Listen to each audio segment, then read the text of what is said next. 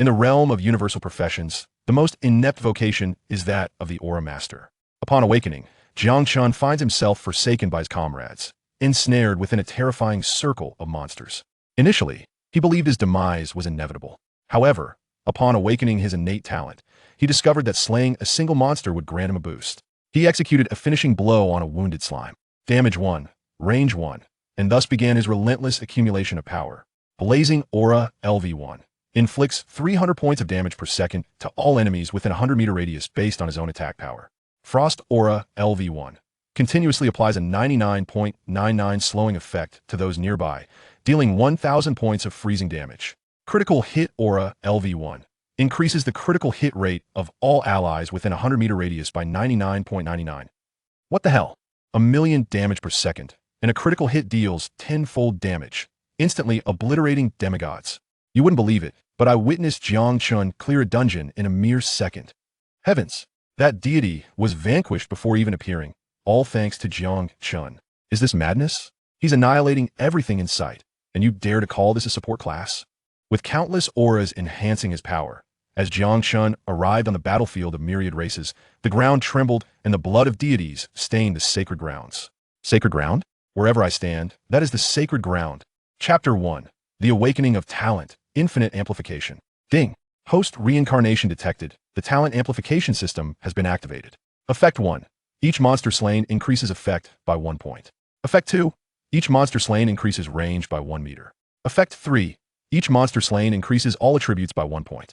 Current range amplification, 0. Current attribute amplification, 0. Note, amplification applies to all skills. As a trade-off, all skills remain at level 1, and no level attributes can be gained through upgrades. The level of slain monsters must be greater than or equal to the host's current level. Ding! Talent awakening successful. The system's notification reverberated in Jiang Chen's mind, leaving him in a state of bewilderment. Talent? Host? Who am I? Where am I? Before he could ponder further, he heard chaotic sounds around him. Quickly retreat. There are too many monsters. If we don't flee now, it will be too late. But Jiang Chen is still back there. Forget him. He's probably already dead. If we don't run, we'll all perish. Alas, what a misfortune. Had I known, I wouldn't have brought him into the secret realm. The frantic footsteps faded into the distance. A secret realm? Did I just hear that correctly? As he crossed into a fantastical world, Jiang Chen opened his eyes, his vision gradually clarifying. He shook his head and surveyed his surroundings, realizing he was amidst a dense forest. Surrounding him were jelly-like, transparent slimes, bouncing energetically. Jiang Chen squinted and counted. 1, 2, 3, 4, 5. There were a total of 17. Meanwhile, his teammates were frantically fleeing, growing ever more distant. He had been abandoned.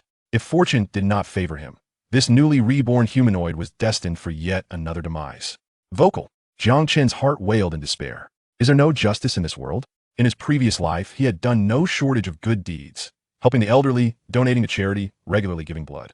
He had believed in the adage that good deeds would be rewarded, yet he was met with the ill fate of being struck by a truck. And now, to hell with the notion that good deeds are rewarded. This is utterly absurd. Jiang Chen realized that anger would serve no purpose now. The paramount concern was how to escape this peril. In a flash of insight, he quickly calmed himself and decided to examine his attribute panel. Jiang Chen. Level 1 class, Aura Master. Health 100. Strength 1. Constitution 1. Damage reduction 0.001. Speed 1. Spirit 1. Skill. Blazing Aura Level 1. Blazing Aura Level 1 inflicts 1 point of damage to marked creatures within a 10-meter radius per second. Truly, the Aura Masterclass is abysmally weak. A mere point of damage in a pathetic 10-meter range. What use is that? Simultaneously, fragments of memories surged into his mind. Jiang Chen finally comprehended the situation. This was a game world where everyone could change professions. His current plight stemmed from his participation in a 3rd simulation exam. After awakening as a support Aura Master, he had teamed up with a group of weaklings to enter the secret realm. As a feeble support, he seemed to contribute nothing to the team apart from holding them back. If one were to argue that he had any utility, it was only when monsters were left with residual health that his aura skill could deliver the finishing blow. Ultimately, the output was insufficient, and his classmates could no longer endure, leading to their retreat. During their escape, he, a support without any offensive or mobility skills, was instantly obliterated. Tisk, if one does not court death, they shall not die. This skill is utterly useless. Jiang Chen couldn't help but scoff. At that moment, a severely damaged slime began bouncing away from the pursuing party, heading straight for Jiang Chen. The creature aimed for the inner thigh of Jiang Chen. opening its maw wide in preparation for a feast. Monsters consume humans to replenish their health. Jiang Chen narrowed his eyes, waiting for the opportune moment, hoping it would draw closer. Slime. Level 1. Health 100. Constitution 1. Damage reduction 0.1. Strength. Agility. Spirit. Suddenly, he felt a chill. It was unmistakably the slime's saliva. If he didn't act now, he would likely not survive. Thus, Jiang Chen rolled to the side and activated his only skill, Blazing Aura. With a heavy breath, he declared, "Mark." The wounded slime hesitated for a moment, clearly caught off guard. Yet the burning sensation from the aura attack jolted it back to awareness. With a fierce shriek, it lunged toward Jiang Chen. 1 health point. 1 health point. 1 health point. Jiang Chen was taken aback and quickly stood up to flee. He had thought to deliver a swift kill, but the resilient slime proved far more durable than anticipated. If he didn't escape, he would surely meet his end. What a calamity. However, his actions immediately attracted the attention of more slimes. A portion of the slimes that had been pursuing his classmates began to shift their focus toward him. Do not be deceived by the adorable appearance of the gelatinous spherical creature. Its defensive capabilities, offensive strength, and agility surpass that of a freshly transitioned student. Otherwise, there would be no need for everyone to band together to vanquish monsters. Mamma mia, help me! As the creature drew ever closer, Jiang Chen ran while desperately screaming. However, within this secret realm, no amount of vocal exertion would avail him. His companions were preoccupied with their own survival and could not possibly turn back to rescue him. A wave of despair surged within him. Who else could boast of dying just 2 minutes after traversing into this world? At that moment, a notification flashed in his mind. Defeated a level 1 slime. Gained 0.1 experience points.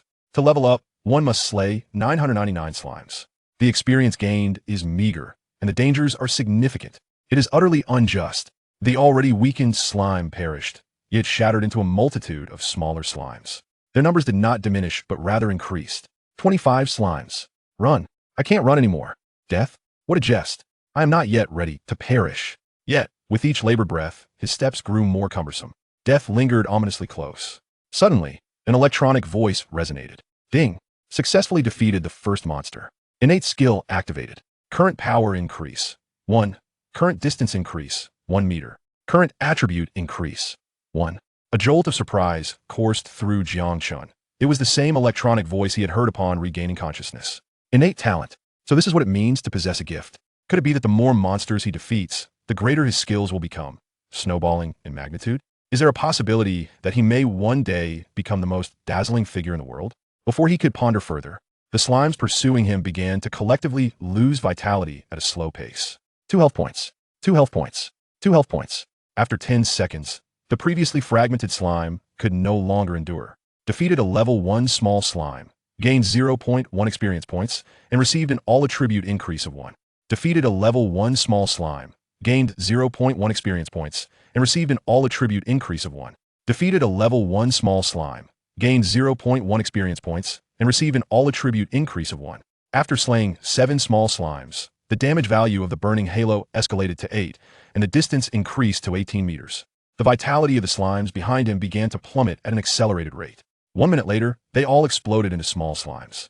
The small slimes were then instantaneously annihilated. The crisis was averted. Panting heavily, Jiang Chen finally halted, collapsing to the ground, his eyes alight with ecstatic joy.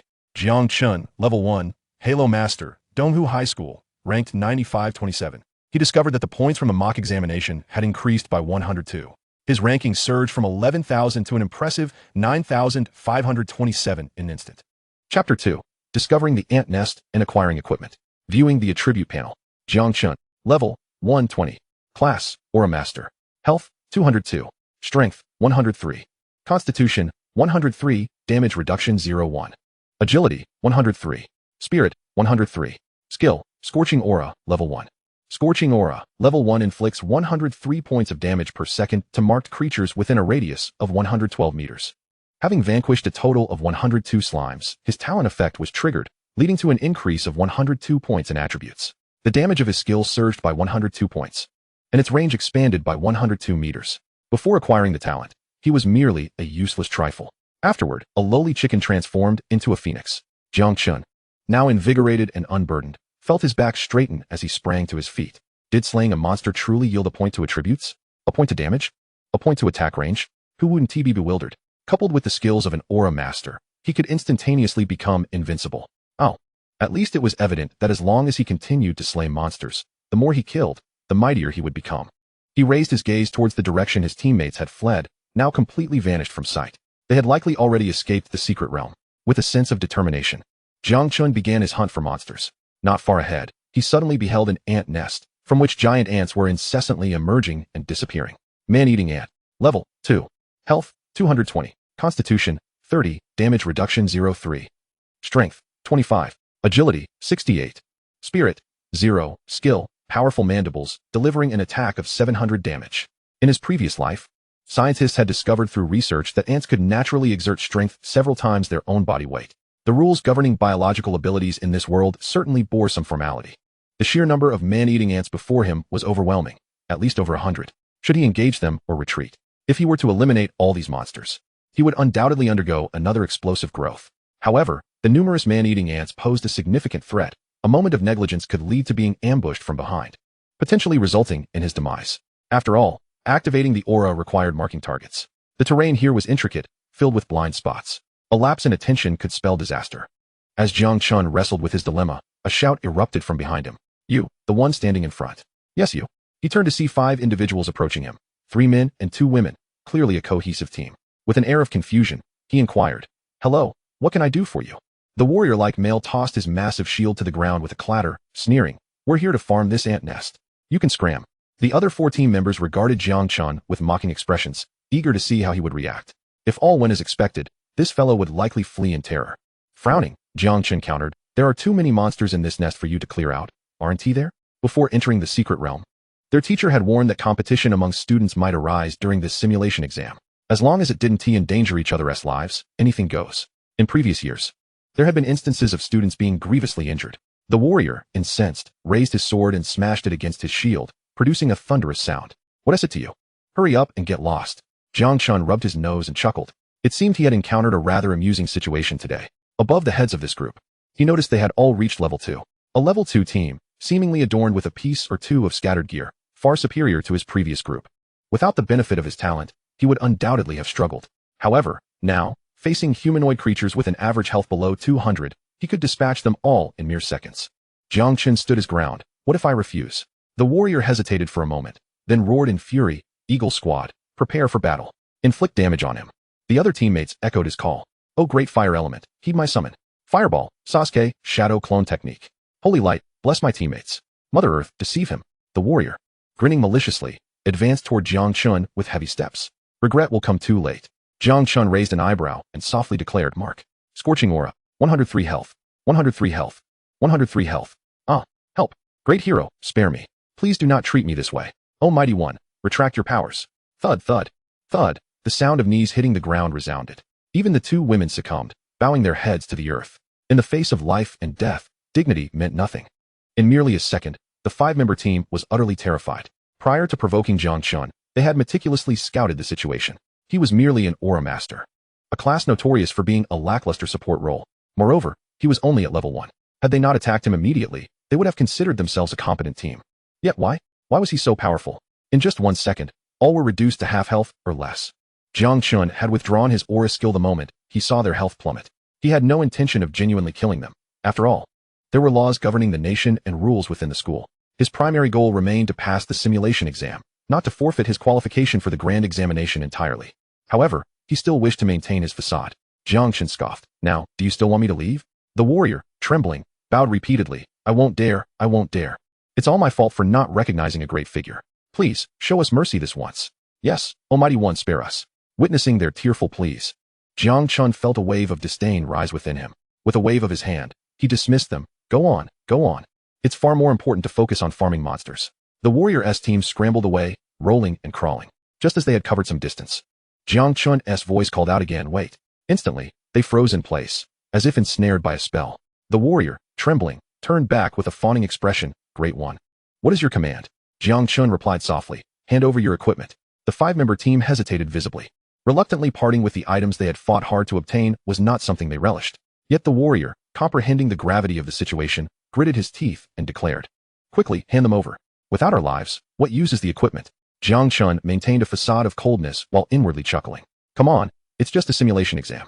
Who would forsake a promising future for your worthless life? Their immersion in the scenario was utterly misplaced. However, this did save him some trouble. Before long, several pieces of white equipment lay before him, representing various classes. Novice rope, wear level 1, quality, white. Base attribute, spirit 5. Additional attribute, none. Durability, 100.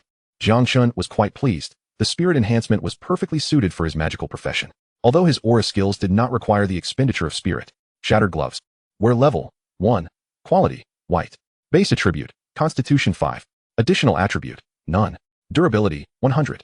It was better than nothing, so Jiang Chen reluctantly donned the gloves. The other items were more suited for physical classes, providing him little utility. Is this all? You mustn't be deceiving me. Jiang Chen gazed earnestly at the warrior, poised as if ready to strike. The warrior, with a thud, knelt once more, bowing 3 times. Great one, brother. Truly, these are all we possess. Given your prowess, how could you not be aware? The drop rate for equipment in the mock exam is but 1 in 10,000. To acquire these is quite the feat. Fine, fine. Then you may leave. Upon hearing this, the warrior felt a surge of relief, promptly rising to urge his 4 companions. Hurry, hurry. We must depart before the god of death changes his mind and slaughters us on the spot. After all, the god of death may only lose his qualification for the exam, but we would be forfeiting our lives. Just as they were about to exit Jiang Chen's line of sight, his voice echoed behind them. Wait. The group's steps halted once more. Chapter 3. King Qin circles the pillar, Jiang Chen circles the tree. The 5-member team swiftly leveled up and acquired equipment, a feat not to be underestimated. Some began to harbor doubts about this formidable figure. After all, despite his might, how could he possibly attack them when they had traveled so far? Yet, the more astute individuals were increasingly reluctant to gamble on that slim chance, for the stakes were their very lives. The warrior let out a mournful wail and approached Jiang Chen. Great one, we truly possess no other equipment. Please, have mercy and spare us. If you were to slay us, not only would your hands be sullied, but you would also be disqualified from the exam. That would not be worthwhile for someone of your stature.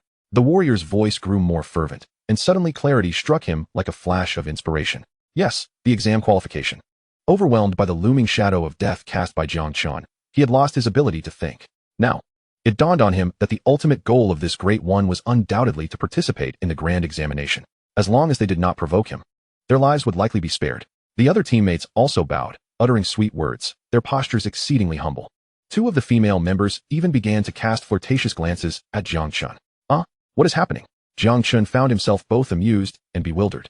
One must admit, this group had a remarkable sense of timing. Life is precious. Everything else is expendable. However, this was not the moment to flaunt power.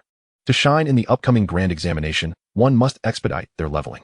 The higher the level, the greater the advantage, and consequently, the higher the probability of gaining admission to prestigious institutions. Stop your wailing. Rise, all of you. Who would stoop so low as to slay you? Yet, I do have a humble request. I wish for your assistance. The warrior, relieved to hear Jiang Chen's assurance of sparing their lives, exhaled deeply. As long as they could preserve their existence, everything else could be negotiated. Thus, he hurriedly approached Jiang Chen with his teammates. Great one, how may we assist you? Shall we engage in combat, or perhaps commit robbery? Your affairs are our affairs. Speak, and we shall ensure it is handled deftly. Jiang Chen's expression darkened. Robbery? Surely. All your equipment must have been pilfered. No wonder the drop rate is so low, yet you possess such gear. It seems I was not unjust in putting you through this trial. Engage in civilized behavior and be courteous, good students. Yes, you are indeed right, great one. Jiang Chen continued. Do you see those ant nests ahead? I need you to lure the monsters for me. Merely weaken them to a sliver of health and circle around me. Do you understand? Understood. You truly are astute. The warrior gave a thumbs up, but inwardly cursed Jiang Chen's ancestors. Nevertheless, his body obeyed, and he led his team towards the nearest ant nest. Before long, they encountered the monsters. The warrior initiated his taunting skill on the nearest carnivorous ant. The ant lifted its head, enraged, and charged towards him, followed closely by several others, triggering a chain reaction akin to a line of falling dominoes. The swarm of ants surged forth, relentlessly pursuing the 5-member team. Jiang Chen observed from a distance, unable to suppress a sigh of relief. It was fortunate he had refrained from rushing in. Had he been surrounded, with the terrain obscuring his vision, he might have been ambushed and critically struck. Gazing at the massive pincers of the carnivorous ant, a chill coursed through him. Fortunately, this 5-member team averaged level 2, granting them an edge in agility over the ants, allowing them to kite effectively. But they could not afford to stop. Halting meant death. Suddenly, anguished cries rang out beside him. Great one, we cannot initiate an attack. Save us, Great one. Hurry, come to our aid. We cannot inflict any damage. If we turn back, we'll be devoured by the ant swarm. Come save us. Not long ago, they had contemplated expelling him to farm monsters alone. And now this? A group of deluded fools. The five-member team sprinted towards him. If all went as expected, it would not be long before they either succumbed to exhaustion or were caught and devoured by the carnivorous ants. 300 meters, 200 meters, 150 meters. Jiang Chen sprang into action. After marking all the monsters behind the warrior, he retreated, joining the fleeing team. Great One, why are you running? Shouldn't you be fighting the monsters? The five-member team had initially believed Jiang Chen would be their savior, but were taken aback to see him fleeing faster than they were. Jiang Chen rolled his eyes, unabashedly shouting as he ran, showing no intention of looking back. With so many monsters, do you think I'm foolish? The warrior trailed behind, his voice tinged with desperation. But I'm about to collapse. I don't want to die. As he ran, he began shedding armor and equipment, hoping to endure just a little longer. His teammates joined in the lamentations. Great One, are you attempting to use the carnivorous ants to kill us? You are truly despicable. Mama, I want to go home. As the ants closed in, Jiang Chen was unconcerned about being caught. With an agility of 103, he was not to be trifled with. However, he wondered whether the ants would count the demise of the five-member team against him. Deciding it was not worth the risk, he bellowed, "Do you see those towering, crooked trees ahead?" The warrior followed Jiang Chen's pointing finger to see several trees towering over 10 meters, with a diameter of approximately 4 or 5 meters. He nodded yes. "I see them. Climb. Immediately. But. No buts. If you wish to live, climb." The warrior nodded in agreement. With a goal in sight, they summoned their last reserves of energy and sprinted towards the crooked trees. Once the ants lost their target, they redirected their pursuit towards Jiang Chen. Meanwhile, Jiang Chen led the swarm of ants in circles around the tree, causing the five-member team to panic, crying for help. The monsters were now within 100 meters of Jiang Chen. The burning aura activated. 103 health, 103 health, 103 health. A chorus of mournful cries resonated behind him. The monstrous creatures pursuing Jiang Chen fell one by one, lifeless upon the ground. Notifications of kills echoed in his mind. Slain level 2 man-eating ant. Gained experience points 0-1. Gained all attributes 1. Gained skill power amplification 1. Gained distance amplification of 1 meter. Slain level 2 man-eating ant. Gained experience points 0-1. Gained all attributes 1. Gained skill power amplification 1. Gained distance amplification of 1 meter. Slain level 2 man-eating ant. Gained experience points 0-1. Gained all attributes 1. Gained skill power amplification 1. Gained distance amplification of 1 meter. Chapter 4. The Great Benefactor of Deliverance. During the Secret Realm simulation examination, numerous students from various schools participated, leading to occasional encounters with others. However, the vastness of the Secret Realm meant that as one ventured deeper, the population dwindled. Jiang Chen and his companions found themselves still on the periphery of the realm, where students frequently passed by. The sounds of lamentation could be heard from afar. Following the direction of the cries, they spotted several ancient colossal trees, atop which were approximately 5 individuals. Below, a horde of man-eating ants circled the great tree, threatening the lives of those above. Gasping in shock, a bystander thought, "If I were in their place, I would surely meet my demise." They swiftly retreated, maintaining a safe distance, relishing the misfortune of those trapped above. How foolish of that five-member team to provoke such a multitude of monsters. Were they utterly unaware of their own limitations? If the warriors in the tree could hear the jeers of the onlookers, one could only imagine their thoughts. Perhaps they would wish to seize their gear in gratitude. Yet, alas, their own survival was paramount, leaving them preoccupied with their own cries, indifferent to the opinions of outsiders. After observing for a moment, a bystander suddenly exclaimed, "Wait a minute, aren't ants known to climb trees? So what does that imply? Are you suggesting that the plight of those above is not dire enough?" "No, that's not my point. I mean, if the man-eating ants are capable of climbing trees, why do they not directly assault those above? Instead, they merely run in circles beneath. Look, there is someone in front of the man-eating ants. He must be trying to save his teammates. Oh, how touching. But isn't the maximum team size for this simulation exam only 5? That makes it even more moving. He risks his life to save others, even those who are not his comrades. Oh no, they are closing in. The man-eating ants are nearly upon him. I can't bear to watch." Some timid bystanders began to cover their eyes, unwilling to witness the impending tragedy. One could well imagine that once caught by the jaws of the man-eating ants, dismemberment would be the only fate awaiting that unfortunate student. What could possibly await those watching? Sympathy stirred in their hearts. At that moment, a bystander suddenly gasped, "They're dead. The man-eating ants are dead. 1, 2, 3 incredible. What a master. My idol. Let us go see. What if this master asks for your gear? Then let's find another place to hunt monsters, and not disturb the master." Many who witnessed Jiang Chen's extraordinary feats exclaimed in awe. Some even wished to approach him and introduce themselves. However, at this juncture, relationships among classmates were primarily competitive, especially among those from different schools. To seize another's gear and expel them from the secret realm was considered somewhat courteous. Encountering a ruthless individual could result in severe injury or abandonment within the realm. Thus, while many admired Jiang Chen and yearned to meet him, their instincts for self-preservation ultimately prevailed. The only tribute they could offer to the hero who saved lives was to disseminate tales of his valor. Long ago, within this secret realm, a 5-member team was relentlessly pursued by a vast horde of man-eating ants, their lives hanging by a thread. They ultimately fled to the trees, crying out in despair, facing imminent consumption by the monsters. Just then, a solitary wolf appeared. He disregarded his own safety, diverting the attention of the man-eating ants with sheer will. Though somewhat disheveled, he ultimately annihilated the entire swarm pursuing them. Every youth harbors a dream of heroism. Such a hero stirs the heart. With the last of the man-eating ants emitting a final wail, Jiang Chen gradually ceased his movements. He had slain a total of 52 man-eating ants. Jiang Chen, level 150. Class, Aura Master. Health, 254. Strength, 155. Constitution, 155. Damage reduction 01. Agility, 155. Spirit, 155. Skill, Scorching Aura, level 1. Scorching Aura, level 1 inflicts 155 damage per second to surrounding foes, with a range of 164 meters. Experience points surged by 30 in an instant. This meant that with 2 more encounters, he could nearly level up.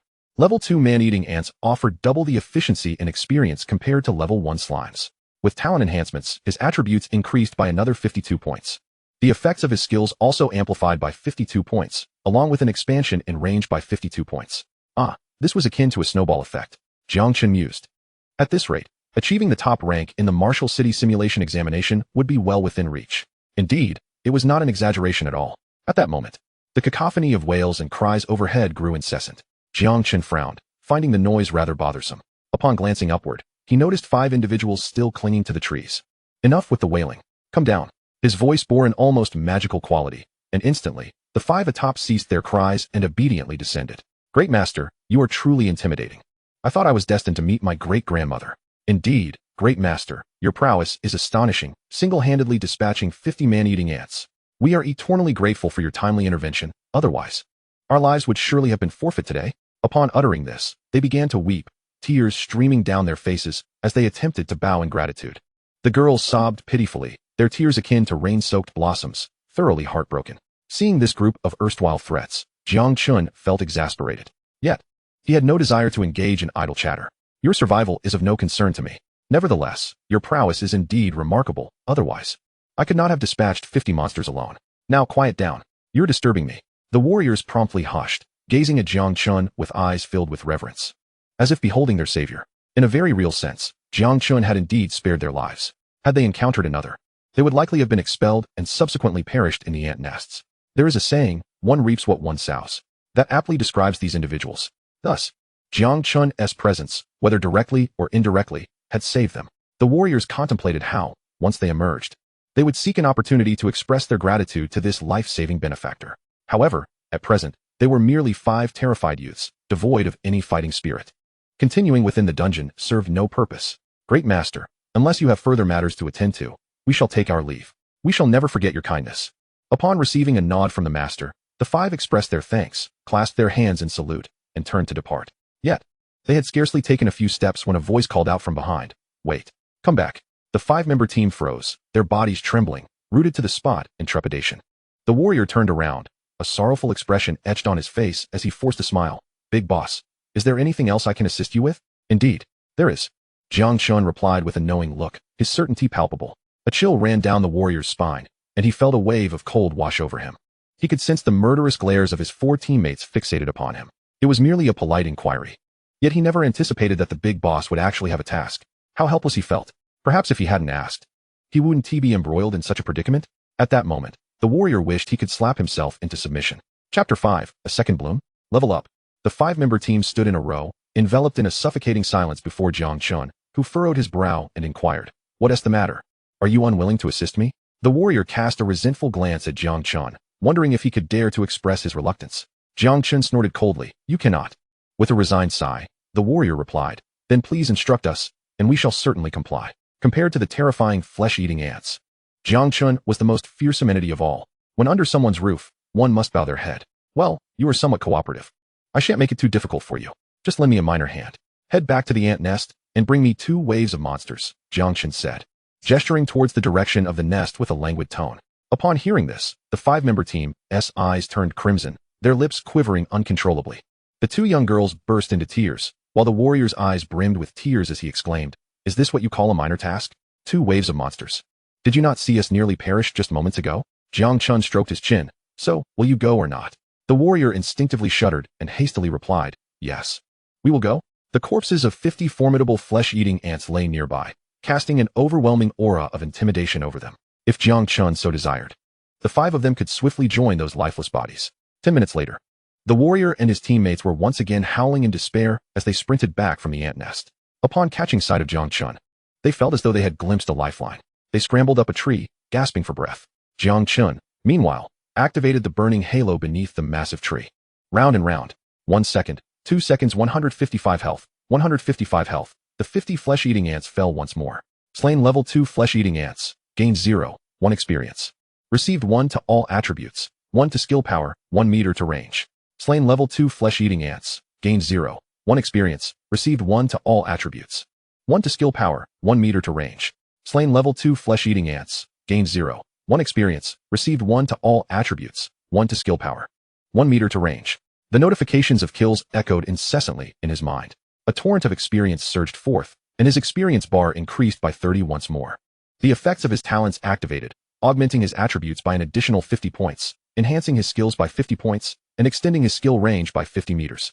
Jiang Chen was elated, feeling as though he had grasped a remarkable method of farming monsters. It must be said, this 5-member team was indeed quite useful. At that moment, witnessing Jiang Chen dispose of the monsters once again, the team descended from the tree without waiting for a call, showering Jiang Chen with praise. Big boss, you are magnificent. I shall dub you the strongest level 1 in the Dragon Kingdom. Big boss, you are extraordinary. Plus all right, enough of the flattery. Quickly go and draw the monsters. Jiang Chen urged. Understood. After 2 rounds of monster drawing, the 5-member team gradually began to shed their fear. After all, those who could enter the secret realm for training were not faint of heart. They deliberately moved slowly to conserve their stamina. Jiang Chen observed this without prompting, simply leaning against the tree roots to rest. 20 minutes later, the monsters arrived. The team climbed the tree. The monsters fell, and once again, 50 flesh-eating ants lay motionless around the massive tree, their corpses forming a small mountainous pile, a sight to behold. A radiant light ascended from Jiang Chen. Level 2. Jiang Chen was overjoyed. He had finally leveled up. He examined his personal attribute panel. Jiang Chen, level 2, 10. Class, Halo Master, Health, 502. Strength, 254. Vitality, 254. Damage reduction 02. Agility, 254. Mentality, 254. Skill, Burning Halo, level 1. Burning Halo. Level 1 inflicts 253 damage per second to surrounding enemies. Range 262 meters. Reaching level 2 brought about some increase in his attributes, but compared to the 200 points granted by his talent, it seemed rather negligible. However, Jiang Chen understood that level was of utmost importance. When the level disparity between 2 combat units exceeded 3 levels, the higher level unit could inflict double damage upon the lower level unit. Conversely, the lower level unit would begin to miss attacks against the higher level unit. Is level unimportant? It is, in fact, crucial. No matter how formidable one's attack methods, if they fail to connect with the opponent, what good are they? Moreover, during the crucial examinations, the entrance requirement for prestigious institutions was level 15. The options for schools diminished significantly between levels 10 and 15. In the past, as an ordinary Halo Master, gaining admission to any school would have been a stroke of luck. But now, having awakened his innate abilities, and after a brief period of monster farming, his strength had surged dramatically. He realized he was no longer the ineffectual Halo Master he once was. Although his skills would forever remain at level 1, his damage could snowball through his talents, granting him endless possibilities. Achieving the top score in mock exams would be no exaggeration, would it? Claiming the title of provincial champion would not be out of reach. Outside, several principals gathered together, standing before an enormous prop resembling a map. The mirage of flowers and moon, measuring over 10 meters in length and 4 meters in height. It allowed for the switching of scenes to observe the students' actions within the secret realm. The view was exceptionally broad. Although the school's mirage of flowers and moon could only select 1 or 2 locations within the secret realm for split-screen viewing, beyond that, it could not keep up. Fortunately, the prop could compile statistics on all students' data, generating a ranking list that appeared in the upper left corner of the screen. Before the screen, the principals were engaged in animated discussions, while Principal Jiang Chen found himself relegated to a corner, sitting alone on a cold bench. His face bore the marks of age. His hair a mix of gray, suggesting he was nearing 70 years of age. His attire was impeccably formal, unmistakably that of an old scholar. Unlike the other principals, he was on the verge of retirement in just a few days, lamenting the timing of his departure. As the principal of Donghu High School, his institution had not produced any promising talents in several years. This year, it appeared to be no different. If all went as expected, His retirement would coincide with the school's dissolution. Principal Jiang, would you care to take a look? Someone beckoned to him. No need. It makes no difference whether I see it or not. Principal Jiang waved his hand dismissively. Oh, come on, Principal Jiang. I know you're retiring soon. Join us for one last look. Consider it your final duty. At that moment, Gao Xian, an official dispatched by the Education Committee to provide guidance, spoke up. He held the most weight in the conversation. All right, you all just want to see me make a fool of myself. Principal Jiang replied with a resigned shake of his head, propping himself up from his knees and walking over to the mirage of flowers and moon to join the other principals. In stark contrast to the excitement of his peers, he appeared rather disheartened as he glanced at the data displayed on the list. It was no surprise that none of Donghu High School students were among the top 100 participants in the mock examination. Just then, the scene shifted. Suddenly, a vast swarm of carnivorous ants emerged, pursuing a group of students. The perilous situation immediately captured the attention of the principals. Vocal, which class is this? How dare they attract so many monsters at once? Climbing trees? Do they think that will save them from the ants? Which teacher from this school has taught them such folly? Fools! A disgrace to our Westlake High School. Should we go to their rescue? After all, they are your students. A level 2 elite team. Save them. Of course, we must save them. If we bring back these 5 imbeciles, I shall ensure they learn a thing or two. As a principal, one naturally possesses certain capabilities. Knowing the location of the secret realm, one can arrive in an instant. The price, however, is rather steep. Teleportation items do not come cheap. Yet, when weighed against the lives of elite students, such costs pale in comparison. Just as the principal of Westlake High was about to take out the item and prepare for teleportation, he paused. Wait, the ant swarm is circling. They are not attacking. Look, there is someone beneath the ancient tree. Who is this courageous student? I must save them. We must act quickly. Vocal. The ant swarm was dispatched in an instant. Look, Jiang Chen exclaimed, his eyes sparkling with excitement, his previously pallid face now flushed with color, murmuring, This is my student. Our student from Eastlake High? His name is Jiang Chen. Chapter 6. Who else? In the realm of illusions. Surrounding the ancient tree, the carcasses of the carnivorous ants piled high. Upon closer inspection, there were indeed over 150 of them. The principals on site were rendered speechless with astonishment. A glance at the ranking list revealed Jiang Chen's name prominently positioned within the top 50. The ranking rules dictated that scores were first sorted by level and then by points earned through monster kills. A first-level monster yields 1 point, a second-level monster 2 points, and so forth. The points for elite monsters are doubled, while those for boss-level monsters are tenfold. For monsters of the same level, if they are elite, the points earned upon their defeat are also doubled. At this moment, Jiang Chen's score had soared to an impressive 406 points, placing him at the pinnacle among his peers. In fact, his points surpassed those of most students who had advanced to level 3. Jiang Chen, Aura Master, level 2, for 106 points. Eastlake High School, rank 49. Jiang Chen, are you saying he is a student from Eastlake High School? Although the leaderboard clearly indicated this, the principals felt an overwhelming sense of disbelief. Jiang Chen, with unwavering certainty, affirmed, Yes, he is my student. Instantly, other principals congratulated him, hiding your light under a bushel. Old Jiang, are you planning to give us a grand surprise before your retirement? Do come clean. Is this student your secret weapon? Eastlake High is surely in for a new dawn. Impressive, old Jiang. You've pulled off a miraculous revival. Jiang Qiaoyang was baffled. With so many students, he had little recollection of Jiang Chen. Moreover, an Aura Master, hadn't they always been known to be weak? Yet, since Jiang Chen had achieved recognition and brought glory to his school, he chose to suppress his lingering doubts. Perhaps, because of Jiang Chen, Eastlake High could survive beyond his retirement. Go for it, Jiang Chen, Jiang Qiaoyang murmured, his posture straightening considerably, as if he had suddenly regained several years of youth. All right, you may leave now. Against the backdrop of the carnivorous ant carcasses, Jiang Chen appeared tall and imposing in the eyes of the 5 elite team members from Westlake High. However, upon hearing his words, none of them budged. The warrior remained still, and the 4 team members did not move either. Jiang Chen furrowed his brow, slightly displeased. What is it? Weren't you all just crying out to leave? Do you wish to contest with me for the monsters? The warrior was instantly frightened by Jiang Chen's words. I would never dare to contest with you, sir. He hastily explained. No. I simply admire you and wish to know which school you are from and your name, so that I may proclaim your glory after we leave. You saved our lives. We must remember your great kindness. Jiang Chen scratched his nose. That is not entirely incorrect. However, we are all of similar age, and this feels rather odd. You only need to know that I am a student from Eastlake High. As for the rest, it is not information suitable for your level to inquire about. Knowing too many secrets is not necessarily a good thing. The warrior, drenched in cold sweat, replied, Yes. You speak true, great hero of Eastlake High. We shall remember you. May I ask, can we continue to battle monsters and level up in the secret realm? As the saying goes, one should not strike a smiling face. Furthermore, these individuals had already paid a price. Thus, Jiang Chen did not intend to be overly harsh. Yes. But what? Please, whatever you require, just say the word. The warrior instinctively answered. However, as soon as the words left his mouth, he regretted it. He was genuinely afraid that Jiang Chen would send him into the ant den to lure monsters. The mere mention of the ant den made him feel nauseous. One of his teammates even gave him a hard shove on the back. He had grievances he could not express. Nevertheless, Jiang Chen did not pursue their discomfort further and simply stated, "Keep your distance. Otherwise, I fear I might inadvertently harm you." Understood. The warrior nodded vigorously, promptly leading his teammates away in haste.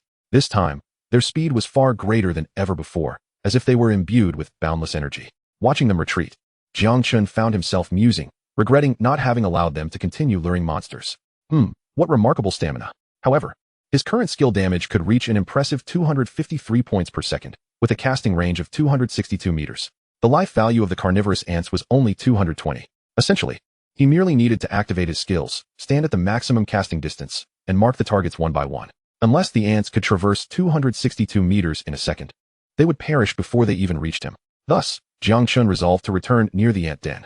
Compared to before, the number of ants outside the den was visibly reduced by half. After a quick count, approximately 300 remained. Choosing the nearest few, Jiang Chen softly marked them. One of the ants, wandering in the distance, suddenly sensed an enemy marking it. Instinctively, it dashed towards Jiang Chen's direction. However, after just 2 steps, it was struck by an intense burning sensation. 220 life. Killed a level 2 carnivorous ant. Gained 0. 1 experience. Gained 1 to all attributes. Gained 1 to skill power. Gained 1 meter to range. The other ants seemed to trigger a chain reaction, immediately turning to rush toward Jiang Chen.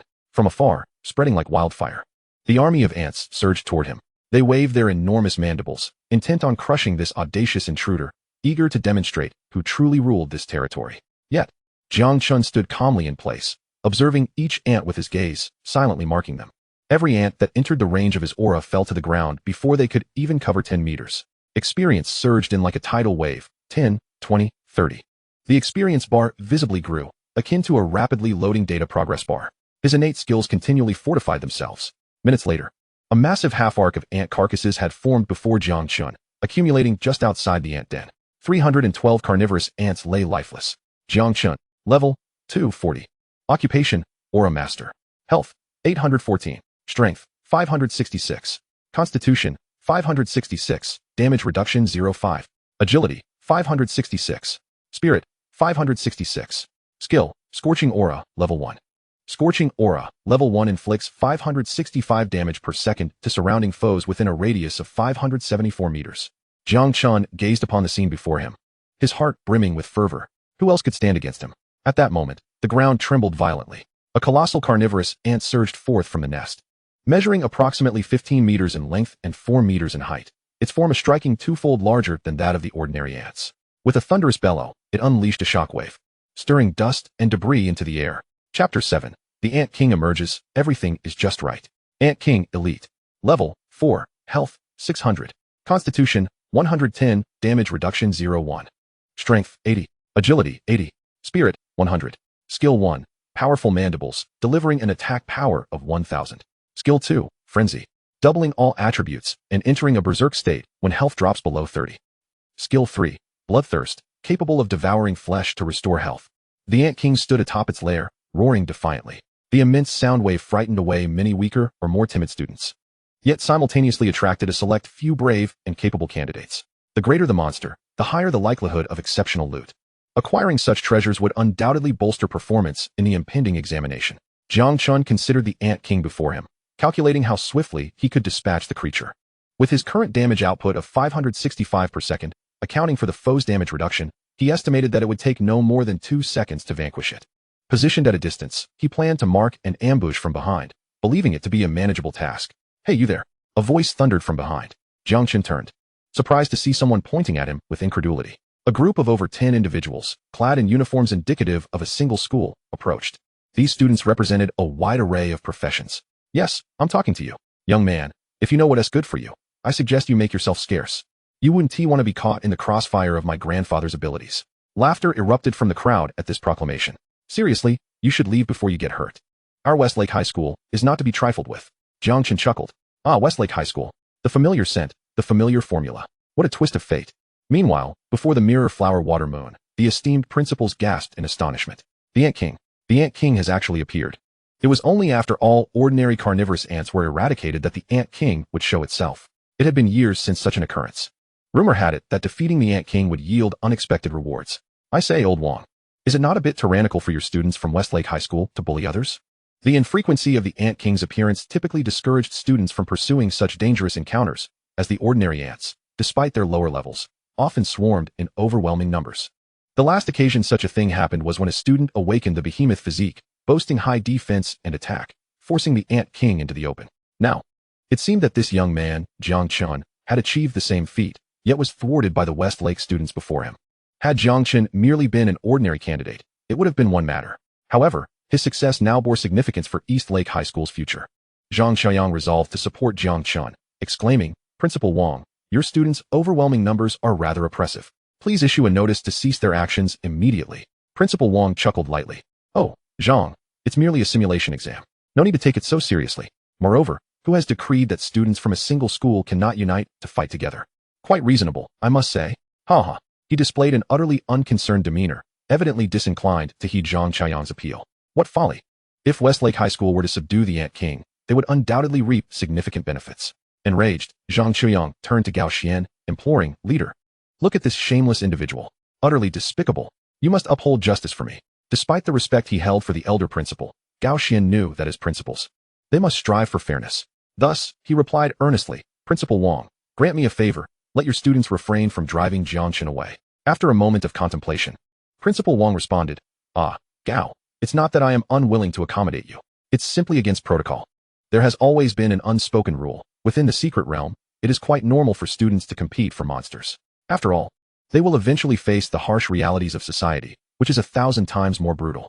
Gao Xian felt helpless. Although he was dispatched by the education system for inspection, the other principals were not obligated to comply with his requests. Zhang Xiaoyang fumed at Principal Wang's attitude, but found himself powerless against the collective of Westlake students. Jiang Chen had no intention of confronting them head-on. The sheer number of opponents was one consideration. More importantly, he was apprehensive. He feared that should a conflict arise, these individuals would not withstand even a second of his skills. All present were at level 2, with a few at level 3. And even the warriors among them possessed fewer than 500 health points. A mere flicker of his strength could send them all reeling. He was afraid, truly afraid. The school had explicitly stated that while fighting was permissible, killing would result in disqualification from the examination. He felt it would be foolish to jeopardize his promising future. "Very well, I shall take my leave. Consider it wise of you, now be swift about it." The students of Westlake High School, relieved by Jiang Chen's compliance, exhaled in unison. Should they have encountered a reckless individual willing to gamble his life, they too would have felt trepidation. Once Jiang Chen had distanced himself, they truly relaxed. "That fellow seems to be from Eastlake High School. I feel as though I've seen him somewhere before. Who cares where he is from? Just a coward. He'll never amount to much. If it were me, I wouldn't budge an inch, even if it meant fighting to the death for a piece of gear. Come now, we're already being rather unkind by ganging up on one person. This is what we call unity. I've heard that competition in society is far more intense than this. All right, enough chatter. Listen to the captain." The students of Westlake High School, with a blend of mockery and sympathy for Jiang Chen's departure, fell silent. The captain, a knight, stepped forward, pointing at the furious Ant King in the nest, and solemnly declared, "Our objective lies ahead. Warriors and knights, step forward. Remember your duty, to protect the damage dealers and supports from harm, even in death. You must fall at the feet of the Ant King. We shall not have cowards among us. All supports, begin to stack buffs for the teams. Prioritize keeping the tank's health up. Their lives depend on you. All damage dealers, listen closely. Spread out. Do not allow yourselves to be taken out in one fell swoop. Interrupt any skills that need disrupting. Unleash your ultimate abilities right away. Do not hold back. If I discover anyone attempting to shirk their duty, I will hold them accountable after the battle. However, if you all exert your utmost effort and acquire the equipment, prioritize distributing it to those in need.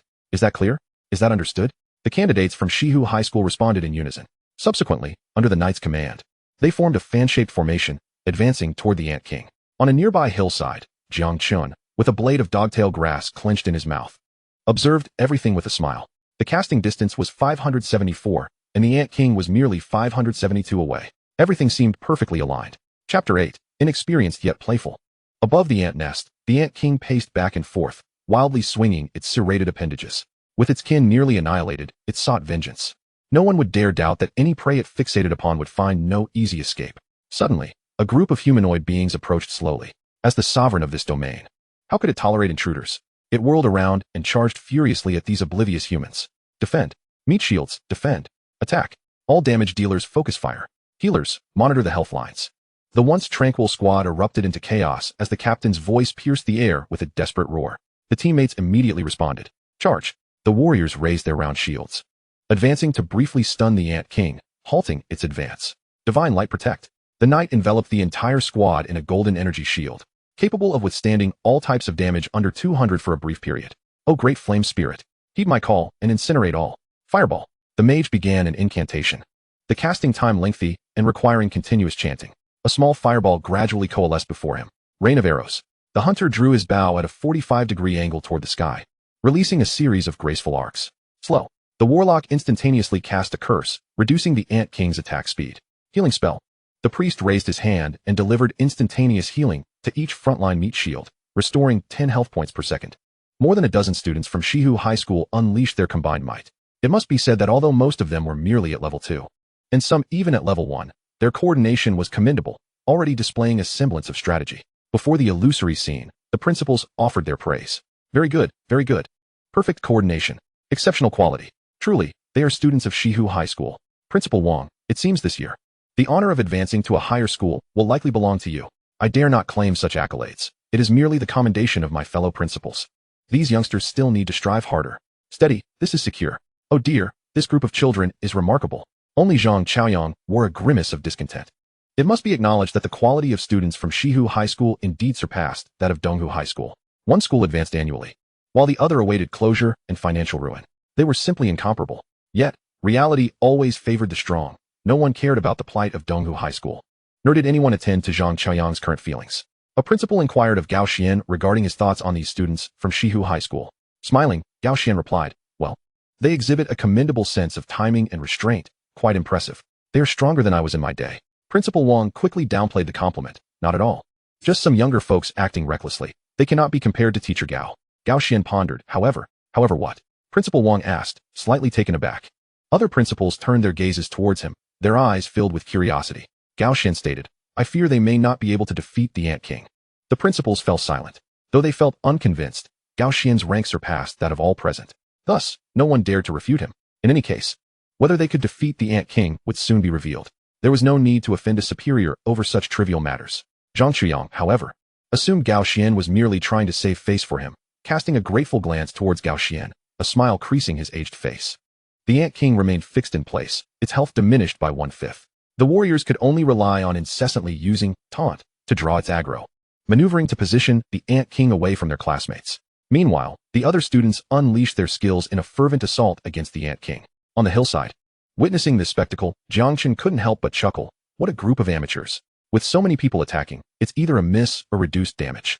The actual impact on the Ant King is minuscule. This is becoming rather tedious. I had planned to harvest the final blow and annoy these overconfident students from Shihu High School, but at this rate, who knows when that will happen? Perhaps I should just finish it off. Just then, a gap appeared in the control skills affixed to the Ant King. Powerful mandibles. The Ant King unleashed its skill. The warrior before it was instantly bisected, their health plummeting to 0. It then turned to face the other melee fighters behind. Knight down. Assassin down. Brawler down. Run. Quickly. Flee. The students panicked. In the blink of an eye, 3 of their classmates had been eliminated. Fear gripped them. If this continued, perhaps the next casualty would be themselves. This was the first time since graduation that they felt death so near. The melee fighters began to evade and flee, followed closely by the mages and healers. Everyone scattered in all directions. Fear spread like a rapidly contagious plague, swiftly causing the entire squad to disintegrate. Before the illusory scene, vocal, Principal Wang. Your class has collapsed. Several have perished. It's over. The Ant King's pursuit speed is too swift. If this continues, your students will be annihilated. Old Huang, Teacher Huang Xian. I demand immediate entry. I must rescue my students. According to the rules, during the simulated examination process, teachers and principals are not permitted to intervene to assist students. Violators face severe punishment. This rule is in place to ensure students learn to assess danger seriously, as school cannot be a lifelong sanctuary for them. All eyes turned to Gao Xian. He alone held the privilege to decide whether to intervene or not. Gao Xian did not pay attention to Principal Wang, instead directing his gaze to Zhang Chuyang. Teacher Zhang, what do you think? Although Zhang Chaoyang harbored resentment over how Principal Wang's students had driven Jiang Chen away, the value of lives took precedence, and he firmly nodded. We must rescue them. They are the future hope of our dragon nation. Gao Xian replied, very well. I grant special permission to intervene. However, I must lay down the rules. There shall be no distribution of equipment, buffing, or monster assistance. Otherwise, upon receiving Gao Xian's approval, Principal Wang's smile barely surfaced before his eyes filled with reverence. I understand. I shall abide by the rules, rest assured, Teacher Gao.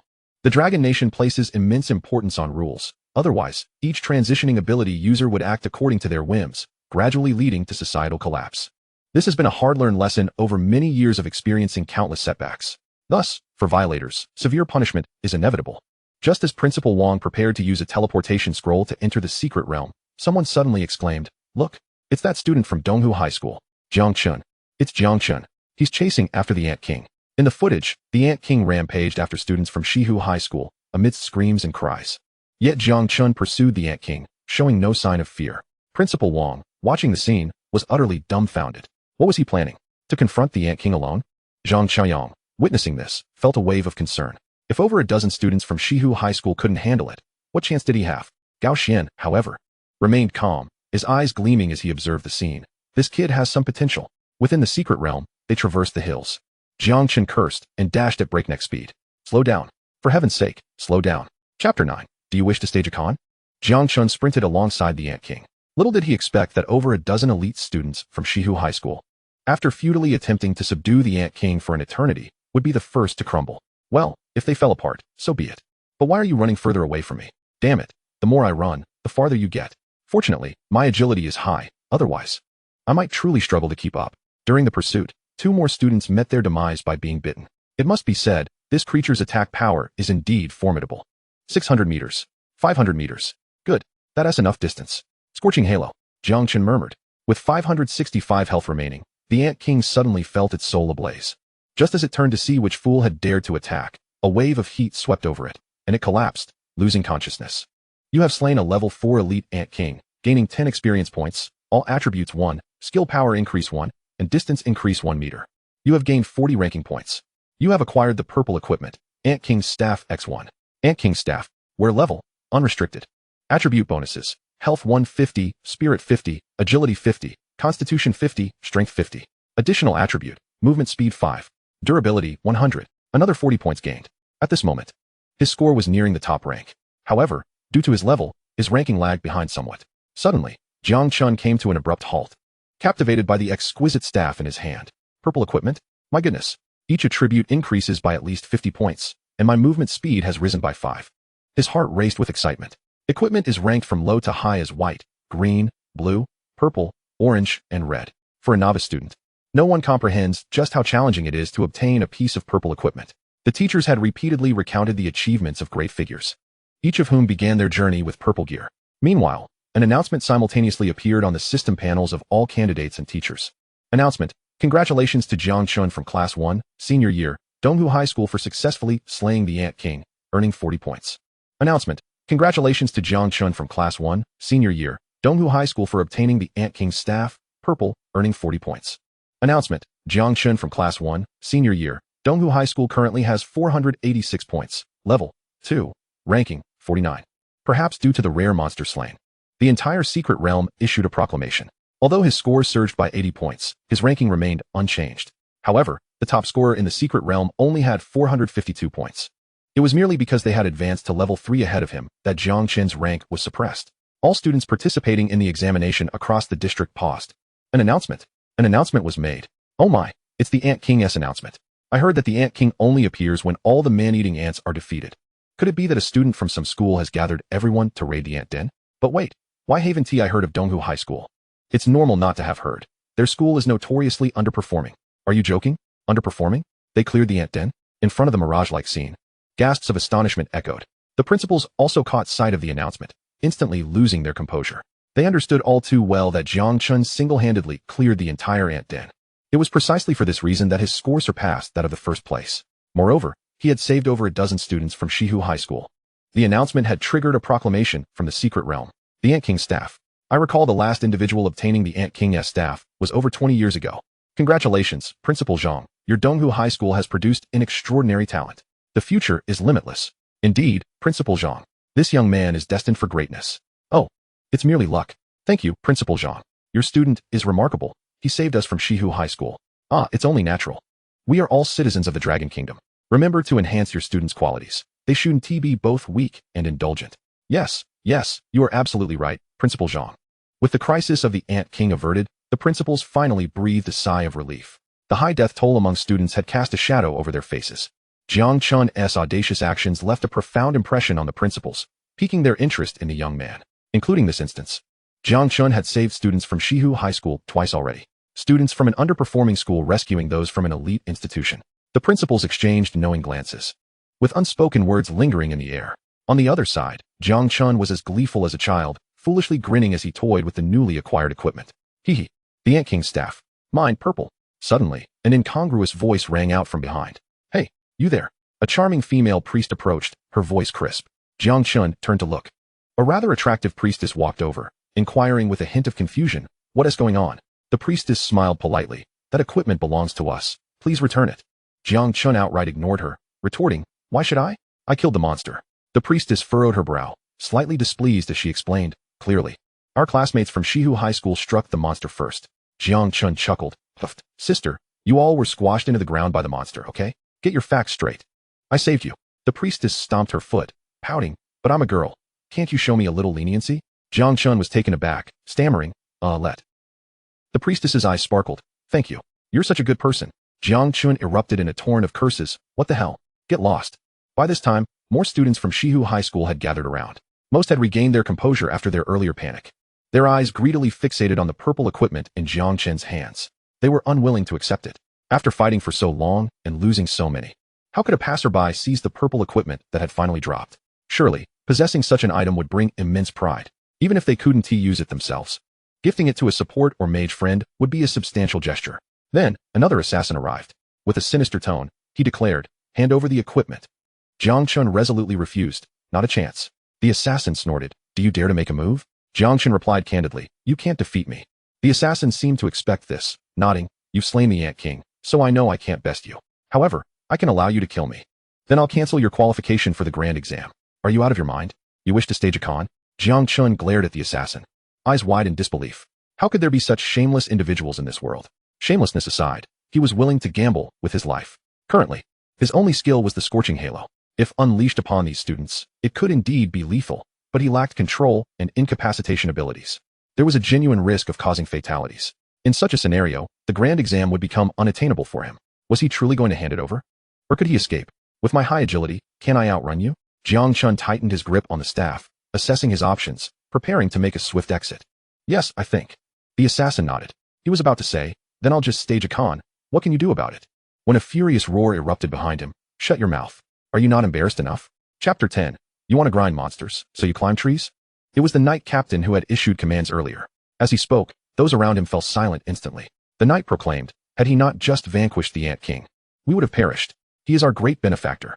How dare you shamelessly demand equipment? Embarrassing indeed. Jiang Chen chuckled and nodded at him, appreciating the lad's straightforwardness. No wonder he was chosen as captain. However, for the sake of prudence, it would be wise to depart promptly. Clinging to the violet equipment here made him too conspicuous. And one could never tell when a fool might come seeking trouble. At present, the utmost priority was to seize the opportunity to farm monsters. After Jiang Chen departed, the members of the squad gazed solemnly at the corpses of the Ant King and their comrades. Some of the girls began to sob uncontrollably.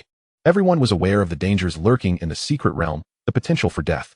Yet, witnessing a teammate fall before their eyes was a psychological hurdle that was difficult to surmount. The captain knight incessantly offered psychological support to the few remaining.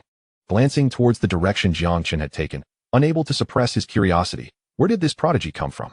I had never heard of him before. The announcement earlier indicated he is a student from Donghu High School. Wasn't it said that Donghu High was on the brink of collapse? When did they become so formidable? This individual is remarkable. He might just secure a spot in the top 3 of this mock examination. The hilly terrain was predominantly inhabited by level 1 and 2 monsters, suitable for newcomers just entering the dungeon. At the end of the hills lay a dense forest. According to the school's educational materials, the creatures within the forest generally ranged from levels 3 to 5. The ant nest was quite close to the forest. Jiang Chen, utilizing his high agility, sprinted with long strides, swiftly traversing the hills and plunging into the lush expanse of the forest. The dry twigs and fallen leaves crackled underfoot, accompanied by the pleasant sounds of chirping insects and singing birds. Yet, numerous level 3 and 4 monsters could be seen frolicking about.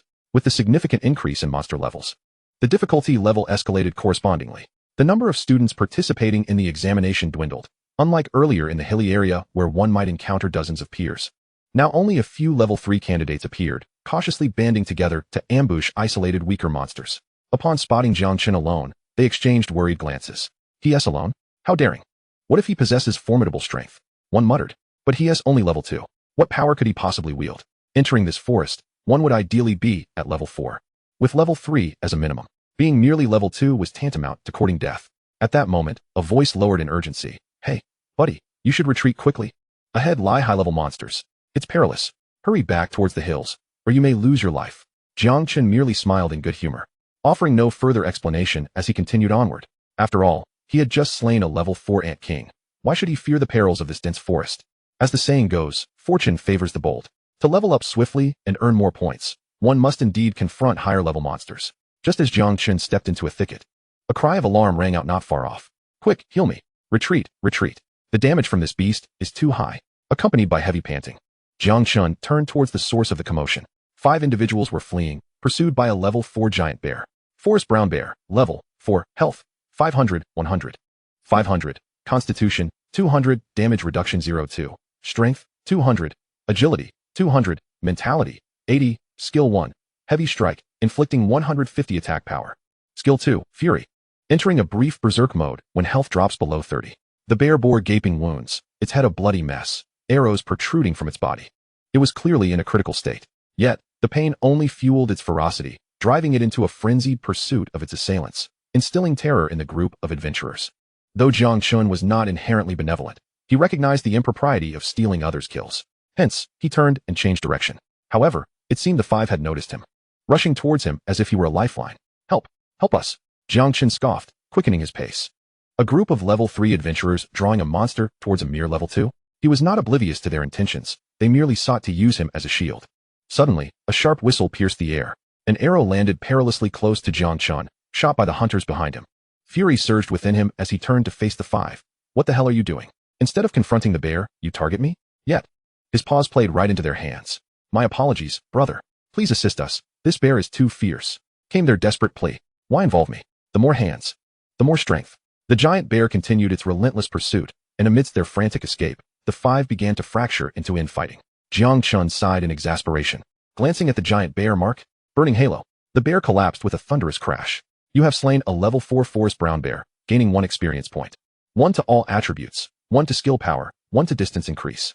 Talent increase, 567 points. The 5, initially fleeing, halted in their tracks, their expressions turning somewhat awkward. You just killed a level 4 monster? No way, you're only level 2. A level 2 aura master? Unbelievable. They exclaimed in astonishment. Jiang Chen, feeling a bit annoyed, retorted, just don't blame me for stealing your kill. A cute girl from their squad remarked, no, you've saved one of us. We nearly got crushed by that bear. Jiang Chen waved his hand dismissively and turned to leave. He had no desire to entangle himself further with this group. When danger loomed, they would use him as a shield. Once the peril subsided, they would turn on him. He was not one to fall for such tricks. As Jiang Chen walked away, the hunter scoffed. What's so impressive? It was merely good fortune that he managed to kill a wounded giant bear. The cute girl interjected. But if it weren't for him, one of us might have been struck down by that bear. Just as the hunter was about to retort, someone exclaimed, look at what he is doing. He is climbing a tree. What madness was this? Was he not here to hunt monsters? Not only they, but many others also turned their gazes towards Jiang Chen. He chose a tree approximately 20 meters high, agile as a monkey, swiftly ascending to the top. The swaying branches shed numerous leaves, catching the attention of many adventurers nearby. Under the watchful eyes of all, Jiang Chen surveyed his surroundings, discovering a commendable vantage point. Within a radius of 577 meters, dozens of monsters of various sizes roamed. 1 forest brown bear, 80 meters to the northeast. 2 large and 1 small forest wolves. 100 meters to the southwest. 2 forest pythons, 300 meters to the northwest. What on earth is he planning? He wouldn't dare surely not. Chapter 11. I am the Forbidden Zone, first place in the mock examination. In the forest, numerous individuals had already spotted Jiang Chen from their treetop perches. He instantly became the center of attention, prompting a flurry of speculation. A level 2 aura master, and now he is climbing trees after surpassing monsters? Is he trying to hasten his demise? Meanwhile, the principals monitoring the footage seemed to have unearthed some insights. Old Jiang, could it be that your student is contemplating a mass extermination of monsters? I don't perceive this as a significant issue. After all, he has just dispatched a level 4 ant king. Yet, he is merely at level 2. Such an endeavor seems excessively perilous. There is only 1 ant king, but countless monsters surround him. Can he truly defeat them all by himself? Old Jiang, Do speak up. Jiang Chen clicked his tongue, at a loss for words. Judging by his decades of elementary experience, as long as he isn't mentally impaired, Jiang Chen should not engage in self-destructive behavior. Hence, there may only be one truth. This lad possesses extraordinary confidence. He is assured of his capabilities. Jiang Chen chuckled, allowing him to take a chance. It should not pose a problem. Oh, old Jiang, after finally unearthing a gem, you don't seem to be concerned? What exactly are you hiding in that gourd of yours? Principal Wang teased. Since Jiang Chen remained unperturbed, he too decided to take it easy. Meanwhile, the ever-silent Gao Xian came to Jiang Chen's defense, stating, Principal Jiang surely has his reasons, let us observe. Upon hearing Gao Xian speak, the other principals nodded in agreement, refraining from further commentary. After all, this student did not belong to their school. Whether he lived or died was of no consequence to them. Moreover, the demise of a genius from Donghu High School might even be advantageous for the other institutions. At this moment, Jiang Chen had marked all the wild monsters in the vicinity. Burning Halo, 568 health, 569 health, 570 health, 571 health. Simultaneously, within a radius of 577 meters centered around the massive tree Jiang Chen was embracing, all monsters collapsed in unison. Defeated level 4 Forest Brown Bear, gained 1 experience point. All attributes 1, skill power increased by 1, distance increased by 1 meter. Defeated level 4 Forest Evil Wolf, gained 1 experience point, all attributes 1. Skill power increased by 1, distance increased by 1 meter. Defeated level 4 Forest Python, gained 1 experience point, all attributes 1, skill power increased by 1. Distance increased by 1 meter. Defeated level 4 Forest Manticore, gained 1 experience point, all attributes 1, skill power increased by 1, distance increased by 1 meter. Experience surged by 35. Talent augmentation increased by 35 points, reaching 600 points. Skill damage rose to 601. Skill distance extended to 610. Jiang Chen rubbed his nose, contemplating that the efficiency was quite satisfactory. 2 more such rounds should suffice for an upgrade. Thus, he leaped from the tree, wind rushing past his ears as he traversed over 100 meters in mere moments. With just a few more bounds, he arrived at a new area. Observing Jiang Chen's impressive maneuvers, the onlookers stood frozen in silence, before erupting into sharp gasps. Wait, he defeated them all in an instant? How is that possible? A mere level 2, and yet he accomplished this? This defies reason. We struggled to take down a single monster, and he obliterated them all at once. Oh my goodness. What kind of extraordinary being is he? With agility surpassing that of the monsters themselves, and the ability to eliminate all foes in a heartbeat. One might even suspect he is a concealed powerhouse masquerading in this low-level realm, seeking recognition among the masses. However, the level marker cannot be deceived. It can only be hidden or revealed. Most present were already at level 3, and they beheld Jiang Chen's remarkable display with profound reverence. High levels instill awe in low levels, causing many perceptions to become skewed. Even a level 3 female mage began calling out to Jiang Chen's receding figure, "Handsome, take me along. I'm willing to be yours." A level 3 berserker, unwilling to be outdone, bellowed with his rage skill, "Idol. From this moment on, you are my idol. One day, I shall emulate your prowess." Teacher Wang, what is your perspective? What can I say? I can only observe. Old Jiang Chen. Did you already know everything? Want to showcase your authority? You sly fox, you've concealed it quite well, haven't you? Gao Xian gazed at Jiang Chen with a knowing look, as if seeking further clarification. If Donghu High School truly harbored such a talent, Jiang Chen ought to have reported it long ago to avert the impending closure of the institution, after decades of nurturing it with his heart and soul. Jiang Chen sighed. Unable to deny, I am not entirely certain. As you know, our school's overall caliber is rather weak. The emergence of Jiang Chen is merely a stroke of luck. However, my failure to notice him earlier is indeed my oversight. Observing Jiang Chen's earnest demeanor, Gao Xian finally nodded. Very well, old Jiang, spare me the modesty. Cultivate him diligently. And should any difficulties arise, do not hesitate to reach out to me. If anyone still harbors intentions to shut down your school, inform me, and I shall intervene. Upon hearing this, Jiang Chen clasped his hands together, tears of joy streaming down his face. Having previously sought Gao Xian's assistance numerous times regarding the school's potential closure to no avail, Jiang Chen held no resentment. Each had their own challenges. Now, with Jiang Chen's presence, Gao Xian seized the opportunity to support Jiang Chen. At nearly 70 years of age, he wept like a child. Other principals approached to comfort Jiang Chen, significantly alleviating his distress. Yet, only Principal Wang stood by, a shadow crossing his gaze as he fixated on the surveillance screen displaying Jiang Chen, a flicker of resentment flashing across his face. Vocal. He on his third wave. He initiating the third wave of monsters. This efficiency is truly astounding. One person, akin to an entire team. No, his efficiency surpasses that of a quintet tenfold or even 100-fold. After Jiang Chen's consecutive mass exterminations, more and more individuals in the forest began to take notice of him. At this moment, Jiang Chen was preparing for his third wave of monster elimination. Employing the same tactic yet again. 670 health, 670 health, 670 health. The surrounding monsters fell to the ground in response. Amidst the astonished exclamations, a beam of light signifying his level up shot skyward.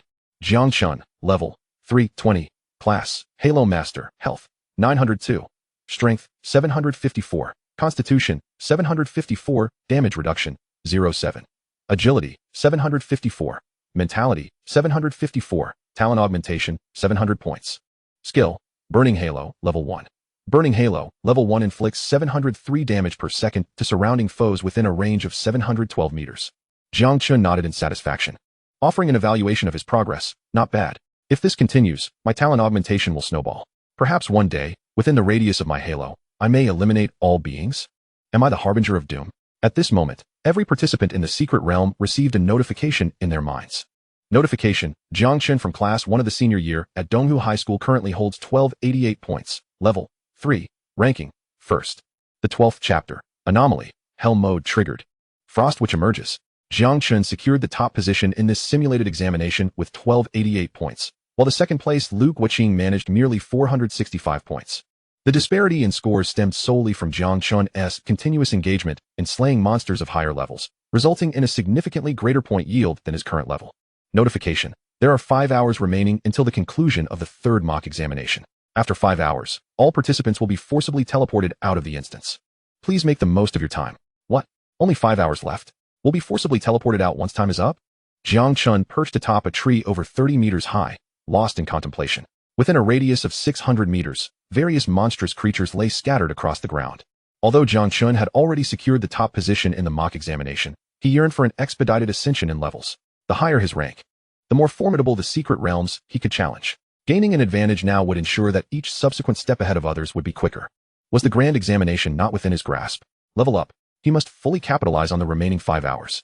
Even a single additional level would be beneficial. With that resolve, Jiang Chen sprang into action, moving like an agile monkey, leaping through the treetops. While others faced imminent peril in this forest, it resembled a playground to him. Twirling, jumping, marking targets, and summoning blazing auras, his movements flowed seamlessly, akin to a well-oiled machine. Fortunately, Jiang Chen adhered to a code of honor. He chose to overlook the monsters that other teams were besieging, granting them a reprieve. Otherwise, his passage would surely incite the wrath of those he left in his wake. Half an hour later, a radiant glow of advancement soared into the sky. He had reached level 4, with his talent enhancement soaring to 900. He was far ahead of the pack. Reviewing his attributes, he noted, Jiang Chen, level 41, class, Halo Master, health, 1002, strength, 964, constitution, 964, damage reduction 0. 9, agility, 964, mental strength, 964, talent enhancement, 900 points, skill, Scorching Halo, level 1. Scorching Halo, level 1 inflicts 903 damage per second to nearby enemies within a radius of 912 meters. His health had surpassed 1,000. His 4 core attributes had also reached 900, rendering him virtually invincible among his peers. With the boon of his talent enhancement, the damage of his Scorching Halo had escalated to 903, with a range of 912. Jiang Chen's spirit sword, what was a mere mock exam to him? He was determined to conquer all. Continuing his methodical approach, he leaped among the treetops, engaging with swarms of monsters. His execution was fluid and graceful. However, after ascending to level 4, he noticed a marked decline in the speed of experience accumulation. From level 4 to 5, he still required 70 experience points. The rate of growth was diminishing rapidly. He needed to act swiftly. At this juncture, Jiang Chen was nearing the forest center, where the terrain steepened, revealing numerous verdant hills. It was rumored that the monsters atop these hills ranged from levels 5 to 8. With a stroke of fortune, he might even reach level 8 before encountering the secret realm. Most of the forest area had already been traversed by Jiang Chen, and the monsters had been vanquished in great numbers. Once he cleared the final wave, he could ascend the hills to confront more formidable foes. Scorching Halo, Jiang Chen whispered, and dozens of monsters fell lifelessly to the ground, just as he intended to pivot and depart. An announcement echoed. Announcement, the monster mortality rate in the forest region has exceeded 80. Hell mode has been activated, triggering a hidden disaster scenario, summoning the Ice Witch. Perpetrator Jiang Chen will be designated as the primary target, locked by the secret realm. Suddenly, a tempest swept through the entire forest. The lush green trees began to wither and decay.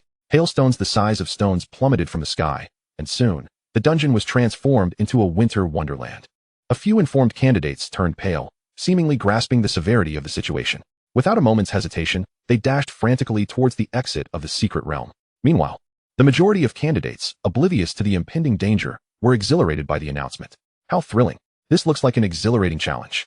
No one is allowed to compete with us. We at South Lake High School claim it all. Do you think we at Westlake High School are insignificant? Then let us face it together. In the monitoring room, the principals turned ashen. It was over. Hell mode had been triggered. Jiang Chen was now locked within the secret realm, forced to confront an elite boss of the highest level. Until he defeated the boss, there would be no escape from the realm. Moreover, from this moment on, entry was forbidden, only exit was permitted. The danger level of the secret realm had surged dramatically. The highest level monsters were at level 8. This meant an elite boss monster of level 8 was about to emerge. As the prime target, Jiang Chen would bring calamity to other candidates as well. Most of them were only at level 3, and even Jiang Chen, the top contender, was merely at level 4. Defeating an elite level 8 monster independently was nearly impossible. What was most critical was that entry into the secret realm was prohibited. They could not assist him. If left unchecked, there would be casualties. Many candidates would perish in this mock examination. Gao Xian could no longer remain seated. He abruptly stood and shouted, "Terminate the mock examination immediately. Notify all candidates to leave the secret realm by any means possible." Yes, the principals nodded in agreement, striving to contact their students. They retrieved communication devices from their storage spaces, shattering them to send messages. In an instant, the monitoring room was awash with a kaleidoscope of luminous runes. Students, the mock exam is concluding early. The secret realm has become extremely dangerous. Please evacuate swiftly. Otherwise, there will be a risk to your lives. Those unaware of the peril began to hastily retreat upon receiving the one-way communication runes sent by their teachers. Better to preserve the green hills than to worry about firewood. If their lives were at stake, leveling up was the least of their concerns. Run, hurry and run. Everyone exerted their utmost effort to escape towards the exit of the dungeon.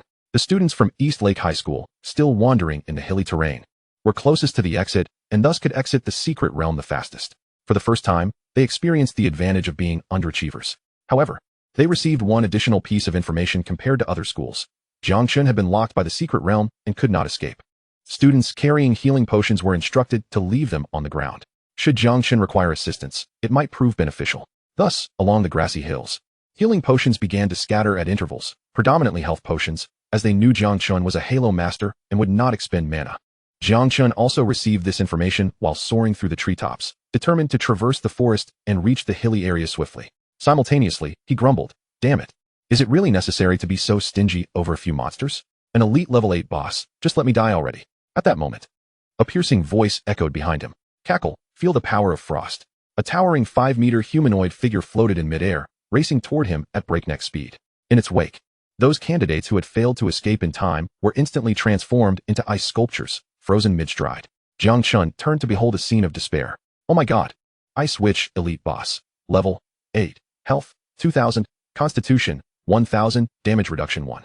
Strength, 280. Agility, 210. Mental strength, 400. Skill 1. Frost Touch. Inflicts 300 frost damage to enemies, reducing their movement speed by 30 for 3 seconds. Cooldown time, 5 seconds. Skill 2. Frozen Domain. Continuously inflicts frost damage within a specified area, steadily reducing the movement speed of enemies within the radius. Instantly freezes any creature with health below 10. Passive skill, no cooldown. Skill 3. Frost Shield, which summons an icy barrier that reduces enemy damage by 30. Skill 4. Frost Burst, inflicting massive freezing damage across the battlefield, immobilizing enemies for 2 seconds. With a cooldown of 30 minutes, the witch makes her entrance, unleashing the realm of frost. A portion of the examinees is instantaneously transformed into ice sculptures, eternally trapped within the secret realm. A piercing cold wind sweeps through, seemingly accompanied by the cries of humanity. Jiang Chen's spirit rises in dread. At this moment, a singular thought pervades his mind. Run. Chapter 13. The Glory of the Dragon Kingdom. Fearless in the face of life and death. Wu City Education Bureau. Director's Office. A middle-aged man of level 70 is engaged in a phone call. Director Lu Tianming expels the tea in his mouth all over the documents before him. He suddenly leaps to his feet, eyes wide with fury, roaring, "What? Say that again. Simulation 3 has triggered hellish difficulty? What in the world are you doing? I do not care whose fault it is. The safety of the students must come first. I am on my way." Lu Tianming's temples throb with veins. A trivial mock examination has spiraled into such a catastrophe. If a significant number of examinees perish, his position as director will be in jeopardy. Prepare the vehicle immediately. We are heading to the secret realm. If we delay, it will all be over. The dungeon is locked. Entry is forbidden. Only exit is permitted. The illusionary realm falls into a shadowy gloom. The visuals from the secret realm can no longer be monitored.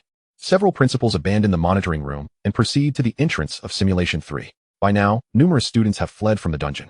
The principals begin to call out names to tally the numbers. After a brief moment, the results are obtained. Nanhu High School had 2,360 students enter, with 2,120 present and 240 absent. Shihu High School had 3,439 students enter, with 3,265 present and 174 absent. Donghu High School had 1,897 students enter, with 1,896 present and 1 absent. Most schools experience losses of several hundred students. While not fatal, the impact is nonetheless profound. The atmosphere on-site turns incredibly somber. Who would have thought that merely this third simulation could result in such a substantial loss of life among the examinees? You should count your blessings. Your Shihu High School has such a low death rate. What more do you want? Oh, so you're bringing up death rates, are you? Have you even looked at Donghu High School? They only lost one. Shoo, keep your voice down. That one is old Zhang's prized student. The hope of the entire Donghu High School. Jiang Chen stands by, unsure whether to laugh or cry. If he were to express his discomfort, it would be because his students, being rather inexperienced, had a very low mortality rate. If he were to express his joy, it would be due to the rare emergence of a prodigy who has now vanished. It seems the closure of Donghu High School is a fated occurrence. He cannot help but let out a long sigh. Alas, it is all destiny. Gao Xian places a reassuring hand on old Zhang's shoulder, saying, "Do not take it too hard. Who knows, perhaps Jiang Chen might escape the peril?" Zhang Qiaoyang shakes his head with a bitter smile. Based on his years of teaching experience, the likelihood of Jiang Chen escaping unscathed is exceedingly slim. Facing a level 8 elite boss at level 4? The only outcomes are death or more death. There are no other possibilities. At that moment, a black sedan speeds into view. D508BQ. It is the director's car. The vehicle halts near the dungeon. After instructing the students to rest in place, the principals approach. Gao Xian had just conveyed the situation to the director over the phone in detail. The director had promised to come immediately, and it is evident that Lu Tianming is genuinely furious. Upon exiting the car, Lu Tianming immediately points at Gao Xian and demands, "What is happening? Report to me at once." Gao Xian recounts the previously compiled data word for word. Lu Tianming finally breathes a sigh of relief. The situation, while not ideal, is still manageable. However, he maintains a stern demeanor, exclaiming, "This is absurd. How could Simulation 3 cause such a ruckus? If the higher-ups pursue accountability, I cannot protect you." Yes, you are right, Director. Gao Xian wipes the cold sweat from his forehead. Lu Tianming is known for his protective nature. Even ordinary staff members with whom he rarely interacts receive his support during crucial moments. As long as the director channels his fury, the issue will not seem too dire. At that moment, the examinees erupt into chaos. "It's all your Donghu High School's fault. If it weren't for Jiang Chen from your school, we wouldn't have lost so many people." Say that again. Jiang Chen is dead, and you still dare to yap? Do you want me to slap you? Oh, feeling bold. Are we? Just as well, my hands are itching. I've heard your Donghu High School is weak, but I didn't expect such a big mouth. Beat that bastard. My girlfriend also perished in the secret realm. I must avenge her. Many examinees, having lost classmates who were forever trapped in the secret realm, cannot help but feel aggrieved. And their ire is unjustly directed towards the students of Donghu High School. Tensions escalate, and a fight seems imminent. Gao Xian observes the unfolding scene with alarm. His heart racing. The situation is already troublesome. If any further disturbances arise, he will truly be in deep trouble. Gao Xian vanishes from his spot, appearing among the students. The aura of a level 60 powerhouse erupts in an instant. Most of the examinees are around level 3, utterly incapable of withstanding such overwhelming dominance. In the next moment, several students poised to fight are sent sprawling to the ground. A powerful sense of oppression envelopes each participant. One by one, their courage wanes, leaving them speechless. Is this the aura of a strong individual? It is terrifying indeed. In truth, Gao Xian's high level and several divine artifacts amplify his power attributes significantly. Even without employing any skills, the sheer force of his presence can create waves of energy, resulting in the earlier display of dominance. Observing that the students have finally calmed down, Gao Xian exhales deeply, regaining his composure. From the admiration in the students' eyes, it is clear that he has played his part exceptionally well. Clearing his throat, he admonishes, "What is all this noise? What about your school and my school? We are all citizens of the Dragon Kingdom. We are all brothers and sisters. You all shout about taking the grand examination to serve the nation. Yet now that a situation has arisen, you cast blame on one another. How can the nation entrust you with responsibilities in the future? Rest assured, for every examinee who perished during this examination, the nation will provide corresponding compensation. As for all of you, pull yourselves together and shoulder the responsibility for your fallen comrades. Glory to the Dragon Kingdom. Fearless in the face of death." Gao Xian's words resonate within the ears of every individual present, stirring profound echoes among the students. Glory to the Dragon Kingdom. Fearless in the face of death. Glory to the Dragon Kingdom. Fearless in the face of death. Glory to the Dragon Kingdom. Fearless in the face of death. The students roar in unison, their spirits soaring to unprecedented heights. Nearby, Lu Tianming's lips curl into a smile, internally giving Gao Xian a thumbs up. Truly, he is one of my finest subordinates. Several principals join in the roaring chorus. Zhang Qiuyang, over 70 years old, is moved to tears. Jiang Chen's death and the school's closure seem to have become an irreversible fate. However, the phrase glory to the Dragon Kingdom, fearless in the face of death, has been etched in his heart for decades, forming a muscle memory. Seeing that the atmosphere has reached a fervent pitch and that the faculty and students are now brimming with determination, Gao Xian continues. Now, we shall announce the names of the top 100 students from this examination. The first place goes to Jiang Chen, though he is no longer with us. The rewards he deserves will still be bestowed upon his family. The second place. At this moment, within the secret realm, 1,000 miles of ice is sealed, and 10,000 miles of snowdrift. Gone are the hills and forests. All was adorned with a shimmering layer of silver, concealed beneath a thick blanket of snow. Everyone assumed that the secret realm was devoid of life. Yet, one individual continued to battle.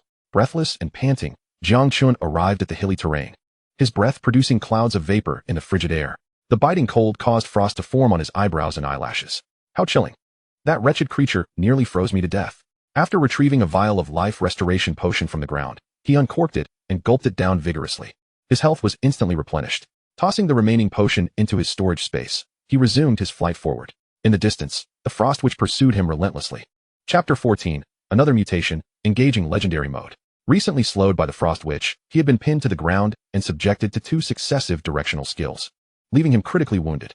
He was nearly terrified to the point of losing control. He never anticipated that the casting range of the frost witch would exceed his own. There was simply no way to defeat her through kiting. He could only trade damage. However, if it came to a direct exchange, Jiang Chen would undoubtedly perish first. Thus, once the slowing effect wore off, he fled desperately. Fortunately, his agility far surpassed that of the frost witch, allowing him to escape. He found a considerable number of life potions on the hills. After fully restoring his health, he felt a slight sense of relief. However, the frost witch was not faring any better. Seizing the opportunity, he scorched her, inflicting 900 points of damage. Just 2 more strikes would send her to her end. But time was of the essence. The entire secret realm had plunged into a wintry abyss, draining 5 health points per second. If he lingered, no amount of life potions would suffice. Jiang Chen deliberately slowed his pace, awaiting the frost witch's approach. After a few breaths, his body stiffened once more, feeling the effects of slow and freeze. His movements became sluggish. Negative effect, frost touch, slow 30, 300 health points. Negative effect, frozen domain, slow 30, 300 health points. His health plummeted significantly, and the second encounter with such an effect was still quite distressing. But what could he do? After all, her casting range was greater than his. The only solace for Jiang Chen was that the frost witch did not kite. Otherwise, she would have certainly bested him. Having ensnared him, she drew nearer, 900 meters away. The scorching aura activated, dealing 900 health points. The witch had a mere 200 health points left, just one final blow remained. Jiang Chen, feeling no need to flee any longer, hastily retrieved all the life potions from his summoning space. He guzzled them down without hesitation, instantly restoring his health to full. Yet, the next moment, the frost witch seemed to sense the threat to her life. She promptly unleashed her ultimate skill. Negative effect, frost explosion, slow 30, 980 health points. Jiang Chen's recently restored health was once again reduced to a critical state, sending a wave of panic coursing through him. Fortunately, the witch's skills required cooldowns. Otherwise, a combination of attacks would surely have led to his demise. With 900 health points, the scorching aura activated once more. The witch emitted a piercing scream, vanishing into the sky. Defeated level 8 elite boss Frost Witch, gained 20 experience points. Acquired equipment, Frost Witch's Ring X1. Acquired skill book X1. Acquired Silver Secret Realm, Key X1. Checking the Frost Witch's Ring attributes. Frost Witch's Ring. Wearing level, unrestricted. Attribute bonus, health 250, spirit 50. Additional attribute, frost damage 10. Durability, 100. Note, purple. Jiang Chen stared blankly at the ring. What on earth is frost damage? He pondered that he did not possess any frost spells. Never mind. He thought, I'll just wear it for now. After all, it is a piece of purple equipment. It should serve well for a bit of flair. Next, he examined the skill book. Without a moment's hesitation, he chose to learn it. Acquired skill, Frost Aura. Frost Aura continuously inflicts a 10 slow effect on surrounding enemies, dealing 1 point of frost damage. Slow? Frost damage? Jiang Chen's eyes lit up. He was currently in need of a control skill, and the built-in slowing effect of Frost Aura seemed to perfectly address that requirement.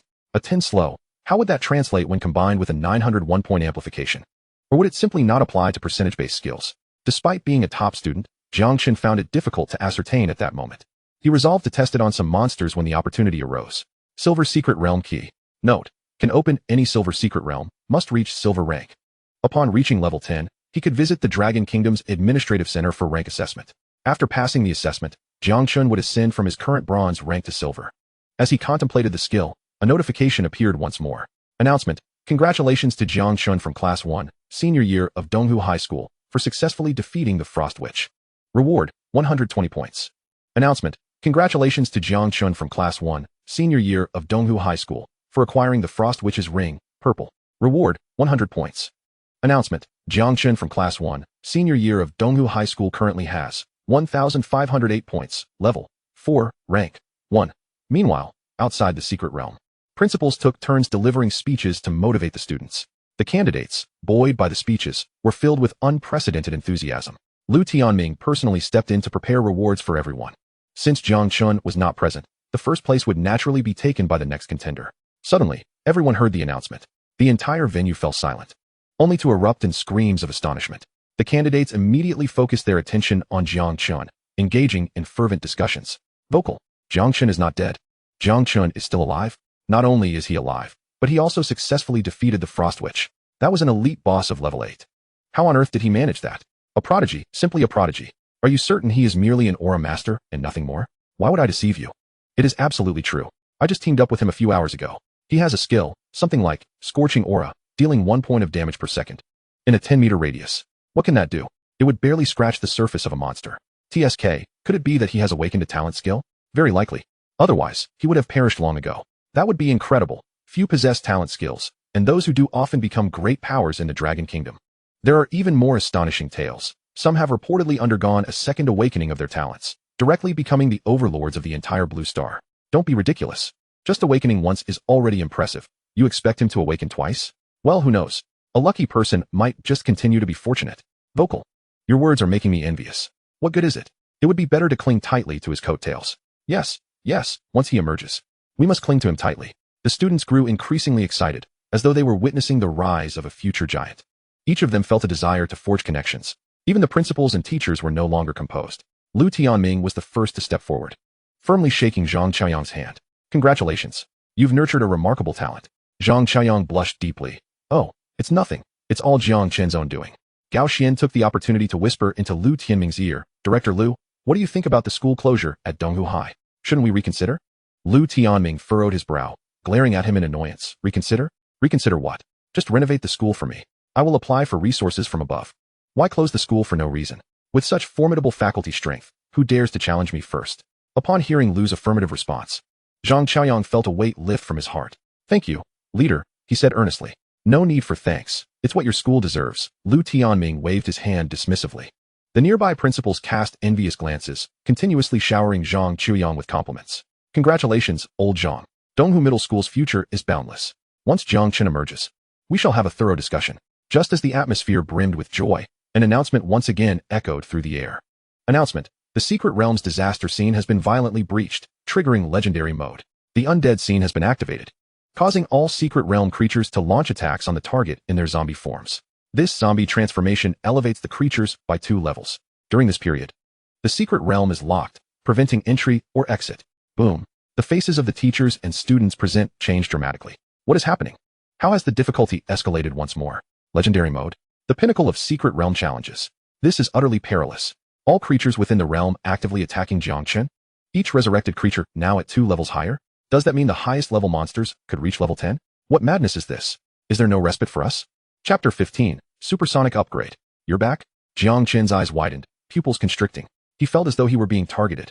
Having just survived a surge in difficulty, nearly perishing at the hands of the Frost Witch, he now faced yet another upgrade, this time to legendary status? If not for his awakened talent, and the fact that his profession did not require the expenditure of stamina or mental fortitude, any other individual would have likely met the same grim fate as those frozen candidates. His survival thus far stemmed solely from the sheer potency of his talent amplification skills. However, dwelling on it excessively held little merit, Jiang Chen reasoned. After all, he was destined to level up, with monsters coming directly to him. It even spared him the trouble of hunting them down one by one. The immediate priority was to find a location with an expansive line of sight. The entrance of the Secret Realm? How astute of me. Although the Secret Realm was currently locked, preventing escape, positioning himself near the entrance, at the fringes of the hills, would significantly reduce the directions from which the monsters could attack. He would only need to defend against a 180-degree arc, facilitating easier targeting without oversight. Resolute in his decision, Jiang Chen began to sprint. Having already reached the hilly area after defeating the Frost Witch, the distance he needed to traverse was minimal. With over 900 agility, he pushed his speed to the utmost limit, reaching the entrance of the secret realm in mere seconds. Jiang Chen plopped down on the ground, facing the direction of the forest. All that remained was to wait. Rumble. The ground began to tremble. The first wave of monsters to attack was slimes. Previously resplendent in color, resembling blue droplets, they now appeared pitch black, several sizes larger, resembling blobs of ink. A total of 356 slimes surged forth with astonishing speed, covering 2 kilometers in the blink of an eye. Before the slimes could close in, a massive wave of man-eating ants followed, even larger and exuding a foul, greenish rot. Their numbers exceeded several hundred, including 6 level 6 zombie ant kings. Jiang Chen had no time to ponder. He began marking targets from a distance. Frost Aura activated. Scorching Aura activated. The instant both auras were unleashed, he noticed that the monsters, upon entering the range of the auras, experienced a drastic reduction in speed, as if frozen in place. Upon closer inspection, while their movements hadn't ceased, their velocity had plummeted alarmingly. A smile crept upon Jiang Chen's lips. He began to comprehend that this percentage-based skill had effectively performed additive functions. 900-1000-9000. However, due to some regulatory constraints, it couldn't exceed 100. Hence it manifested as 99.9. In essence, this bore little difference from outright immobilization. With such control skills at his disposal, the monsters were in for a world of torment. Initially, he had been concerned about numerous monsters attacking, fearing their high defense and substantial health. Yet, it appeared such worries were unfounded. They were ensnared a mile away, completely motionless. Moreover, the damage from the Frost Aura and Scorching Aura could stack, inflicting 1802 damage per second. The slime army approached, halted 900 meters from Jiang Chen, before being swiftly eliminated, disintegrated, and dispatched once more. The man-eating ants drew near, stopped abruptly at over 1,600 meters away, and were annihilated. The army of forest creatures followed suit, similarly halted at over 2,000 meters, and met the same fate. Experience surged forth like a tidal wave. The enhancement skills skyrocketed. 900, 1,600, 2,000 level 5, level 6, level 7. The experience bar surged as if on steroids. Not only experience, but a plethora of materials cascaded into his storage space. Although most were worthless trinkets, the sheer volume promised a lucrative return when sold to material merchants. Monsters continued to flood in recklessly, and Jiang Chen remained seated, expending neither stamina nor mental energy. Aside from a slight dryness in his eyes, he felt no other discomfort. Meanwhile, candidates had begun to receive their ranking rewards. However, due to unforeseen circumstances, no one was allowed to depart just yet. The principals reconvened in the monitoring room with Lu to summarize the recent Secret Realm simulation exam. As Lu Tianming glanced at the hazy screen, he observed nothing but a gray fog, unable to discern anything beyond the leaderboard and scores. Simulated Exam 3, First Place, Jiang Chen. The name stood out prominently on the leaderboard. Alas, sighed Zhang Chuyang, you need not be disheartened, old Zhang. Fate favors the worthy. Legendary difficulty. This is indeed legendary difficulty. Most crucially, all the monsters in the dungeon have elevated by 2 levels, launching a joint assault on Jiang Chen. Do you think he stands a chance? The principals fell silent. It was an almost certain death sentence. Zhang Qiaoyang's face turned ashen. Despair etched across his features. Gao Xian, at a loss for words, could only pat Zhang Chuyang on the shoulder in consolation. Lu Tianming sighed deeply, settling down in a corner, lost in contemplative thought. The atmosphere in the monitoring room grew increasingly oppressive. A prodigious talent, barely beginning to shine, was on the brink of extinction. At that moment, someone glanced at the monitoring screen and gasped, wait, the score has changed. 1508 has turned into 2000. It changed again, 2000 to 3000. By the heavens. How is he accomplishing this? I recall the monsters inside had all directly increased by 2 levels. How on earth is he managing this? No, it's not just that. Look at his level. He has leveled up 5, 6, 7, and it's not over yet. 8. He has ascended 3 levels in mere minutes. The principals were on the verge of hysteria. Zhang Qiaoyang, now flushed with excitement at over 70, shouted joyously, well done. Go and obliterate them. Jiang Chen, splendid work. Gao Xian, witnessing the spectacle, stepped forward to embrace Zhang Qiaoyang, exclaiming, incredible. Donghu Middle School's student is truly remarkable. Lu Tianming had already begun dialing a number. Hello? Education Bureau? Yes, it's me, Lu Tianming. Inform the security department. Just say it's for me. Immediately arrange for elite personnel to simulate the 3rd Secret Realm examination here. Remember, they must be in plain clothes and act separately. Yes, confidentiality is paramount. What is the confidentiality level? Let us classify it as level A. In the Dragon Kingdom, the classification of information ranges from E to S, increasing in severity. Generally, Information deemed B-class can only be accessed through direct authorization from the director. Levels A and S are known only to a select few within the Dragon Kingdom. Every individual privy to this information must sign an agreement to ensure strict confidentiality. Any breach will result in the most severe penalties from the Dragon Kingdom. After hanging up the phone, Lu Tianming scanned the surroundings. The security department is on its way. I believe everyone is acquainted with the protocols. No need for further elaboration, correct? Understood, understood, rest assured, Director. The principals nodded solemnly. Meanwhile, within the secret realm, the radiant glow of advancement illuminated the space once more, reaching level 9. Despite the relentless tide of monsters, the pace of leveling had markedly slowed after level 8. Having experienced the exhilarating speed of a rocket-like ascent, the sudden deceleration was somewhat disconcerting. Jiang Chen gazed at the mountain of monster corpses before him, along with the ceaseless wave of incoming foes, no longer waiting for them to approach. He departed from the entrance of the secret realm and began to sprint towards the advancing monsters. The combined speed accelerated the experience gain once more. Ha ha ha. It truly works. Chapter 16. What support? I am the support. At this moment, Jiang Chen's talent enhancement had soared to an impressive 5688, with the boost from his talents. His four-dimensional attributes also escalated. Even without any aura skills to control or deal damage, he could obliterate all the monsters in the secret realm solely with his physical strength and agility. Should anyone be present within the realm, they would witness a human, as swift as lightning, dashing across the hills, confronting the roaring monsters head-on, toppling them like wheat harvested by a scythe. Perhaps feeling a surge of mischief, Jiang Chen attempted to retract his aura, plunging solo into the midst of the monsters, engaging them in a physical contest. The creature's bites only cost him a few dozen or 100 points, barely registering. Yet, with each punch he delivered, the monsters perished instantly. One-hit kills, and more one-hit kills. With every blow, no monster could survive. The astonishing power he wielded made the monsters feel as if they were made of paper. Coupled with his exceptional agility, the monsters' movements appeared to him as though they were in slow motion. As long as Jiang Chen desired, these creatures could not lay a finger on him. Just give me a little more time, I could take on the heavens. The major examination? What is that to me? I aim to attend the best university in Huaxia. Ha ha ha. Jiang Chen reveled like a child, darting through the forest. After engaging in hand-to-hand combat for a while, he concluded that utilizing aura skills was indeed more efficient. Thus, the scorching aura and frost aura were unleashed once more. Half an hour later, after confirming that the monsters within the dungeon had been thoroughly cleared, Jiang Chen exited the secret realm with a sense of unfulfilled eagerness. Outside the realm, over a dozen military armored vehicles were stationed, soldiers forming an impenetrable barrier around the entrance. Director Lu, we have sealed off the entrance to the secret realm. Please provide instructions. Standing by. Understood. Upon hearing the report from the team leader over the phone, Lu Tianming felt a wave of relief wash over him, his gaze exuding absolute confidence.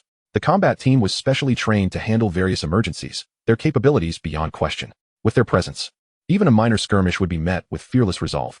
Director Lu, here is the confidentiality agreement. All present have signed it. Keep it safe for now and submit it to the Bureau for archiving later. Understood, Director Lu. Gao Xian slid a stack of A4 papers into a black briefcase, tucking it under his arm. A level 60 assassin should have no trouble safeguarding a briefcase. If necessary, he could always use shadow escape to flee. Lu Tianming surveyed each individual present and spoke in a grave tone. I shall reiterate once more. Jiang Chen is currently a key protection subject of the Education Bureau. No one is permitted to divulge any details regarding the events that transpired in the secret realm. If anyone does, the consequences will be dire. Have I made myself clear? A formidable pressure emanated from him, leaving several principals profoundly shaken. Just as the rumors suggested, Director Lu seemed to have surpassed his previous limits. Understood, Director, rest assured. We are fully aware. I assure you, not a single word regarding this simulated examination will escape my lips. Indeed, Director, there is no such person as Jiang Chen. Lu Tianming was satisfied, turning to exit the monitoring room. Let us proceed to the entrance of the secret realm and meet this young man. Lu Tianming led the way, followed closely by the principals. Along the path, soldiers saluted and greeted them. The soldier captain approached, greeting, Director. Have you seen anyone emerge from the secret realm? Not yet. Director. Very well, let us wait together. Yes, Director. The soldier captain pondered inwardly. What sort of individual could compel Lu Tianming to take such extensive measures? Mobilizing troops for an urgent mission and enforcing level A confidentiality? Ever since they set out, he had been utterly bewildered. Yet, despite his curiosity, he dared not inquire. Military regulations dictate that certain matters remain unspoken. Moreover, even if he were to question the director, he would likely receive nothing but a scolding in return, yielding no answers. It would be wiser to remain vigilant at the entrance of the secret realm. He was eager to see who this mysterious figure in the realm truly was. Suddenly, the vortex at the exit of the secret realm began to glow, a blurred figure materializing and gradually solidifying. Here he comes. Jiang Chen, it's Jiang Chen. Zhang Chuyang called out, rushing forward. At over 70 years of age, he exhibited remarkable agility. Lu Tianming, Gao Xian, and several other principals followed suit, surrounding Jiang Chen. They inspected him curiously. The soldier captain gazed at Jiang Chen, puzzled. Isn't he just a kid? Could he be the child of some high-ranking official? Jiang Chen. Are you well? Quite well, never better. Good, good, that's wonderful.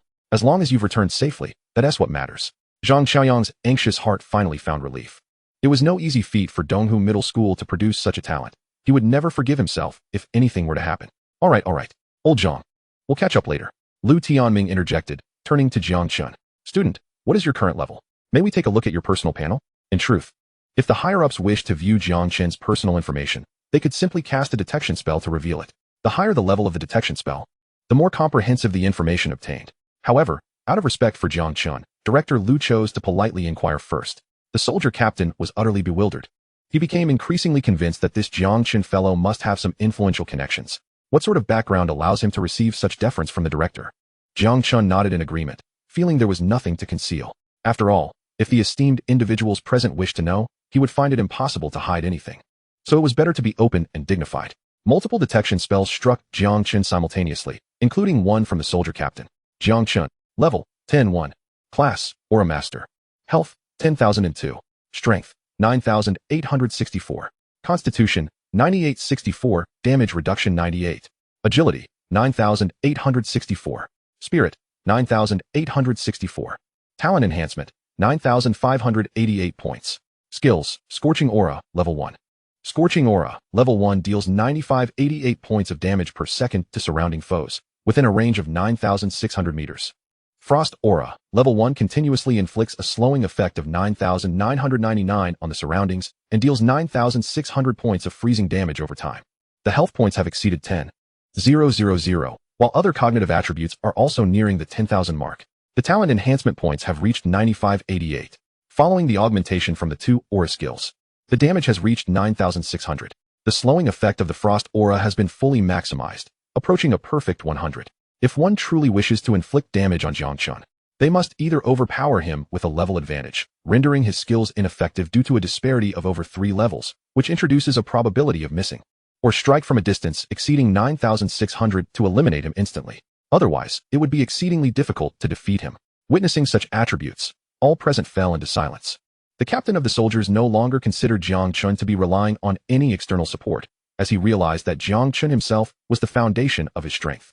Chapter 17, Platinum Shield Medal. Lu Tianming suddenly recalled something, his expression shifting as he glanced around, finding no anomalies. He then raised his hand to retrieve an item from his storage space. Jiang Chen, with keen eyes, instantly recognized it to be a shield medal, utilized to conceal personal attributes, and of the highest grade. The most ordinary bronze shield medal can only prevent the scrutiny of those with a level disparity of less than 10, while the platinum shield medal can guard against those with an 80 level gap. This means that upon wearing this medal, even Lu Tianming would be unable to employ any probing techniques on Jiang Chen. Such a treasure of this caliber is not easily obtainable, even for someone of Lu Tianming's esteemed position. Child, this artifact can assist you in concealing your attribute panel. Wear it, and no one will be able to pry into your values. Director Lu, this item is far too precious. I cannot accept it. Jiang Chen was utterly taken aback that the director had personally come to present him with such an extravagant gift upon their first meeting. Zhang Qiuyang urged, Jiang Chen, take it. This is Director Lu's goodwill, not just for you, but also for the cultivation of national talent. An experienced veteran in his 70s. Lu Tianming would not have so willingly relinquished such a valuable item unless he genuinely recognized Jiang Chen's potential. Were he to remain unaware of the importance of concealment before Jiang Chen's ascendance, the Dragon Kingdom might very well lose a formidable talent. The other heads of schools also perceived the significance and kindly advised Jiang Chen to accept the gift promptly. Jiang Chen nodded and accepted the medal from Lu Tianming. Crafted from pure platinum, it was a circular object approximately 25 centimeters in diameter, adorned with a red 5-pointed star in its center. Its surface was remarkably smooth to the touch, still retaining the warmth of Lu Tianming's body, indicating that he must have worn it close to himself. Thank you, Director Lu. Do not mention it. If you are unwilling to wear it, placing it in your storage space will still yield its effects. Jiang Chen nodded, stowing the medal within his space. It was not that he was unwilling to wear it, but rather that such a valuable item would cause him great distress if lost. When several heads of schools attempted to employ probing techniques on Jiang Chen once more, they found themselves unable to glean any information. Oh, the medal is effective. Lu Tianming finally exhaled in relief, patting Jiang Chen on the shoulder. Excellent. You have achieved first place in this mock examination. The reward shall certainly not be scant. However, due to your exceedingly high points, our organization needs to deliberate on the matter. Please return home for now, and I shall have Principal Zhang inform you of the results tomorrow. Jiang Chen vaguely remembered that the points had seemingly reached 6 figures before the examination commenced. If rewards were to be distributed based on conventional norms, it would indeed feel somewhat lacking. Do conduct thorough research on it. Please do not hesitate to consult me. I am in no rush. Jiang Chen internally cried out, maintaining a calm facade as he replied, All right, thank you, Director Liu. Once he departed from the encirclement of the director and the heads of schools, Jiang Chen breathed a sigh of relief.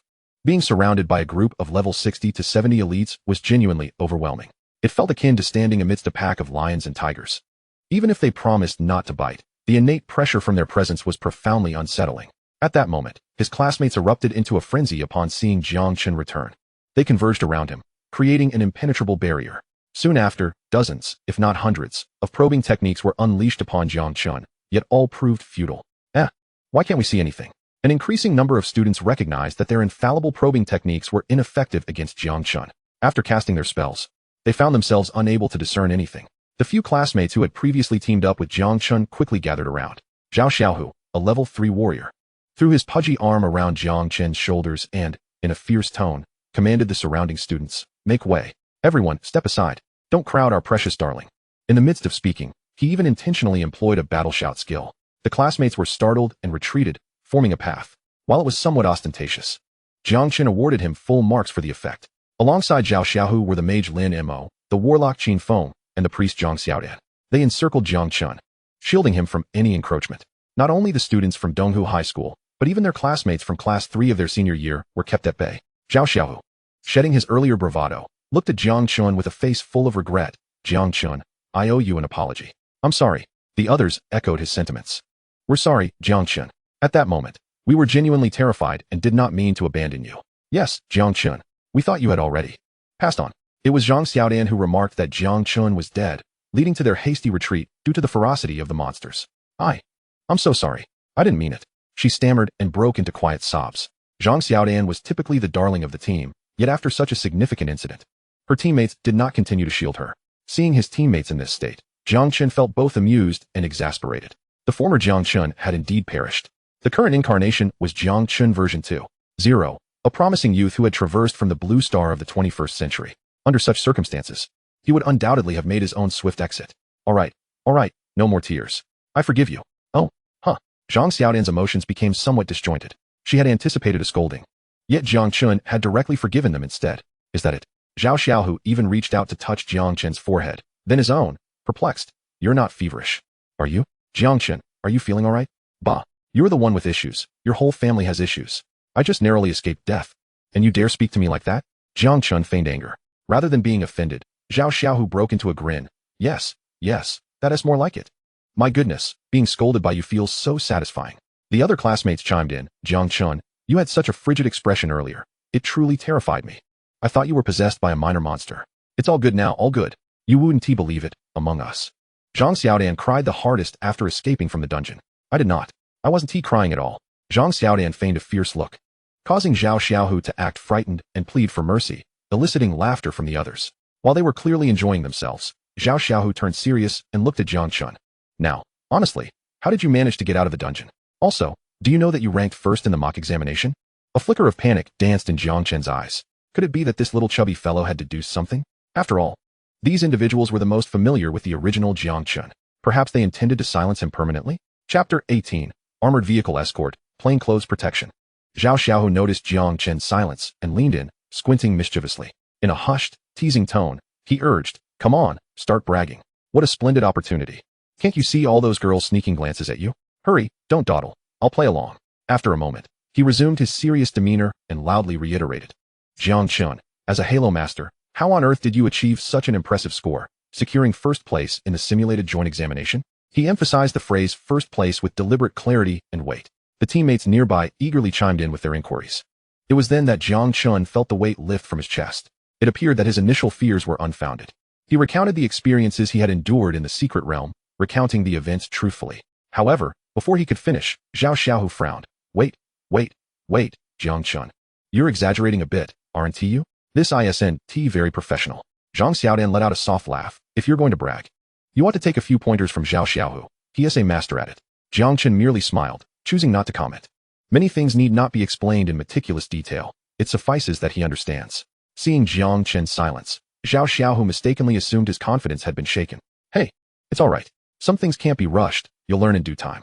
Although Zhao Xiaohu appeared somewhat scatterbrained, it was evident that his concern for Jiang Chen came from a genuine place, and Jiang Chen could feel it. Thus, he replied earnestly, all right. I'll strive to catch up with you soon. Zhao Xiaohu blinked in surprise, his expression reflecting that of a mentor pleased with his protege. Great. Later. I'll treat you to beef noodles to calm your nerves and congratulate you on achieving first place.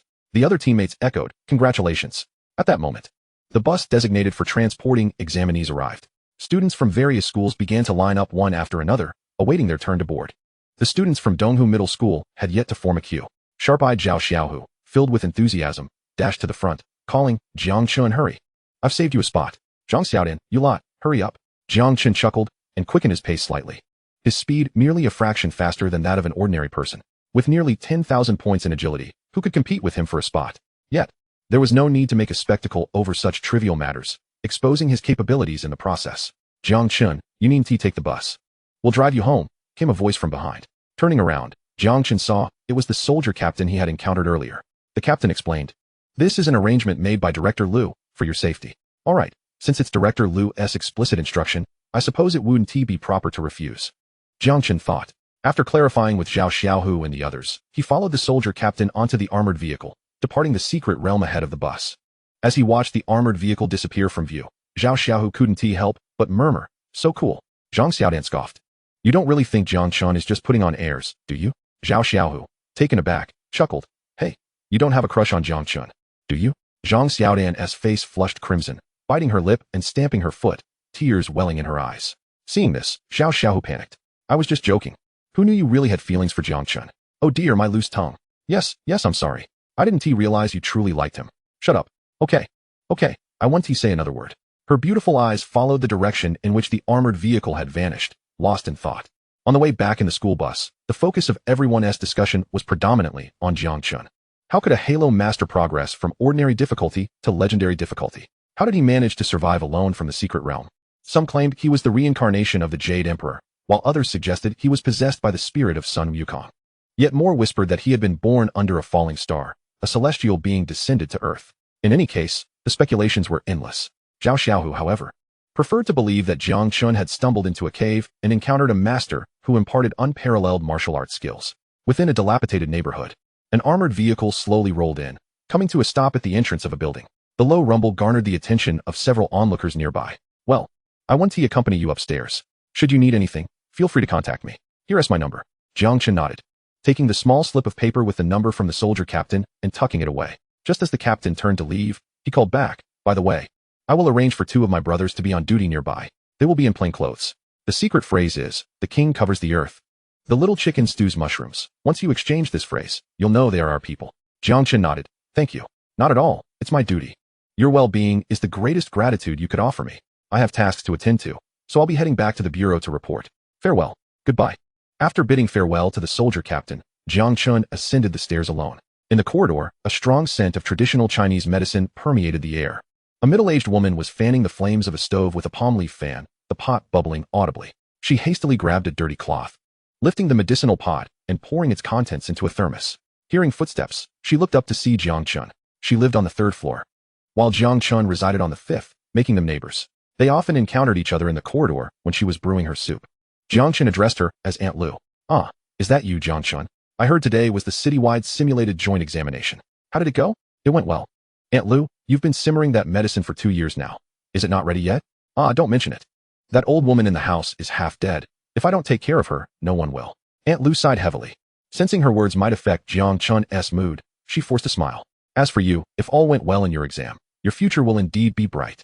Once you achieve success, don't forget to come back and visit me often. Jiang Chen nodded earnestly, of course. From memory, he recalled that Aunt Lu was the wife of the household. Shortly after her marriage, her husband fell ill and passed away. She had initially contemplated remarrying, but when her mother-in-law fell ill, no one was left to care for her. Out of compassion, she stayed to take care of her, and before she knew it, years had flown by. The young woman had transformed into a weary matron. Truly, a life of hardship. On the 5th floor, in the left unit. Jiang Chen took out his key and opened the door. As he stepped inside, the sound of pots clanging in the kitchen greeted him, accompanied by the enticing aroma of cooking wafting through the air. Dad, Mom, I'm home. Chapter 19, The Principal's Visit. Ah, our son is back. Quickly, wash your hands. Dinner is ready. Upon hearing Jiang Chen's voice, his mother, Zhang Jingxian, emerged from the kitchen, an apron wrapped around her and several pairs of chopsticks in hand. Jiang Chen nodded and took a seat at the table. All right, Mom, please eat with us. The dining table was laden with 4 dishes and a soup, ample enough for the 3 of them. At that moment, his father, Jiang Yun, placed a platter of food on the table. All right, everything's ready. Let us dig in. How did the simulated exam go? Before Jiang Chen could respond, Zhang Jingxian reproached with mock annoyance. Jiang Yun, can't you wait until the child finishes eating before asking? All right, my mistake. I'll be quiet. Let us eat. Jiang Yun acquiesced, dutifully serving Jiang Chen a large chicken leg. Jiang Chen, content, dug in with gusto. After a day spent delving into the secret realm, hunger gnawed at him. Mom and Dad, I did reasonably well on my exam today, he remarked nonchalantly. Mediocre is still acceptable. No need to fret, Zhang Jingxian replied, her words betraying a facade of indifference. However, when she truly absorbed her son's statement about his average performance, the vibrancy in her expression faded at an astonishing pace. Jiang Yun pressed further. What rank did you achieve? Oh, just the 1st place. In the joint examination of 6 schools, Jiang Chen replied, his face impassive as he savored a chicken leg with gusto. He could vividly imagine the expressions of his parents upon hearing this news. What? Could you repeat that? 1st place? Surely, I must have misheard. With a clatter, Zhang Jingxian's chopsticks slipped from her grasp, hitting the floor unnoticed. The couple sat in stunned silence, unable to believe their ears, fearful that they had misinterpreted the joyous tidings. As he continued to devour his chicken, Jiang Chen nodded affirmatively. Wow, my son secured 1st place. Goodness, I must share this with all our relatives. The couple, hardly able to finish their meal, picked up their phones and began calling family and friends one by one. From mundane inquiries about meals and sleep, the conversation swiftly pivoted to their son's triumphant 1st place in the mock examination. Within 5 minutes, they were already using the excuse of being busy to hang up and move on to the next call, reveling in an unprecedented sense of pride. Jiang Chen merely smiled in silence. He recalled how devastated his parents had been upon first learning of his transition to the profession of a Halo master. As a chef and a seamstress, both had led lives as laborers, toiling under the relentless grind of a 996-work schedule for the better part of their lives. They had hoped for their son to achieve greatness, only to see him pursue what they deemed the most trivial of support roles. It seemed that indeed, dragons beget dragons, and the offspring of laborers could only aspire to be a lackluster assistant, a notion that felt almost like a curse. At least, this profession would allow him entry into the secret realms to partake in professional examinations. Now, with the news of his 1st place achievement, their hearts soared with unbridled joy. Akin to the intoxication of spirits, they hardly paused to ponder how their son had accomplished this feat, instead spinning countless embellished versions of the tale over the phone, each one more grandiose than the last, yet replete with intricate details. Jiang Chen regarded their fanciful narratives as mere entertainment while dining. But when he heard one version that closely mirrored his own experiences in the secret realm, he was taken aback. Hadn't the principal mentioned that no one could witness the circumstances within the secret realm from the outset of the 1st difficulty upgrade? Moreover, how could 2 humble parents from life professions possess such extraordinary insight? Ultimately, he concluded that the couple's imagination was indeed boundless, their fanciful exaggerations somehow aligning with reality. After dinner and washing the dishes, he retreated to his modest room, an under 10 square meter single unit. Despite its size, it was complete with a bed, a desk, and a wardrobe, all aged and procured from second-hand markets. Yet they had accompanied him for over a decade, attesting to their remarkable quality. Lying on his bed, Jiang Chen began to anticipate the rewards that would accompany his 1st place ranking, wondering if perhaps he might receive some gold coins to alleviate their family's financial struggles. He was already at level 10, poised to advance to the silver tier. It was hardly surprising that his family was impoverished, ever since the game world invaded Blue Star. Vast expanses of land had fallen under the dominion of monsters. Humanity could only strive to establish strongholds to restore order and fend off the beasts. Yet with so few powerful individuals among them, the reclaimed territories were severely limited. Consequently, resources grew exceedingly scarce. Even basic necessities, such as firewood, rice, and salt, consumed a significant portion of his parents' income. Fortunately, education in the Dragon Kingdom was free. Otherwise, Jiang Chen might have had to abandon his studies long ago. For the Dragon Kingdom, the goal was to nurture one exceptional transmuter from every 100 students, thereby opening opportunities for new strongholds. The size of these strongholds was determined by the capabilities of the transmuters. Those with greater prowess could clear more wasteland and safeguard the stronghold effectively.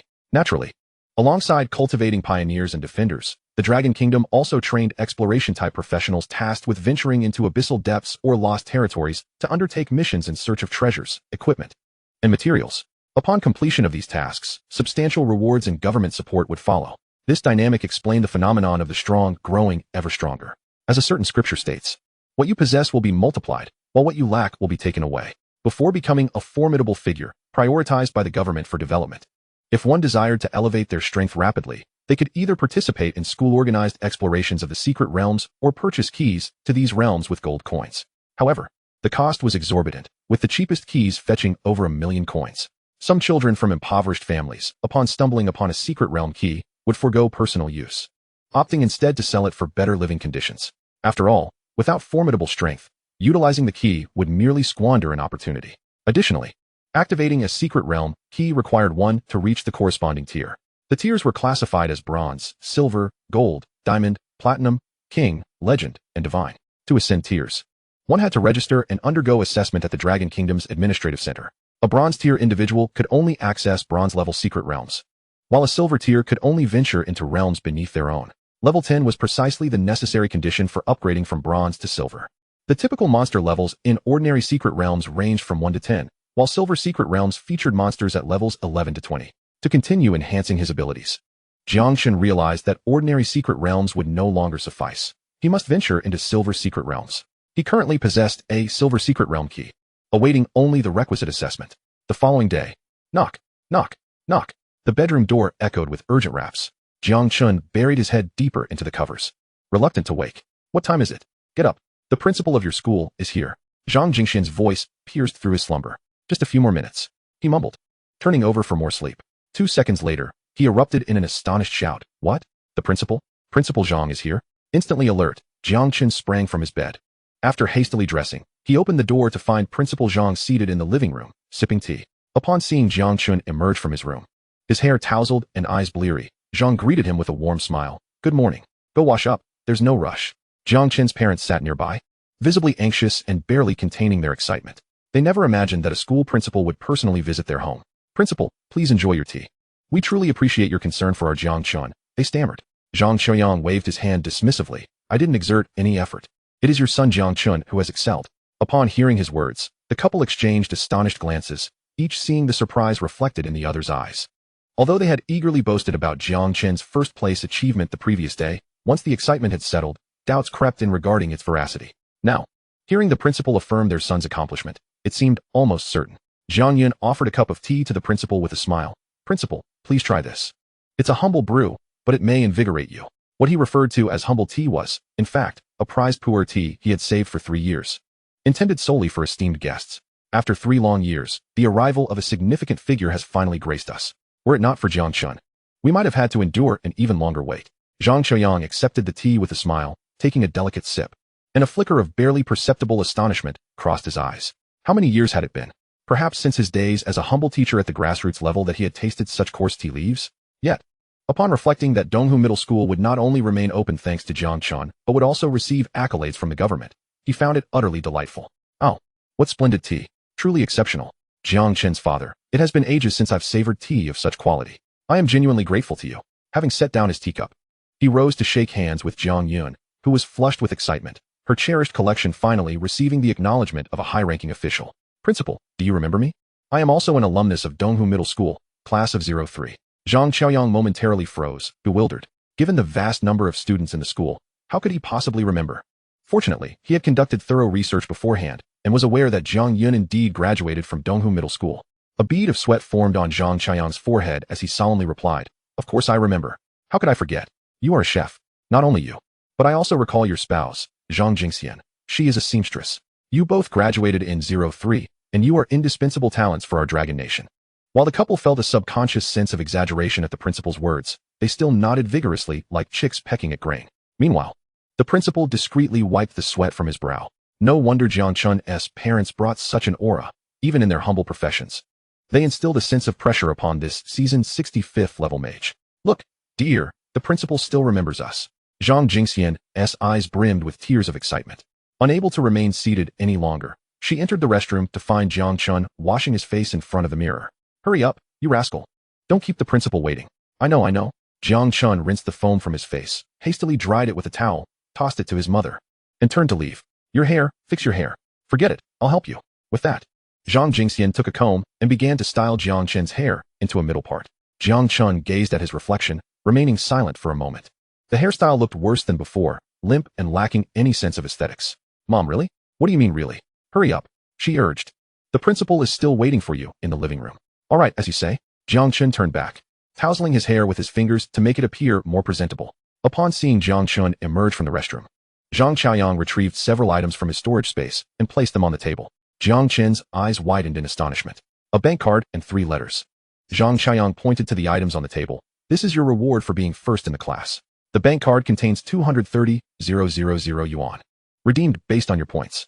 These 3 letters are invitations from 3 prestigious universities in our Dragon Nation: Huaqing University, Kyoto College, and Modu Academy. A moment of silence enveloped the living room. Jiang Yun and Zhang Jingxian exchanged wide-eyed glances. Jiang Chen stared at the items on the table, momentarily speechless. Observing their silence, Zhang Qiaoyang assumed they found the rewards insufficient. He pondered that Jiang Chen indeed had made a considerable impact at Donghu Middle School. Thus, he should strive to secure more for him. He added, additionally, I can fulfill one reasonable request on behalf of the school. Jiang Yun snapped out of her daze. Wait, Principal Zhang, what do you mean by the invitations from Huaqing, Kyoto, and Modu? Zhang Jingxian asked excitedly. Are you saying our Jiang Chen does not need to take the college entrance examination? He can directly choose one from these 3 universities? No entrance exam. Just immediate admission to any of the top 3 colleges? Jiang Chen felt as if he had just won the grand prize. The sensation was surreal. Perhaps his parents had misunderstood? Surely, such fortuitous circumstances could not exist. Zhang Qiaoyang nodded affirmatively. Yes, that is a fair interpretation. Boom. Jiang Yun and Zhang Jingxian felt as if struck by lightning. These were the 3 top-tier universities. While the 230,000 yuan in the bank card was certainly enticing, it paled in comparison to their son's future. Thank you, Principal. Thank you for your guidance. Jiang Yun's voice trembled, nearly bringing her to her knees alongside her wife. Zhang Jingxian, in gratitude. No need to thank me. Your son has earned this, Zhang Qiaoyang said, feeling the weight of their gratitude. He stood up, as a 65th level mage. I cannot allow you to kneel before me. Jiang Chen, too, felt an overwhelming surge of emotions as he gazed at the 3 letters, which held the potential to shape his destiny. Many would seek such opportunities in vain, yet here he was, presented with 3 choices. A delightful dilemma. Principal Zhang, does your earlier offer still stand? Zhang Qiaoyang smiled and nodded, of course. Then I would like to request your assistance in applying for an exclusive skill card. Jiang Chen continued. Additionally, I wish to expedite the assessment for the silver rank. Exclusive skill cards are exorbitantly priced, starting at 1 million, and are exceedingly rare. For Jiang Chen, acquiring one through the school would be akin to receiving wings. I will need to return and inquire about that. Submit an application. I cannot provide a definitive answer now. For the silver rank assessment, you can go directly to the municipal hall. I can arrange that any time. Zhang Qiaoyang explained after sipping his tea. Jiang Chen expressed his understanding. The exclusive skill card was no trivial matter. If he could obtain it, that would be splendid. But he would not mind if it did not come to fruition. Let us see what happens. After leaving the items behind, the principal offered some encouraging words before departing. Jiang Chen's family stared at the items on the table, dumbfounded. Mom and Dad, take this money to improve your living conditions. Just leave me a small portion. Jiang Chen said, fully aware of how challenging life had been for his parents in their humble professions over the years. Finally, the opportunity to give back had arrived. Zhang Jingxian promptly refused. Son, you should keep this for yourself. Maybe buy some gear or something. Once you start earning big, we can talk about it then. But do save some money. You're not a child anymore. You should start saving for a wife. Jiang Chen did not insist, collecting the bank card and invitations. A wife? What a joke. Wouldn't it be more delightful to spend this money on myself? Chapter 21, Silver Assessment, Legendary Difficulty. After leaving home, he hailed a cab straight to the municipal hall. At the entrance stood a staff member ready to assist. Upon seeing Jiang Chen approach, the staff member promptly came forward. Good day, sir. How may I assist you? Jiang Chen replied nonchalantly. I am here to process a rank upgrade. The staff member inquired, do you have an appointment? No. I'm afraid, sir, that we require prior appointments for processing. The assessment will follow immediately after. Could you please check if there are any appointment records for Jiang Chen at Donghu Middle School? The staff member nodded, took Jiang Chen's ID, and scanned it through the machine. Beep beep. The information displayed. Name, Jiang Chen, application item, silver rank assessment, application unit, Donghu Middle School, applicant, Zhang Chuyang, channel, express channel. Note, enjoys priority assessment rights. The staff member was slightly taken aback, a glimmer of surprise in their eyes. An express channel? This was a privilege reserved for elite special forces. His professional demeanor allowed him to quickly regain his composure, returning the identification card to Jiang Chen. Greetings. According to the information retrieved, you possess the privilege of expedited access. You may bypass the queue and proceed directly through the green channel. Please follow me. The staff member led the way ahead. Jiang Chen tucked his ID away and followed closely. His curiosity piqued as he surveyed his surroundings. The hall boasted more than a dozen service windows, each attended by an attractive female clerk, dressed in light gray uniforms. Their figures were elegantly defined, yet exuded an air of decorum. Long lines formed in front of every window, but despite the crowd, everyone maintained a remarkable restraint, rendering the hall remarkably quiet. Hey buddy, are you here to apply for an upgrade too? Which project? One passerby inquired. Ugh, don't even mention it. I'm trying to upgrade from bronze to silver. I've taken the test 3 times already, and each time I've failed. Don't be disheartened. If it comes to it, we can lower the difficulty, adjust it from extreme to normal, if necessary. Let us see. If not, we might have to do just that. Hey, look over there. Someone's heading towards the green channel. A startled exclamation from a bystander drew everyone's attention to a young boy who was following the staff through the green channel, where no one was waiting. The staff appeared bored, yawning languidly. This path was specifically designated for elite special forces personnel from Manhwa. Yet, how could this boy possibly be a member of such a distinguished group? He must be some wealthy young heir, right? Shoo, if he hears you, you'll be in for it. Another hurriedly cautioned, falling silent. At the green channel counter, the guiding staff addressed the desk. This individual is using the green channel. Please assist him.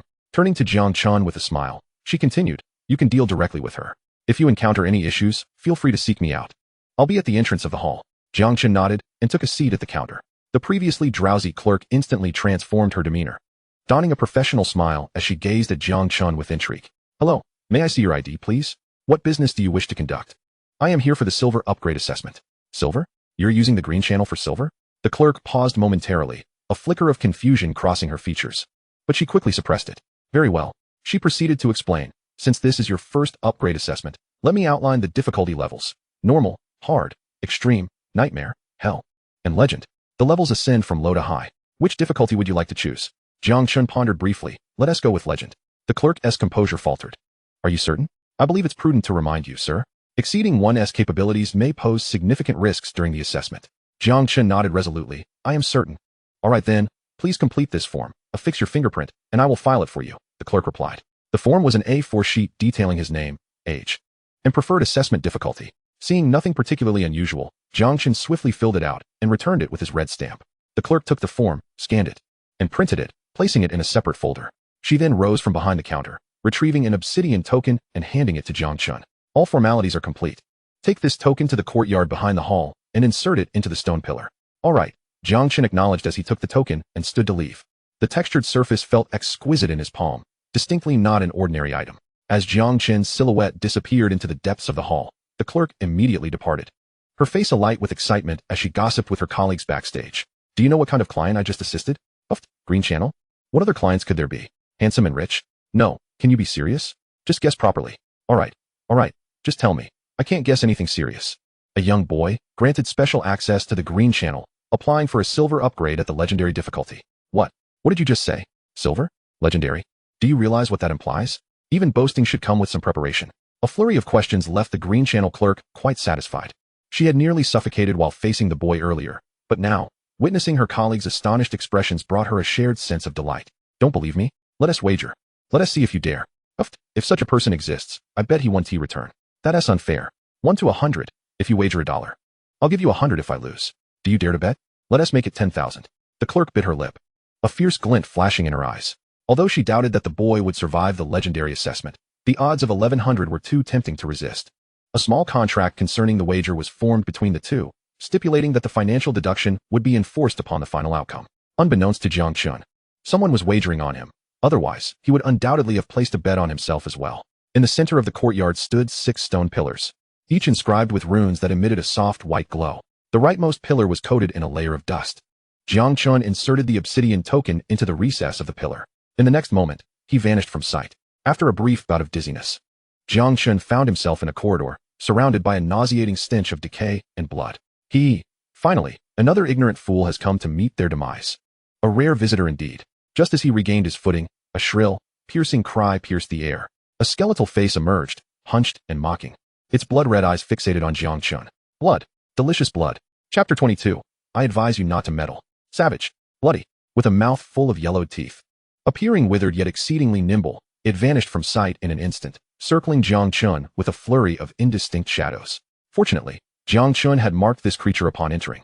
Otherwise, he would have been at a loss. Bang, bang, bang. 3 powerful strikes landed on Jiang Chen's back, abdomen, and knee. 1,000 health points. 1,800 health points. 1,800 health points. His health bar plummeted by half in an instant. Jiang Chen was taken aback. The damage was shockingly high. Huh, I wasn't he killed in one hit? Quite resilient, aren't you? Let us do this again. The creature, astonished that Jiang Chen had not perished, prepared to strike once more. But Jiang Chen would not sit idly by. Fiery Halo. Frosty Halo. Without hesitation, he activated both halos simultaneously. Any further hesitation could lead to regret. For it was said that in tier assessments, one could indeed perish. A piercing scream erupted as the creature stumbled from its agility, momentarily frozen in place. 9864 health points. 9864 health points. The creature was instantly filled with dread. Though it had been immobilized for only a second, it had been reduced to a sliver of health. Its survival was attributed to its current level of 18 and its array of blue gear. In contrast, the boy before it was merely level 10.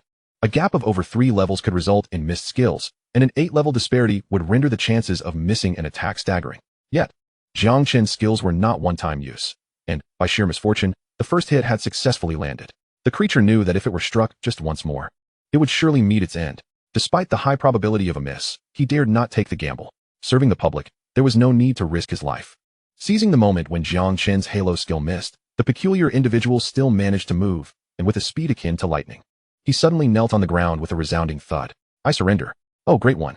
I was wrong. Please, spare your divine powers. The ground echoed with the sounds of his desperate submission. This commotion left Jiang Chen momentarily bewildered. So, does this mean I have passed the assessment? Yes, yes. You have absolutely passed. The peculiar man replied in a flurry, snapping his fingers, causing a glowing rune to appear above Jiang Chen's head. Silver assessment, legendary level, passed. A notification emerged in Jiang Chen's mind, prompting him to reluctantly retract his halo skill, though he instinctively maintained his distance. Sighing in relief, the peculiar man thought to himself how close he had come to being killed by this young man. His strikes were indeed ruthless. However, in a world where strength reigns supreme, Jiang Chen's superiority necessitated his submission. Otherwise, even if he were to be slain on the spot, it would be deemed completely justifiable. Greetings, I am Lu Zi. But you may call me Xiao Lu. You have passed the silver advancement to legendary level assessment. According to the regulations, you may select one treasure of your choice. After speaking, Lu Zi gestured towards the end of the corridor. It was only now that Jiang Chen, who had been tense and battle-ready, noticed the throne at the corridor's end, surrounded by piles of bones and an array of weapons and items. No wonder there was such a thick smell of blood. Many had likely perished during the assessment. Lu Zi was undoubtedly not to be underestimated. He had merely encountered Jiang Chen by chance. The treasures he beheld were likely the spoils of those unfortunate candidates who had met their demise. How splendid it would be if he could claim them all as his own. Jiang Chen's eyes gleamed as he earnestly inquired, might I take more than one treasure? Lu Zi hesitated. I'm afraid only one can be taken. Jiang Chen, in a moment of reckless impulse, retorted, what if I were to kill you? Would that not allow me to take them all? His thoughts had slipped out, but the reasoning seemed sound. Lu Zi's heart sank upon hearing Jiang Chen's words.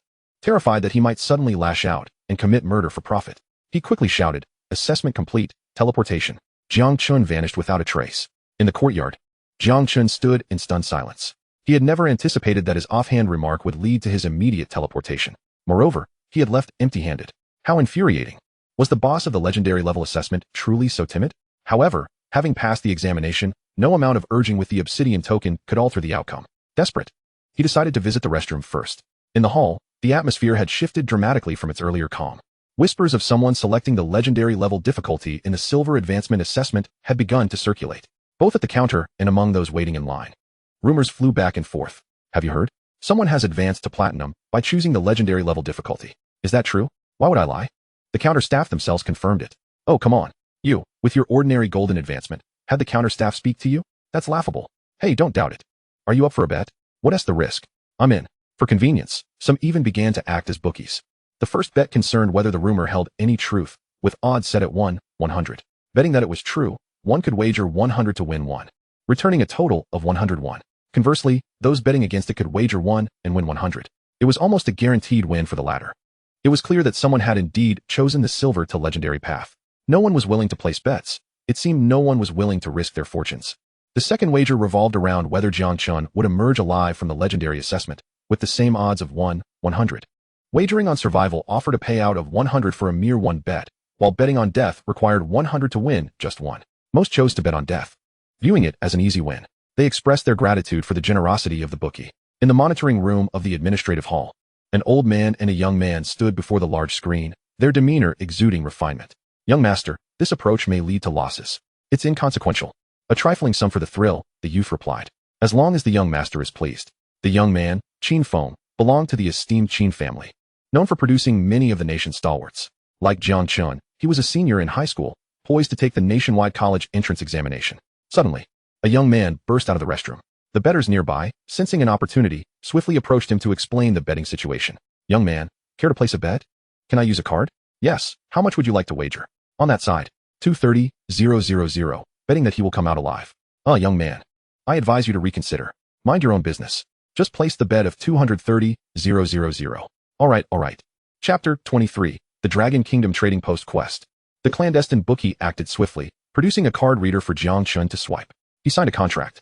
The Dragon Kingdom does not prohibit gambling, especially in these times of scarcity, even encouraging it to alleviate the public's stress regarding the terrifying world. All right, the contract is complete. No refunds. It's too late for regrets now, the bookie warned. Jiang Chen nodded with a smile, turning to leave without a backward glance, struggling to suppress a grin. How astronomical was 230,000 multiplied by 100? 23 million. If 230,000 was a substantial sum for his family, then 23 million was an astronomical figure for him. Moreover, he felt secure against any potential reversal, for the contract was as binding as the laws of the Dragon Kingdom, even superseding them. With his head held high, his pace quickened until he was almost running towards the green window. The bookie behind him initially wondered at the young man's reckless spending, assuming he must be a rich heir squandering money. Yet, upon catching a glimpse of Jiang Chen's back, an ominous feeling crept in, and he muttered, No way, this old six. Could he possibly be the one from the legendary silver assessment? However, Jiang Chen, undeterred, approached the counter and provided his answer. The entire hall fell silent, with all eyes fixed on the green passage. A sense of anticipation filled the air. Excuse me, what business do you wish to conduct? The counter attendant asked mechanically without lifting her gaze. But when she finally looked up and saw Jiang Chen, she was struck dumb. Could it be that he truly passed the legendary assessment? No, it was impossible to have done so in such a short time. Perhaps he returned midway to change the difficulty. What a pity to waste 10,000. She lamented. Are you looking to change the difficulty? Please provide your ID and token. No, I have passed the assessment, Jiang Chen replied, handing over his ID and token. The attendant's hand trembled noticeably as she suddenly looked up. What? I said I have passed the assessment. Oh, my apologies. I will process that immediately. The attendant was both astonished and delighted. She had undergone formal training and had seen all manner of situations. Yet, with Jiang Chen's identification card and hand pass in her grasp, they slipped through her fingers multiple times.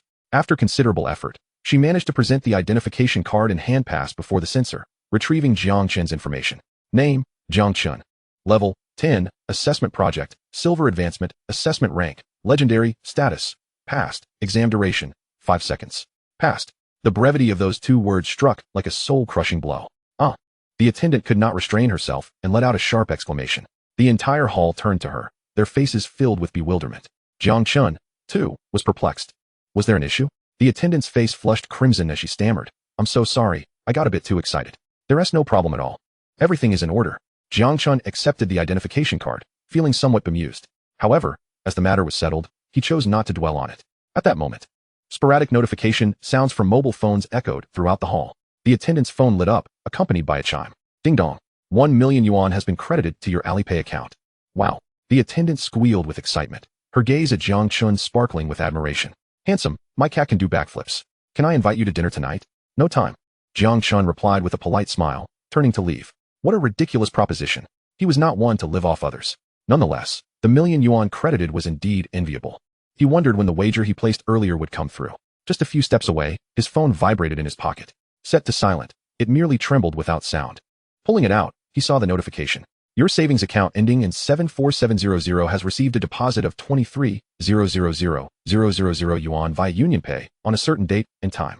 Current balance, 23,000,000 yuan. Please check. Longwo Bank. Stunned. Absolutely flabbergasted. This was 23 million. In one moment he felt as if he were floating, and the next, he was a millionaire. Jiang Chen felt as though he were living in a dream, his expression slipping into unrestrained glee. I'm rich. His steps began to feel unsteady. No, this was not the time to falter. He had to remain strong. Jiang Chen forced himself to regain composure and strode forward, determined to leave swiftly. Otherwise, he risked being cornered by the very individuals who had been betting behind the scenes. The money he earned through his own merit was not for anyone else to claim. Fortunately, as he exited the administrative hall, he encountered no suspicious figures nor anyone to impede his path. He let out a quiet sigh of relief. Hailing a cab, he made his way to the nearest Longwa trading exchange. Here, he could purchase weapons, equipment, materials, potions, and even take on bounty tasks. Weapons were categorized by color: white, green, blue, purple, orange, and red, each representing a higher tier. Among them, white equipment was the most affordable, costing merely a few hundred yuan, while red items could reach millions or even tens of millions. In the past, Jiang Chen would have indulged in a lavish spree with this newfound wealth, acquiring the finest equipment and materials. However, he now understood the wisdom of discretion. Sudden extravagant purchases might attract the attention of those with ulterior motives. He opted for a more modest approach, seeking only potions to contend with the silver tier's secret realms. After all, had it not been for the potions his classmates had left him in the hills, he might not have returned at all. The basic potion restored 1,000 health points, with a cooldown of 1 minute, costing 1,000 yuan, suitable for levels 1 to 20. The intermediate potion restored 10,000 health points, also with a 1-minute cooldown, priced at 10,000 yuan, suitable for levels 20 to 40. The advanced potion restored 100,000 health points, but was not immediately necessary. Thankfully, it was merely suitable, not restricted. Upon thoroughly reading the details, he discovered he was eligible to use the intermediate potions, which brought him a sigh of relief. Now, with his health reaching the 10,000 mark, his attributes could rival those of a level 30 character. The basic potion would be insufficient. He promptly purchased 10 intermediate potions. Swiping his card, the transaction was complete. Spending 100,000 left him with 22,900,000. Acquired 10 intermediate potions. Jiang Chen felt a twinge of regret. Although 100,000 was a trifling sum for him now, it was the largest expenditure he had ever made. Of course, he could not count the 230,000 from the wager. That was an investment. The trading exchange also offered food items that provided buffs, but the prices were exorbitant, the cheapest being 1,000 yuan. And he had heard the taste was subpar. Jiang Chen refrained from making that purchase. While he had ample funds, he also wanted to conserve and savor life. Therefore, he spent a mere 100 yuan on some ordinary red bean buns to stave off hunger on his way. After completing his shopping, just as he prepared to leave the exchange, his peripheral vision caught the glimmer of a digital screen, drawing his attention. To his astonishment, he discovered a task related to the Silver Secret Realm. Task: defeat the elite boss Goblin King and retrieve the Goblin King's crystal core. Reward: 100,000 yuan. Low-tier tasks were scarce, and this was currently the only silver-tier quest available. Without hesitation, Jiang Chen produced his identification card and placed it against the sensor of the digital screen. An electronic voice responded. Beep beep. Permission verification successful. Silver tier detected. User has accepted the task to eliminate the Goblin King. Confirm? Yes. Confirmation successful. Time limit: 48 hours. The task will be automatically cancelled after 48 hours. Chapter 24. The arrival of Sakura Kojiro. With a slight tremor of his hand, the task was secured. A span of 48 hours was neither too long nor too short. It was said that a 5-person team could complete the Goblin Secret Realm in just half a day. Time was certainly sufficient. Exiting the trading exchange, it was already evening. Jiang Chen hailed a taxi, heading straight home. He hesitated, pondering whether to share the news of his 23 million windfall with his parents. Such a substantial amount was something they had never encountered. If they were to be alarmed, it could lead to dire consequences. Donghu Middle School. Principal's office. Huffing and puffing, Zhang Qiuyang stared at the written letter on his desk. The letter read: suspecting Jiang Chen of Donghu Middle School of cheating in the simulation exam for the Third Secret Realm, this is a formal report. I hope for a thorough investigation to uphold justice.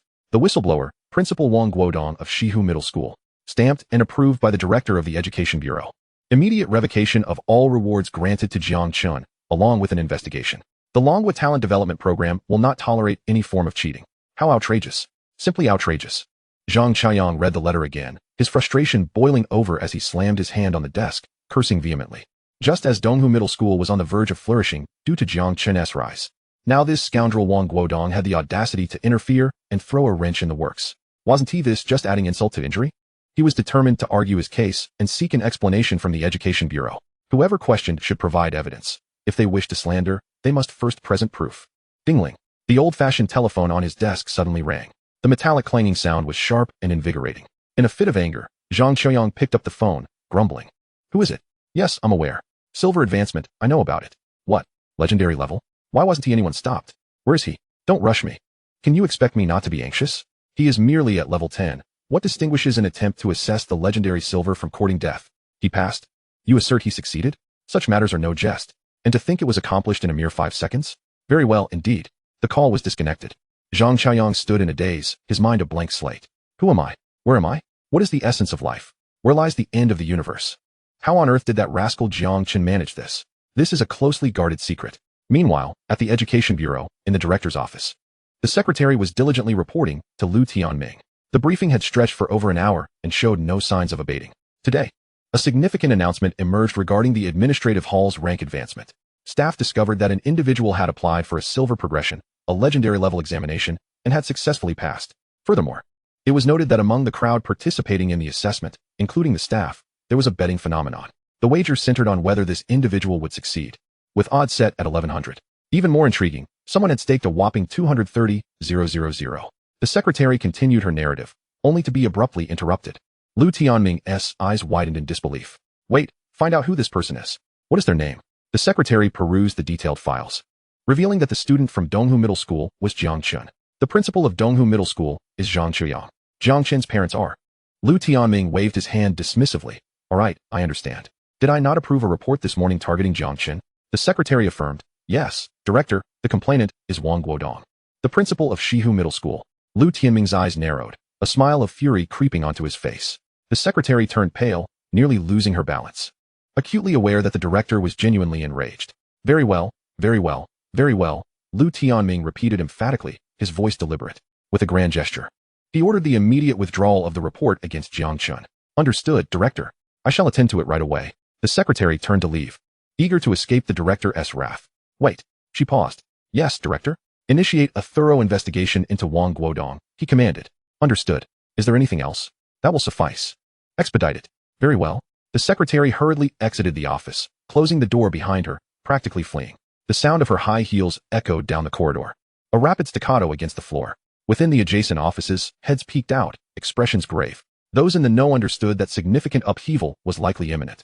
Minutes later, Jiang Chen received a call from the Education Bureau, notifying him that the inquiry into Jiang Chen had been nullified. He could not help but exclaim in delight. What a remarkable lad. Well done. At Shihu Middle School, a black sedan screeched to a halt at the entrance. The guard attempted to intervene, but upon seeing the credentials presented, he recoiled in fear, immediately silencing himself, saluting, and granting passage. The inspection agency, acting on behalf of the higher echelons of Longhua, undertook regulatory duties. As for their purpose and whom they were there to investigate, he, a mere subordinate, dared not inquire. But he was certain that someone would soon face dire consequences. In a clandestine base, several members of the minor nation were in dialogue with a traitor from Longhua. One of the minor nation's officials, sporting a tuft of facial hair, appeared to be a senior figure. He inquired, "Is your source credible?" The Longhua traitor pounded his chest in assurance. "Absolutely reliable. This isn't our first collaboration. Trust my integrity." The minor nation's official erupted into laughter. "You, a traitor? Speak of integrity." The traitor's expression faltered, clearly at a loss for words. The official patted the traitor on the shoulder. "Excellent. I like your spirit. Let us return to the usual place to collect your reward." Thank you, great lord." The traitor nodded eagerly, grinning like a child. Upon hearing of the reward, he hurried away, fearing that the next moment could bring calamity from this group of formidable adversaries. As the Longhua traitor vanished from sight, a samurai clad in traditional attire spat vehemently. "Baka, you pig-headed fool. How could you betray your own country?" The minor nation's official laughed heartily. "Sakura Kojiro, you are the pride of our minor nation. I can understand your disdain for such traitors. However, without them, how would we acquire such intimate knowledge of the Longhua's intelligence?" He appealed to their emotions and reasoned with them, complimenting first, then presenting logic. Those in high office possess their own methods of commanding respect. Sakura Kojiro nodded in understanding. Suddenly, the minor nation's official adopted a grave demeanor and commanded, "Sakura Kojiro, heed my orders. You have 2 days to procure Jiang Chen's head. Yes, remember, it must appear as an accidental death. We cannot let Longhua suspect us." Understood. Sakura Kojiro grasped the hilt of his sword, bowing his head in acquiescence. According to the Longhua trader's intelligence, Jiang Chen was slated to enter the Goblin King's dungeon the following day. He merely needed to slay him during that time frame within the dungeon and then dispose of the body for the monsters to find. Unbeknownst to anyone, they would not suspect their involvement. Hehehe, a genius from Longhua? Alas, you are but level 10. This task is extraordinarily simple. The Silver Secret Realm permits entry for levels ranging from 10 to 20, and he just happens to be at level 20. Crushing a level 10 genius would be akin to child's play. Chapter 25, A Frantic Dash Through the Wilderness. I am the harbinger of death. The goblin's secret realm lies within the wilderness to the northwest of Wuching. Beyond the wilderness to the north stretches an endless expanse of ocean, while to the west loom perilous, towering mountains. The wilderness once served as a hub of transportation for a bygone civilization. Following the invasion of the game world, a portal to another realm emerged, through which an unceasing tide of goblins surged forth, wreaking havoc. Eventually, powerful human forces rebuilt a stronghold, naming it Wuching, driving the goblin tribes back into their secret realm and sealing the portal. The sealed passage has since evolved into what is now the secret realm. To enter the goblin's secret realm, one must possess a silver key. Although the wilderness no longer harbors any traces of goblins, the rampant magical energy leakage has caused the local fauna to mutate, with levels ranging approximately from 10 to 12. Some creatures have even evolved into rare elites. Without the protection of formidable professionals, ordinary individuals would surely face grave peril. The following day, at dawn, Jiang Chen hailed a cab to the city gates of the Wuching stronghold. Exiting the city required passing through security checks. Fortunately, having risen early, only a handful of individuals were in line to exit. Jiang Chen approached the turnstile. "Good day, please present your identification." A tall, uniformed female officer halted him. "Certainly." Jiang Chen produced his identification card, aware that this was a routine procedure. Every individual entering or exiting the city must register their information. The officer placed the identification card on the infrared sensor. Ding ding, verification successful. Legendary level silver rank. The officer blinked in astonishment, gazing at Jiang Chen with wide eyes. Legendary silver? Indeed, legendary silver. Is there a problem? And no, nothing at all. It's just that this is the first time I've encountered a legendary silver rank. Very well. Young man, which school do you attend? Donghu Middle School. Donghu Middle School? How is that possible? I heard it was on the verge of closing down. It is indeed Donghu Middle School. All right, one last question. What business do you have in the Western Wilderness? The Goblin's secret realm, to level up. Though I cannot fathom how you managed to pass as a legendary silver, I wish you the best of luck. Thank you. Jiang Chen accepted his identification card, offering a polite smile before striding past the city gate without a backward glance. As he watched the youth's retreating silhouette, the officer couldn't help but ponder. Achieving the silver rank assessment at such a tender age, and moreover, at the legendary level, perhaps a formidable talent is about to emerge from the Dragon Kingdom. Today, she is fortunate enough to witness it. As Jiang Chen stepped away from the city gates, he sensed an unsettling change. The air outside became oppressively heavy, and the sky darkened with thick clouds. Not far off, individuals were clinging to the city walls, battling monsters to level up. Clever. A smile crept across Jiang Chen's face. Their strategy was sound. Should they find themselves overwhelmed, they could retreat into the safety of the city in an instant. Furthermore, with the wall at their backs, their field of vision was limited to a mere 180 degrees, significantly alleviating mental strain. Many mages, having exhausted their mental faculties, leaned against the wall to recuperate, while several melee fighters, low on health, consumed rations to restore vitality. Jiang Chen lifted his leg and ventured into the wilderness, disappearing down the narrow path at the city gate. The adventurers, previously engaged in combat or recovery, turned to look in the direction of the path, their expressions filled with shock. Was he not afraid of death, wandering alone into the wild? Jiang Chen chose the main thoroughfare. Though overgrown with weeds, it was comparatively devoid of monsters. It was not fear of defeat that guided him. Rather, the efficiency of monster respawns in the Goblin Secret Realm offered a far superior cost-benefit ratio. A chilling howl echoed from nearby. A wolf, head raised towards the heavens, emitted a mournful cry, a crimson magical sigil appearing above its head, as if invoking a skill. Locking its gaze upon Jiang Chen, its eyes glimmered with a green light as it charged forth. Jiang Chen cast a detection spell. Wild Old Wolf. Level 10. Health 1200. Constitution 800. Damage reduction 1. Strength 300. Agility 200. Spirit 50. Skill Howl increases attack power by 180 for 60 seconds. Cooldown 15 minutes. The attributes of a typical level 10 wild monster, albeit augmented with a skill that would inflict an extra 180 damage. Marked. Jiang Chen remained calm and composed. After having slain nearly 10,000 monsters in the level 3 secret realm, he had long since attained a state of tranquility. Activating his aura, fiery red and icy blue circular halos appeared beneath his feet. Health 9,588.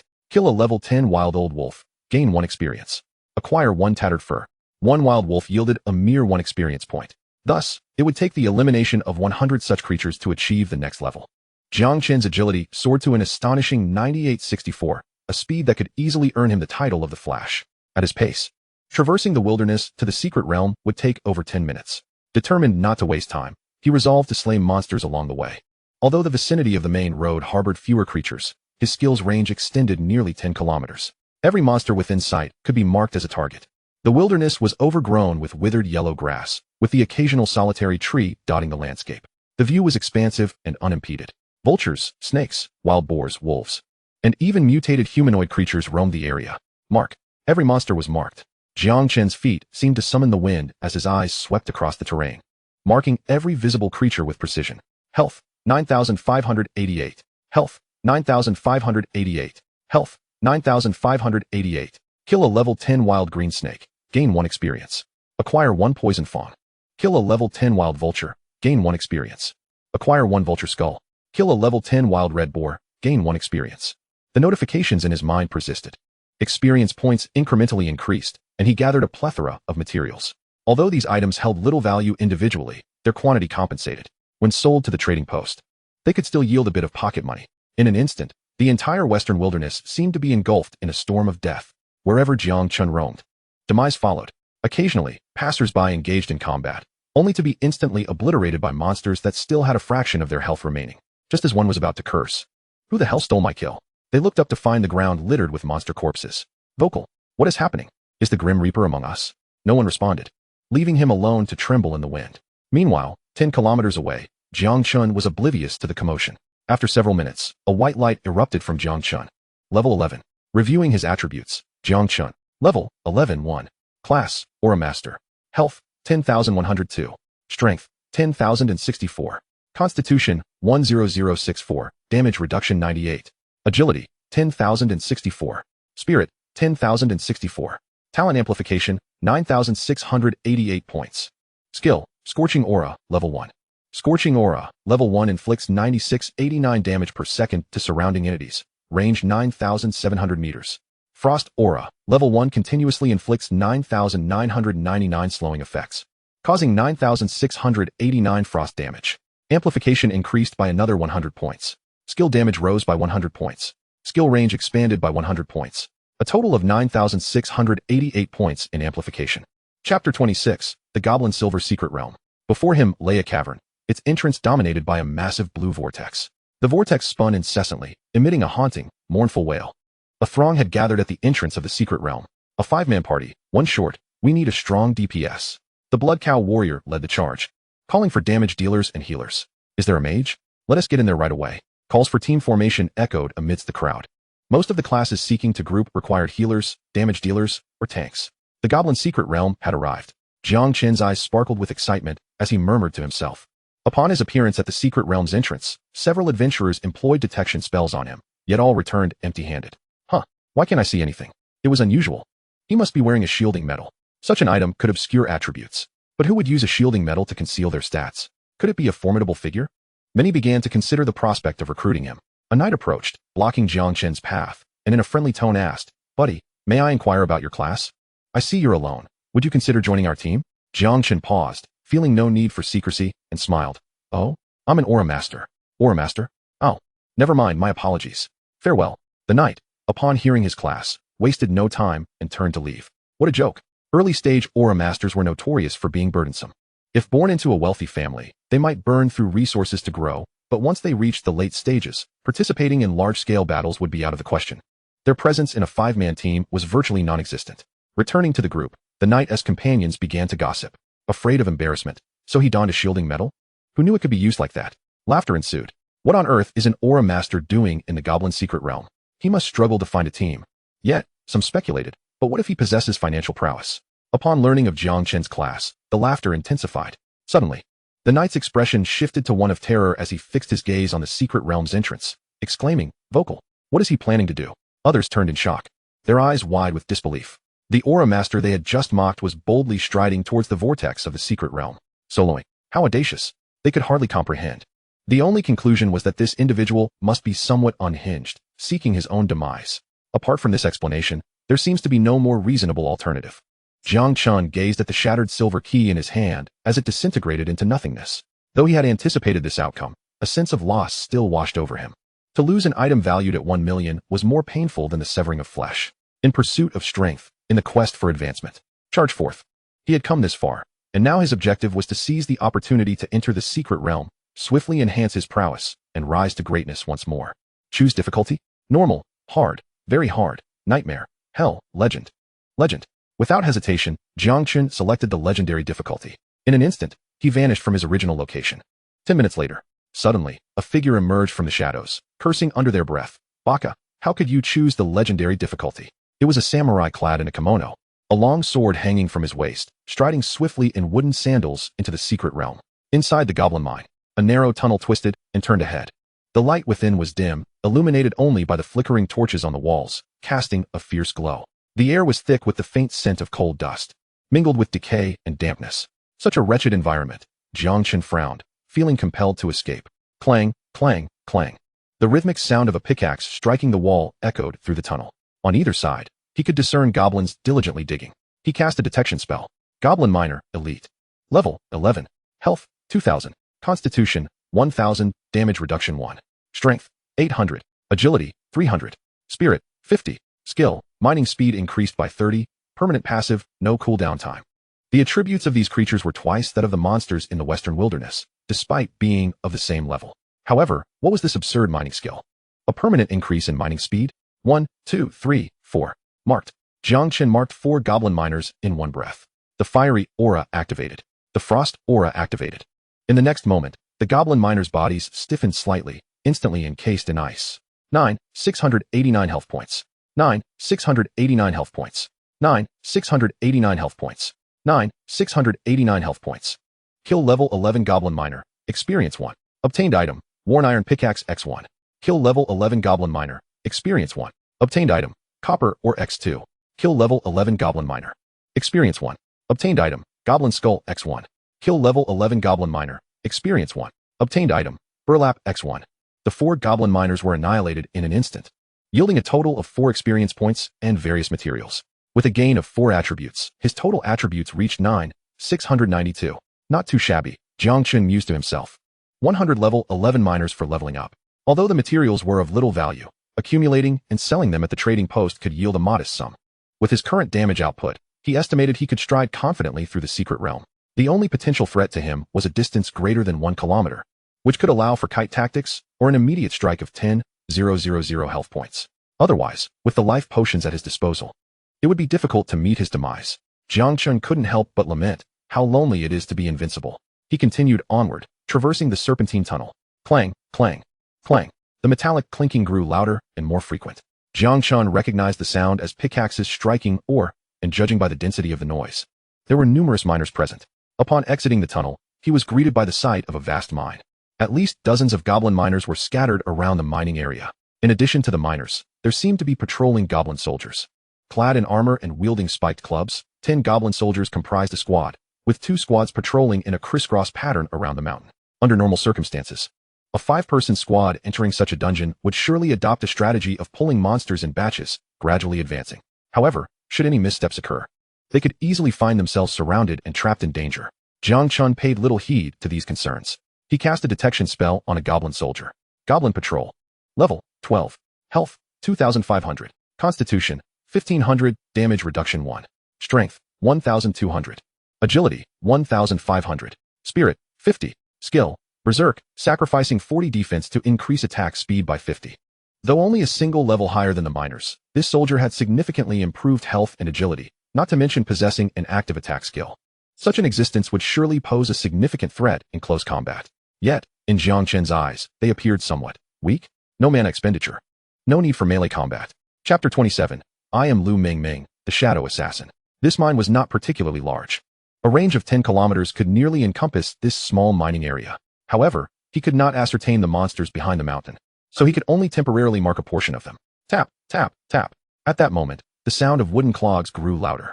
A white figure burst forth from behind the mountain. As he moved, the goblin creatures in his path were drawn to him, causing the entire mine's monsters to stir and pursue him relentlessly. Fortunately, his speed always edged out that of the monsters, allowing him to deftly evade their grasp despite the precariousness of the situation. Stealing monsters? Jiang Chen felt a twinge of confusion. He was unsure if this constituted monster theft. After all, this individual had emerged from behind the mountain, and he had not seen him before. But if this person were to draw all the monsters away, what chance would he have to fight? Wasn't it said that no one would choose the legendary level in this secret realm? How could he possibly encounter another person? Just as Jiang Chen hesitated, contemplating whether to activate his skills, the white-clad warrior turned and charged directly towards him. Jie, foolish dragon country person, face your fears. Sasek. Jiang Chen furrowed his brow, perplexed by the words. What nonsense, little Japan. Since you asked with such sincerity, I shall graciously inform you. Sakura Kojiro sneered. Remember this. I am Sakura Kojiro, a job changer from the land of Little Japan. My profession is a clown? Jiang Chen chuckled. He had suspected from the beginning that the figure in the kimono might be from Little Japan, but he worried it could be some fool from Dragon Country playing cosplay. Now that the other party had openly declared their origin, he felt reassured. Mark. Fiery aura. Frost aura. Miss. Miss. Miss. 3 consecutive misses. His attacks failed to connect. Sakura Kojiro momentarily stunned, then erupted into derisive laughter. You dare to flaunt your trivial skills before me? I am a level 20 job changer. How could a mere level 11 possibly strike me? Jiang Chen cast a detection spell. Sakura Kojiro. Level 20. Profession, Gale Swordmaster. Health, 6,000. Strength, 3,000. Constitution, 3,000. Damage reduction 5. Agility, 5,000. Spirit, 1,000. Gale Slash, a forward thrust of the sword. Inflicting physical damage and gaining a layer of whirlwind fury upon hitting the target. Shadow Escape, throws a cloud of white mist, vanishing into the shadows and teleporting 5 kilometers away. Dash, increases movement speed by 200 for 30 seconds, with a cooldown of half an hour. Whirlwind Execution, teleports to a knocked back enemy hero, inflicting immense physical damage upon them. The Windblade Master is a unique profession native to the land of Little Days. It is a variant of the ninja class, specializing in melee damage output. Possessing remarkable agility, coupled with nimble techniques, even against opponents of equal level, there exists a significant probability that they will evade attacks. This class is particularly troublesome, neither easily struck nor easily withstood. What to do? If today proves to be an unending streak of misfortune, it is highly likely that this individual could be lethally pierced. An immediate chill enveloped Jiang Chen's heart as he beheld the figures from Little Days, accompanied by monsters, rushing towards him with fervor. He had never before felt death creeping so closely as he did in that moment. Run? You're bold. If I can't defeat you, I can at least flee, right? When Sakura Kojiro was still 50 meters away from Jiang Chen, a wicked smile crept across his face. Feel the fear. He cackled. Shadow Escape. A white mist arose, and Kojiro vanished in a flash. The monsters instantly lost their target, standing frozen in confusion. Jiang Chen, who had just prepared to flee, was similarly taken aback. What was happening? All the monsters turned their gaze towards him, exchanging glances with wide eyes. Then, they surged wildly towards Jiang Chen. Regaining his senses, he swiftly scanned the area. To his astonishment, every monster was marked. He appeared as indifferent as a deity, entirely devoid of panic. In the next moment, all the monsters were immobilized. 693 health points. 693 health points. 693 health points. Killed an 11th level goblin miner. Gained 1 experience point. Obtained item, Worn Iron Pickaxe X1. Killed a 12th level goblin patroller. Gained 12 experience points. Obtained item, Goblin Skull X1. Notifications flooded the screen. Experience surged like a tide. Materials poured in continuously. The experience bar skyrocketed as if propelled by a rocket. Instant kill. In the blink of an eye, over 160 goblins toppled to the ground like cut wheat. The radiance of leveling up soared into the sky. Level 12. Jiang Chen was utterly astonished. He had scarcely managed to detach himself from the sensation of impending death, only to find he had leveled up. What was Sakura Kojiro's true intention? Was he there to kill him or to aid in his advancement? 5 kilometers away. Baka. A perfectly unexpected demise. No one would suspect the land of Little Days. Sakura Kojiro, with a blade of dogtail grass clenched in his mouth, bore a contented smile as he reclined on a hillside, gazing at the white clouds above. At that moment, he firmly believed that Jiang Chen, surrounded by so many monsters, stood no chance of survival. Even he himself could only flee. Moreover, what of that mere level 10 from the Dragon Kingdom? Unless an unforeseen event occurred, Jiang Chen would inevitably be overwhelmed and beaten to death in terror by the monsters. All he needed to do now was enjoy a good sleep, and then return to report. Jiang Chen, however, hesitated. Should he delve deeper into the secret realm? What if Sakura Kojiro reappeared? What could he do besides passively endure? Furthermore, he suspected the sudden assault by the land of Little Days was a premeditated act. As long as he survived, there would inevitably be future attacks. If he returned now, not only would his life be at stake, but his parents might also be drawn into the turmoil. His father was a chef, and his mother a seamstress, entirely defenseless. Evading for a moment would not suffice for a lifetime. Enough of that. He must seize the moment to level up. Gritting his teeth, Jiang Chen made his decision to venture forth. He circumvented the corpses of monsters scattered around, crossed the mining area, and arrived at a vast expanse of grassland. The lush wild grass stood over half a meter tall, and a gentle breeze swept through, bringing immense comfort. At the center of the plain lay a large lake, teeming with fish, alongside goblins engaged in fishing. Along the shores of the lake, various thatched huts had been constructed. A large group of goblins meandered about in small clusters near the huts. This was a goblin village, home to the entire goblin tribe. Within the open wooden houses, an elderly goblin leaned on a staff, imparting lessons to young goblins, chattering in a language unknown to Jiang Chen. By the lakeside, goblin women gathered coconuts and washed clothes, while male goblins cast nets to fish or hunted animals on the grasslands. Witnessing this scene, Jiang Chen was left utterly astonished. The goblin village before him had evolved into a society with a clear division of labor. A preliminary glance suggested there could be thousands of goblin creatures. Hey, buddy. Did you also select the legendary difficulty? A voice suddenly emerged from behind him, startling Jiang Chen. A slender woman with exquisite features and a cherry-red mouth appeared before him. Seeing Jiang Chen's surprised expression, she giggled. Oh dear, I apologize for scaring you. My name is Lu Mingming, level 18, Shadow Assassin. A pleasure to meet you.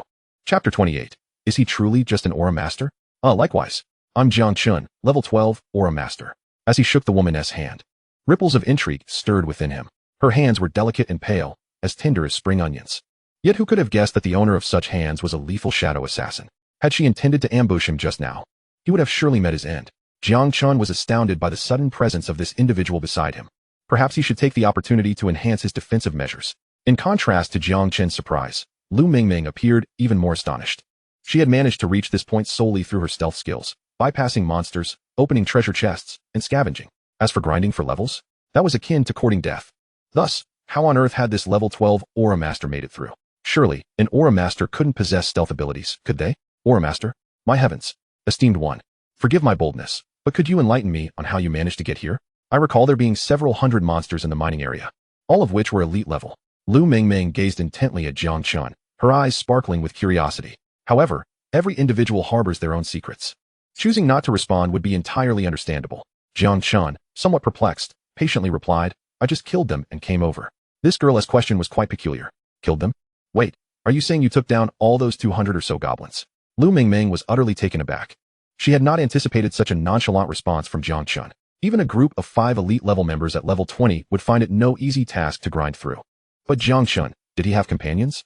Yes, surely, there are 4 level 20 teammates nearby. She immediately began to scan the surroundings, hoping to catch sight of others lurking behind Jiang Chen. After a thorough search yielded nothing, she remained undeterred and pressed. Jiang Chen, be honest, do you have other teammates?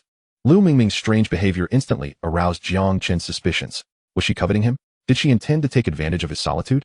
Thus, he discreetly marked her and instinctively took a few steps back. What do you want? What could I possibly want? Lu Mingming seemed to realize something. Her face flushed with embarrassment as she retorted, I'm just curious as to how you, an aura master, managed to get here. Surely, you didn't come here alone to fight, did you? What about your teammates? Jiang Chen let out a sigh of relief, realizing that this fellow was merely a gossip monger. In an irritable tone, he retorted, who told you I have teammates? Do you think you could possibly achieve this alone? Unwilling to engage further, he turned away. Lu Mingming could hardly believe that an early-stage professional could venture into the legendary secret realm solo. Believe it or not, she thought. But Jiang Chen was too apathetic to elaborate. With that, he set off toward the goblin village. Wait, going there like that is tantamount to courting death. I strongly advise you to wait for your teammates, Lu Mingming kindly warned. However, seeing Jiang Chen not even glance back, her frustration boiled over. If he wants to find trouble, that's his choice. I'll just continue opening chests. Her skill, Shadow Cloak. With a slight lean, she vanished into the shadows. The lake was surrounded by an entire goblin village. If she could knock out the inhabitants with a sap, everything inside would be hers to claim. Previously, she had already discovered a few treasures in 1 or 2 of the houses. Now, her target was the largest house in the center. As long as she cleverly avoided the outer guards, the villagers, and the occupants within, she would be fine. Just as Lu Mingming entered the shadows and took a few steps, she was startled to see Jiang Chen boldly heading straight for that very large house. What the? Her pupils contracted, and she stumbled out of the shadows, utterly dumbfounded. Is he seeking death? She had initially thought to warn him. But recalling how he had walked away without a backward glance, she dismissed the idea. Forget it, let him be. If he attracts some monsters before he dies, it might even help me. On the other hand, Jiang Chen paid no heed to Lu Mingming. All his attention was focused on the goblin village ahead. As he stepped forward with increasingly heavy breaths and growing excitement, he trembled slightly in anticipation. How many goblins could there be? 700? 800? Or perhaps 1,000? All this experience. His eyes greedily swept over the surroundings, marking everything in sight without missing a single target, be it goblin women, children, or elders. Each and every one was marked. As for the patrolling soldiers, they were of no concern. At that moment, a goblin militia patrolling the outskirts seemed to spot Jiang Chen. They turned in unison, their eyes filled with confusion, before suddenly erupting in fury, charging at him with their weapons raised. Goblin Patrolman, Elite. Level, 14 health, 2,400, Constitution, 1,400, damage reduction, 14. Strength, 1,800, agility, 1,300, mentality, 150, skill, frenzy, sacrifices 30 defense for a 50 increase in attack speed for 1 minute. With a cooldown of half an hour. Elite monsters in legendary dungeons possess attributes far superior to those found in other difficulties. The Goblin Patrolman is a physical melee fighter endowed with a frenzy skill that significantly boosts its attack speed for a brief period. This squad consisted of no less than 15 Goblin Patrolmen. Even a 5-person elite team would need to employ kite tactics to gradually wear them down, which would take at least an hour. Lu Mengmeng, trailing behind Jiang Chen and seeing the patrol monsters drawn to him, immediately activated her skill, Sprint. Her movement speed surged by 200. The patrolling monsters possessed a form of sight that allowed them to perceive their surroundings, which was why Lu Mengmeng had been lingering on the periphery. Now, the opportunity had finally arrived. She dashed past the patrol monsters without a glance back, the wind rushing past her. Suddenly, a series of agonizing screams erupted behind her. Lu Mengmeng was taken aback. That doesn't sound like Jiang Chen, she thought, whirling around. She was astonished to see that the Goblin Patrolmen she had narrowly avoided had all been instantaneously slain. Her pupils constricted, breath quickening, and she felt beads of sweat forming on her back. 15 level 14 elite monsters. She could handle one individually, but facing all 15 at once? Not only would she struggle to defeat them, but escaping would also be a daunting task. Yet, in the blink of an eye, Jiang Chen had annihilated all 15. Was he truly just a level 12 Aura Master? Chapter 29, Abnormal. Freakish. Monster. The unknown is the most terrifying. Defeated level 14 Goblin Patrolman. Gained 2 experience points. Acquired item, Goblin Skull X1. Defeated level 14 Goblin Patrolman. Gained 2 experience points. Acquired item, Goblin Leg Bone X1. Defeated level 14 Goblin Patrolman. Gained 2 experience points. Acquired item, Goblin Hand Bone X1. 30 notifications flooded her mind. Defeating monsters of a higher level yielded more experience than those of equal level. Killing one granted her 2 experience points, meaning that defeating 50 such Goblin Patrolmen would allow her to level up again. She had gathered various materials. The Goblin Bones were akin to beast bones for humans, serving as a crucial ingredient for alchemist potions. Selling them at the trading post could yield a modest profit. Who cares? Even mosquito meat is meat. Jiang Chen mused, calculating every detail. Suddenly, a figure appeared before him. It was Lu Mengmeng. Staring at the ground littered with goblin corpses, she was practically ready to kneel before Jiang Chen. Looking up at him, her eyes brimmed with awe and admiration. Big shot.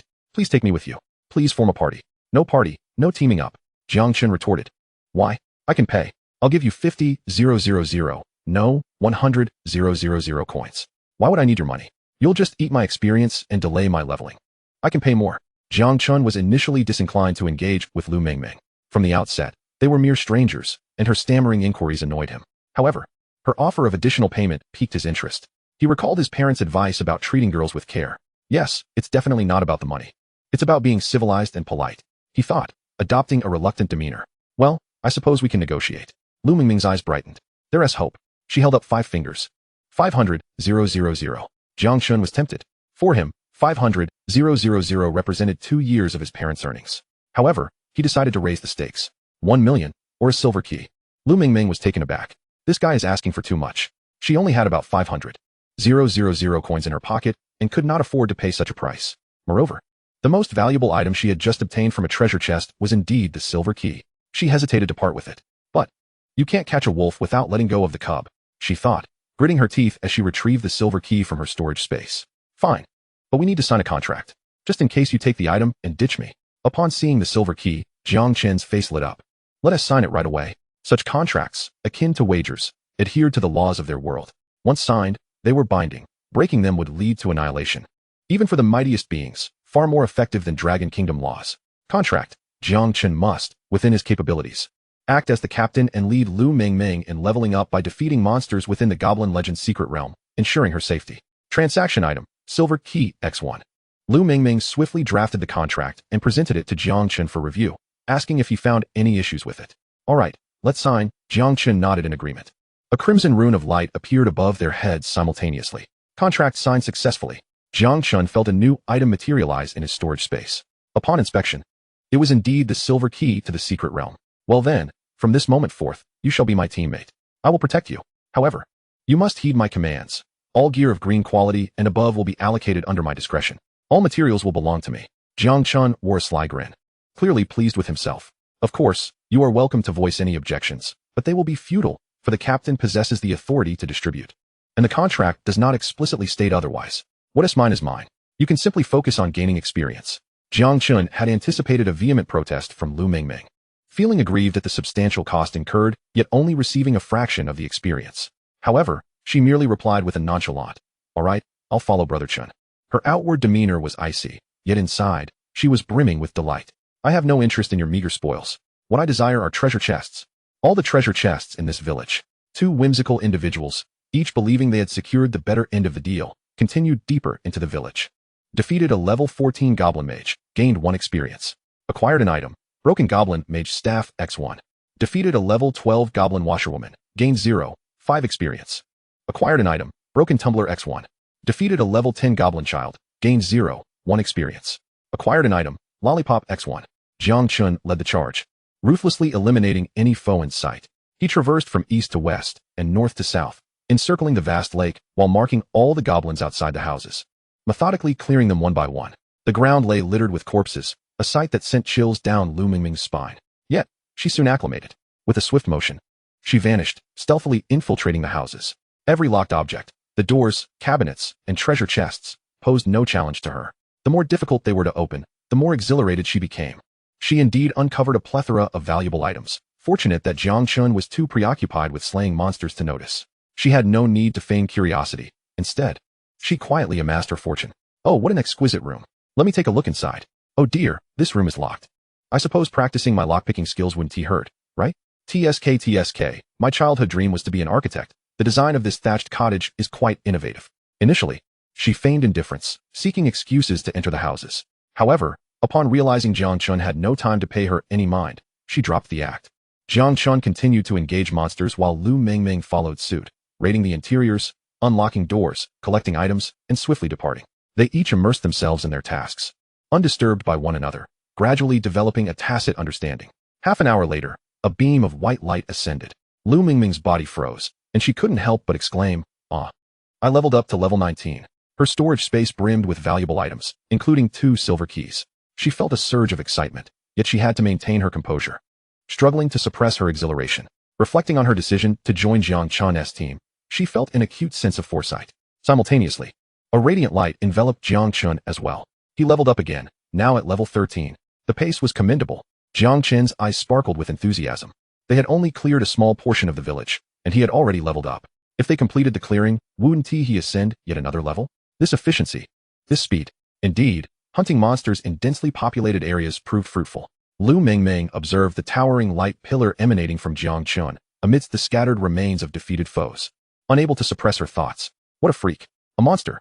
She dared only to whisper these words to herself, fully aware that as a level 19, she stood no chance against Jiang Chen at level 13. She had previously cast a detection spell on him, but had found nothing. The unknown was the most terrifying of all. Chapter 30, Tracing Leads, a Major Espionage Case. Jiang Chen opened his attribute panel in his mind. Jiang Chen, level 13-1. Class, Aura Master. Health, 12,202. Strength, 11,284. Vitality, 11284. Damage reduction 98. Agility, 11,284. Mentality, 11,284. Talent amplification, 11,000 points. Skills, Burning Aura, level 1. Burning Aura, level 1 inflicts 11,001 points of damage per second to surrounding enemies, within a radius of 11,001 meters. Frost Aura, level 1 continuously inflicts a deceleration effect of 9,999 on surrounding enemies, dealing 11,001 points of freezing damage. At level 13, he was on the cusp of the threshold set by the 3 major universities in the Dragon Kingdom, where level 15 was the minimum standard. Without reaching level 15, even exceptional talents would be rendered insignificant. Although Principal Zhang had previously delivered invitations from the 3 prestigious institutions, it was no excuse for Jiang Chen to slack off. Moreover, after nearly being slain by Sakura Kojiro upon entering the dungeon, Jiang Chen realized the paramount importance of leveling up. What use was high damage if one couldn't even land a hit due to a level disparity? At level 3, there was already a 30 miss chance. At a 10-level difference, the miss chance approached 100. If Sakura Kojiro were to attack Jiang Chen, each blow would be a critical hit, and no amount of health would suffice to withstand it. Although Jiang Chen was uncertain of the reason behind his erratic behavior, preferring to draw monsters rather than engage directly, he couldn't guarantee that a similar situation wouldn't arise again. With his talent amplification reaching 11,000 points, Jiang Chen's attributes soared correspondingly. It would not be an exaggeration to claim that below level 15, he could stride confidently. Even without utilizing skills, his sheer agility and strength were sufficient to inflict massive damage. Beyond level 15, however, one had to consider the mischance. If he faced a competent player, they would undoubtedly avoid giving him the opportunity to kite them.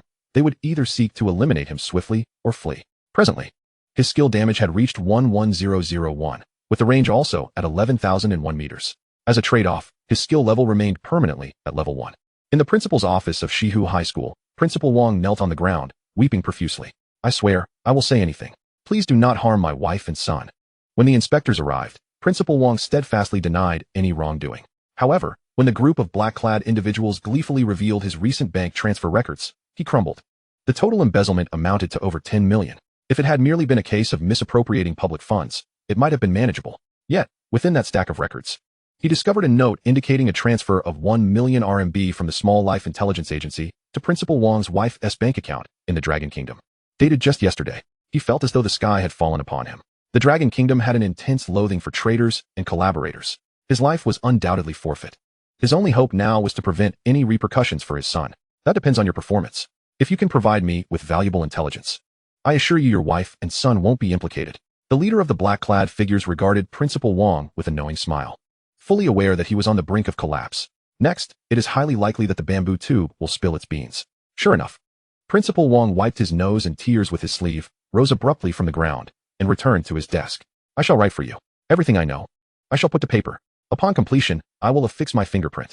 The captain let out a long sigh of relief, giving a thumbs up, thus avoiding the necessity of employing underhanded tactics. After all, it would be undignified to put a principal in a difficult position. 20 minutes later, the principal submitted a thick stack of accusations. He signed and sealed it, handing it over to the man in black. The captain casually flipped through the confession, unable to deny the quality of the handwriting. He also had to acknowledge the principal's undeniable greed. During his tenure, from uniforms to cafeteria meals, from textbook fees to tutoring charges, every single item was riddled with corruption. However, upon encountering the terms Jiang Chen and Little Days within the intelligence reports, the captain was taken aback. Little Days had an intelligence organization in the Dragon Country, with the objective of stifling the nation's talented youth. Principal Wang had foolishly sold Jiang Chen's information to this organization. It was suspected that an attack on Jiang Chen would occur today. Quick, inform the organization. You four keep a close watch on Principal Wang. If he makes any misstep, I shall hold you accountable. Yes, Captain. Witnessing the captain suddenly rush into the corridor like a madman, the team members exchanged glances, seeing the confusion mirrored in each other's eyes. They had also perused the evidence in their hands and immediately understood the gravity of the situation after spotting the same page the captain had just turned. In the corridor, the phone call was connected.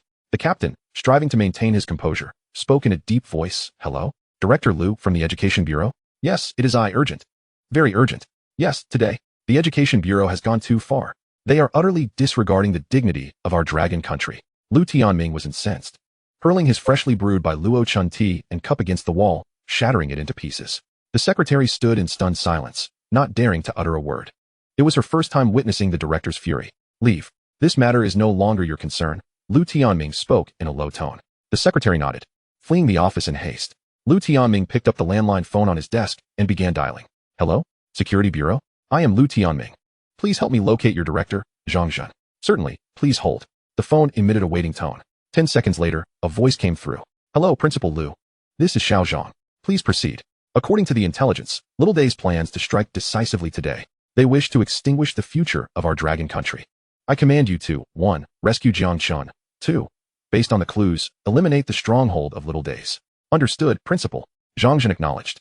The call was abruptly terminated. Simultaneously, Jiang Chen's information was transmitted to the Security Bureau. 2 minutes later, the Wu City Security Bureau sounded the battle readiness alarm. A piercing alarm echoed through the air as armed personnel rushed towards the training grounds, donned in standard issue gear provided by the Dragon Country government. The majority were practitioners above level 30, numbering over 500. They believed it would be no issue to flatten a stronghold. This was merely the contingent on duty. As Zhang Zhan observed his swiftly assembled teammates, he found himself in a quandary. The Goblin Secret Realm had a level cap of 20. Anyone above level 20, regardless of the difficulty chosen, could not enter. For the first time, he felt that being too high in level could hinder the execution of a mission. On my command, form a line and report your numbers. Upon hearing the command, the soldiers moved quickly, aligning as instructed. Zhang Zhan issued another directive, those below level 20. Take a step forward.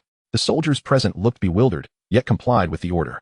Only 12 individuals stepped forward, their faces flushed with embarrassment. A lower level indicated diminished combat prowess, a persistent sore point in their hearts. Today, with the director personally calling them out. Did he intend to expel them from the security bureau? Excellent. U-12. Jiang Chen sighed in relief, a weight lifted from his heart. He had genuinely feared that their high levels would prevent them from accomplishing the task. Now, each of you shall receive a silver key to venture into the goblin secret realm for the rescue. An additional 100 shall remain with me to guard the entrance. The rest, follow the clues and dismantle Little Day's intelligence station. Yes, we will accomplish the mission. The roar resounded. The 12 level 20 soldiers widened their eyes. Tears of excitement welling up. They had never anticipated that today they would be the protagonists. Their fellow teammates cast encouraging glances their way. Let us set forth. Chapter 31. Slaying the Goblin General. Temporary control measures were enacted on the streets of Wu City. All traffic lights remained red, and vehicles were instructed to pull over. Military vehicles whizzed past, heading towards the northern city gate, while others proceeded to a dilapidated industrial district within Wu City. It was evident to any astute observer that something significant was unfolding in Wu City. Within the goblin secret realm, Jiang Chen had already eradicated the majority of the goblins surrounding the lake, leveling up to level 14. His talent enhancement had surged to 11,580. Jiang Chen somewhat regretted having included Lu Mengmeng in his team, as her higher level absorbed experience points at an alarming rate, leaving most of the experience gained to her. The rules dictated that higher level players would gain more experience. However, given the circumstances, he had no choice but to accept it. Lu Mengmeng, now sporting a blissful expression, bounced alongside Jiang Chen like an exuberant rabbit. Family, does anyone understand? I am about to level up again. With a silver key. There are big shots farming the legendary goblin secret realm. The experience is substantial, not to mention the dozens of treasure chests opened, reaping a bountiful reward. But if someone were to ask how much I actually profited, I would, without a doubt, lament my losses. Despicable humans. I shall annihilate you. A piercing roar erupted from the largest house in the lakeside village. A towering monster emerged, its armor gleaming silver under the sunlight, clearly not of ordinary make. The blade it wielded was exceedingly sharp, and its shield was thick and ancient. Jiang Chen calmly marked the target, while simultaneously casting a detection spell. Goblin General Elite Boss. Level, 18. Health, 21,000. Constitution, 5,000. Damage reduction 5. Strength, 4,000. Agility, 4,300. Spirit, 1,500. Skill 1, Frenzy. Sacrifices 30 defense to gain 50 attack speed for 1 minute, cooldown half an hour.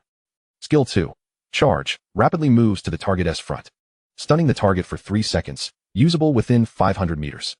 Skill 3, Shield Wall, immune to 60 of all incoming attacks for 30 seconds, cooldown 1 hour. Skill 4, Summon Kin, can resurrect nearby fallen goblins as summons, cooldown 12 hours. Indeed, it is a legendary level dungeon. Even at level 18, its health soars to 21,000. It is likely that even a 5-member party at level 20 would take an hour to merely scratch the surface of defeating it, provided they only considered health points. The Constitution grants a damage reduction of 5. For a party relying on attrition, the longer the battle drags on, the more perilous it becomes. Beyond attributes, the skills are exceedingly comprehensive: control, mobility, defense, and even large-scale summoning, especially given its proximity to the village. Under normal circumstances, it would be exceedingly difficult for any grassroots organization to prevail. Lu Mengmeng, upon glancing at the boss's attributes panel, was utterly petrified. Just as she was preparing to make a hasty retreat, she realized the boss was fixated on her. Negative effect, dizziness. The boss immediately unleashed a charge skill, materializing right in front of Lu Mengmeng. She was rendered immobile by the dizziness, her heart racing with terror. It felt as if 1,000 wild horses had trampled through her chest. The boss executed 2 basic attacks, one of which astonishingly missed. As the 3 seconds elapsed, her health dwindled to a mere 1 point. One more scratch, and she would be doomed. Skill, Stealth. With her health critically low, Lu Mengmeng activated a sprint and fled desperately, hastily consuming a life potion from her inventory. Jiang Chen, I'm taking my leave. Do not hold it against me for my lack of loyalty. On the flip side, Jiang Chen, despite having marked the boss and activated 2 aura skills, was consistently missing due to a 5-level disparity. What to do? Jiang Chen found himself rather perplexed. At that moment, as Lu Mengmeng vanished, the boss redirected its attention towards Jiang Chen. With a distance of 11,000 meters, it could not execute its charge skill and was compelled to pursue Jiang Chen at a rapid pace. However, Jiang Chen's agility surpassed that of the boss, making it nearly impossible for the latter to catch up. Thus, a peculiar scene unfolded. Jiang Chen sprinted ahead while the boss chased behind, both circling the lake. Yet, the distance remained perpetually fixed at the limit of 11,000 meters, neither inching closer nor further. In Lu Mengming's eyes, Jiang Chen's actions resembled the most foolish form of escape. A better choice would have been to dash toward the exit of the secret realm. Conversely, Jiang Chen referred to this tactic as flying a kite. Miss, miss, miss. The probability of hitting was exceedingly low. Just then, the goblin general unexpectedly utilized the skill, summon kin. The goblin corpses, which had lain still, seemed to be resurrected, struggling to rise once more. The previously lifeless lakeside village appeared to regain a facade of prosperity. However, the resurrected goblins had blood-red eyes, devoid of life. From the moment they stood, they surged from all directions towards Jiang Chen. The village and the opposite shore were teeming with goblins, creating a rather intimidating spectacle. Blocked in front and pursued from behind. Mark. Jiang Chen constantly turned his head, scanning all the approaching goblins. Wherever his gaze fell, they collapsed like wheat being harvested. Initially, he assumed these resurrected goblins would yield experience points, only to discover they provided none whatsoever. After running approximately 5 laps, the goblin general's body stiffened. Its massive form instantly encased in frost, immobilized in place. 11,001 health points. 11,001 health points. Both aura skills activated simultaneously. The goblin general collapsed with a resounding thud. Defeated an 18-level goblin general, gained 15 experience points. Acquired item, Goblin General's Dagger X1. Acquired item, Goblin General's Chest Armor X1. Goblin General's Dagger, Purple Grade, Agility 150, Health 1000, increases assassin skills by 10. Goblin General's Chest Armor X1. Purple Grade, Strength 150, Health 2000, increases all skill effects by 10. The amplification reached 11,002. The equipment was decent, and Jiang Chen felt a measure of satisfaction. If anyone were to overhear Jiang Chen's nonchalant remark, they would likely be left speechless. After all, this was purple-grade equipment. Many had to grind to level 30 and had yet to even lay eyes on blue-grade gear. Yet here was Jiang Chen, acquiring 2 pieces of purple equipment in a single sweep. At this moment, Lu Mengming had already made her way to the mines. Beyond the mines, a narrow tunnel would lead her out of the secret realm. Suddenly, her body froze. She too received the notification of the Goblin General's defeat. Purple. 2 pieces of purple, one of which was exclusive to assassins. An inner cry of greed surged within Lu Mengming, compelling her to seize them. Even though she had just clawed her way back from the brink of death, her avarice ultimately triumphed over her fear. She decisively turned back. Based on her understanding of Jiang Chen, as long as the price was fair, a deal could surely be struck. In a corner of the secret realm, Sakura Kojiro spat out a tuft of dogtail grass, stretching and yawning as he rose from the grassland. What a splendid day it was. Time to head back for his reward.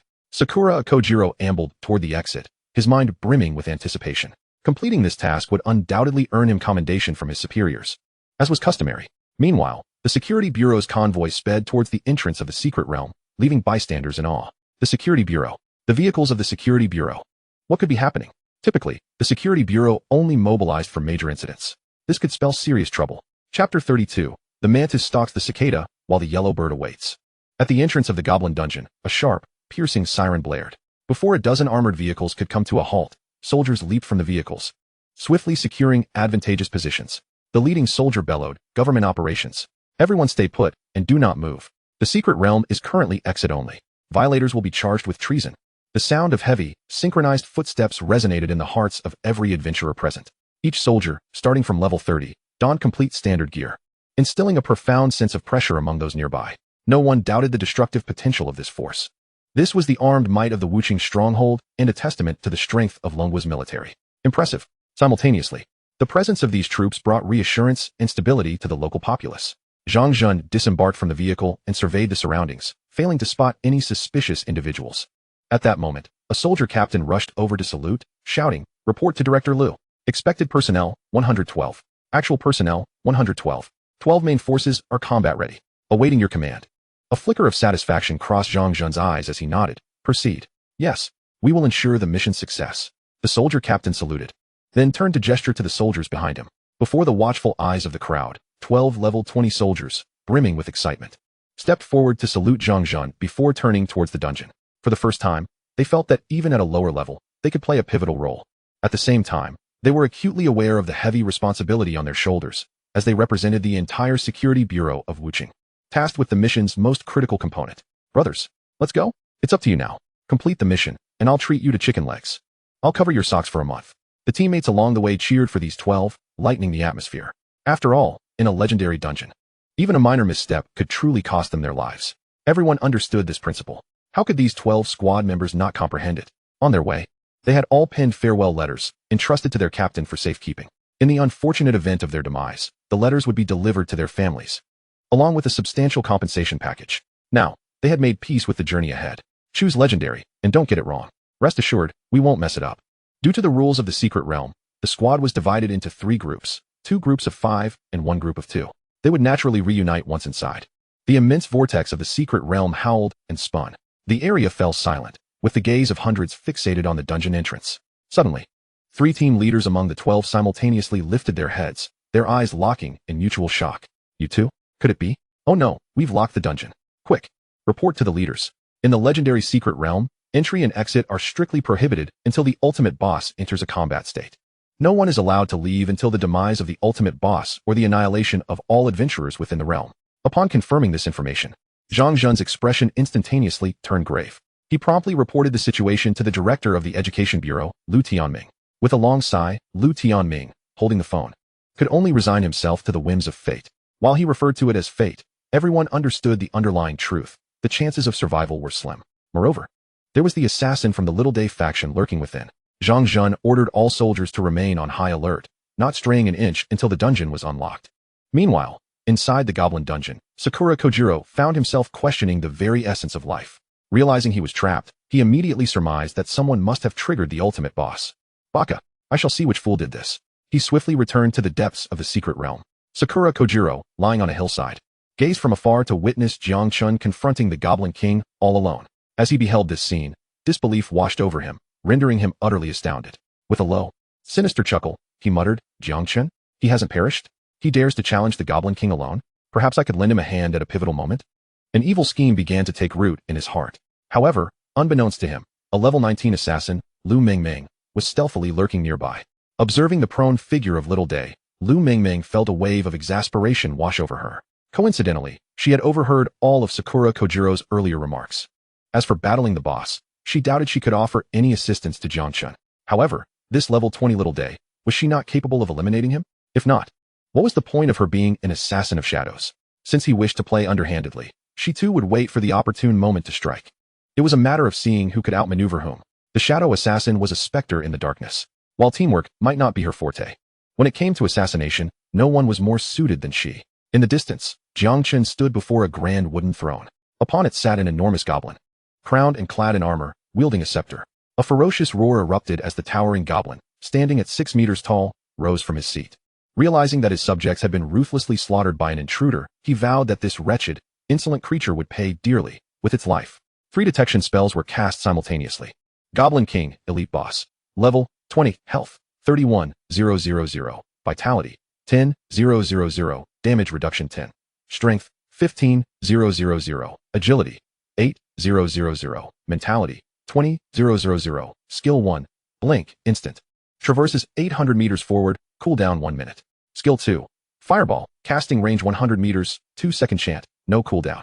Skill 3, Energy Shield, instant. Converts mental power into shield value. Skill 4, Summon Kin, can resurrect nearby fallen goblins as minions, cooldown 12 hours.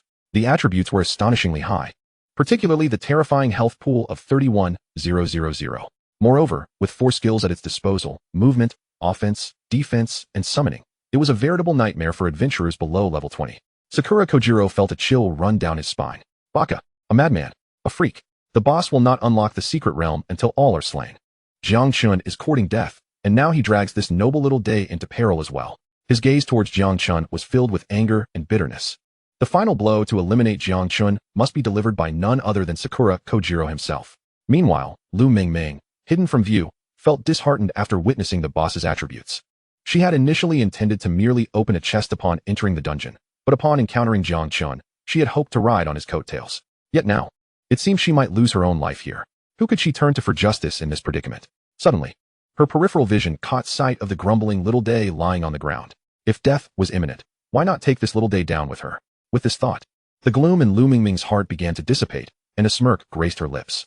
She was confident that while she could not defeat the Goblin King, she was equally certain Jiang Chen would not prevail. After all, there was a significant level disparity. Yet, she believed she could successfully ambush Sakura Kojiro. Chapter 33, Slaying Sakura Kojiro. 6 levels short? Jiang Chen mused as he regarded the Goblin King with a bitter smile. From experience, he understood the implications of this disparity. His chances of landing a hit were gravely diminished. Roaring ferociously, the Goblin King wasted no time in closing the distance, executing a blink that brought him within 800 meters and swiftly advancing towards Jiang Chen. Terrified, Jiang Chen felt his soul flee. He dared not linger, activating his aura and fleeing without delay. Yet, all he encountered were misses. His skills had no effect on the boss. Jiang Chen's heart sank. His only recourse now was to escape. Thankfully, as he sprinted with all his might, he discovered his speed surpassed that of the Goblin King. Even though the Goblin King could shorten the distance with his blink, during the cooldown periods, Jiang Chen could create space between them once more. Thus, he made his way towards the lake, devising a strategy to kite the boss around it. Observing Jiang Chen's lightning-fast speed, Sakura Kojiro felt a sense of dread. As a swift blade master, his strongest attribute was agility. Yet Jiang Chen was nearly matching his speed, even while utilizing skills. If he could not eliminate Jiang Chen within the cooldown period, he would likely find himself in the same predicament as the Goblin King. Being led in circles by Jiang Chen, Lu Mingming was equally astonished. Jiang Chen had always possessed a cloaking metal, preventing her from discerning his attributes. Initially, she had assumed he was merely a high-damage aura master, but now she realized his agility rivaled that of an assassin. How many more secrets did he conceal? Lu Mingming squinted, her heart brimming with curiosity. If she managed to survive this encounter, she would thoroughly investigate this individual. Sakura Kojiro had chosen an excellent vantage point, not only allowing him to observe the Goblin King's throne, but also affording him a view of the lake. Minutes later, Jiang Chen had successfully lured the Goblin King near the lake, commencing his artistic battle of kiting.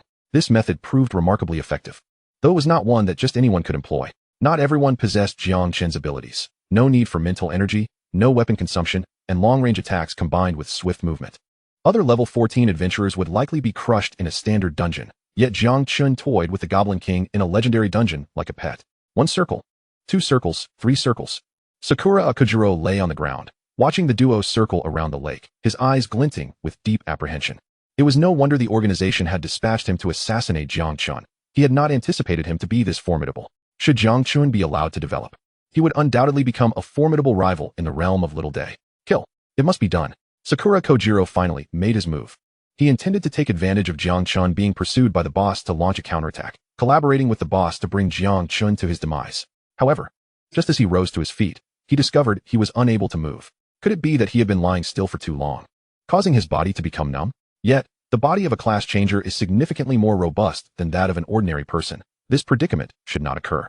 Just as Sakura Kojiro was engulfed in confusion, he felt a tingling sensation in his lower back, swiftly followed by excruciating pain. Alas, he remained immobile. Then, the other side of his waist felt the same agony. His entire body was paralyzed, yet he could sense a dagger incessantly piercing him. Stab and withdraw. Withdraw and stab again. In the span of nearly 3 seconds, Sakura Kojiro watched helplessly as his health points plummeted. It felt as though a century had passed. Health, 10. He suddenly drew his weapon to retaliate, only to find nothing but emptiness. Before him stood a beautiful woman, smiling, gradually fading away. Terrified, Sakura Kojiro felt his soul flee.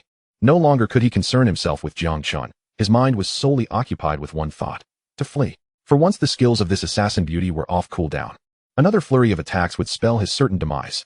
Yamit. In a frenzy, Sakura Kojiro leaped off the cliff, simultaneously retrieving a life potion from his storage space. Just as he was about to gulp it down, it was snatched away in an instant. Startled, he immediately activated a skill. Skill, Sprint. His escape speed surged by 200. Meanwhile, Jiang Chen, although evading the boss around the lake, detected Sakura Kojiro's whereabouts. Instantly, he felt a sense of impending doom. Mark. He marked the target. Effective within a 10-kilometer radius. Though he faced the same awkward situation of potentially missing, he had no better alternatives and could only gamble on this desperate measure. Otherwise, if Sakura Kojiro intercepted him, Jiang Chen feared that today would indeed be his last. He vowed that once he escaped, he would find a way to acquire a defensive aura. Otherwise, battling monsters under such circumstances was far too perilous. Moreover, with Little Sun targeting him, even if he evaded this time, what would happen next? Of course, if there was to be a next time. Since the boss had consistently missed his aura skill, continuing to flee would surely lead to exhaustion, if not death at the hands of the boss.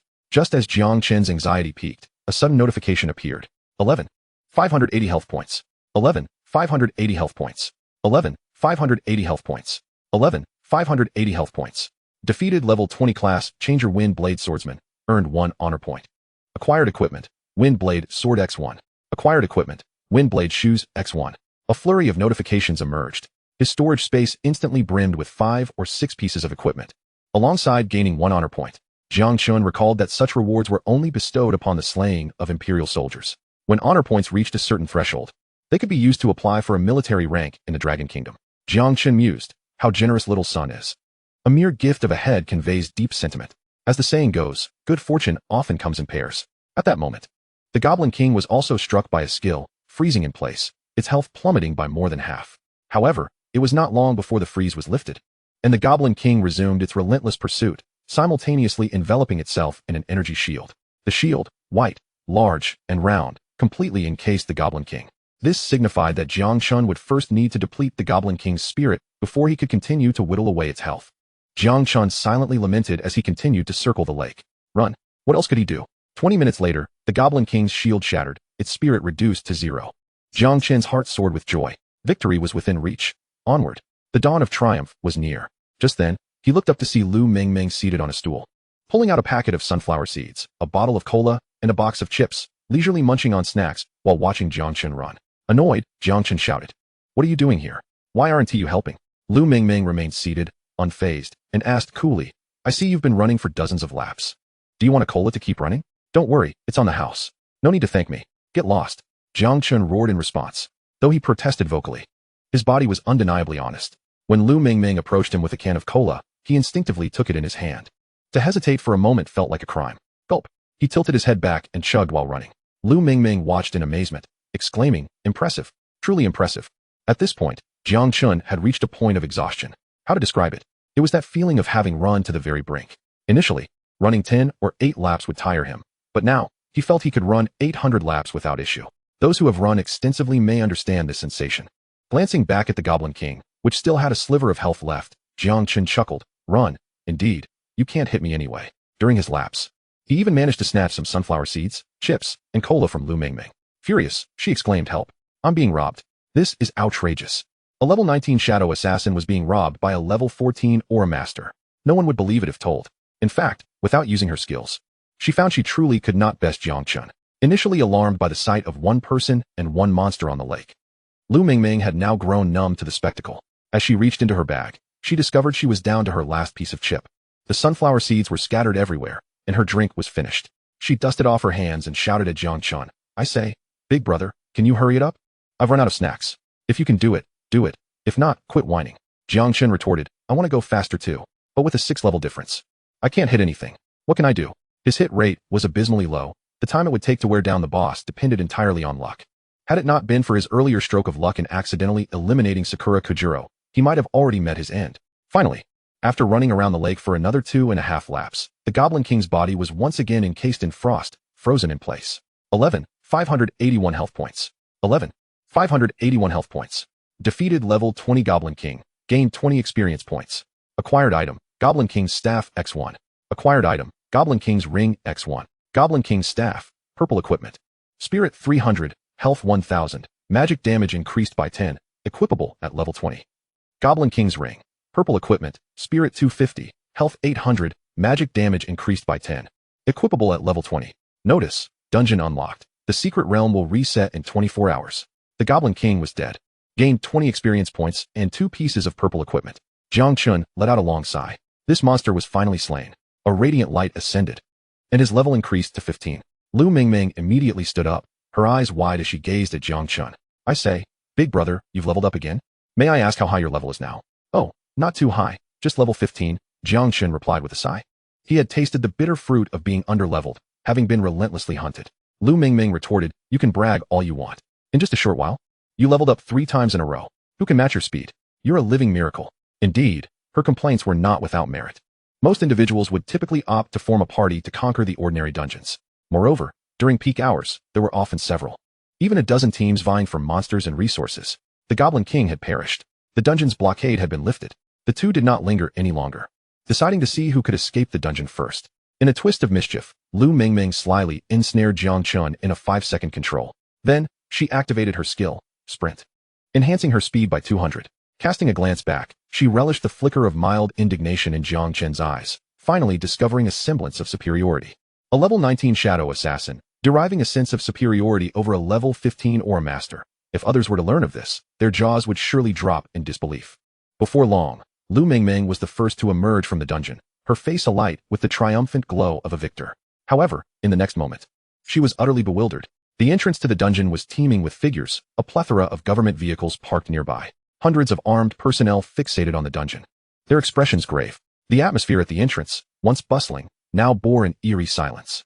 Hands up, get down on the ground, don't move, came the sharp commands, accompanied by an overwhelming aura that sent shivers down her spine. A level 60 powerhouse approached, forcefully pinning Lu Mengmeng to the ground. A throng of soldiers, all around levels 30 to 40, encircled her without a hint of compassion. Lu Mengmeng's face pressed against the ground, tears welling in her eyes. What sin had she committed today? Was it a crime merely to enter and pry open a few chests in the dungeon? A torrent of grievances swirled within her. Yet she dared not speak out. Jiang Chen inquired, "You're with the security bureau. I ask, you answer." Okay, Lu Mengmeng replied, suppressing her tears. "You just came out of the legendary difficulty, right?" "Yes. Have you seen Jiang Chen?" Lu Mengmeng felt her spirit plummet. "Jiang Chen again. Oh, how I adore you, darling. Thanks to you, I've certainly broadened my horizons today." Jiang Chen, furrowing his brow, urged, "Quickly, tell me, have you seen him?" "I have. What is his condition? Is he injured?" "Injured? He couldn't possibly be injured." Lu Mengmeng chuckled. Not only was he unscathed, but he was also evading the boss while snatching snacks for himself. Jiang Chen let out a sigh of relief. Though he was puzzled by Lu Mengmeng's assertion, the core objective of this mission was to ensure Jiang Chen's safety. Since he was unharmed, there were no significant concerns. Yet, he puzzled over how Jiang Chen managed to remain safe despite the chaos of ambushes. He continued, "Have you encountered a daybreak assassin?" Just as Lu Mengmeng was about to respond, a figure flickered at the dungeon's entrance. "Lu Mengmeng, you?" Jiang Chen was taken aback, suddenly aware of the multitude of eyes fixated upon him, both professionals and uniformed Dragon Kingdom soldiers. What was happening? How had Lu Mengmeng been captured? "You are Jiang Chen." Jiang Chen recognized him at once, having seen his photograph sent by the Education Bureau prior to their departure. He looked exactly as depicted. "I am Jiang Chen. What is it to you?" Jiang Chen replied, somewhat nervously. Perhaps, he mused, he ought not to claim the identity of Jiang Chen. As long as they didn't scrutinize him, they could believe whatever they wished. That's good. Jiang Chen was thoroughly reassured. As long as Jiang Chen was unharmed, the mission was secure. He pressed on. "Have you seen a daybreak assassin?" Jiang Chen casually replied, "Oh, I killed him." Jiang Chen was taken aback. "Are you certain?" According to records, Jiang Chen was merely a level 10 aura master, while the assassin who sought to eliminate him was a level 20, seasoned wind blade duelist. "I can attest that the daybreak assassin was indeed vanquished by Jiang Chen." Lu Mengmeng noted, having discerned that Jiang Chen's demeanor towards Jiang Chen was notably favorable, far more so than his treatment of herself. Thus, corroborating Jiang Chen's account would pose no issue, and besides, it was the truth. Jiang Chen was utterly flabbergasted. As a level 60 powerhouse, he found it incomprehensible. The soldiers from the security bureau beside him were equally bewildered. Such a tale was unprecedented. Yet Jiang Chen was not disheartened. He persisted with his inquiries. "What about the legendary dungeon? Who assisted you in clearing it?" Lu Mengmeng interjected. It was also Jiang Chen. He single-handedly eliminated all the monsters in the dungeon. At this, all eyes turned toward Jiang Chen, their expressions revealing astonishment. Chapter 35, Back to the Bureau. Lu Mengmeng's voice, though small, resonated throughout the eerily silent crowd. Not only the security bureau personnel heard her, even the nearby professionals caught the words. The bureau had come to protect him? Who was this young man? Did anyone know him? The beauty had claimed that he soloed the entire legendary goblin dungeon? Surely, that was a jest. 5 level 20 elites would struggle to survive, let alone this young man who purportedly soloed it. Ridiculous. No one would believe such a tale. The soldiers from the security bureau were equally skeptical. Yet, it mattered little. The task had no direct correlation to these claims. As long as Jiang Chen's life was assured, that sufficed. Jiang Chen spoke solemnly. "I believe you." For apart from this explanation, no other possibilities existed. Moreover, there were witnesses present. Based on his years of experience in handling cases, the expressions of Lu Mengmeng and Jiang Chen indicated they were not lying. Though absurd, the truth remained. "Thank you for your trust, Chief," Jiang Chen replied with a smile. "Can we leave now?" Jiang Chen shook his head. "I'm afraid you'll need to accompany me to the bureau for a statement. Additionally, I need to call Director Lu. He is awaiting your update." Jiang Chen nodded and followed Jiang Chen to the vehicle. Lu Mengmeng found herself inexplicably ensnared in the situation, her mind swirling with confusion. Are we really being taken away? The entrance of the dungeon buzzed with activity once more as rumors about Jiang Chen circulated fervently. Some claimed he was a wealthy heir who had inadvertently stumbled into the legendary dungeon, with his guards sacrificing themselves to vanquish the Goblin King to rescue him. Others suggested he hailed from an illustrious lineage, possessing pure blood, having transitioned to an extraordinary existence, thus concealing his true identity with a shielding emblem. His solo conquest of the legendary dungeon had drawn the ire of enemies, resulting in a clash where he not only cleared the dungeon, but also eliminated the hired assassins. There were even whispers that Jiang Chen was the offspring of high-ranking officials, arrogant and capricious, yet extravagantly generous, having bribed hundreds of experts to assist him. all of whom ultimately perished within the dungeon. The rumors spread like wildfire, igniting the entire martial city into a frenzy. Within the city, at a clandestine base, an officer of the Daybreak Army exclaimed in disbelief, "It's impossible. How could Sakura Kojiro be dead?" Clutching the shattered soul stone in his hand, he emitted a sound akin to a distressed animal. For every mission, a soul stone was bound to the operatives of Daybreak. Cracks in the stone indicated injury, while complete shattering signified death. Just moments ago, a subordinate had rushed in, breathless, reporting an urgent situation. Sakura Kojiro's soul stone had fractured. A level 20 wind blade duelist had failed to complete a mission and died at the hands of a mere level 10 aura master. The officer was incredulous, feeling insulted in his intelligence. Yet, when the subordinate presented the pulverized soul stone, the officer became numb. He could not fathom what had gone awry, unless Principal Wang's intelligence was nothing but a fabrication. I am determined to eliminate this swine. How dare he accept payment while peddling false information, leading to the loss of an elite member for the Zairihua Empire? Such a crime deserves the harshest punishment. The officer was poised to issue orders for immediate retaliation against Principal Wang. However, a thought struck him. If Principal Wang truly wished to undermine Zairihua, wouldn't he have simply reported the location of his secret base? There was no need for such convoluted schemes. The Zairihua officer, drenched in sweat, sensed that something was amiss. Quickly, he instructed everyone to prepare for an immediate evacuation and to destroy all documents. His subordinates nodded in agreement and turned to leave. Yet, barely had they taken 2 steps when a cacophony of footsteps approached rapidly. The leading figure, clad in black, waved his hand, commanding the capture of everyone present. With no mercy for those who resisted, a multitude of soldiers from Longwa surged in, swiftly occupying every exit. Occasional pockets of resistance were swiftly quelled. Once apprehended, the Zairihua officer and his subordinates shouted hoarsely, struggling against their captors, proclaiming, "We are citizens of Zairihua. You have no authority to judge us." But their pleas fell on deaf ears as they were gagged with socks, bound tightly, and tossed into vehicles. Their captors were solely responsible for apprehending their targets, not for conducting interrogations. They had been instructed merely to detain all individuals present. Jiang Chen and Lu Mingming were taken back to the Security Bureau to provide their testimonies. The two did not resist, treating it as a matter of organizational cooperation, recounting their experiences in detail. Ultimately, expert analysis revealed a 99% consistency in their accounts.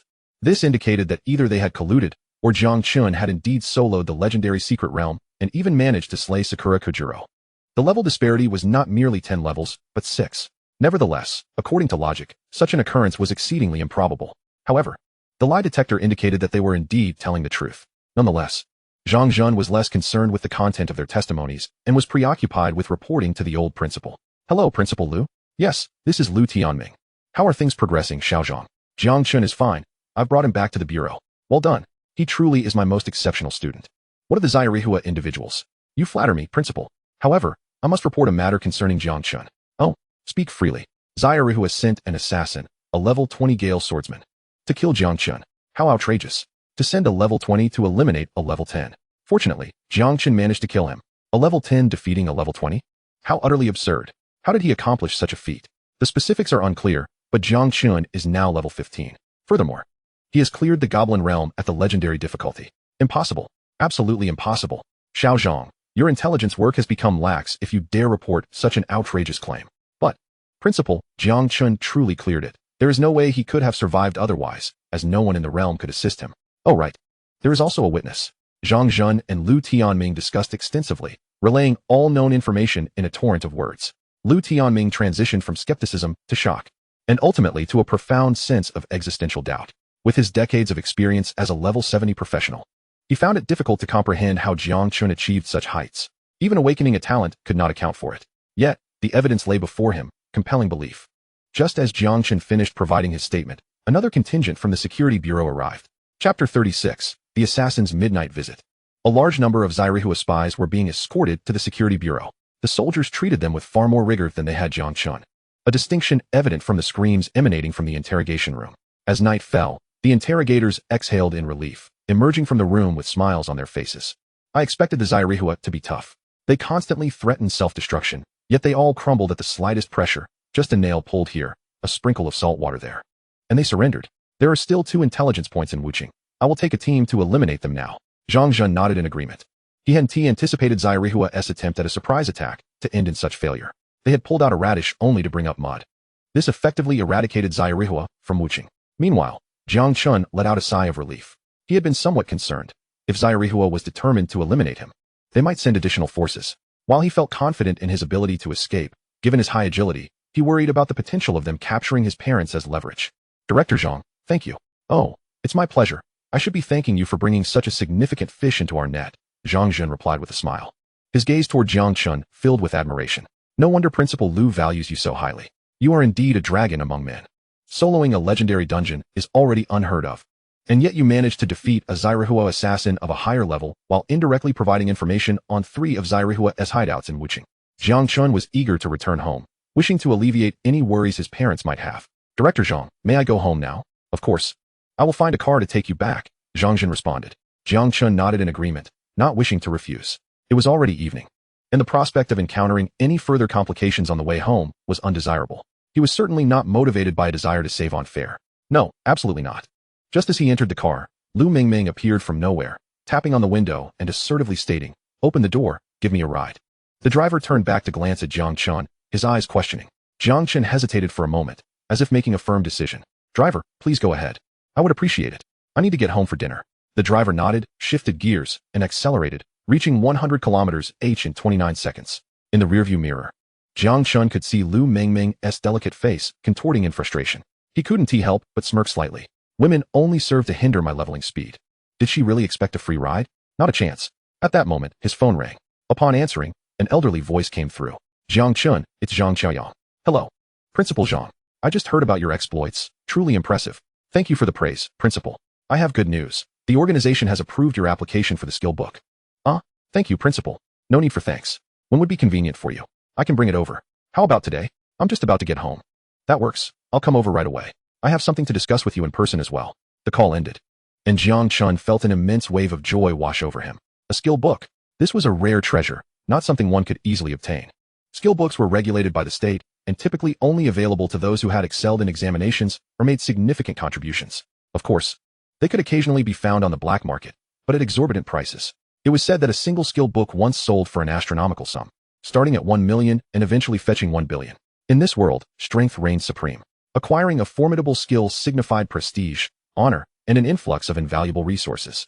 Wealthy families would spare no effort to cultivate their own influence. Thus, for ordinary individuals seeking to ascend, only 2 paths were available. One was to join the national team, climbing the ranks through examinations, with height determined by personal talent and contributions. Gifted yet unwilling to contribute to the nation, refusing tasks assigned by the state. One would find themselves deprived of abundant resources and support. Conversely, those of moderate talent, who actively fulfill national assignments, may very well ascend to greatness. Another path, however, involves serving the affluent as a devoted canine, bound by a lifelong contract of servitude, even signing a master-servant pact. Ultimately, no matter how formidable one becomes, a mere thought from the master can extinguish the servant's life at any moment. Upon returning home, Jiang Chen bid farewell to his mentor. As the vehicle that brought him sped away, he ascended the stairs to his abode. Upon opening the door, he was taken aback to find the living room cloaked in darkness. A pang of anxiety coursed through him. Something was amiss. His parents should have been home at this hour. "Don't move. Otherwise, your parents will meet their demise." A voice, clumsily articulated in Chinese, emerged from the shadows, sounding distinctly feminine.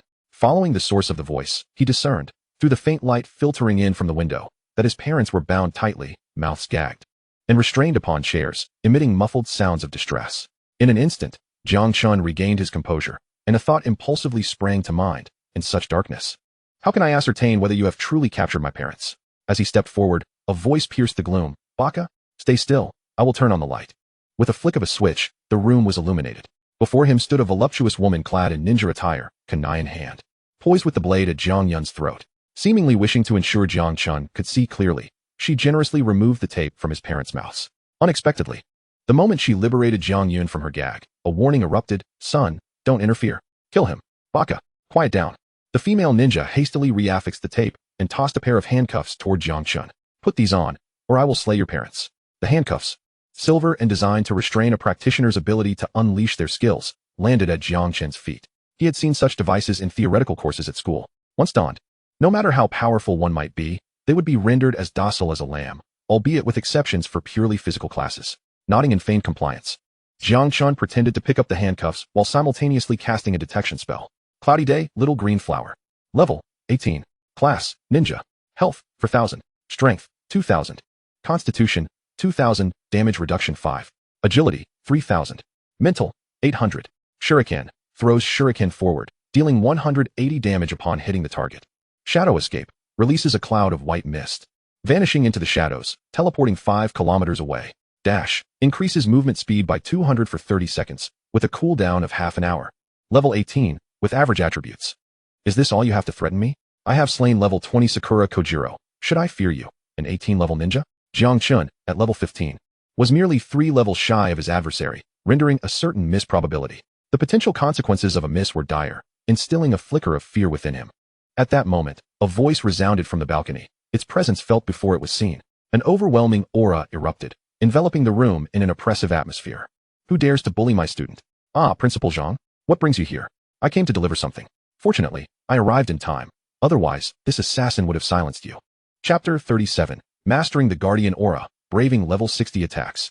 The 70-year-old elder incapacitated little green flower with ease. Jiang Chen marveled, truly. A level 60 practitioner could effortlessly subdue an 18-level foe without so much as a hint of resistance. Thank you, Principal Jiang, for coming all this way to protect us at such a late hour, Jiang Chen expressed with a touch of embarrassment. Zhang Jingxian interjected, Jiang Chen, hurry and thank your teacher. If it weren't for him, we could have lost our lives. There's no need for thanks, Zhang Chuyang replied with a smile. Even without my intervention, your son would have managed. Noting the disbelief on Jiang Yun and his wife's faces, he refrained from elaborating further. I am here primarily to deliver this. He handed Jiang Chen a rune stone resembling a book. This is a skill book approved by the organization. You must use it in my presence, as per regulations. Jiang Chen nodded in understanding, recalling instances of individuals selling skill books on the black market after acquiring them, which had led to undesirable consequences. Henceforth, skill book distributions required on-site supervision for usage. He harbored no objections, as he intended to utilize it himself. But what skill would he acquire? He already possessed output and control abilities. Perhaps he might learn something he lacked. Skill book activated. Do you wish to learn? Yes. The skill book shattered, its essence dissipating into shimmering white light that flowed into Jiang Chun's being. Acquired skill, Guardian Aura. Guardian Aura, level 1 provides defensive power within the aura's range, granting immunity to 5 damage. Jiang Chen's eyes sparkled. This defensive skill was a necessity for him. The disparity in levels had cost him dearly on multiple occasions. Now, with a defensive skill at his disposal, he felt a sense of relief. Alone, the Guardian Aura appeared rather ordinary. One might even assert that absent a large-scale battle involving hundreds, it would be nearly useless. But Jiang Chen possessed a talent enhancement that surged beyond 10,000, rendering the skill's damage immunity extraordinary. Did you learn the skill? Zhang Qiaoyang inquired with concern.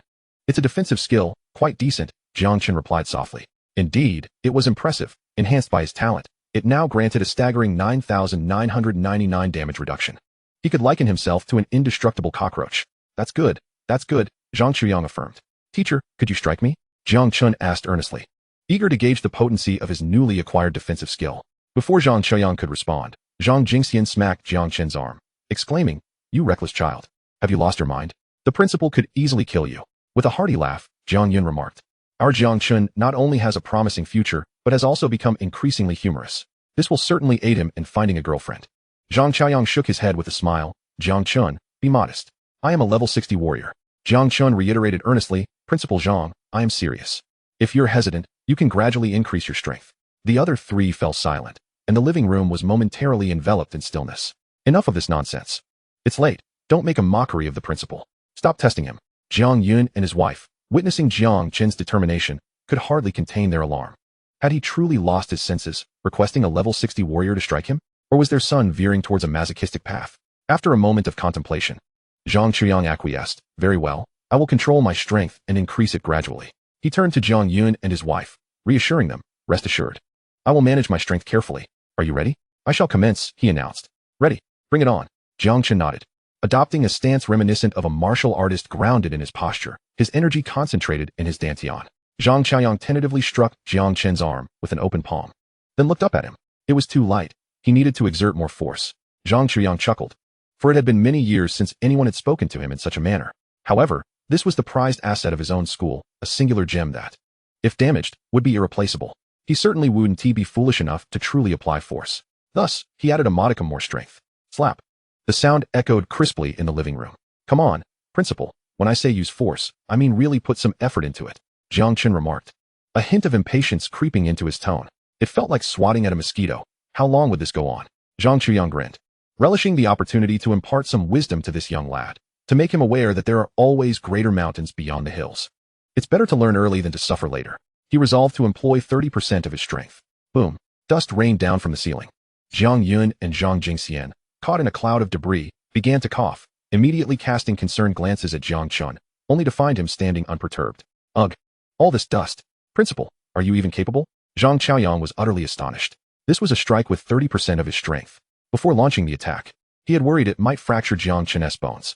Yet the damage report indicated a mere loss of 1 life point. All right, come with me outside. We can't have this house collapsing on us. Jiang Chen nodded and followed Zhang Qiaoyang down the stairs. Jiang Yun and Zhang Jingxian exchanged looks of disbelief, seeing the shock reflected in each other's eyes as they descended together.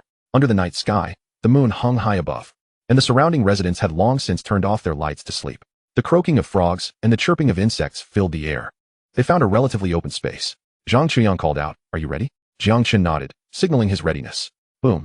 50% of his strength. 1 life point. A pit formed beneath Jiang Chen's feet. Again. Boom. 1 life point. 80% of his strength. The earth around Jiang Chen erupted as if struck by a colossal sphere, leaving a deep indentation. Under the moonlight, the elder stood frozen, his gaze at Jiang Chen filled with profound astonishment. "Come on again. Haven't you eaten?" Jiang Chen taunted. Zhang Qiaoyang shook his head. "No need to test further. Even with my skills, I cannot breach your defenses. Jiang Chen, you can now withstand my full force attack. However, I must caution you. There are always greater mountains beyond the hills. Do not let your strength lead to arrogance, or you will surely encounter great misfortune." Jiang Chen nodded. "I will take heed, Principal." Meanwhile, his parents were utterly dumbfounded. The principal had directly acknowledged that he could not prevail against Jiang Chen. What did this mean? It meant that if they pondered it further, their minds would surely short-circuit. Zhang Qiaoyang was pleased with Jiang Chen's demeanor. He remained unflappable in the face of both praise and criticism. Having achieved such a remarkable feat without succumbing to arrogance or complacency, he was destined for greatness. After a moment's contemplation, he continued, "Jiang Chen, I must now share some unfortunate news. I hope you can bear it." Chapter 38. Unfortunate News. Revocation of the Invitation Letter. Zhang Qiaoyang sighed, unable to meet Jiang Yun and Zhang Jingxian's eyes. Jiang Chen blinked in surprise. "Please, go on." Zhang Qiaoyang nodded, taken aback by Jiang Chen's remarkable composure. Not a trace of panic had surfaced. He was indeed a talent worth nurturing. Zhang Qiaoyang spoke solemnly. "Your invitations from the 3 major universities have been revoked." "Why?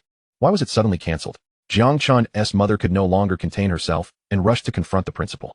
This was crucial for her son's future, and she was merely a frantic mother at that moment.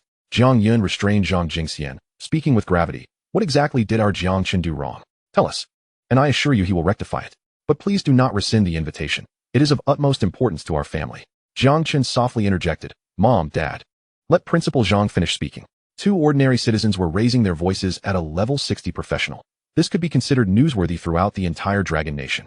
Though it was a society governed by the rule of law, it had long devolved into a realm where power reigned supreme, and the weak were preyed upon by the strong. Yet, Zhang Qiaoyang did not take offense. Instead, he patiently explained. "The revocation of the invitation is not due to any fault of Jiang Chen's. It is a matter of organizational procedure. During the mock examination, the difficulty level was unexpectedly escalated due to actions taken by Principal Wang. This caused a sudden change in the exam's difficulty, leading the organization to question the validity of the results." Jiang Chen inquired. "So that's why the invitations from the 3 universities were cancelled?" Zhang Qiaoyang confirmed. "Yes. They have been cancelled. Thus, you will need to participate in the college entrance examination as normal. However, given your current abilities, I am confident you will perform admirably even in the examination. After all, if you can withstand the blows of a level 60 veteran warrior, what does the college entrance exam amount to? As long as you don't have the worst of luck, you will undoubtedly achieve commendable results." Jiang Chen nodded. "Well, that hardly seems like bad news. I believe in myself and am certain I will perform well." Beside him, Jiang Yun remarked with irritation. "Principal Zhang just advised you to remain humble and cautious, yet you seem to have let it go in one ear and out the other." Nevertheless, the glint in his eyes was filled with mirth. "Son, you've finally grown up." Zhang Jingxian added, "You little rascal, don't get too cocky. Even a lion uses its full strength to catch a rabbit. Never let your guard down." "I understand. Mom and Dad, you can rest easy." Jiang Chen replied with a resigned smile. He knew his parents were merely concerned for him. However, through his recent adventures in the secret realm, having faced life and death, he was no longer the child he once was. The college entrance examination would determine his future, and with the absence of the invitations from the 3 major universities, he now had the opportunity to experience the entire examination process and prove himself through his own capabilities. The group returned to the living room, where a black-clad assassin lay on the floor, just regaining consciousness. He stared wide-eyed at the 4 of them, his eyes filled with resentment, and let out an angry roar. "Let me go. or the empire of little days will not spare you.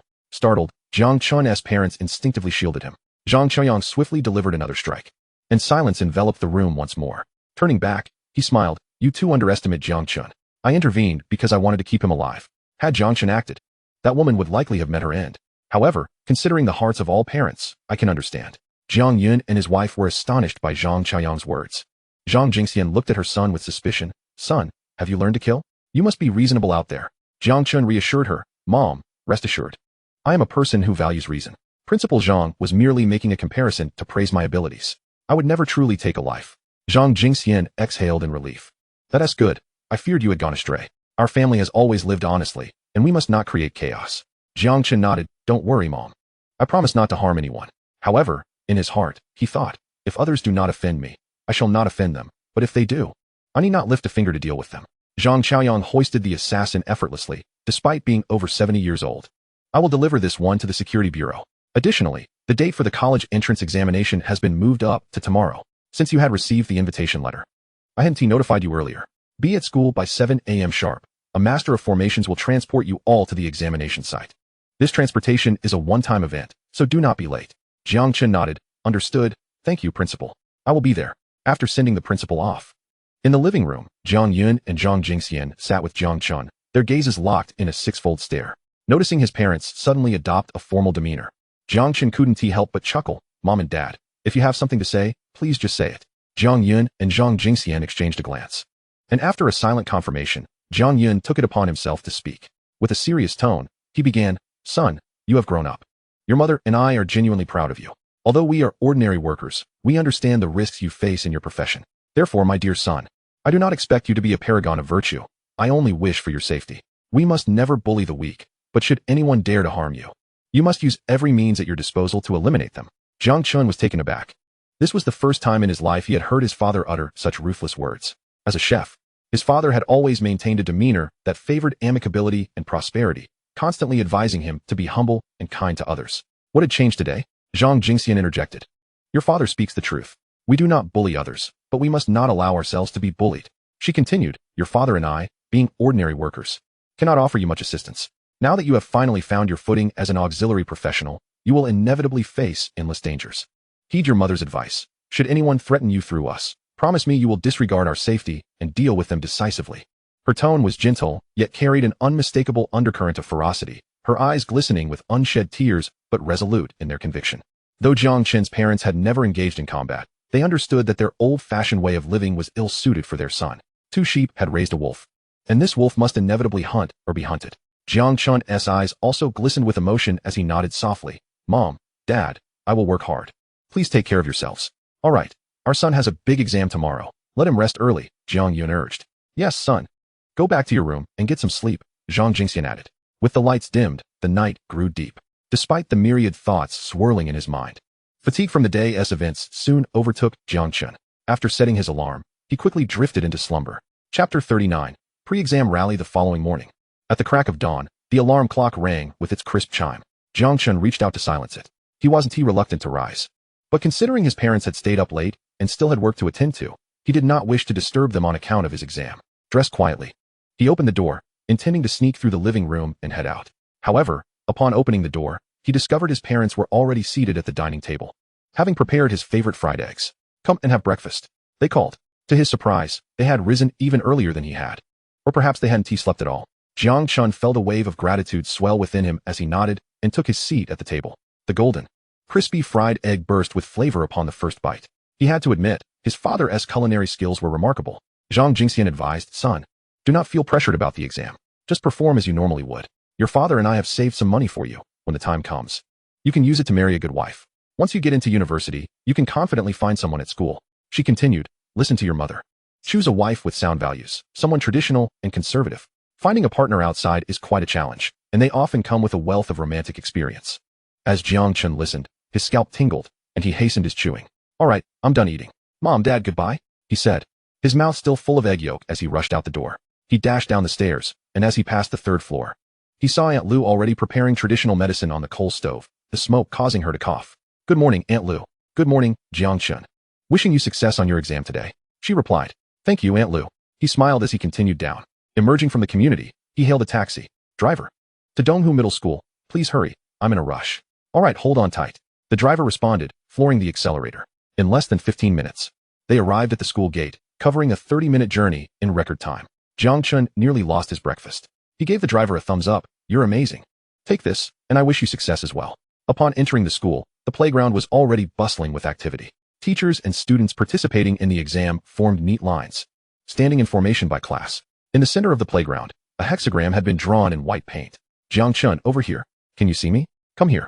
A familiar voice called from a distant formation. Jiang Chen turned to see his classmates, with Zhao Xiaohu waving his chubby hand energetically. Alongside him were Zhang Xiaodan, Lin Mo, and Qin Feng. They had been classmates for 3 years and maintained a decent friendship. They were the only ones willing to team up with him for dungeon runs. A bond Jiang Chen treasured. With a smile, he walked over. Zhao Xiaohu immediately pulled Jiang Chen into a bear hug and exclaimed, Hey, I heard you've leveled up to level 10. I was so disheartened that I worked hard and underwent hellish training. Guess what level I am now? Jiang Chen shook his head, unable to guess. Although he could easily check with a probing spell, he refrained from doing so since the guessing game had been initiated. Zhang Xiaodan chuckled, level 10. We all leveled up to 10 from the dungeons we ran together. Zhao Xiaohu's face fell, clearly embarrassed that Zhang Xiaodan had bypassed the guessing stage. Zhang Xiaodan, you fickle beauty, can you show a little restraint? You haven't even crossed the threshold yet. And you're already turning your elbow outwards. Zhang Xiaodan's cheeks flushed as she shot a glance at Jiang Chen, relieved to find his expression unchanged. She quickly ceased her banter with Zhao Xiaohu, fearing his loose tongue might utter something embarrassing. Jiang Chen understood Zhang Xiaodan's feelings perfectly, but he was determined to focus on preparing for the college entrance exam and securing admission to a good university. The prospect of attending different schools only complicated matters, so he preferred to keep his distance from such distractions. Zhang Xiaodan turned to Jiang Chen and asked, which school are you planning to apply to, Tsinghua, Tsinghua, or Peking University? What? You're aiming for Tsinghua and Peking University? Zhao Xiaohu scrutinized Jiang Chen's face as if assessing a mythical beast, even reaching out to check his forehead. Was this fellow perhaps feverishly deluded? Qin Feng and Lin Mo chuckled at Zhao Xiaohu's astonishment. His surprise was not unfounded. Donghu Middle School was notoriously known for its lackluster educational resources, and rumors had it that the school would close its doors upon Principal Zhang's retirement. They might be among the last graduating class. The last time anyone managed to enter the top 100 universities was a decade ago. As for Tsinghua and Peking University, they were the top institutions in the nation. Zhang Xiaodan looked at Jiang Chen earnestly and asked, Chengu, are you really serious about applying to Tsinghua and Peking University? Jiang Chen nodded affirmatively. Yes, that's my aim. In the past, he lacked the courage to speak, but now he exudes confidence. Particularly after his encounter with Principal Zhang last night, where he withstood the assault of a level 60 warrior. He is resolute that he will achieve commendable results this time. Zhang Xiaodan remarked, all right, Chengu, I will also apply to Qingbei. This revelation left Jiang Chen astonished. It is important to note that while priests are auxiliary classes, their primary focus is on healing. The esteemed Qingbei institution predominantly seeks main combat professions, and their criteria for auxiliary roles are particularly stringent. Nearby, fellow students began to jeer. This couple seems to be playing a game of life and death. Goodness, everyone is aiming for Qingbei. If Principal Zhang were to learn of this, he would surely wake up laughing in his dreams. But can they even get in? Qingbei is the pinnacle of our Dragon Nation's educational institutions. Dreams are worth having. What if they actually get in? There's no chance of that, unless the Jade Emperor himself intervenes. The notion of Jiang Chen and Zhang Xiaodan aspiring to apply to Qingbei was met with skepticism, as most believed they were merely flirting. At that moment, a commanding voice resonated. This upcoming examination pertains to the fate of each individual. I hope everyone can showcase their utmost skills, face challenges with determination, and engage earnestly in the exam. Please remember, any candidate found violating examination rules will have their qualifications revoked and will be expelled from the examination hall. Therefore, I hope such incidents do not occur at our school. With that, he wished everyone success in their examinations. Now, everyone should gather towards the center of the hexagram formation. Master Wu Yun is prepared to activate the array to transport everyone to the examination venue. Chapter 40. Transport to the Kyoto examination venue. In the center of the playground lay a hexagram formation outlined in white paint. At its core stood an elderly man in a white robe, wielding a staff, his beard flowing gracefully. Wu Yun, Master of Arrays, level 52. Upon hearing the principal's directives, the students began to converge towards the venerable Wu Yun. 5 minutes later, the assembly was complete. After gathering the necessary information, Wu Yun proclaimed in a clear, resonant voice, 301 students were expected, and all 301 are present. We are ready for transport. Permission granted for transport. Principal Zhang nodded approvingly. Wu Yun began to chant incantations, waving his staff to initiate the spell. The hexagram formation beneath their feet began to glow, its brilliance intensifying until it erupted into the sky. As the radiant light enveloped the group, they felt a lightness in their feet, and collectively entered the fragmented fabric of space-time. The scenery before them morphed into shards, rapidly retreating. Jiang Chen experienced a slight disorientation, though he managed to endure it. Many classmates were already succumbing to dizziness. This was everyone's first experience with long-distance teleportation, and it was far from comfortable. 15 seconds later, Jiang Chen felt the solid ground beneath him once more. The surrounding noise grew tumultuous. Wow, this place is enormous. So many people. It's a sea of faces. Where's this? Is it Kyoto? Ugh, that teleportation was really unsettling. Jiang Chen shook off the remnants of dizziness and looked up to find himself in a colossal stadium. Towering in the center was a gigantic spire. Beneath him lay a vast athletic field, densely populated with individuals. Surrounding the area were tiered stands, where a few figures in black robes were seated. Jiang Chen estimated that the stadium held at least 30,000 people, indicating a substantial number of candidates participating in the exam. Moreover, students from other schools were still being teleported in. Many candidates, upon arrival, began to feel lightheaded and nauseous, clearly unaccustomed to the teleportation experience. Zhang Xiaodan placed a supportive hand on Jiang Chen's shoulder, her complexion pale. Zhao Xiaohu was doubled over, retching violently. Meanwhile, Qin Feng and Lin Mo, both mages with relatively high mental fortitude, merely felt weak without significant discomfort. Jiang Chen, how come you seem completely unaffected? Zhao Xiaohu questioned incredulously. In his mind, Jiang Chen was still the pitiful soul begging for a team. It was one thing for Qin Feng and Lin Mo to be fine, but Jiang Chen too? He couldn't comprehend it. Zhang Xiaodan frowned, casting a withering look at Zhao Xiaohu. Can't you say anything intelligent? Chen Gu is doing just fine. Why curse him? Realizing his faux pas, Zhao Xiaohu resorted to vomiting as a diversion. At this juncture, all candidates had arrived. A low, authoritative voice announced, "The examination is about to commence. And I will now outline the rules of the examination. First, no questions may be asked without permission, and there shall be no loud chatter. Second, during the examination, candidates may use their equipment, but recovery potions are prohibited. Third, communication devices are strictly forbidden during the examination. Fourth, no additional status effects beyond your inherent skills may be applied." At this moment, a voice from the crowd muttered, "Why can't we apply status effects? Is there no freedom whatsoever?" Another chimed in, "No questions allowed. What if we don't understand?" Someone even scoffed, "What ridiculous rules. Go take a hike." Despite their attempts to lower their voices, it was as if their words were amplified, echoing throughout the stadium. As the crowd looked around in confusion, the authoritative voice suddenly shifted to a sharp tone. Violation of examination rules will result in immediate expulsion from the examination hall. 3 candidates were instantaneously removed, sent back to the original teleportation array. This decisive action served as a stark warning to the others. Silence fell upon the crowd. The commanding voice resumed. "Our upcoming examination will take place within the trial tower. Each candidate entering the trial tower will be assigned a unique testing space. The tower will arrange different examination scenarios based on the candidate's professions. Auxiliary classes will face non-combat situations, while main combat classes will encounter combat scenarios. After passing the foundational difficulty assessments, candidates will have the option to select the difficulty level of their subsequent examinations. Different levels will yield varying scores and corresponding points. These points will serve as both your examination results and currency at higher educational institutions. Furthermore, upon reincarnation, you may don your weapons and equipment in advance. Once you enter the trial tower, your storage space will be sealed, and no items may be utilized. Any violations will result in disqualification. If you find yourself unable to continue, please immediately declare your intention to forfeit, and you will be teleported outside the tower. Remember, safety is paramount. Survival is essential for hope. Do not push yourself to the brink, lest you lose your life." The authoritative voice conveyed all examination details clearly. Anyone of reasonable intellect could grasp the essence of the instructions.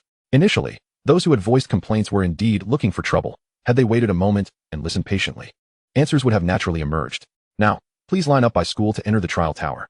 The gates to the first floor of the trial tower gradually opened. An elderly mage clad in a white robe emerged, standing guard at the entrance. The candidates began to organize themselves as instructed, lining up by school and entering the tower in succession. Most schools had over 1,000 students participating, forming a line resembling a long serpent. In stark contrast, Donghu High School boasted fewer than 300 students. Fortunately, Donghu Middle School was rather high on the list, and they did not have to wait for too long before their turn arrived. Jiang Chen could sense the palpable excitement among his classmates. Yet they all restrained their emotions to avoid violating the examination rules. There was a tension that made them want to cheer and leap with joy, but they stifled the urge to make a sound. Even those who were accustomed to the privileges of being the young lady or young master at home dared not act recklessly at this moment. The stakes were too high. A violation could lead to dire consequences. The final examination was the most significant event of the year in the Dragon Kingdom, and the higher-ups would scrutinize the entire process. Anyone daring to misbehave in the examination room would be courting disaster. One by one, the students entered the trial tower. Zhao Xiaohu, Zhang Xiaodan, Lin Mo, Qin Feng. And then Jiang Chen followed closely behind. The white-robed mage at the entrance paused slightly upon seeing Jiang Chen, then promptly instructed him to store away his shielding insignia. Casting a quick detection spell, the mage's pupils narrowed momentarily before returning to calmness. He waved his hand, allowing Jiang Chen to proceed. As Jiang Chen stepped through the grand entrance, the scenery before him transformed into a hazy expanse. Turning back, he noticed that the entrance to the trial tower had vanished. This was unlike anything he had anticipated. The trial tower resembled an artificial secret realm. Different professions were transported to disparate spaces, and unlike secret realms, the participants would not converge. In the monitoring room of the trial tower, several serious-looking, imposing professionals stood before the screens, all of them above level 70. They were tasked with overseeing this examination. Jiang Chen, level 15, Aura Master, appeared on the screen. The earlier detection by the white-robed elder caught the attention of the examiners. What was there to focus on regarding a mere support profession, especially one that languished at the bottom of the hierarchy? Such a role held significance only in the late game during Legion battles. The odds of standing out in this major examination were slim indeed. The news from Elder Su below the tower had indicated that this young man's attributes were exceptionally high, warranting their attention. Well then, let us arrange him according to the main combat profession. He might not even make it past the first round. Although they could not fathom why Elder Su would show interest in an Aura Master, they decided to respect his wishes and keep a slight watch. Suddenly, a luminous screen appeared before Jiang Chen. Opposite him stood a creature with a human face and a serpent's body, wielding a trident, creating an eerie spectacle. On his side, a warrior brandishing a shield and a steel dagger materialized. Was it assumed that I am merely a support? Jiang Chen surmised that his classification as an Aura Master had led to the arrangement of a virtual main combatant. His role was simply to enhance the warrior through his aura. However, before he could ponder further, the warrior's figure began to fade away. Chapter 41. Instant Kill, Speed, 0.1 seconds. Jiang Chen was momentarily taken aback. What is happening? It is perfectly reasonable for a support profession to assist the main combat target. He possessed defensive skills that could maximize his protection, surely earning him commendable scores. Yet, if the very target requiring assistance vanished, how was he to provide aid? No one answered this question. The luminous screen grew increasingly translucent until it gradually faded from view. Instinctively, Jiang Chen marked his position, activating the fiery aura, the frost aura, and the guardian aura. The sequence flowed seamlessly, having become muscle memory. Almost simultaneously as the creature approached him, its health was reduced to 11,581. The human-faced serpent creature did not even have time to utter a sound before being obliterated. Is that it? It's over just like that? Jiang Chen felt a twinge of regret. He hadn't even had the chance to use his detection spell. He hadn't thoroughly examined the creature's attributes. At this moment, several examiners were preparing to adjust their monitoring screens. After all, the examination hall was filled with more students than just Jiang Chen. An Aura Master, in their eyes, did not warrant excessive attention. Yet, the content displayed on Jiang Chen's screen caused the onlookers to freeze in astonishment. Instant kill? Just like that? When did Aura Masters become this formidable? Could it be a misconfiguration in parameters? Was the creature's attribute or level set too low?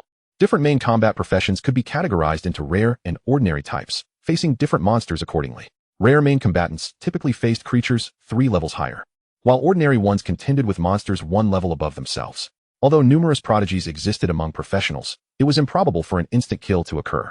This examination aimed to systematically assess the candidates through 1v1 combat scenarios. Such an examination strategy had persisted for decades without a single instance of an instant kill. The shortest engagements lasted nearly a minute, while some could drag on for half an hour, with occasional participants failing to conclude within that time frame. Instances of immediate disqualification were rare, but did occur. Yet Jiang Chen had managed to annihilate the creature in an instant. How could this be evaluated? How could a systematic assessment be conducted? How would scoring work? The examiners were at a loss.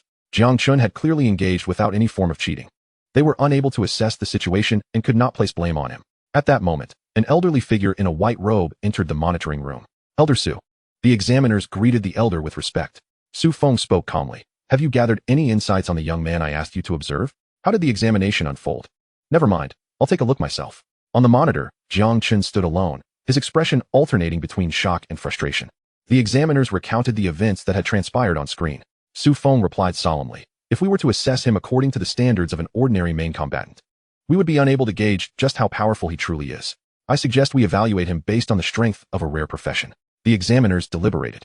But wouldn't that be somewhat unfair? We've shifted him from support to main combatant, and now we're elevating his main combatant status again. Furthermore, who will provide the points for this? Su Feng chuckled. We've encountered similar situations before. The actual capabilities of professionals often exceed their apparent abilities. For this examination, even if he passes the first round, let us award him 100 points for first place. Additionally, let us conduct a supplementary assessment for 1,000 points, which I'll deduct from my own total. The examiners nodded in agreement. Oh dear, how could we let Elder Sue bear such an expense? Very well. Let us proceed as you suggest. Within the virtual space, a milky white, semi-transparent barrier reappeared before him. Opposite stood a creature identical to the previous one, yet it exuded a sense of heightened intelligence and a significantly more formidable aura. First round, second exam, 1v1 monster elimination. The first round, second exam? Jiang Chen did not find it peculiar. After all, he had no prior experience with such examinations. Perhaps this was a uniform experience for all participants. However, this time he intended to probe the creature's attributes before proceeding. As the barrier descended, the details emerged.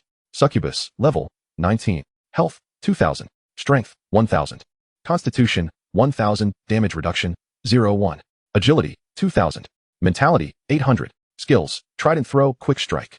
Such weak attributes. Jiang Chen could not help but exclaim internally. Even a legendary level goblin from a dungeon would be stronger than this creature. Well, perhaps the examination was merely beginning, and the difficulty would progressively escalate. Instant kill. The invigilators could not help but gasp in astonishment. Once again, the formidable monster was dispatched with a swift, brutal strike. Despite having arranged the confrontation with the utmost standards, nothing remarkable had been observed. Throughout the entire process, Jiang Chen had not even shifted his stance. At level 15, facing a level 19 monster, one would expect a significant likelihood of misses. Yet, he had still achieved a clean kill. Another instant elimination? No matter how powerful his skills or formidable his strength, the objective issue of accuracy due to level disparity still existed, did it not? To eliminate a level 19 monster at level 15 with such ease suggests not only exceptional prowess, but also an extraordinary stroke of luck. Old Sue, shall we have another round? The invigilators, still unsatisfied with the results, felt a sense of reluctance. However, Sue was the highest authority here, and the final decision rested solely with him. Whether to continue hinged upon his words. Su Feng shook his head. That's enough. Let us move on to the second round. At that moment, all candidates had completed the first round of the examination. A commanding voice resonated in everyone's ears, announcing, "The first round of the main battle examination has concluded. A total of 9,666 candidates participated, with 9,527 passing. The ranking of scores is as follows." The ranking information manifested in everyone's minds. Jiang Chen, 1 second, points, 1,100. Luo Dan, 43 seconds, points, 70. Meng Tianhao, 96 seconds, points, 40. Jiang Chen secured the first position with a mere time of 1 second. Luo Dan followed in second place, taking 43 seconds, while Meng Tianhao came in third with 96 seconds. The points for the top three were 1,100, 70, and 40, respectively, while all subsequent contestants received a uniform score of 10 points, arranged in order of completion time. At this moment, within the virtual space, many began to vent their frustrations. Vocal, how is this possible? The first place scored 1,100 points? Shouldn't the total score be capped at 100? And he completed it in just 1 second? Is this even feasible? What on earth went wrong? The students from Donghu High School also took notice, exclaiming in admiration, "Our champion is incredible." Zhang Xiaodian's face flushed with excitement. "Go, Chen Go. You are amazing. I will strive to improve too." Chapter 42. The second round, legendary difficulty. Zhao Xiaohu struck the shield with the back of his blade, producing a resounding thud. "All right, my good brother, I must concede this time. I hope you achieve your dream of getting into Qingbei. As for why Jiang Chen's score exceeded the total possible, what does that matter to me? A friend's success is a merit in itself." Upon seeing the score rankings, Jiang Chen's expression reflected surprise. "What? I actually ranked first? Who am I? Where am I? How could the score disparity be so vast? Moreover, this round of examination was remarkably simple. Why were over 100 eliminated?" The invigilator's voice resounded once more. "We will now proceed to the second round of the examination, where candidates may choose their difficulty level. The options are normal, nightmare, hell, and legendary. However, I must remind everyone that in previous rounds, there have been numerous casualties. Consider this a warning to keep your wits about you. Should you find yourself overwhelmed during the examination, please immediately declare your withdrawal. You will be escorted out of the tower, and your previous scores will remain valid."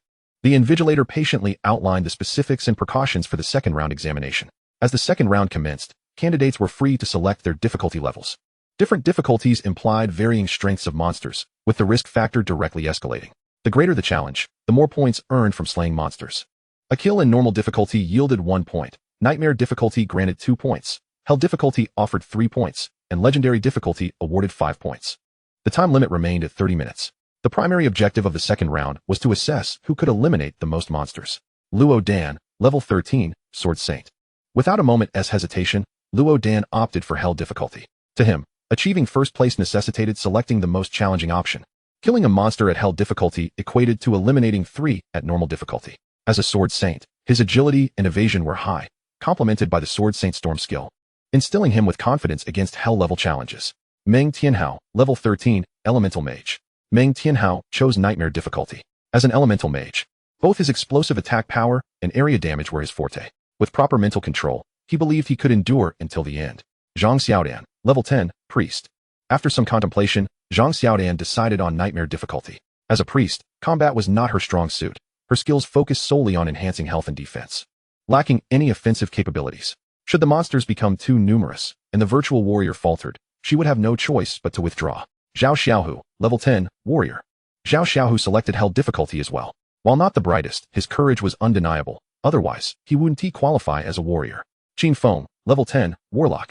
Qin Feng opted for hell difficulty, bolstered by his summon creature, effectively providing an additional meat shield. He felt confident in his choice. Lin Mo, level 11, mage. Lin Mo chose nightmare difficulty.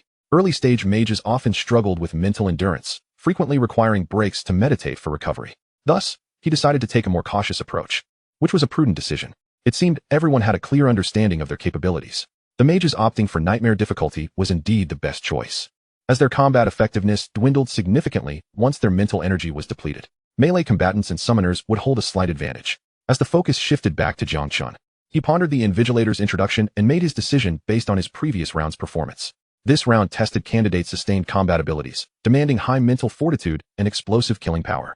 Yet, for him, there was no need to expend mental energy or engage in close combat with the monsters. Of course, should the need arise, his attributes could easily dispatch the monsters. It was just unnecessary. With a grin, he decisively chose legendary difficulty. Throughout his journey, he had sensed that this level of challenge was tailored for him. Whether facing one monster or two, he would obliterate them with ease. It was of no consequence whether it was legendary or hell difficulty. To him, they were the same. Moreover, the higher the difficulty, the greater the points awarded, leading to a superior score. Jiang Chen believed that perhaps he would indeed claim the title of first place. The Invigilators chuckled, just as I suspected. This lad has chosen legendary difficulty.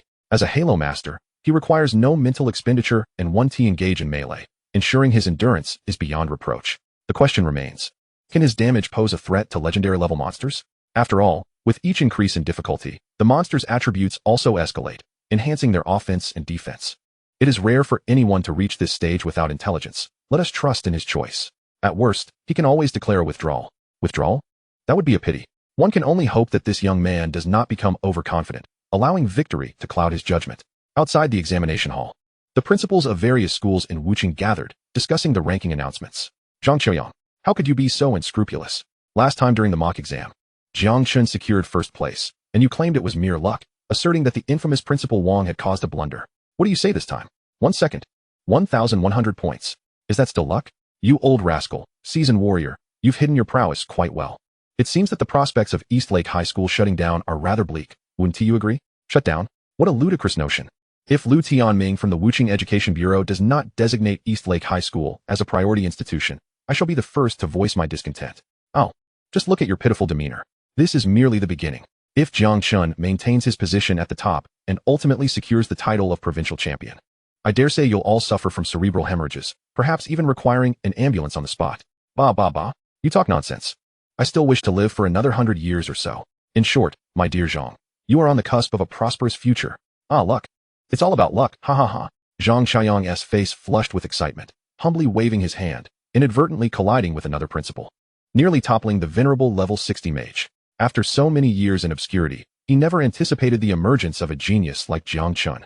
His body tensed, veins bulging as he found himself momentarily speechless. For a warrior, honor surpasses even life itself. In the virtual realm, a vortex of moderate size hung suspended in the air, reminiscent of an entrance to a secret domain. A secret within a secret? Jiang Chen pondered in astonishment. The next moment, a creature with the head of a dragon and the body of a horse, clad in armor and wielding a green dragon crescent blade, emerged from the vortex. Its gaping maw, lined with jagged teeth, fixed its bloodthirsty gaze upon Jiang Chen. Roar! It bellowed, charging forth. Jiang Chen activated his detection skill. Half-Dragon Horse, Elite. Level, 13. Strength, 500. Agility, 300. Spirit, 150. Constitution, 400. Is this what you call elite? How utterly weak. Compared to the Goblin Legend's secret realm, it pales in insignificance. However, as Jiang Chen contemplated, realization dawned upon him. The primary aim of the examination is selection. The desired talents are not mere lives. Therefore, the monsters are significantly weakened. Mark. Die. As the aura activated, the creature's roar was abruptly silenced. Chapter 43, Lying in Victory. Is this all? Previously, he had always faced monsters of higher levels. Now, encountering foes 2 levels beneath his own, he found himself somewhat unaccustomed to the absence of a challenge. So effortless. 3 seconds later, a second half-dragon emerged from the vortex. Die. Wherever Jiang Chen's gaze fell, the creature met its demise. One might mistakenly believe his skill was a death glare. After several rounds, Jiang Chen began to grasp the underlying rules. As long as he eliminated one monster, the subsequent ones would emerge after a 3-second countdown. Before the monitoring screen, the proctor trembled. Could it be that Jiang Chen's profession was indeed that of an aura master? What he beheld met with instant death. Is this truly what you call an aura master? The half-dragon creatures did not last even a second. This round of examination proved to be exceedingly simple for him. When did aura masters become so formidable? Simple, brutal, instant death. An invincible presence. Jiang Chen stood still, utterly bored, with his storage space locked. He even began to play with his nails.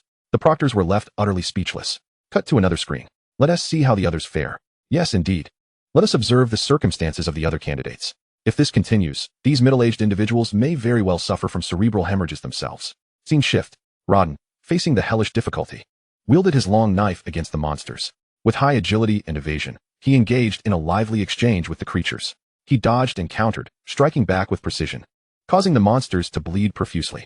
Rodden's performance garnered unanimous approval from the examiners. Meng Tianhao opted for the nightmare difficulty. As a spellcaster, he sought to minimize the consumption of mental energy. Each skill cast was executed with minimal mana expenditure, foregoing his ultimate abilities to avoid depleting his spirit prematurely, which would leave him vulnerable to close combat. He even resorted to exchanging damage to wait for skill cooldowns. Boom. A lightning strike sent the monster reeling. Waiting for skill cooldowns, he distanced himself, yet his short legs could not outrun the creature, resulting in a painful blow. He grimaced, reflecting that he was fortunate to have chosen the nightmare difficulty. Had he selected a higher tier, he might not have withstood that strike. Boom. Another lightning strike felled the monster. Meng Tianhao gasped for breath, wishing he had fortified his health before the exam. The image on screen portrayed him in a pitiful state. For a mage, achieving this level of performance without a complete skill set was commendable. He ought to be grateful for his wisdom in not choosing the hell difficulty. Otherwise, the outcome could have been dire, withstanding damage to wait for skill cooldowns. A true warrior. The examiners appreciated Meng Tianhao's tactics, admiring the courage of a mage. This round of examination primarily assessed endurance, while also evaluating the candidate's overall state from beginning to end. Even if Meng Tianhao could endure for 30 minutes, his overall condition would likely suffer significantly. Such evaluations are primarily considered to reflect the reality of battle, where unleashing powerful skills from the outset could render one a sitting duck, as the duration of combat remains unpredictable. Utilizing the least force for maximum damage is the wisest choice for any seasoned professional. In this regard, both Rodden and Meng Tianhao performed admirably, though Rodden clearly excelled. Not only did he select a more challenging difficulty, but his damage output was precise and efficient. If nothing unexpected occurred, even given 3 more hours, he would likely persevere. The examiners continued to observe the conditions of the other candidates. Each individual employed their own combat strategies, commendable, yet still somewhat immature. After assessing the majority of candidates, the examiners formed a clear understanding of their strengths. As for Jiang Chen, the examiners found themselves in a state of bemusement. He lying down? Here in the examination hall, he actually chose to recline. If memory serves, his difficulty level was indeed legendary? Yes, it certainly was. Well then, let him lie down. No rule forbids reclining during an exam. Jiang Chen felt somewhat fatigued and simply turned onto his side, propping his head with one hand. His eyes half closed as he gazed at the vortex. One would be tempted to suspect that he might fall asleep at any moment. With each monster that emerged, it promptly collapsed beside the vortex. Effortless, blissful. This must be the first instance in the history of the Dragon Kingdom's college entrance examination where a candidate reclined during the test. Let us make a note of this. He shall be remembered in history. Perhaps we should increase the difficulty for him? Observing the other candidates exerting every ounce of effort to achieve commendable results, the examiners felt their dignity challenged. Lying down and still outperforming others, who can they appeal to for justice? Never mind, candidates must adhere to a standardized assessment, ensuring fairness and impartiality. Moreover, he had indeed chosen a legendary difficulty. Su Feng waved his hand, dismissing the examiner's concerns, though it was evident that his anticipation for Jiang Chen was growing. How long could this young man maintain such a posture through the rounds? As time passed, 30 minutes swiftly elapsed. The monsters that had not been slain vanished from the virtual space. Numerous students collapsed onto the ground, gasping for breath. They had finally endured the full 30 minutes. Zhang Xiaodan's complexion turned pale. Her mental energy was entirely expended. For half an hour, she had continuously supported the virtual warrior's health. Thankfully, her healing capacity was ample. Otherwise, she would have been slaughtered by the monsters. Yet, the virtual warrior's attack power was undeniably feeble, akin to merely scratching the surface of the monsters, taking an eternity to vanquish a single foe. The multitude of monsters continued to increase. And after lingering for a few more minutes, one could scarcely avoid calling for a withdrawal to escape with their life. The moment the creatures vanished, Zhao Xiaohu collapsed onto the ground, sprawled out in tattered garments, his face drenched in a lust for blood. Good grief, at least it's over. I nearly met my demise. As the battle raged on, he realized that the monsters were multiplying exponentially, rendering the fight interminable. Moreover, his health points dwindled at an alarming rate, making him feel as though he might soon meet his maker. He contemplated surrendering, but suddenly forgot the correct words to call for salvation. Withdraw? Help? Surrender? Farewell? He exhausted every possible phrase, yet none bore fruit. Regret gnawed at him for choosing the wretched hellish difficulty. Finally, it seemed he had endured to the end. Rodden, the sword saint, was no exception. Leaning heavily on his long blade, gasping for breath, Meng Tianhao, relying on his staff, expended his last vestige of strength.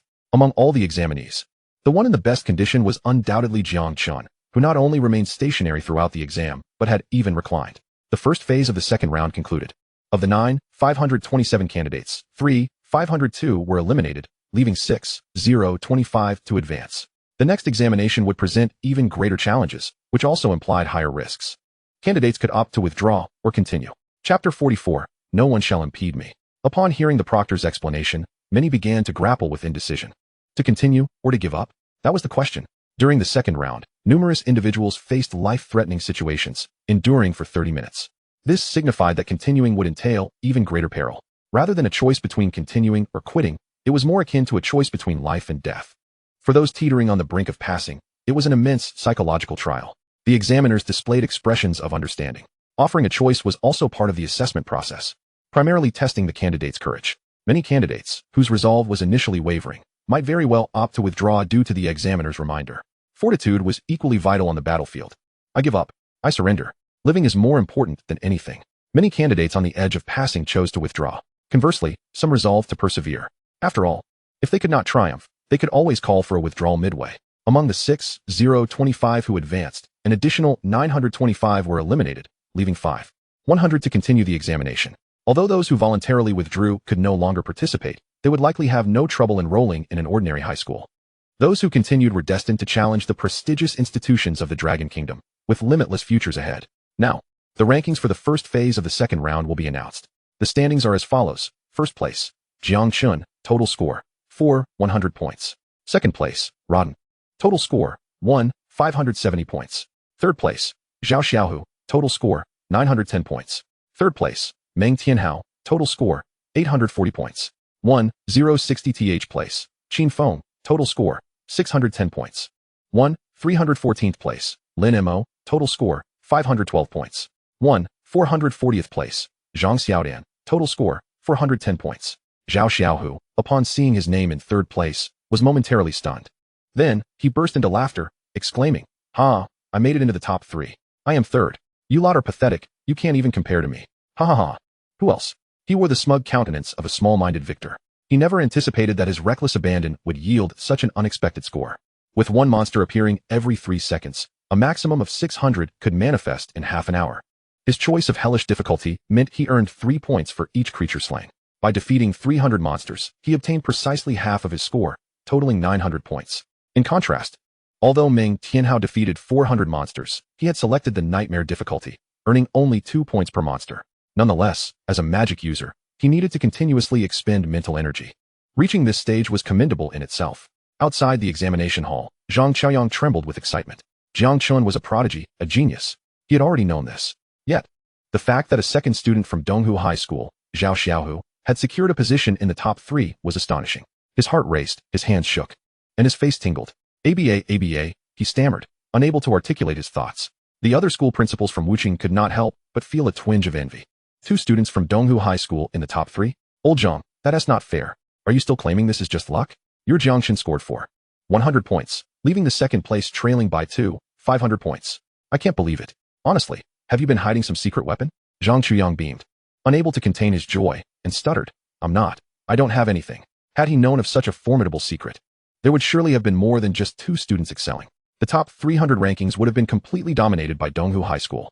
Yet the reality was that he truly did not know. Suddenly, within the virtual space, a sphere of white light enveloped each candidate.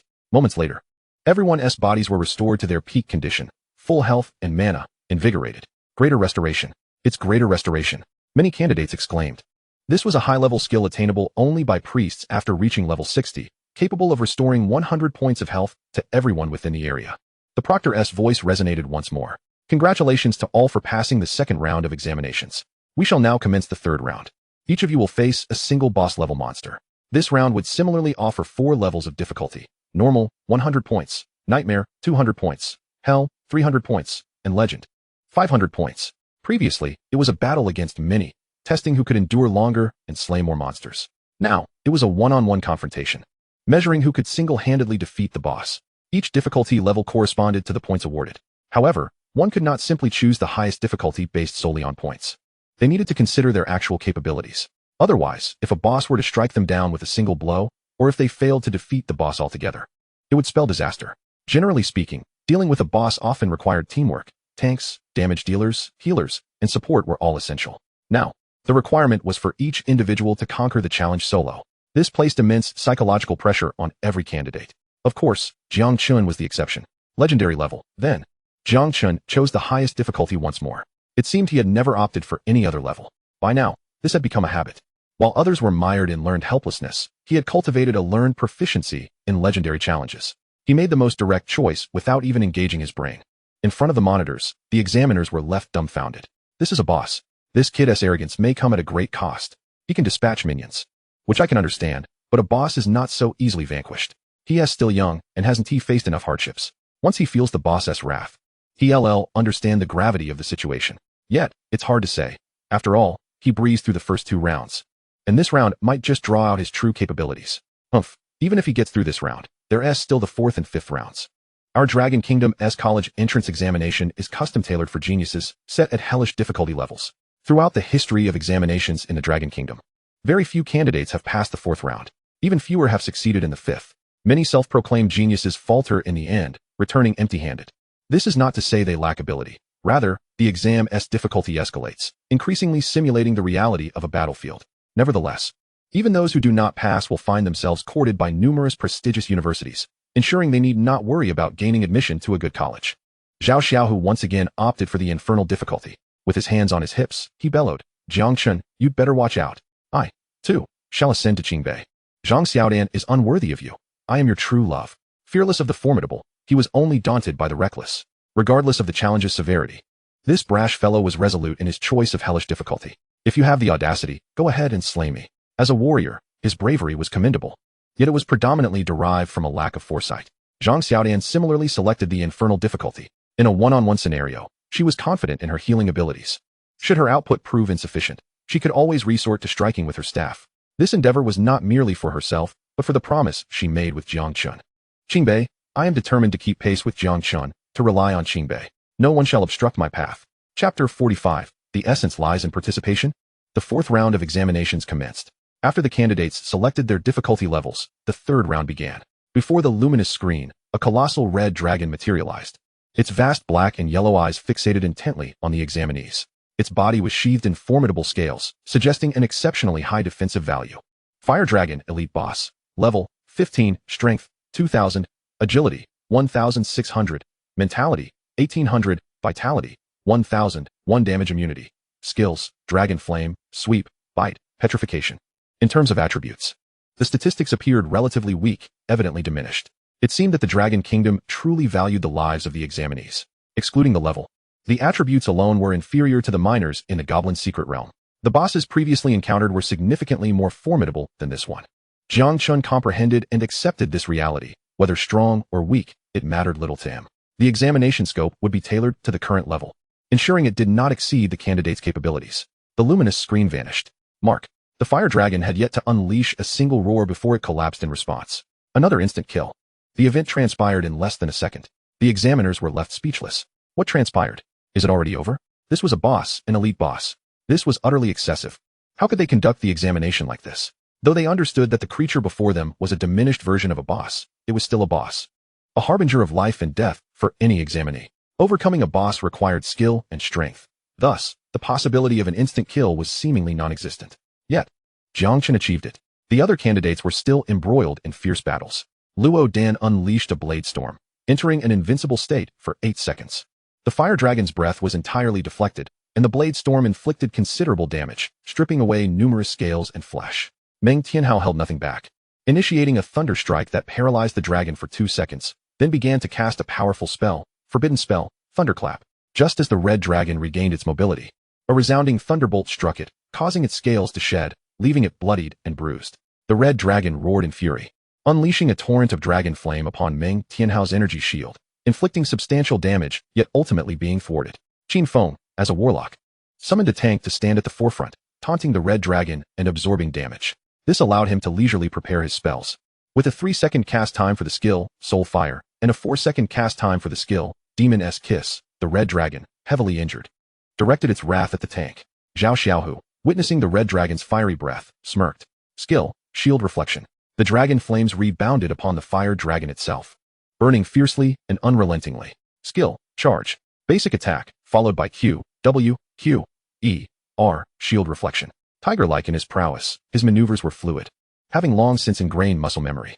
Zhang Xiaodian, having applied various statuses to her virtual warrior, seized the opportunity while the red dragon was preoccupied and advanced to jab at vulnerable points such as the nose, eyes, and abdomen with her staff.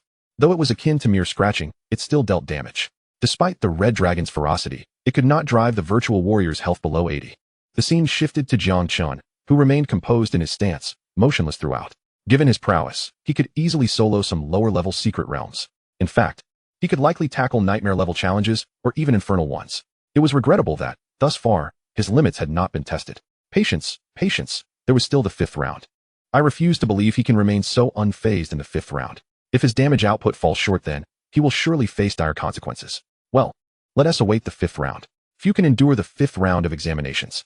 The content of the tests remains consistent each year, meticulously calculated and arranged by the upper echelons of the Dragon Kingdom. The invigilators are merely responsible for execution. The 3rd round swiftly concluded. The examination did not genuinely last for 30 minutes. Rather, it wrapped up in under 15. Those who could defeat the boss did so within that time frame. Those unable to conquer the boss posed a significant risk to their lives, often opting to forfeit with a loud declaration and exiting the examination hall. This cohort was disqualified from the 4th round. However, even if eliminated at this juncture, they could still secure a position in mid-tier universities. Results of the 3rd round. 1st place, Jiang Chen, total points, 4,600. 2nd place, Luo Dan, total points, 1870. 3rd place, Zhao Xiaohu, total points, 1210. 4th place, Meng Tianhao, total points, 1040. 500. 1st place, Qin Feng, total points, 810. 500. 2nd place, Lin Mo, total points, 712. 500. 10th place, Zhang Xiaodian, total points, 710. Upon seeing Zhao Xiaohu's name ranked 3rd, Jiang Chen's eyes brightened, the corners of his mouth curving upwards. That usually brash fellow, unexpectedly excelling in this examination. Perhaps it was precisely due to his lack of cunning, his ignorance of fear, that he could unleash his full potential. If he maintains this momentum, he is sure to gain admission to a prestigious university. Perhaps for Zhao Xiaohu, entering Qingbei is no longer a mere jest. The voice of the examiner resonated once more. 4th round. The difficulty will escalate, and the danger will increase.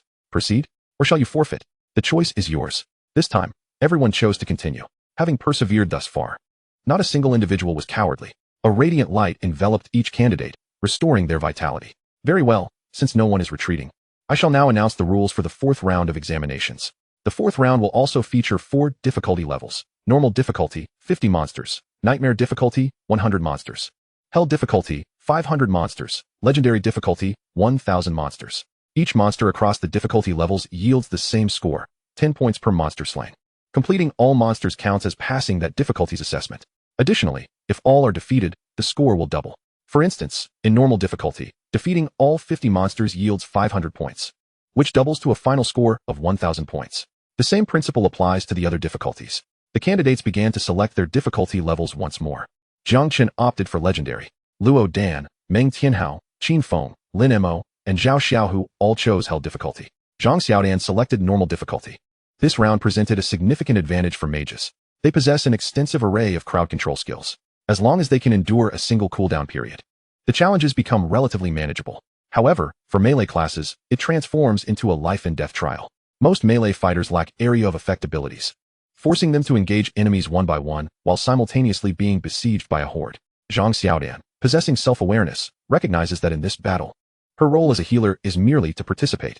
Chapter 46. I, Zhao Xiaohu, am the elder brother of Jiang Chen. The examination has shifted from a one-on-one mode to a crowd control mode. This round of testing serves as a comprehensive evaluation of the candidates, encompassing fundamentals, endurance, dueling, and crowd engagements. Any weakness could lead to swift elimination. Jiang Chen made a brief comparison, noting that the overall difficulty had escalated by hundreds, if not thousands, of times. If the killing speed, defensive capabilities, or mobility were insufficient, one might find themselves in mortal peril, for being surrounded by monsters could spell doom in an instant. The most suitable strategy for candidates is to kite the monsters, running while dispatching the nearest foes. Upon defeating one, they must immediately continue to flee, disrupting the monster's formation to prevent encirclement. Fortunately, the vastness of the virtual space provides ample room for maneuvering. To succeed in this round, candidates must have a solid foundation and an exceptionally long-range capability. Otherwise, the challenge becomes exceedingly arduous. The examiners, upon witnessing Jiang Chen's choice, displayed expressions of knowing anticipation. Indeed, he opted for a legendary difficulty level. With so many monsters appearing simultaneously, could he even manage to mark them? This lad has finally risen to the occasion. He is serious now. Jiang Chen might very well panic, and I can hardly wait to see him fleeing from the monsters. Su Feng, who had remained silent until now, shook his head and remarked, I believe this round poses no significant challenge for him. The others were skeptical of Qin Feng's evaluation, yet their dissent was merely a whisper.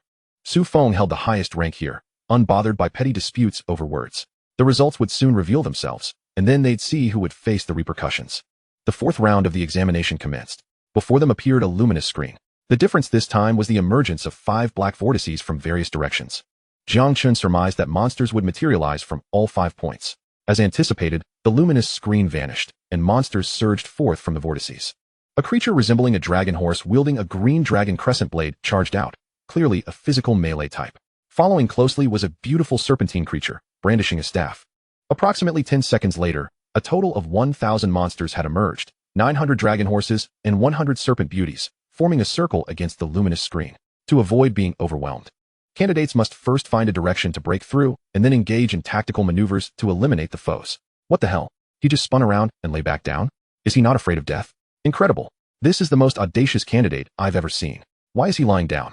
What on earth is he doing? The examiners grew uneasy as they observed Jiang Chen turn in place and then recline once more. They had to admit, the floor of the virtual space was impeccably clean and felt pleasantly warm, indeed suitable for a nap. But this is an examination hall. What is he thinking? Su Feng, with a knowing expression, commented, he is waiting for the screen to open. Jiang Chen felt exasperated, compared to the monsters he had faced in the legendary secret realm. This paled in comparison.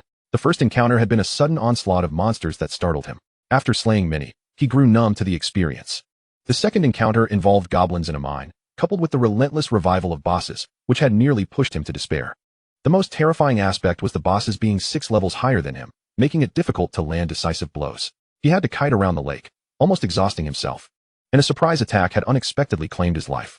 Now, facing this mere handful of monsters, he found it somewhat drowsy. After activating 3 halos, he simply closed his eyes to recuperate. Indeed, as Su Feng had surmised, he was biding his time for the luminous screen to open. Once it did, the serpent beauty targeted Jiang Chen, initiating a spell. The dragon horse raised its green dragon crescent blade and charged with a roar. In an instant, all 1,000 monsters fell lifelessly to the ground. The examiners collectively shuddered, engulfed in a profound silence. The atmosphere was thick with tension, punctuated only by the sound of rapid breathing. Su Feng wore a triumphant expression, grinning as he said, "What did I tell you?" He was waiting for the screen to open. Unbelievable. A true prodigy. What manner of creature is he? He is the very embodiment of a monster. Switch the screen quickly, they urged, overwhelmed by the spectacle. The examiners hastily changed the view, and upon seeing many candidates being transported to the arena, they sighed in relief. This was the norm. After witnessing Jiang Chen's examination, the supervisors felt as though the entire ordeal had been a mockery. Outside the tower, candidates appeared pale and shaken. The sheer number of monsters posed an insurmountable threat. A simultaneous assault would mean certain death. Attempting to break through? The likelihood of surviving even a single round of attacks was slim. Hundreds of monsters attacking at once. How could anyone withstand that? The terror was palpable. Many believed they might perish within. With so many monsters, no one could possibly defeat them. I suspect very few will pass this round. Regret washed over them. They had thought themselves formidable, yet the sight of these monsters had left them paralyzed with fear. Fortunately, they had timely declared their withdrawal. That first-place candidate, Jiang Chen, should be able to make it through. If he fails, none of us here stand a chance. At that moment, Zhao Xiaohu was also transported from the virtual space. As the luminous screen descended, he unleashed his ultimate move, annihilating 100 monsters, and promptly declared his withdrawal to be teleported out. Yes, he finally remembered how to concede. It was as if the divine intervention of his grandmother had guided him. Upon his emergence, he overheard discussions about Jiang Chen and quickly seized the opportunity to speak up. Jiang Chen, he is my little brother. He calls me big brother, but I hardly acknowledge him. How does one address their elder brother? I am Zhao Xiaohu from Donghu High School in Wuqing. You may call me Tiger Brother. Greetings, Tiger Brother. You clearly possess an extraordinary presence, a paragon among men. Might I inquire about the origins of Jiang Chen? Well, my lips are somewhat parched, it's hard to articulate. Here, have some of my well-preserved Mao Tai to moisten my throat. Brother, this is my healing potion, perhaps you could sample it? It restores full health, just for fun. Brother, I surmise you've never tried a mental potion. After all, you don't need mana. Would you care to taste this bottle? It offers a unique flavor. Zhao Xiaohu relished the crowd's reaction, clearing his throat and unceremoniously stashing the offerings into his storage space. He then began to embellish tales of how Jiang Chen single-handedly cleared the legendary secret realm. The audience watched with awe, occasionally gasping in disbelief. Wow, what? How could anyone be so exceptional? Truly terrifying. It is evident that in competition, some are destined to perish, and in comparison, others are cast aside. Zhao Xiaohu is utterly indifferent to the veracity of events. He merely adjusts his tone and content based on the expressions of the onlookers. The more agitated and stunned the crowd becomes, the more exhilarated and proud Zhao Xiaohu feels. In Chapter 47, the fifth round of the examination commences within the virtual realm. Only 5 contestants remain: Luo Dan, Meng Tianhao, Lin Mo, Qin Feng, and Zhang Xiaodan. The endurance of Luo Dan and Meng Tianhao is solely attributed to their formidable prowess. Their profession, equipment, level, and tactics are nothing short of perfection. Luo Dan, with his high agility and the invincible ultimate move, Blade Storm, can easily navigate through hordes of monsters. When faced with insurmountable odds, retreat is always an option. Meng Tianhao initiates control with his ultimate ability, then uses a blink to escape to the rear of the monsters, expertly kiting them. Although he endures considerable damage, the hope for victory remains bright. Conversely, Lin Mo, Qin Feng, and Zhang Xiaodan lack substantial strength, relying solely on sheer willpower. The former comrades who once claimed the top spot have instilled in them a mental totem inscribed with the 4 words, "Do not fall behind." Lin Mo, clad in tattered garments and smeared with blood, blinks to an optimal distance, a smirk curling at the corner of his mouth. To conserve mana, he refrains from activating his energy shield from the outset. In a low, resonant chant, he implores, "O fire god, I am your earthly envoy. Eradicate the foes before me." Forbidden spell, Inferno Rain. In the virtual expanse, meteoric flames rain down upon the monsters. Astonishingly, this young man has mastered a forbidden spell. Yet, at his current level, he should be incapable of casting such a spell. He is sacrificing his lifespan, invoking the forbidden spell at the cost of his very existence. Such audacity is commendable and terrifying. The examiners, though perplexed, are taken aback. A mage, even if initially sluggish, can become a formidable force in the later stages. There is no need for haste. Yet, this youth chooses to sacrifice his lifespan.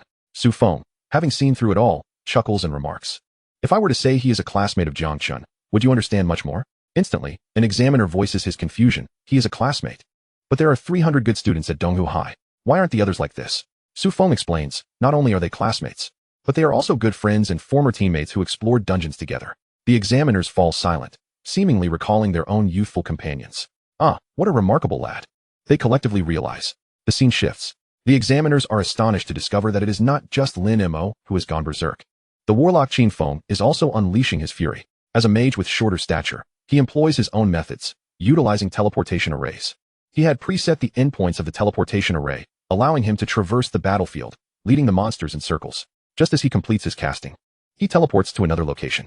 Lacking sufficient mental power, he willingly sacrifices health points to replenish it, without a moment's hesitation. The little one cannot withstand the simultaneous assault of so many monsters, and instead becomes a mere cheerleader. Meanwhile, the priest Zhang Xiaodan alternates between healing the virtual warrior and striking the monsters with her staff, shouting, "Die, you wretches! Jiang Chen is mine. None shall snatch him away. I'll gouge your eyes and smash your heads." With 50 monsters to contend with, they exude the ferocity of 1,000. Remarkably, they have already felled the majority. Victory is within reach. 20 minutes later, the 4th round concludes, with 6 participants passing while the rest are eliminated. The results are announced. First place, Jiang Chen. Total score, 24,600 points.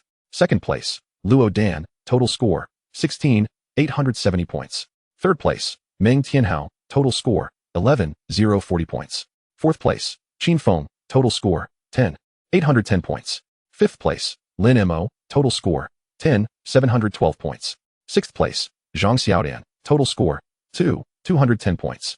Jiang Chen remains firmly in first place. Though the scores are no longer as disparate as before, it appears that as the rounds progress, the acquisition of points becomes increasingly significant. 6 beams of white light descend, restoring everyone's condition to its peak. Qin Feng smirks. Qingbei, if you can ascend, so can I. Lin Mo, as frigid as ice, remarks, not bad. Zhang Xiaodan, flushed with excitement, exclaims, Brother Jiang Chen, I did it. I passed. Did you see? We shall meet at Qingbei. It seems that the majority of those advancing are contemplating entry into Qingbei. The examiner's voice echoes. We shall now commence the 5th round of the examination. Please pay attention to the rules. The 5th round will simulate a real battlefield. Within this arena, a diverse array of monsters from various professions will continuously emerge. Warriors, mages, hunters, knights, and warlocks, among others. They will appear in legions before the contestants, with each wave comprising approximately 100 monsters. The strength of these creatures will range from weak to strong, common, elite, enhanced elite, leaders, and even bosses. There will be no respite. As soon as the last monster falls, the next wave will immediately appear. Thus, you must adjust your strategies according to your own pace. Level 15 monsters yield 50 points. Level 16 monsters grant 100 points, and level 17 monsters provide 200 points. Each additional level doubles the points, and so forth. Moreover, elite monsters score twice as many points as their common counterparts. This means that, during this round, any previous point advantages may prove inconsequential. Faced with such a vast horde of monsters, and the varying point values tied to their ranks, scores will quickly equalize, if not be surpassed. Jiang Chen understands that the 5th round is where true talents will clash. Any tricks or strategies will be rendered ineffective here. Only raw skill will prevail. The countdown begins. 5, 4, 3, 2, 1. The visuals before the 6 contestants shift dramatically, transforming from the dim virtual space into a desolate expanse. Above looms a blood-red moon, while beneath lies an undulating sea of gray earth, devoid of life and suffused with a malevolent aura that signals impending danger. In the monitoring room, the surveillance feed vanishes simultaneously. The examiners find themselves bereft of sight and express their discontent. Oh dear, it happens every year. Once we reach the 5th round, we're left in the dark. Old Su, do you have the clearance? Perhaps we could borrow your light to catch a glimpse. Su Feng shakes his head, offering a wry smile. I lack that clearance. I cannot see anything. The examiners express skepticism. How can that be? If you lack clearance, who else might possess it? Su Feng continues, in the entirety of Longhua, those with such privileges can be counted on one hand, no more than 5 individuals. Within Longhua, the prominent figures ranked among the top 5 are well known, and it goes without saying who they are. Yet, the presence of such high-ranking individuals, especially those whose names can be invoked at will, leaves the examiners reticent. One examiner, after a long pause, awkwardly chuckles. Not being able to see is of little consequence. There is nothing worth watching. We can always check the score rankings. Indeed. Let us simply observe the score rankings. At this moment, the virtual space expands even further than before, stretching infinitely. The scenery becomes increasingly vivid, permeated with the stench of decay and blood. Not far away, a small mound formed of human skeletons rises ominously. In Chapter 48, Jiang Chen has an instinctual realization. This place has undoubtedly borne witness to countless large-scale battles over the years. Otherwise, the rancid odor of blood would not be so pervasive. The distant hills of bones appear far from mere decorations. They resemble haphazard heaps of refuse, carelessly piled to clear a path. Is this the place where the venerable predecessors of humanity battled against monsters? Jiang Chen murmured to himself. Based on his conjecture, what lay before him was most likely a simulation of a genuine battlefield. Countless human ancestors had bravely fought against the monstrous hordes to secure a foothold for the human race. In a moment of reverie, Jiang Chen could even hear the howls of fury carried by the wind. General, we can hardly hold on any longer. Where are the reinforcements? Even if we cannot hold, we must endure. We are the reinforcements. For the Dragon Kingdom. To the last breath. The glory of the Dragon Kingdom. To the last breath. Behind us lies the Dragon Kingdom. Let anyone who dares to retreat take a step back. Charge. Slay these wretched beasts. The wind howled, a mournful wail, seemingly mingling with cries of despair and resentment. With so many skeletal remains strewn about, it seemed that humanity had likely lost this battle. Jiang Chen's spirits sank correspondingly. Now, he was the reinforcements, the sole representative of the Dragon Kingdom in this realm. A resounding boom echoed from afar. Jiang Chen looked up to see hundreds of monstrous heads emerging on the horizon, marching in precise formation towards him. Each creature was well equipped, brandishing weapons. He activated his detection skill. Velociraptor Warrior. Level 15. Velociraptor Mage. Level 15. Velociraptor Knight. Level 15. Velociraptor Hunter. Level 15. Beyond that, he could discern no further information, as if some force was obscuring the details of this legion of monsters. Under the moonlight, the gleaming armor of the monsters shimmered, and their long spears appeared exceedingly sharp. They seemed to have detected Jiang Chen, their pace quickening as they advanced towards him. For the examinees, such a complete battalion would soon encircle them if they did not flee swiftly to create distance. Yet, Jiang Chen stood still, his gaze fixed on the approaching monsters, marking them one by one. 3 rings of light ignited simultaneously. 12,681 health points. 12,682 health points. 12,683 health points. The monsters fell like harvested wheat under his gaze. The sound of their footsteps grew fainter until it vanished entirely. His talent amplification surged by 100 points, bringing his total to 12,783. Jiang Chen's ranking score abruptly soared from 24,600 to 29,600 points. In an instant, he amassed an additional 5,000 points. In the monitoring room, the examiners could not see the virtual scene, but could observe the score rankings. Jiang Chen's score has changed. Vocal. An instant increase of 5,000 points. Did he just eliminate an entire wave of monsters? The voices of the examiners trembled with disbelief. Just how high was Jiang Chen's damage output? They could not fathom it. In less than a minute, an entire legion of monsters had been dispatched. Jiang Chen remained unfazed. Such carnage was second nature to him. Suddenly, the corpses of the 100 slain monsters dissipated into black smoke, vanishing into the air. As they disappeared, another wave of monsters emerged on the distant horizon. Without any pause or interval, Jiang Chen sprang into action, sprinting towards the direction of the newly appeared monsters. With his agility exceeding 10,000, his speed was remarkable. It was not that he found the monsters too slow, he simply did not wish to wait. His score changed once more, rising from 29,600 to 36,100. An increase of 6,500 points. In the monitoring room, the examiners erupted in excitement. Look, the leaderboard. The score has changed again. It has increased by 6,500 points. Does this mean he has defeated the second wave of monsters? And this time, it took less than a minute. The examiners shouted with exhilaration, their eyes reflecting disbelief. How was this even possible? No one could comprehend it. Yet, the truth was evident. The scoring system of the Dragon Kingdom, which evaluated countless students each year, was the most authoritative of its kind. Even if the sun rose in the west, the scoring system would not err.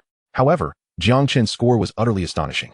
They quickly glanced at the scores of the other 5 examinees, finding solace in the fact that others had struggled for a long time, with the highest, Rodden, having gained only 100 points, while the others had merely achieved double digits.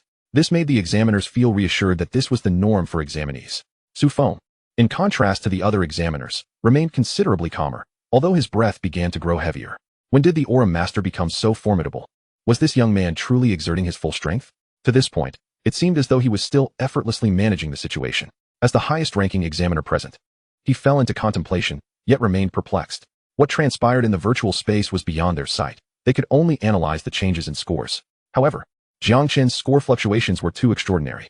After Jiang Chen confronted the monsters and dispatched a wave, he was dismayed to discover that more monsters emerged from another direction, opposite to the one he had been running towards.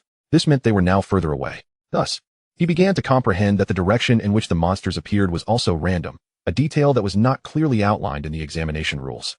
He decided to return to his previous position, awaiting the monster's emergence. His score surged by 5,000 points once more, elevating it from 36,100 to 41,100. Suddenly, the ground began to tremble violently, fissures appearing and branching out into the distance. Fiery light emanated from the cracks, and Jiang Chen looked down to find boiling magma leaping beneath. Waves of heat rose from the magma, enveloping his skin in a scorching embrace. The skeletal remains on the ground slid into the lava, disappearing without a trace. From the magma erupted a colossal, fiery stone giant. Lava Behemoth, Elite. Level 16. The information remained scant. Towering at 8 meters, it exuded an overwhelming presence. Shortly after, a second and third emerged. In a matter of moments, hundreds of lava behemoths leaped from the magma, their pitch-black eyes collectively fixed on Jiang Chen, their gazes devoid of warmth, as if regarding a mere inanimate object. Under the moonlight, the air itself began to warp. Jiang Chen found it difficult to breathe. Previously, he had sensed the stench of blood, but now, with these towering figures, it felt as though the very oxygen had diminished. For an elite level 16 creature, the score should be substantial, right? To others, these monsters were a formidable threat. Yet in Jiang Chen's eyes, they were merely walking sources of points. 12,883 health points. 12,884 health points. 12,885 health points. Each monster yielded 200 points.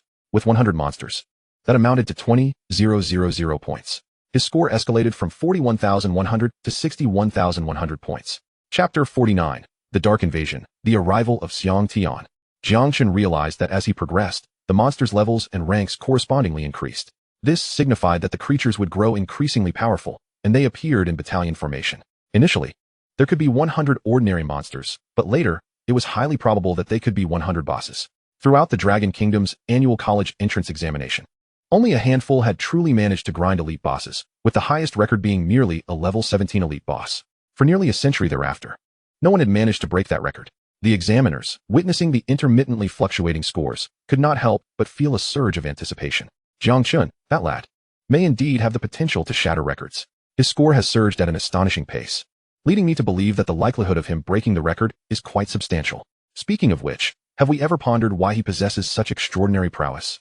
I recall that aura masters are notoriously known for being mere support characters, trailing at the back. Is it possible that he has awakened a hidden talent? Your suggestion strikes me as entirely plausible. The awakening of such talent can indeed lead to a remarkable transformation. However, there are only 5 individuals in the entire Dragon Kingdom who have achieved such an awakening. The odds are exceedingly slim, and I trust we all comprehend this. So, aside from that scenario, could there be any other possibilities? Who can say? Jiang Chen's score has been exhibiting explosive increases, occurring in less than a minute. Regardless of the direction from which monsters appear, the moment they surface, they are immediately reaped in droves. With a mere glance, they fall before his gaze. Any monster that does not exceed 3 levels above his own is instantaneously vanquished. Come at me, who can best me? He boasts. Monsters, unleash yourselves. If I cannot defeat you, then I concede defeat. Rodden employs strategy, initiating with a blade storm, leaving one monster wounded to kite while waiting for his skills to cool down. As long as he refrains from killing the last one, the next wave of monsters won't appear for a while. This cyclical approach seems effective. Meng Tianhao and Lin Mo, embodying the mage class, adopt the same tactic as Rodden. They initiate with a large-scale attack, then retreat swiftly to repeat the process. Qin Feng quickly establishes a short-range teleportation array, allowing for infinite teleportation, rendering the legion of monsters utterly bewildered. In the meantime, he even manages to replenish some health. The most unfortunate of all is Zhang Xiaodian. She is the sole healer to advance to the 5th round. Although she discovers she can control virtual warriors to either attack or flee, she ultimately lacks robust offensive capabilities. She can only scream and wail in a desperate bid for survival.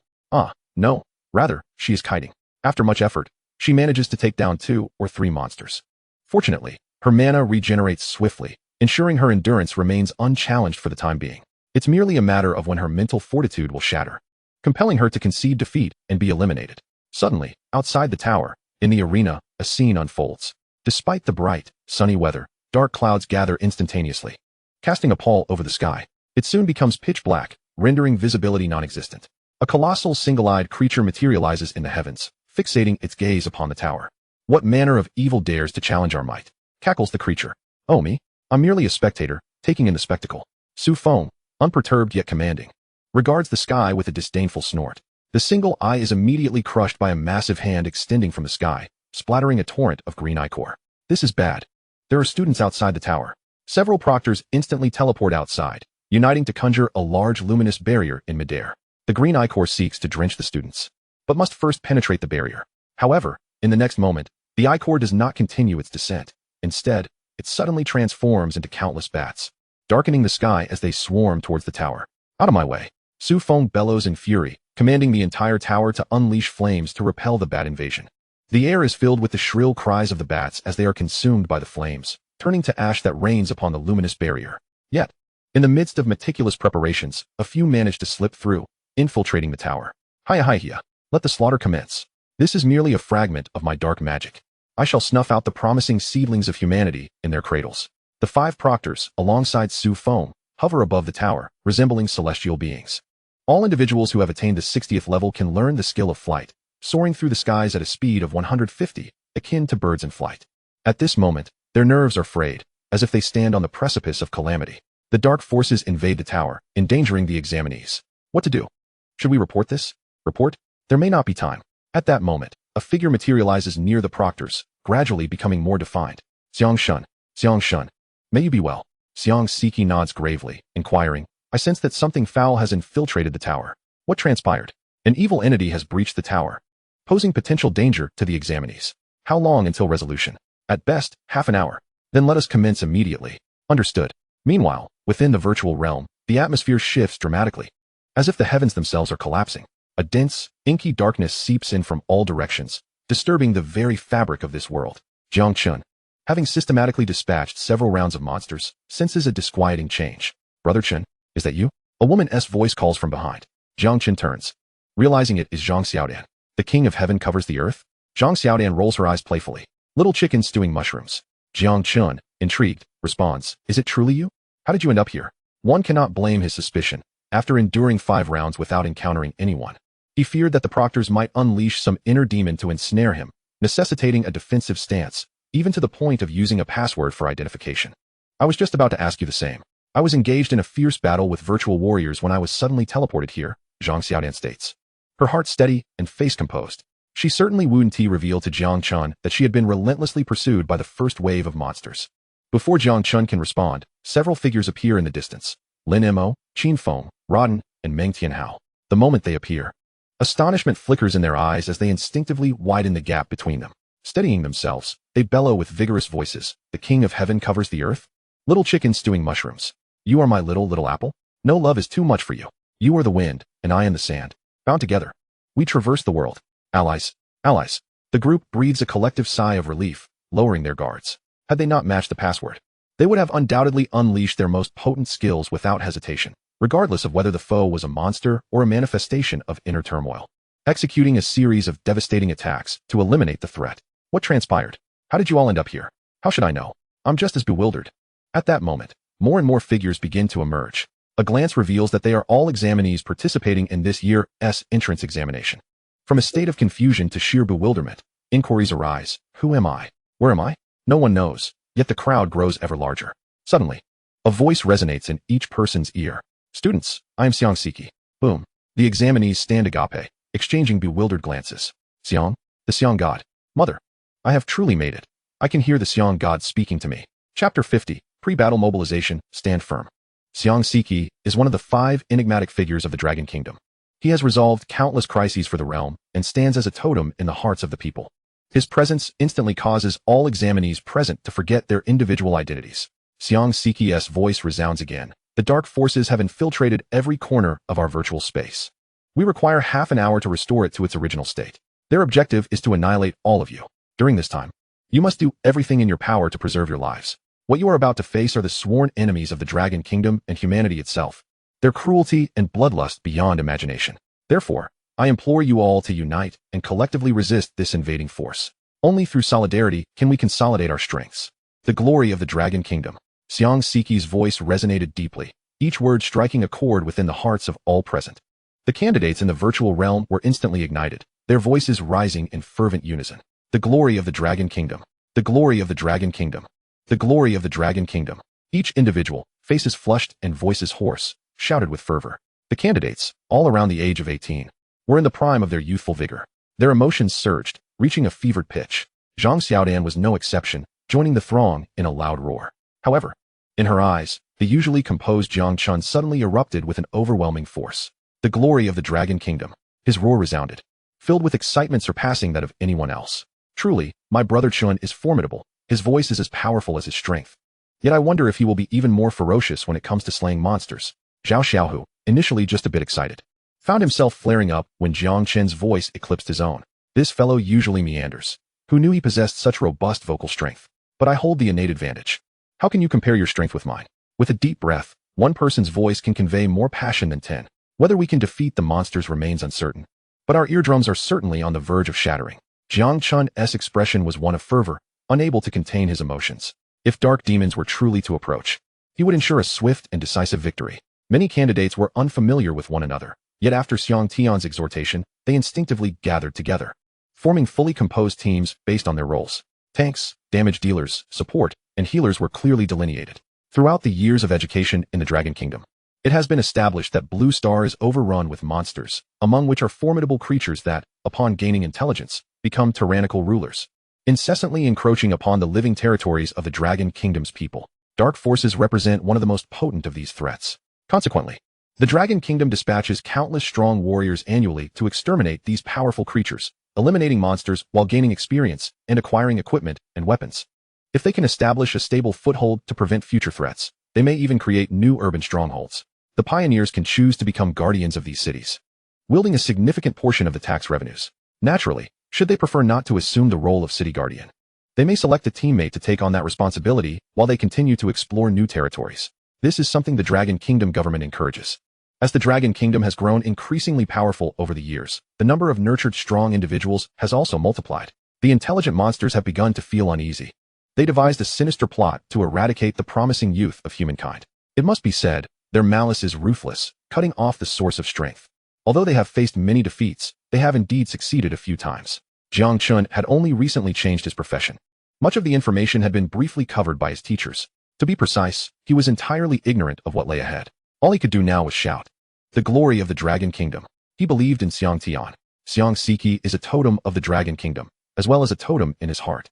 Since Xiang Tian proclaimed that unity is strength, he firmly believed that as long as they stand together, they can surely vanquish evil and protect the Dragon Kingdom. Otherwise, if the incoming force were truly so advanced that they could obliterate them with a mere breath, Xiang Tian would simply instruct them to flee rather than face certain death here. Zhang Xiaodan remarked that with Xiang Tian present, the situation was likely quite dire. Zhao Xiaohu, shield in one hand and blade in the other, struck 3 times with a clang, grinning savagely. Let them come. The greater the chaos, the more exhilarated I become. Lin Mo and Qin Feng remained silent, closing their eyes and sitting on the ground to meditate and restore their mental energy. During the earlier battle, their spiritual reserves had been severely depleted, and they had little mana left. With the impending conflict, they needed to seize every moment to recuperate. In the gymnasium, several individuals floated in the air. The examiners were on high alert. Su Feng had entered the tower to mend the breaches, while they could only guard the tower's exterior to prevent further attacks from the dark forces. Xiang Tian had already departed. The examination site was not limited to this location, as he needed to make arrangements elsewhere. Even one of the Dragon Kingdom's 5 champions would struggle to endure multiple long-distance teleports within a short span. However, there was no alternative. These students represented the future hope of the Dragon Kingdom. He had to exert every effort. Who would have thought that the dark forces would seize the opportunity during our national examination to launch a surprise attack? I heard that this tower was originally constructed by predecessors who defeated elite leaders from the Dark Demon realm, and I fear that dark powers would thrive within it. They aim to extinguish the future of our Dragon Kingdom, don't they? What a predicament we find ourselves in. We cannot enter nor exit. What can we do but fulfill our duties and protect the gymnasium, ensuring that the tower does not suffer another assault? The examiners were filled with anxiety, deeply concerned for the safety of the candidates. If things went awry, they could become the scapegoats of the Dragon Kingdom. Now, aside from guarding the tower, they could only silently wish for the safe return of the candidates. At this moment, within the virtual space, the temperature plummeted, enveloping everyone in a chilling aura. The stench of decay and blood grew increasingly pungent. The sky and earth changed colors, and a fierce wind howled. Knights and warriors instinctively positioned themselves at the forefront of the crowd, serving as a bulwark for their comrades. To attack their allies, one must first tread over their corpses. Damage dealers stood resolutely in the center, ever vigilant, ready to draw their bows and cast spells at a moment's notice. They mentally rehearsed their ultimate moves, running through QWER in their minds repeatedly. Support and healers positioned themselves at the back, bestowing buffs upon all. Every teammate's health must be maintained above 50%. The lives of their comrades were firmly in their grasp. There could be no negligence whatsoever. Children of humankind, your appearance reminds me of unpleasant memories, cackled a sinister voice. Thus, all of you must die. I must act swiftly. Before the magic tower is repaired, I shall slaughter you all. The delicious scent of fresh blood. The taste of fear. Chapter 51. The Guardian Aura emerges. The horrific cacophony of tearing sounds echoed everywhere, sending shivers down the spines of all present. A piercing chill surged from the soles of their feet, racing up to their crowns, leaving them feeling utterly frozen. The greatest terror lies not in the impossibility of victory, but in the unknown. They had no inkling of where the enemy lurked. Many had never encountered such a scene before. Each one of them paled in fear, yet continued to grip their weapons, scanning their surroundings. Boom, boom, boom. The sound of the air being disturbed reverberated from above. Confusion filled the eyes of the crowd as they all looked up in unison. A colossal, humanoid avian creature appeared, grasping a bow and arrow. Its talons resembling those of an eagle, flapping its wings vigorously. The sound emanated from the flapping of its wings. Countless detection spells were cast. Eagle Beak Beast Man, Dark Enchantment. Level 19. Only level 19. What a shock. I thought it would be level 70. Are you out of your mind? Level 19 is no small feat. Most of us are just over level 10.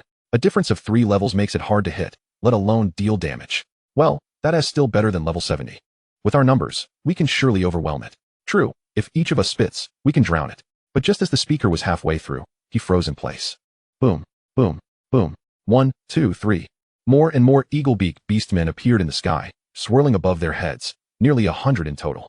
Each monstrous creature was adorned with scales and wielded a bow and arrow, especially under the moonlight, coupled with their beak-like faces and beastly eyes. They exuded an overwhelming aura that instilled dread in all present. The candidates attending were but 18 years of age, sheltered until now by their parents. Among them were numerous pampered sons and daughters, accustomed to having their needs met without effort. They had come to the examination venue merely to partake in the college entrance exam, believing that if they encountered trouble, they could simply forfeit. Little did they anticipate such a dire threat to their lives.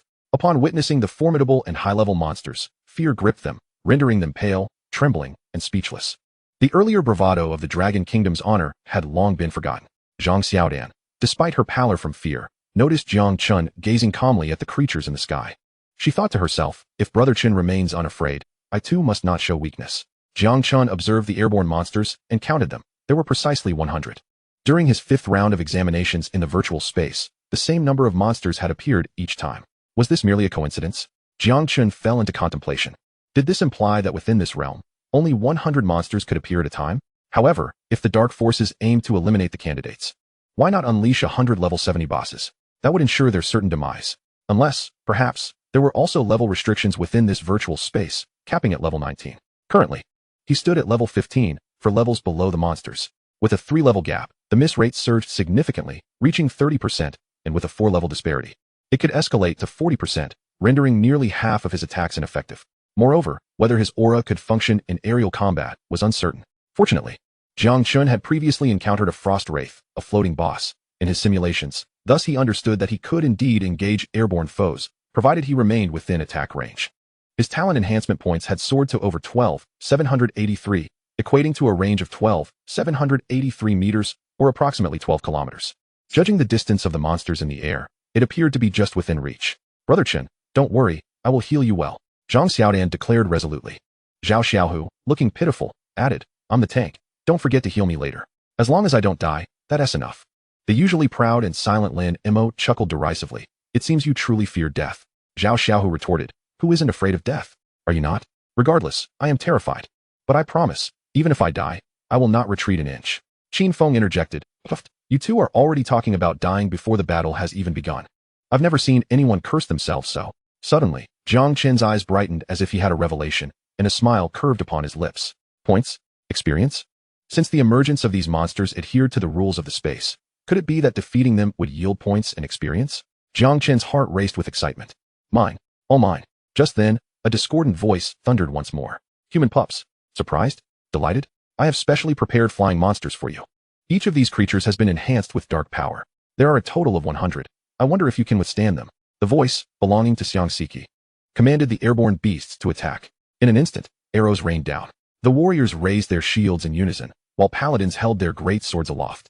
A third of the group were melee fighters, unable to strike at the sky, and could only endure the onslaught.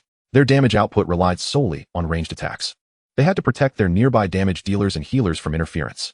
Hunters retaliated against the aerial foes, while mages unleashed instant control spells, preparing their ultimate moves. Yet, the disparity in levels was too great, ranging from 6 to 9 levels. A significant portion of their attacks went awry. In contrast, the arrows of the level 19 beak monsters struck true, exploding upon impact with the warriors or paladins and causing critical damage. Fortunately, healers tirelessly tended to the life bars.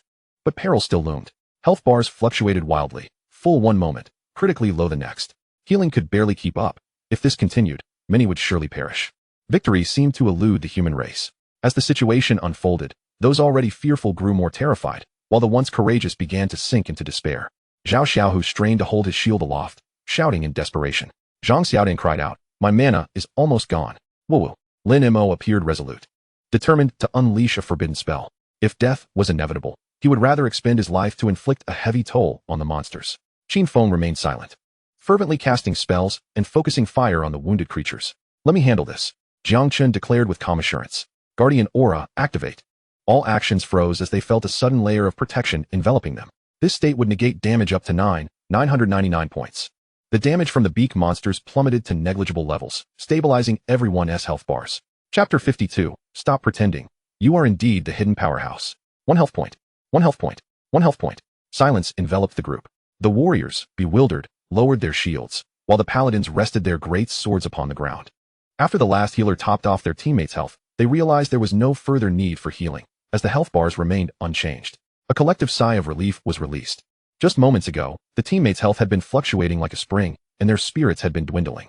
If this continued, death could strike at any moment. Mages and hunters, now exposed without the cover of melee fighters, found themselves under the relentless barrage of arrows from the beak monsters. The arrows pierced through the air relentlessly. Logically, fragile ranged attackers could not withstand such an assault. Yet, to their astonishment, their health bars dwindled at a rate slower than that of a bathhouse attendant in northeast China. The sensation was almost enjoyable, akin to a gentle tickling. Whose aura skill was this? It had immunized them against the majority of damage. Vocal. Incredible. This guy is extraordinary. Who is he? I must meet him. Thank heavens. Our lives are spared. Everyone began speculating about the identity of this remarkable individual. Zhao Xiaohu, clearing his throat purposefully, raised his voice to the left, proclaiming, "Thank you, Jiang Chen." Then he turned to the right, shouting, "Thank you, Brother Chen." Jiang Chen stood to the side, utterly bewildered. Was this fellow truly dazed from the pressure? I'm right behind you. Why not thank me directly? Zhang Xiaodan frowned, casting a worried glance at Zhao Xiaohu. Lin Imo stood by, smiling silently as he gestured to the sky. Qin Feng chuckled softly, continuing his spell casting without uttering a word. With Zhao Xiaohu's loud declarations, the atmosphere shifted. All eyes converged upon the five-member team, their gazes oscillating back and forth. Under Zhao Xiaohu's performance, the focus swiftly honed in on Jiang Chen. Thank you. Esteemed one. You are remarkable. It was you who saved us. Please accept my knee. The overwhelming chorus of gratitude resonated from every individual, expressing heartfelt thanks to Jiang Chen. Without his aid, they would have become mere prey, destined to be pierced by arrows in no time. However, what of the monsters above? Although we are safe now, these creatures remain unvanquished. What shall we do? We just need to wait for half an hour, right? You can't truly believe you can slay these monsters, can you? Minutes passed since the battle commenced. The dismal accuracy stemming from their disparate levels rendered their attempts futile, despite the thousands launching attacks. Only 2 eagle beasts had been felled thus far. It was utterly ineffective. At that moment, a slashing sound reverberated around them. Caw caw caw. Young one, you are quite impressive. I admire you greatly. I, the Dark Lord, now offer you a chance. Serve me as my subordinate, and I shall bestow upon you boundless power, enabling you to swiftly ascend to the pinnacle of humanity. What do you say? You must be tempted. The devil's voice echoed in the ears of everyone present. Immediately, some stepped forward to retort, "Humph. I advise you to abandon such hopes. Our Dragon Kingdom's citizens cannot be swayed by the likes of you, a vile entity." Indeed, Jiang Chen would never betray humanity. Many voices arose in vehement opposition. Yet, some still cast worried glances at Jiang Chen, their faces etched with concern. The only reason they continued to survive was Jiang Chen's protective aura, granting them a state of damage immunity. If Jiang Chen were to turn traitor, the only fate awaiting them would be death, an inevitable demise. Zhang Xiaodan turned to Jiang Chen. "Brother Chen, you wouldn't do that, right?" Zhao Xiaohu laughed heartily. "Of course not. You can rest assured." Lin Mo and Qin Feng remained silent, but instinctively drew closer to Jiang Chen, demonstrating their unwavering trust. Meanwhile, Jiang Chen internally reveled, relishing the vast experience points at hand. None for you. All for me. Yet, he maintained an outwardly indifferent facade, quietly activating the fiery aura and frost aura. The eagle beasts in the sky had already been marked. At that moment, a flurry of alerts began to flood everyone's minds. Miss. 12, 783 health points. Miss. 12, 785 health points. Miss. The theoretical miss rate stood at 40, but the actual probability was even higher. Hitting the target was entirely contingent upon chance. Yet, a successful strike would yield a lethal outcome. Suddenly, 28 eagle beasts plummeted from the sky, leaving the crowd in utter astonishment. Before they could react, another wave ensued. 32 more eagle beasts fell in an instant. Jiang Chen's notifications began to flood the screen. You have slain a level 19 elite monster, Eagle Beast, gaining 6,000 experience points. All attributes 1, power increase 1, range increase 1. Reward points, 2,000. You have slain a level 19 elite monster, Eagle Beast, gaining 6,000 experience points. All attributes 1, power increase 1, range increase 1. Reward points, 2,000. You have slain a level 19 elite monster, Eagle Beast, gaining 6,000 experience points. All attributes 1, power increase 1, range increase 1. Reward points, 2,000. A surge of joy filled Jiang Chen's heart. Indeed, experience points were being accrued. Not only that, but there were also point rewards. More and more level 19 eagle beasts fell, crashing down into the crowd.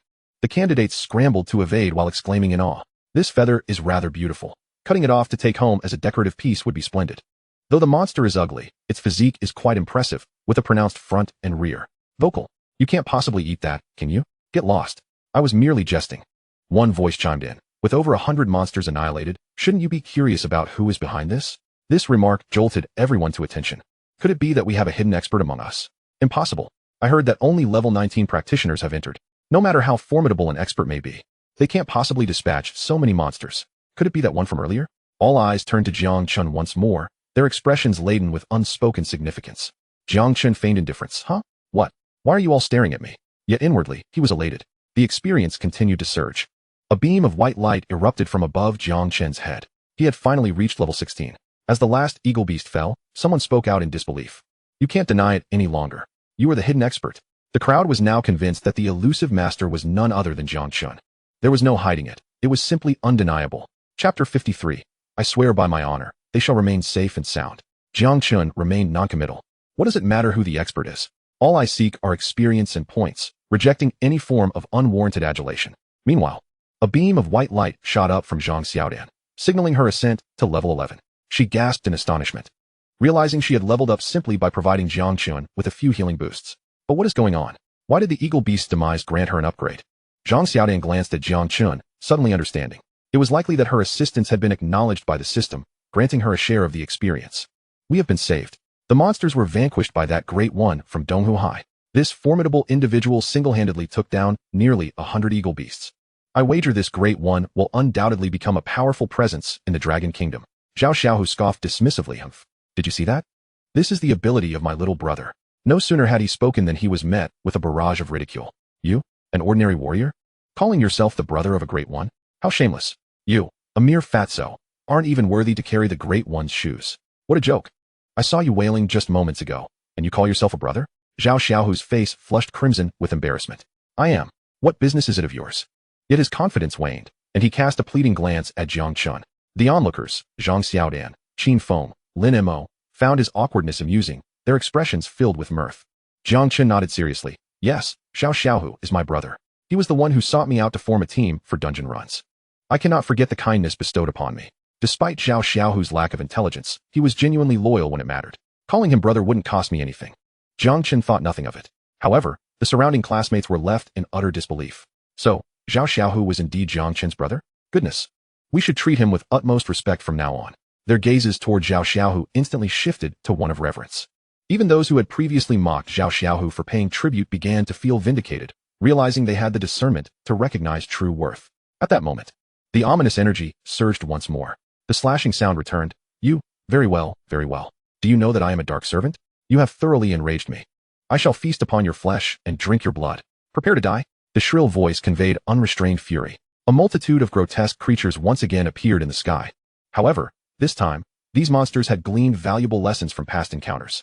They soared to great heights, unleashing a torrential rain of arrows directed predominantly at Jiang Chen.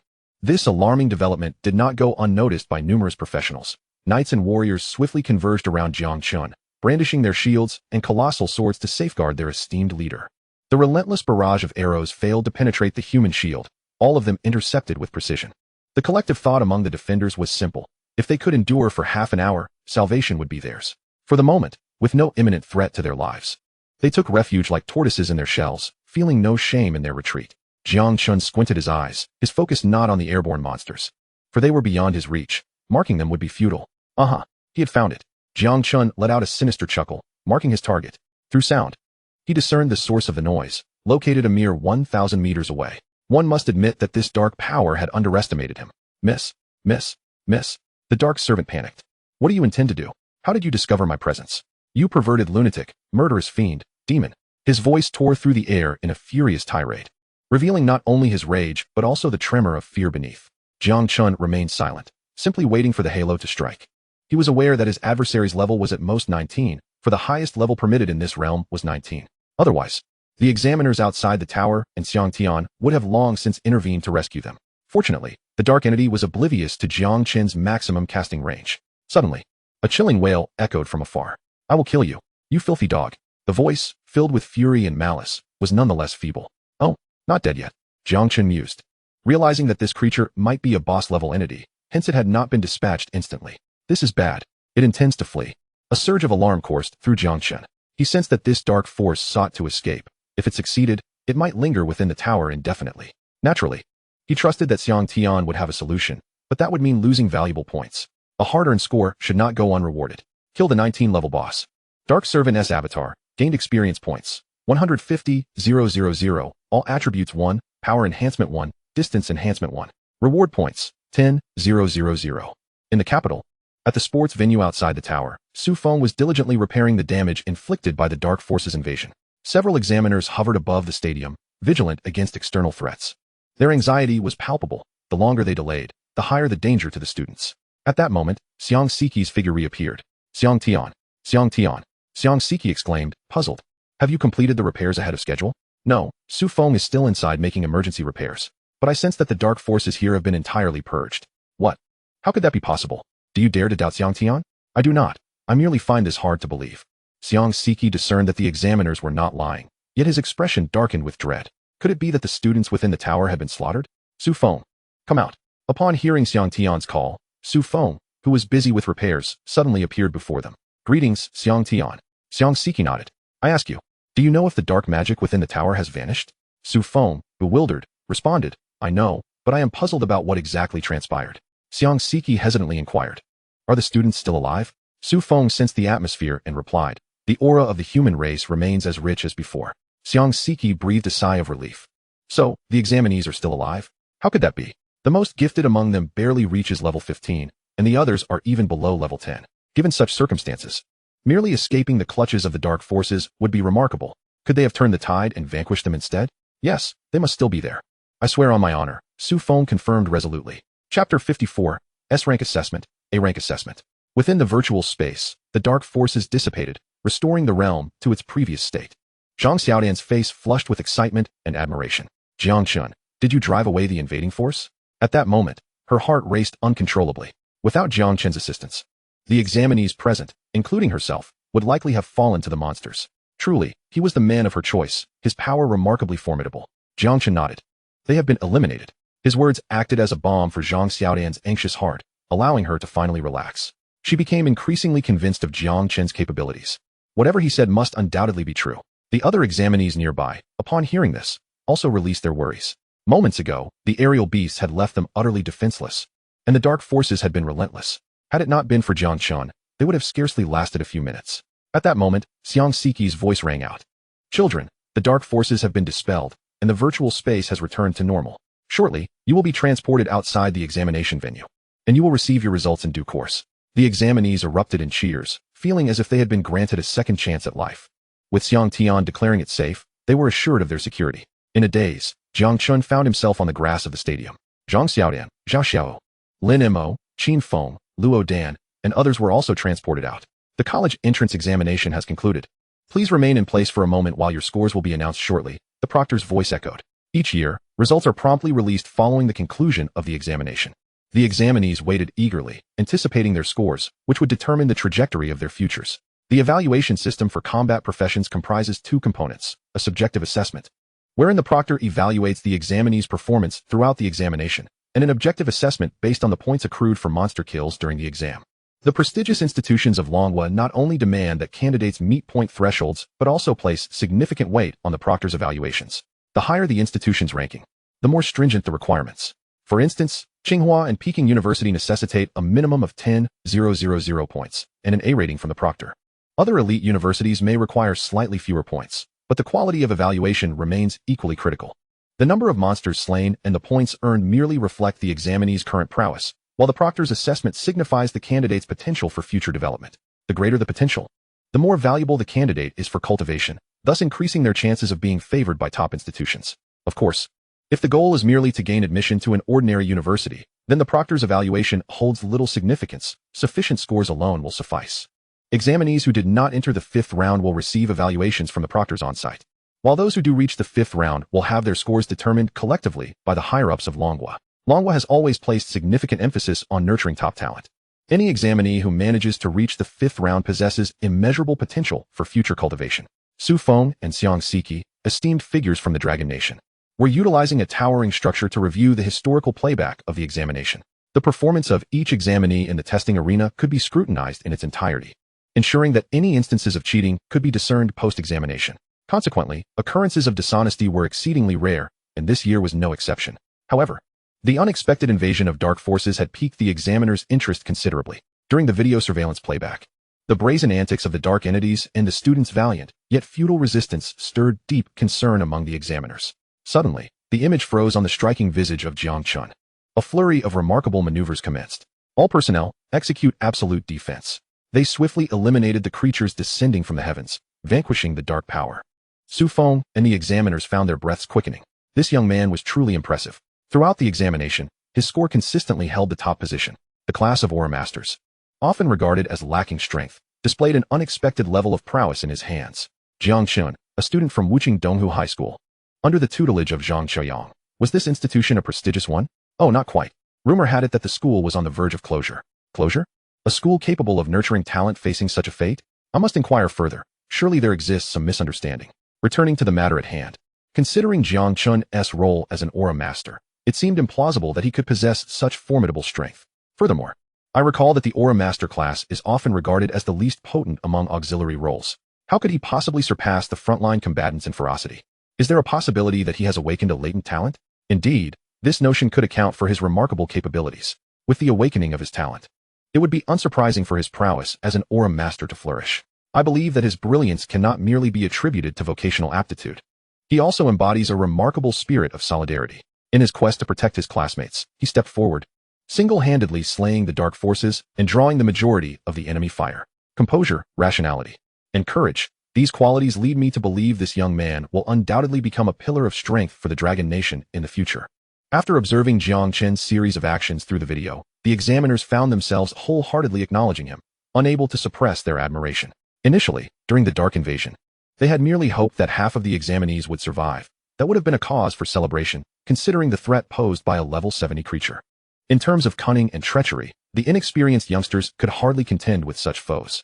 Moreover, the ability to summon level 19 monsters indefinitely posed a significant challenge. Yet, Jiang Chen single-handedly stabilized the situation, safeguarding all examinees, while simultaneously annihilating the dark forces, thwarting their insidious plans against the Dragon Nation. In stark contrast to Jiang Chen, the performances of the other examinees appeared rather mundane, average, indeed. Comparisons inevitably lead to disappointment.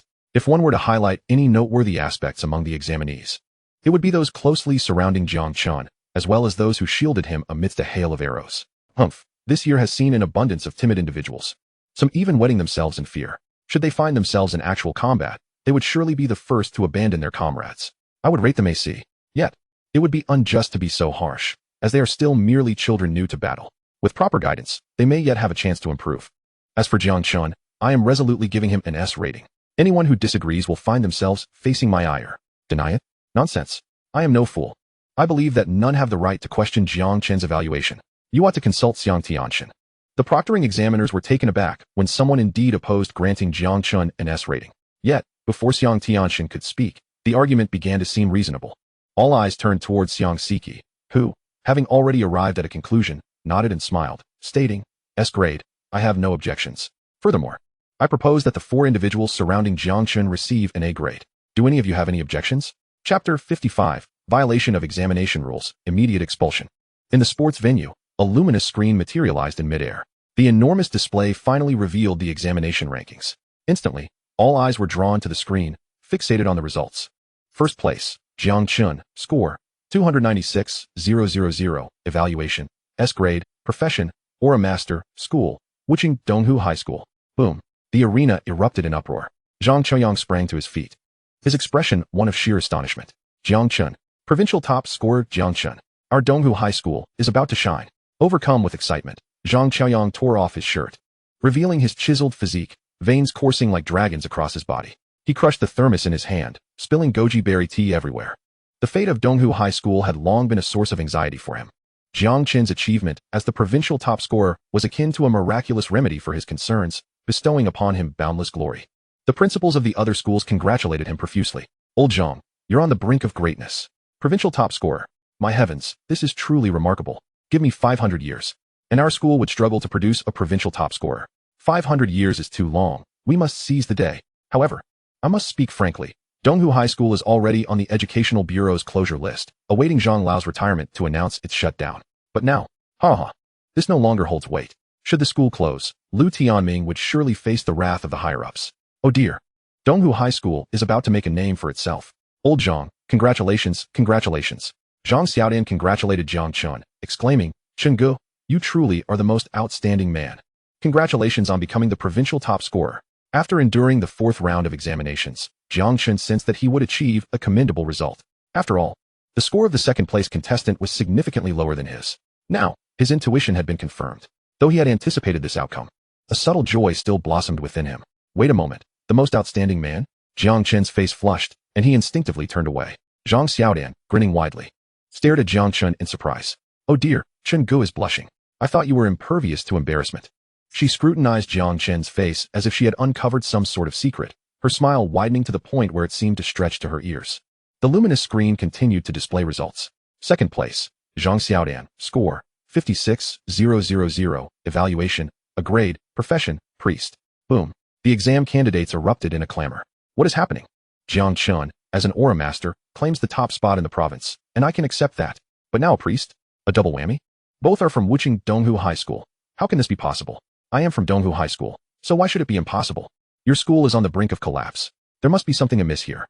Come on, the examination system in the Dragon Nation is beyond reproach. If there were any foul play, it would have been exposed long ago. You think you're the one to discover it? Then what do you suppose it is? Surely a priest can't heal those monsters, can they? Wait, is it possible that while Jiang Chen was slaying monsters, the priest was continuously healing him? Wow, that is actually plausible. But why would a priest heal an aura master instead of a tank? Don't ask me. I have no idea. Many speculations arose, ranging from doubts about the fairness of the examination to envy for Zhang Xiaodian's unexpected fortune. Why would a priest, when faced with a tank, choose to heal an aura master? Who can comprehend that? Yet, someone indeed did just that, amassing a significant score and securing the position of provincial second. Zhang Qiaoyang was beside himself with excitement. The thermos in my hand has been utterly rendered useless, crumpled into a small steel ball. The several principals who traveled from Wuching cast envious glances at Zhang Qiaoyang. Yet, what use is envy? Positions are earned by merit. Zhang Xiaodian's chest heaved violently. Overwhelmed with excitement, her breaths coming in rapid succession. I actually placed second? Her gaze was fixed on the ranking displayed on the luminous screen.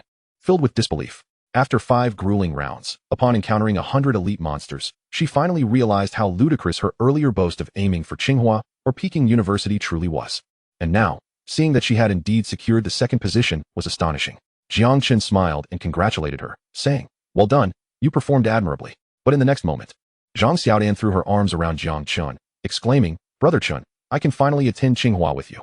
It seemed that being in the same school as Jiang Chen held greater significance for her than merely achieving second place in the province. Jiang Chen's results were not particularly surprising, yet Zhang Xiaodian's meteoric rise to second place astonished many, leading them to believe it was merely a stroke of luck. The rankings continued to scroll. Third place, Luo Dan, total score, 37870, evaluation, grade A, occupation, Sword Saint.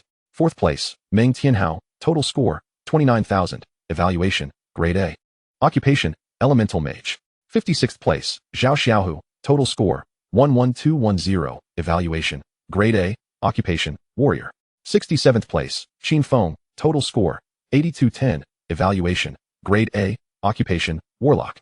75th place, Lin Mo, total score, 6210, evaluation, grade A, occupation, Mage. A total of 300 candidates from Donghu High School participated in the examination.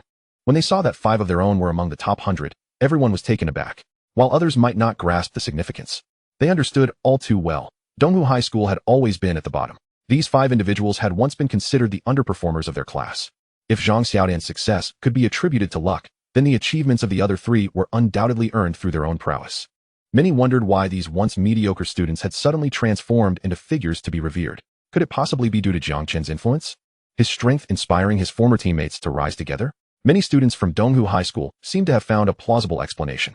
However, if that were truly the case, it would only serve to deepen their discomfort. During the mock exam, they had dismissed Jiang Chen due to his lackluster support role, avoiding him when forming teams. Now, witnessing 4 classmates achieve success alongside him, their hearts felt like a bottle of soy sauce spilled over, filled with mixed emotions. At that moment, a voice rang out from the adjacent Shihu High School. I refuse to accept this. This is unfair. How could 5 students from Donghu High School possibly make it into the top 100? Impossible. Absolutely impossible. There must be some trickery involved. I demand an explanation on behalf of the other candidates.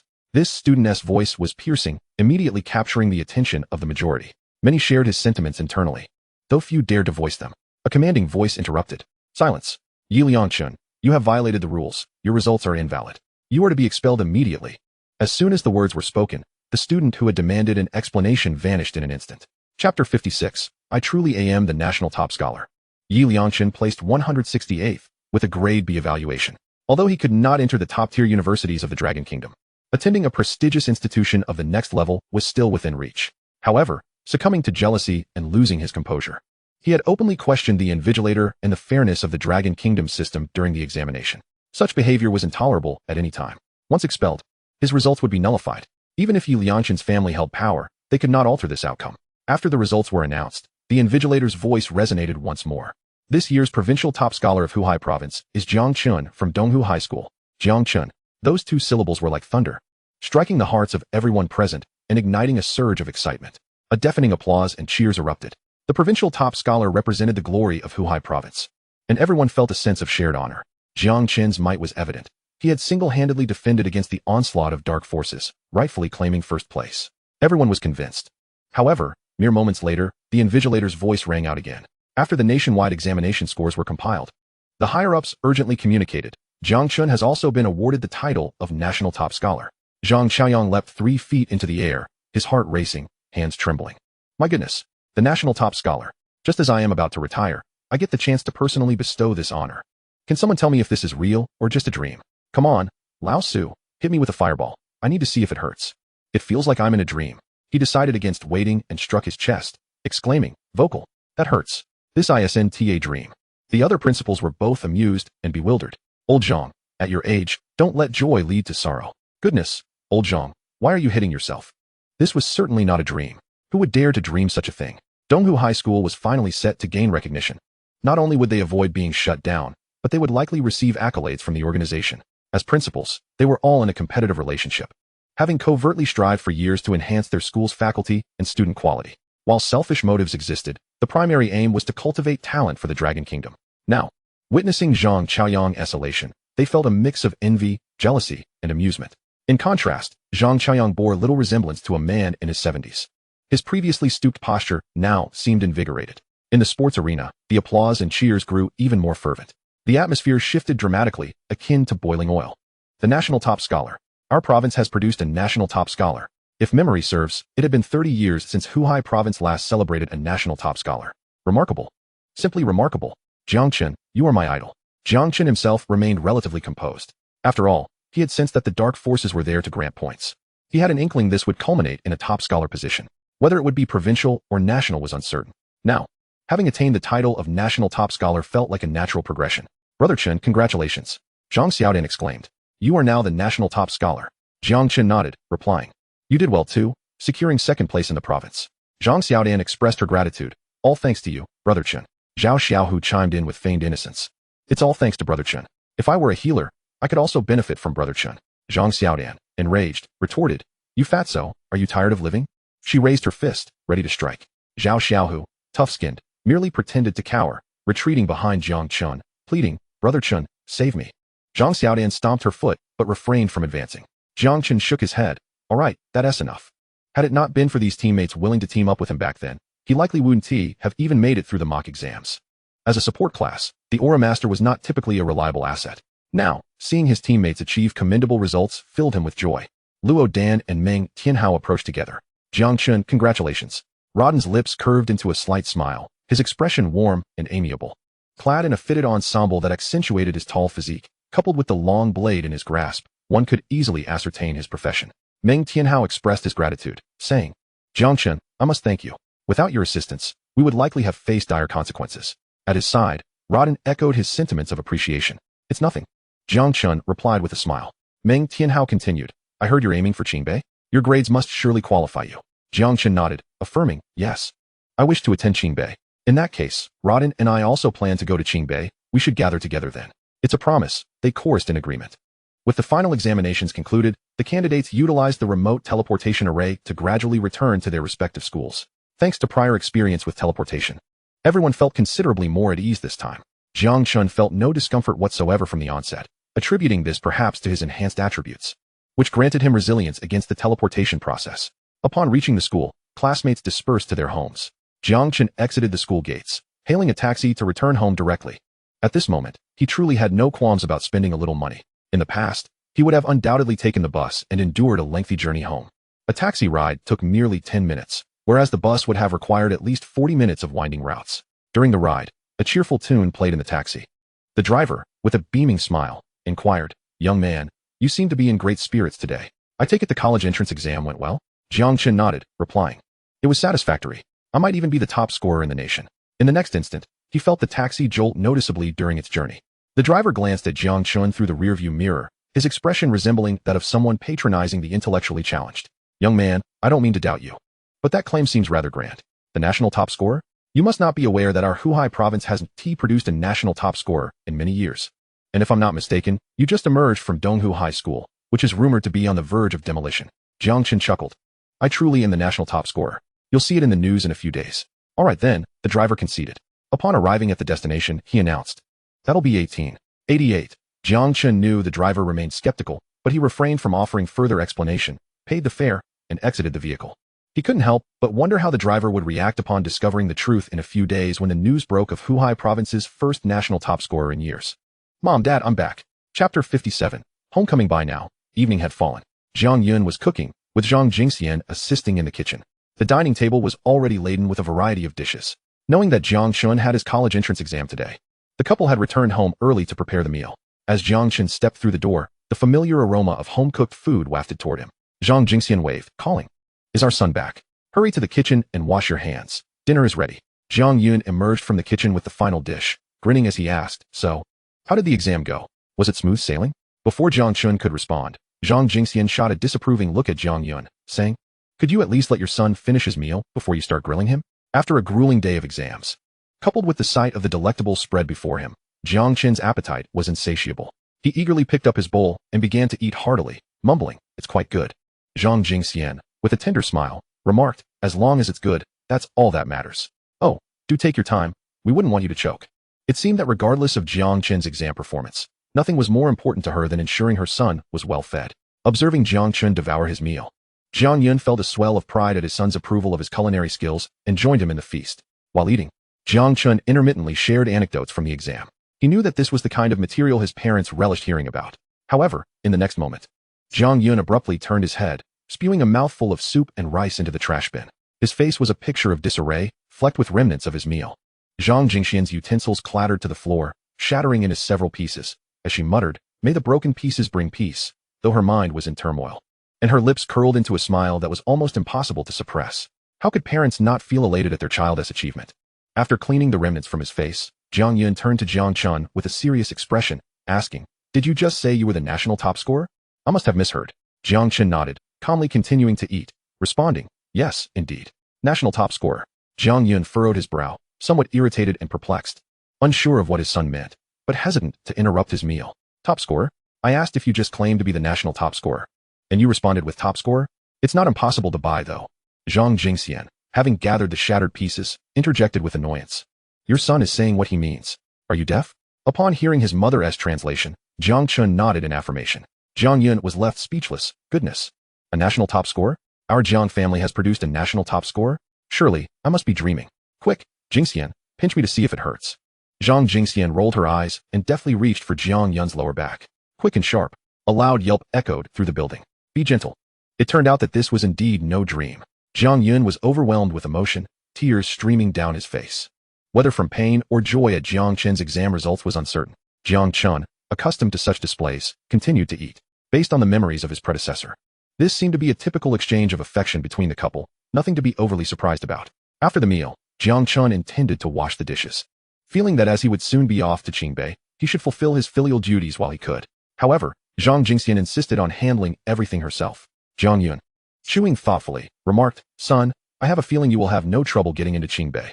But once you leave, it might be at least half a year or even a year before you return. We won't see you for quite some time. Tomorrow is Sunday. How about we all go out for a shopping trip?" Suddenly, the water sounds in the kitchen diminished and silence fell. Jiang Chen considered Jiang Yun's words. He realized that occupying the body of the original owner also carried a responsibility to honor his family. With over 20 million on his card, even with rising prices in Manhwa, he could purchase many things. However, buying regular clothes, bags, or jewelry for the chef and tailor seemed inappropriate. It would be far better to improve their living conditions instead. Dad, how about we skip the shopping trip? Well, you're the national top scorer now, so time is of the essence. No worries, it was just a casual suggestion. No, I mean we should just go buy a house. Son, you don't understand the value of money. Housing prices in Wuchang are quite steep. Jiang Yun, upon hearing Jiang Chen's intention to buy a house, wore a bitter expression as he explained. Zhang Jingxian emerged from the kitchen, exclaiming, "Oh my, has our son grown up and is thinking about marriage? I've saved 100,000 for you. I can give it to you right now." She began to head towards the room to retrieve the card. Jiang Chen interjected, I will pay to buy a house for both of you, a villa." The couple exchanged wide-eyed glances, astonished by each other's expressions. Jiang Yun replied in a serious tone, "Where did you acquire such funds?" Jiang Chun recounted the story of his betting during his promotion in the silver tier, though he understated the amount by a zero, claiming 3 million. Nevertheless, even this figure left the couple gasping in astonishment. "Wow, son, you truly are amazing. But you should save that money for your future wife," Jiang Yun said, gesturing dismissively. Nonetheless, he felt immense pride in his son's accomplishments. Not only had he become the national top scorer, but fortune had also smiled upon him. Zhang Jingxian joined in the persuasion, "Don't spend it all at once. You'll need money for many things in the future." Jiang Chen smiled gently. He had long since grasped the underlying secrets of the couple. By steering the conversation towards the prospect of marriage, everything became coherent. Thus, he remarked, "Mom, who would want to marry into our dilapidated house? Wouldn't it be easier to attract a wife if we purchased a villa?" Upon hearing this, Zhang Jingxian's eyes lit up. Yes, we must buy that villa. If we lack the funds, I will borrow." Jiang Yun nodded in agreement. For many years, all trivial matters in their household had been decided by Zhang Jingxian, but what constituted a trivial matter was also defined by her. With her approval secured, there was little left to discuss. Nonetheless, purchasing a villa was ultimately a significant decision for the couple. Once a consensus was reached, they immediately began searching for the most cost-effective villa developments in Wuchang. In this era, it must be said, property prices remained exorbitantly high. A villa for 3 million left them with limited options. Jiang Chun decided that if necessary, he would opt for an installment plan, repaying it gradually over time. The guiding principle was to keep their finances discreet. The couple spent an exhilarating night without sleep. The national top scholar, 3 million, a villa. Each of these held immense psychological impact for them. What had once seemed unattainable in their lives, Jiang Chun had made possible. They felt a genuine sense of joy. That night, Jiang Chun reviewed his personal attributes. Jiang Chun, level 16, 1. Occupation, Aura Master, Health, 14, 484. Strength, 13, 044. Agility, 13, 044. Spirit, 13, 044. Talent Amplification, 12, 884 points. Skills, Scorching Aura, level 1. Scorching Aura, level 1 deals 12, 884 damage per second to surrounding enemies. Frost Aura, level 1 continuously inflicts a slowing effect of 999 on nearby foes, dealing 12, 884 points of freezing damage. Guardian Aura, level 1 provides defensive support to allies within the aura's range, granting immunity to 999 damage. Equipment, Ant King's Staff. Frostwitch S Ring. Thanks to the talent amplification, his attribute points had soared to over 130,000, with health reaching 140,000. With these attributes, he was on par with the bosses of legendary goblin dungeons.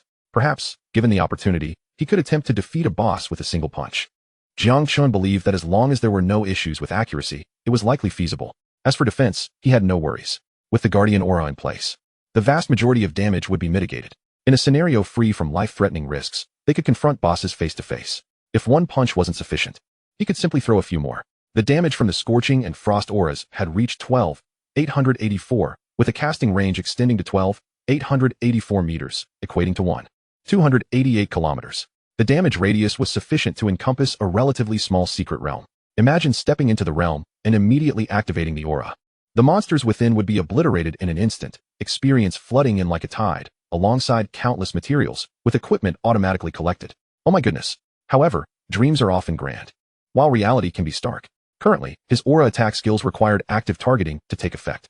Once a monster exceeded his line of sight, even if within casting range, he could not eliminate it. If the distance were too great, it would be rendered futile. Jiang Chen fell into contemplation. Could there be a skill that could automatically identify monsters? Based on the knowledge he had acquired in high school, he could not definitively explain this issue. Yet, he sensed that perhaps Tsinghua or Peking University could provide him with the answer. Chapter 58. The Villa at a Bargain Price. Wishing to create a wall of honor with your name. The following morning, Jiang Chen's family rose with remarkable synchrony to wash up and have breakfast. Purchasing a villa was indeed a momentous undertaking. After a night of deliberation, the couple had thoroughly researched all suitable developments in Wuching, selecting several to visit. I've prepared the route. We'll take bus 520, get off at Luosher North Road, and then transfer to bus 330. Jiang Yun excitedly detailed her travel plan. Her panda, eyes wide with enthusiasm. Jiang Chen, rubbing his forehead, interjected, "What about the time? Have you considered that? What if the bus takes all day?" This had not crossed her mind. "Let's take a taxi. We're planning to buy a villa, so a little extra expense doesn't matter." Reluctantly, Jiang Yun tucked away her meticulously crafted itinerary but felt a sense of joy.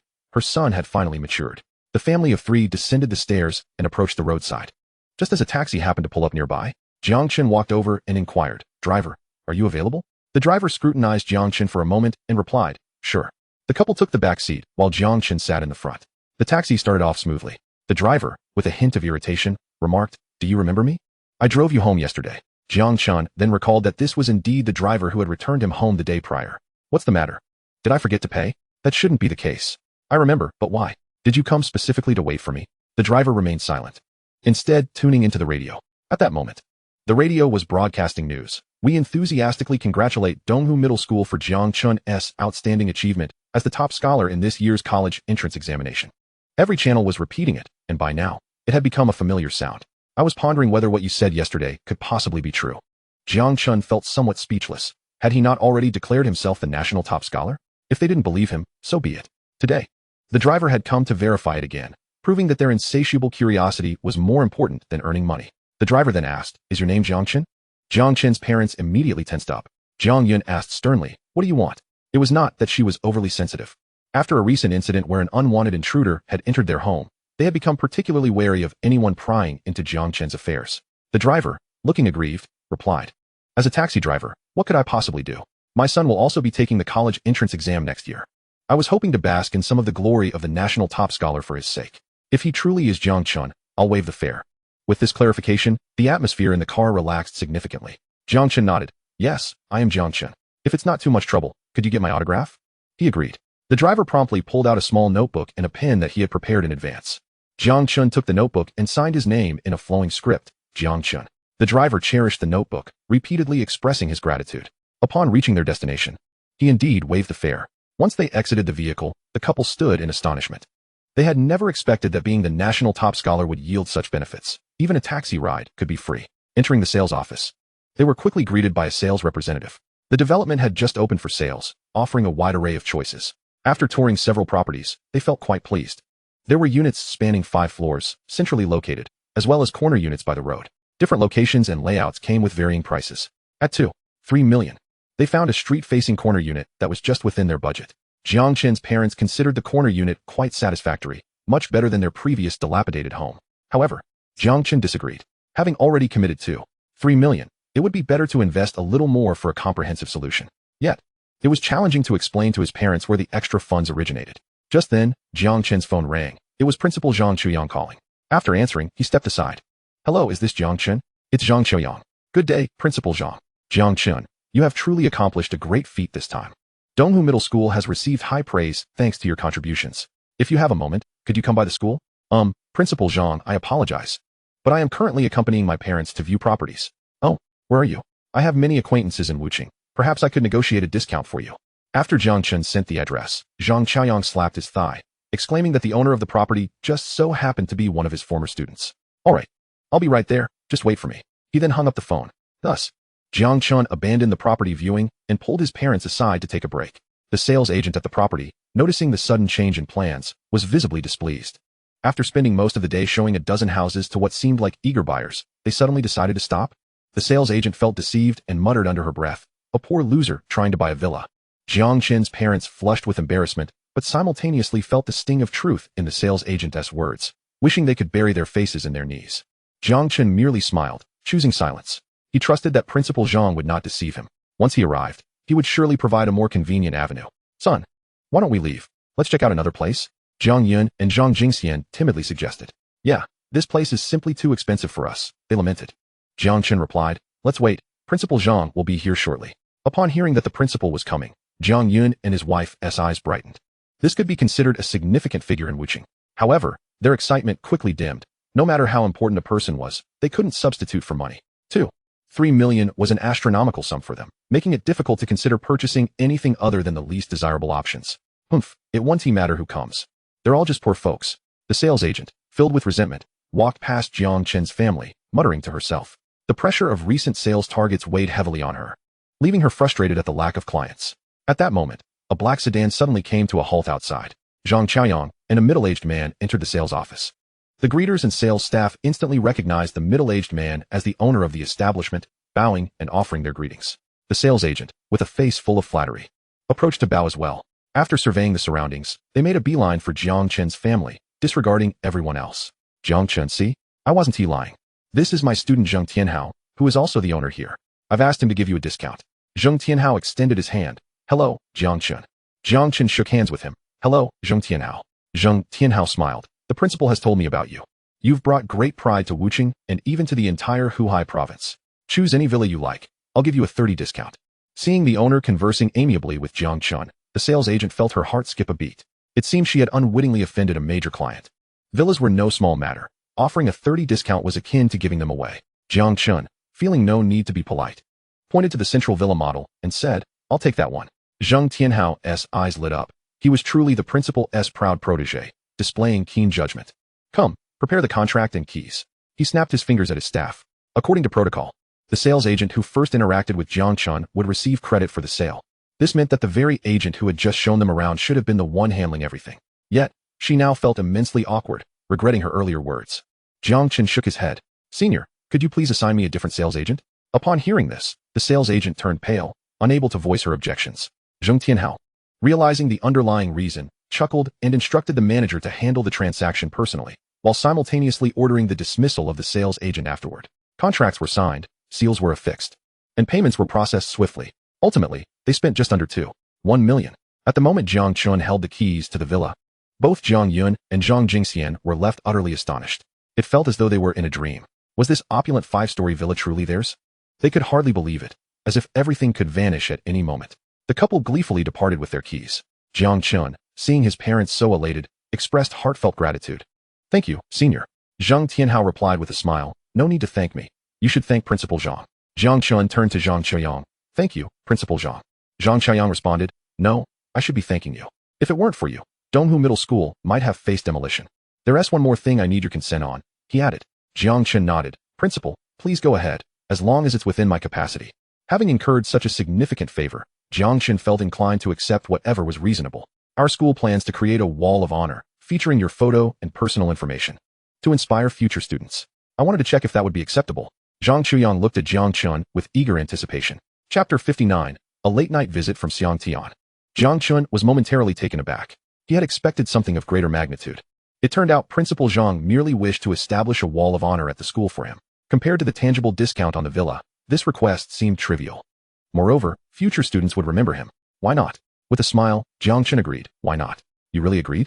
Zhang Qiaoyang exclaimed with excitement, unable to contain himself as he grasped Jiang Chen's hands. This is wonderful. Truly wonderful. Without you, Donghu Middle School would undoubtedly have faced dire straits. It was precisely Jiang Chen's existence that propelled Donghu Middle School into becoming a star institution in Wuching and even Huhai province. No words of gratitude would be excessive. What was a villa discount in comparison? Zhang Qiaoyang intended to invite Jiang Chen to visit Donghu Middle School, but the invitation was politely declined. Jiang Chen preferred to spend more time with his parents. After viewing the luxurious villa, he truly found it to his liking. The view was splendid, the space ample, the decor lavish, and the surrounding amenities convenient.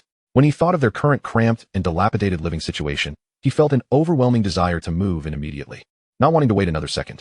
However, most of the furniture in their old home was worn and secondhand. Placing it in a luxurious villa would seem quite out of place. Initially planning to hire a moving company, they instead opted for a large shopping spree at a furniture store. After a long day of errands, they finally acquired the essential furnishings and one 8-meter bed, a spacious living room sofa, and a large screen projector. The remaining smaller items could be procured gradually later. Upon moving into their new home, the family was elated. Bouncing around the villa, sleep eluded them. They simply could not rest. They had never experienced such luxury before. At that moment, the doorbell rang unexpectedly on the first floor. The couple, who were watching television in the living room, exchanged puzzled glances. Who could be ringing the bell at such a late hour? Especially since they had just moved in? Jiang Chen opened the door to find two individuals standing outside, one of whom was Jiang Chen. She let out a sigh of relief. Principal Jiang, please, come in and take a seat. Is Jiang Chen here? I need to talk to him. Upon hearing that it was regarding their son, Jiang Chen hesitated for a moment before turning and calling upstairs. Jiang Chen, someone is looking for you. Jiang Chen, busy arranging furniture, hurried down the stairs. Once at the door, his parents stepped aside, choosing not to intrude. Their son had grown up, and they trusted he could handle things on his own. Upon seeing the principal at the door, Jiang Chen was surprised. The now elderly figure of Jiang Chen, who was in his 70s, stood respectfully beside a stranger. Principal Jiang, what brings you here? We saw each other just during the day. Surely, everything that needed to be said has been said. What could possibly justify a visit at this hour? However, this time, there was an additional person present. A man Jiang Chen had never met before. Yet, upon seeing him, Jiang Chen felt an inexplicable flutter in his heart, as if being targeted by some ferocious beast. A chill coursed through my body, leaving me momentarily paralyzed, my scalp prickling, and my breath coming in uneven gasps. Instinctively, I marked my opponent while activating my protective aura. If there were indeed any anomalies, the burning and frost auras would soon come into play. I am Xiang Siki. Jiang Chen paused for a moment, then immediately recognized the voice. He had heard it during the examination. Exhaling deeply, he felt an immediate sense of relaxation. It was Xiang Tianshun. A smile curved on Xiang Siki's lips as he regarded Jiang Chen with a look of admiration. The lad was impressive. During the review of the surveillance footage, he had witnessed Jiang Chen's entire performance, which was nothing short of spectacular. Beyond his formidable strength, his demeanor was markedly more composed than that of his peers, an essential trait for any true powerhouse. Perhaps in the not-too-distant future, the Dragon Kingdom would welcome another great deity. The purpose of my visit today is to discuss matters concerning Qingbei University. Jiang Chen poured a glass of cold water for both Xiang Tianshun and Principal Jiang. Having just moved in, many items were yet to be acquired, leaving the entire ground floor feeling rather empty. Fortunately, he had not forgotten to purchase a water purifier. Otherwise, it would have been quite awkward to invite Xiang Tianshun in without even offering him a drink. As he had recently relocated, he could not provide lavish hospitality, and he hoped Xiang Tianshun would be understanding. Xiang Siki surveyed the expansive villa. Aside from the ground floor's emptiness, there was a circular staircase leading to each level. And if one preferred not to walk, an elevator was available on the first floor. The banisters were made of golden silk Nanmu wood, and the floors were adorned with marble. Crystal chandeliers added to the opulence of the setting. Before arriving, he had inquired about Jiang Chen's parents, who were both engaged in professional occupations. Logically, such a lavish villa would be beyond their means, but that was of little consequence. What truly mattered was the prodigy before him. I have watched your examination footage. It was truly remarkable. Could you please remove your shielding metal? I wish to assess your attribute values. Jiang Chen had kept his shielding metal active except during the examination. Unlike the most basic bronze shielding metal, which only prevented individuals within a 10-level difference from prying, this platinum shielding metal could guard against those within an 80-level disparity. This meant that even Xiang Tianshun was unable to employ his probing techniques on Jiang Chen. Jiang Chen nodded and deactivated the shielding metal. Xiang Siki cast a probing spell, and to his astonishment, he exclaimed, "What? Your four-dimensional attributes exceed 10,000? How is this possible?" Typically, for a level 16 practitioner, four-dimensional attributes hovered around 2,000, seldom exceeding that range. Then, as if struck by a revelation, he inquired, "What talent have you awakened?" Zhang Chuyang, standing nearby, instantly leaped to his feet. "Talent? Jiang Chen, you have awakened a talent?"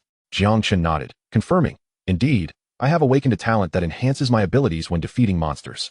Xiang Siki breathed a sigh of relief, realizing that he could deduce most of this from observing Jiang Chen's examination, though he had not been entirely certain.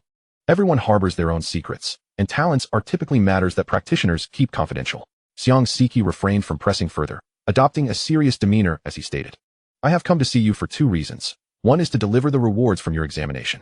Normally, these would be given to you upon your arrival at Qingbei, but since I was coming over, I brought them with me directly. The second matter is that I am here to take you to Qingbei for your enrollment. There is a secret realm task coming up the day after tomorrow, and I have secured a spot for you. I hope you will not decline."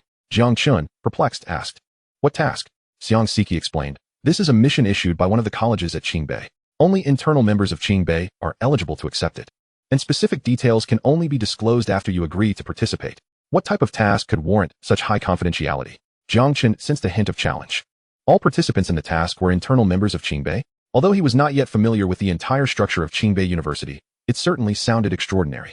Moreover, Xiang Tianshun did not compel him. He offered ample freedom of choice. The option to decline was entirely his. Jiang Chen surmised that this task might present significant opportunities. Chapter 60. Receiving rewards, accepting the task.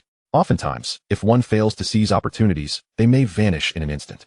Furthermore, given Jiang Tianxin's status. There was no reason for him to lead Jiang Chen astray. Jiang Siki continued, I cannot share further details about this task at this moment, but I can assure you that it represents an excellent opportunity. Under normal circumstances, your current status would require you to study at Qingbei for 2 years before being eligible for this task. However, I have leveraged my personal authority to secure this opportunity for you. Ultimately, the decision lies with you. There is no coercion involved. Jiang Chen nodded in acceptance. It was clear that this was an opportunity. Turning it down would be foolish. Besides, one must respect Jiang Tianxin's generosity. All right. I have brought the national champion's reward as well. Jiang Siki retrieved the prepared items from his pocket. Jiang Chen's pupils constricted as he beheld one of the items he had previously encountered in a book, the golden key. Its drop rate was lower than that of the silver key, making it virtually non-existent in the market. Even if it appeared, it would quickly be snatched up, typically fetching around 30 million. The first item was a points card. As the national champion, the state rewards you with 100,000 points, which, combined with your previous points, are all stored on this card. Jiang Chen had amassed a total of 296,000 points during the college entrance examination. And with the additional 100,000 points, he now had 396,000 points on the card. Although he was unsure of its exact utility, he believed that as a reward, it must serve a purpose. Jiang Siki handed the card to Jiang Chen and continued, You may have heard that in universities, points can be used like currency. However, I advise against doing so, as many items can only be exchanged for points. And acquiring points while in university can be quite challenging. Unless absolutely necessary, avoid wasting points on matters that could be resolved with money. Jiang Chen nodded in understanding. Jiang Siki proceeded, The second reward is the golden key. I need not elaborate on its purpose, as you are likely already aware. However, your current level is insufficient to utilize it. You must first reach level 20 and pass the assessment associated with the golden key before it can be employed. Keep it safe. It is quite valuable, so do not lose it. The third reward is an opportunity to train once in the Qingbei Trial Tower. Specific information regarding the Trial Tower will become clear once you arrive at Qingbei, but I advise you to prepare thoroughly before utilizing this opportunity. Jiang Tianxin spoke with great patience and detail, and one could discern the elder's concern for the younger. Jiang Chen nodded, indicating his understanding. Nevertheless, he needed to inform his parents before heading to school. Go ahead, I will wait for you here, Jiang Siki said with a smile, fully comprehending the importance of bidding farewell to one's parents. After explaining the situation to them, Jiang Chen received their unwavering support. Jiang Yun, his father exclaimed, You are truly off to Qingbei. Remember to heed your teachers and foster good relationships with your classmates. Zhang Jingxian, his mother added. A mother worries for her son traveling 1,000 miles. I wish you all the best. Don't forget to find a daughter-in-law for us while at university. Oh, Xiang Shun is still waiting for me. I must go, Jiang Chen said, hurrying away from his parents' chatter. The topic once again veered towards the matter of wives, prompting Jiang Chen to hastily retreat. One must admit, the singular flaw of his parents lies in their incessant yearning for him to find a spouse. Jiang Chen swiftly organized his belongings and stowed them away in the storage space. Accompanied by Jiang Siki, he initiated the remote teleportation. In a flash of white light, the two vanished into the night. On the second floor of the villa, this marked Jiang Chen's first extended departure from home, leaving him uncertain about how he would fare in the outside world. As children mature, they inevitably seek their own adventures. They cannot remain by our sides forever. Yet, despite such reasoning, the pang of parting is undeniably poignant. Jiang Yun and Zhang Jingxian sat in their room, silently grieving. For 18 years, from primary school through high school, Jiang Chen had been by their side. Now, his sudden absence rendered their home eerily quiet. It felt as though something vital was missing, particularly after moving into the grand villa. With Jiang Chen gone, the atmosphere felt starkly desolate. Though the years had been modest, they had been filled with joy. They had once believed it was Jiang Chen who needed them, only to realize today that it was, in fact, they who needed him. Zhang Qianyang arrived on the second floor to find Jiang Chen's parents. Upon seeing Principal Zhang, the couple immediately rose in startled disarray. Zhang Jingxian, her cheeks flushed, hurriedly wiped away her tears, momentarily at a loss for words. Zhang Qianyang smiled and inquired, "How is it? Are you finding the villa comfortable?" "It's quite splendid. Spanning 5 floors and exquisitely furnished. The rooftop offers a breathtaking view, complete with a swimming pool. Yet, ever since Jiang Chen left, it feels as though something is amiss." Jiang Yun and Zhang Jingxian expressed their gratitude to Zhang Qianyang, thanking him for the generous discount on the villa. Zhang Qianyang shook his head. "No? It is I who should express my gratitude to you for raising such an outstanding son. To be honest, if it weren't for your son achieving the national top score, our Donghu High School might not have survived this year." Hearing such praise for their son from Principal Zhang, Jiang Yun felt a surge of pride and waved dismissively. "Ah, my son is hardly remarkable. It is all thanks to Principal Zhang's nurturing." Zhang Jingxian echoed, "Indeed, it is all due to Principal Zhang's guidance." Zhang Qianyang's face flushed with modesty. If he truly possessed such talent, he would not have spent so many years languishing in obscurity. Nor would Donghu High School be on the brink of demolition. A national top scorer hardly lacking in potential? Though he understood Jiang Yun's words were merely polite flattery, he could not help but wish for a place to hide. Oh, I must be on my way. The Education Bureau will send someone for a visit tomorrow. I shall not impose any longer. All right, Principal Zhang, please take care. Do visit us often. Zhang Qiang nodded, turned, and departed the villa. As he walked away, he overheard the couple whispering to each other. Wife, how did I do just now? Using hardly remarkable for our son was quite fitting, wasn't it? I think it was fine. Humility is essential, she replied. That's good to hear. I hope Jiang Chen can grow to be like us, not only powerful, but also humble and courteous.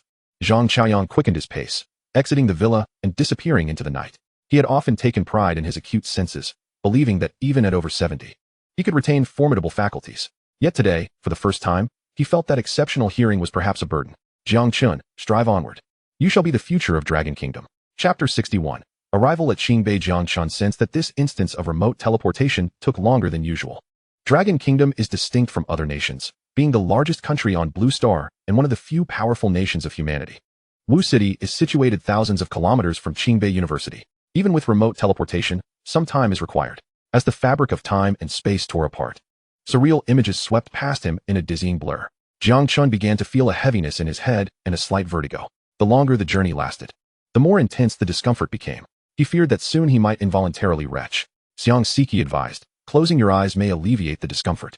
Jiang Chen promptly obeyed, shutting his eyes and suppressing his nausea, which indeed brought him some relief. Suddenly, his feet met solid ground once more, and all sense of unease vanished in that instant. Remarkable constitution.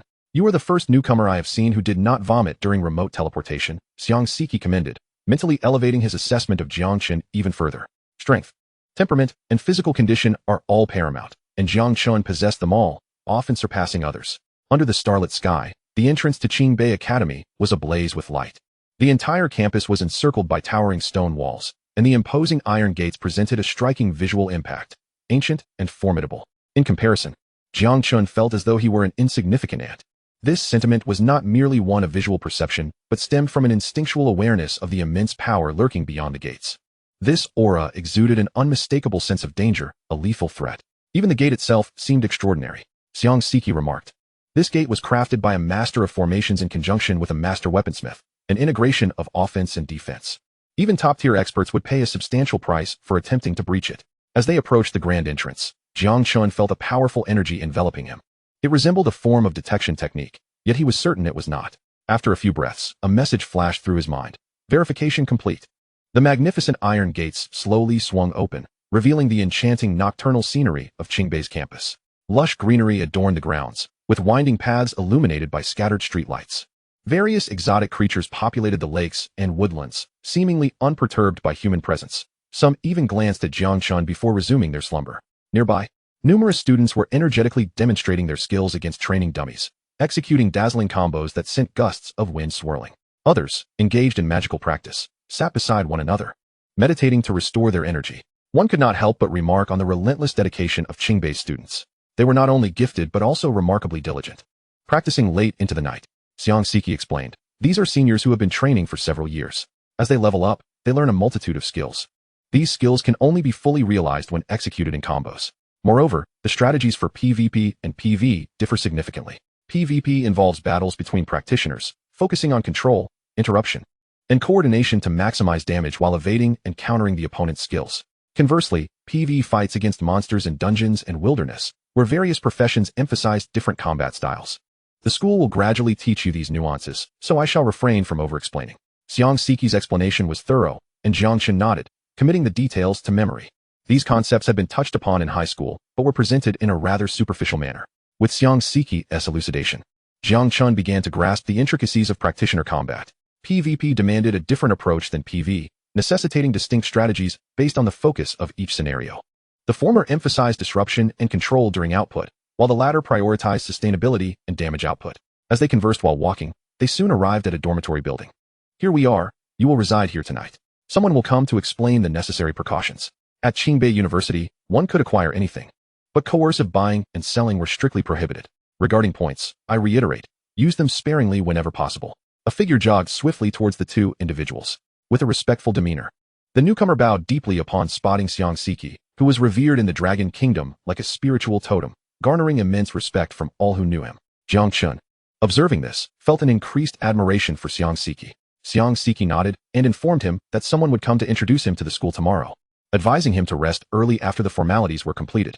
Please take good care of him. I must take my leave now. As one of the 5 foremost masters in the Dragon Kingdom, Jiang Chen naturally had numerous responsibilities and was typically quite occupied, rarely having the leisure to attend to a single individual. Instances like personally escorting Jiang Chen to Qingbei were indeed rare. Jiang Chen nodded in agreement. The attendant, witnessing this interaction, was taken aback. Hu Wun Ti bow in reverence upon seeing the divine Xiang. Yet this young man displayed such casualness. Jiang Chen, acknowledging the moment, turned and departed. The others, maintaining their respectful demeanor, politely inquired, "You must be Jiang Chen?" "Indeed," Jiang Chen replied. "Greetings, I am Wang Peng, the dormitory manager here." "Hello, Wang Peng." The man nodded and continued, "We offer several types of dormitories: 8-person rooms, 4-person rooms, double rooms, single rooms, and independent villas. Each type varies in price. Except for single rooms and villas, which must be paid for with points, the other room types can be settled with either points or cash. To convert cash into points, simply append 2 zeros to the points amount." Jiang Chen was momentarily stunned. He recalled Jiang Xi's earlier caution about the prudent use of points. To his surprise, the very first task upon entering the school involved the expenditure of points. However, he reassured himself that he had an ample supply. The man continued, "An 8-person room requires 250 points per month. A 4-person room costs 500 points monthly. A double room is 1,000 points per month, and a single room costs 2,000 points.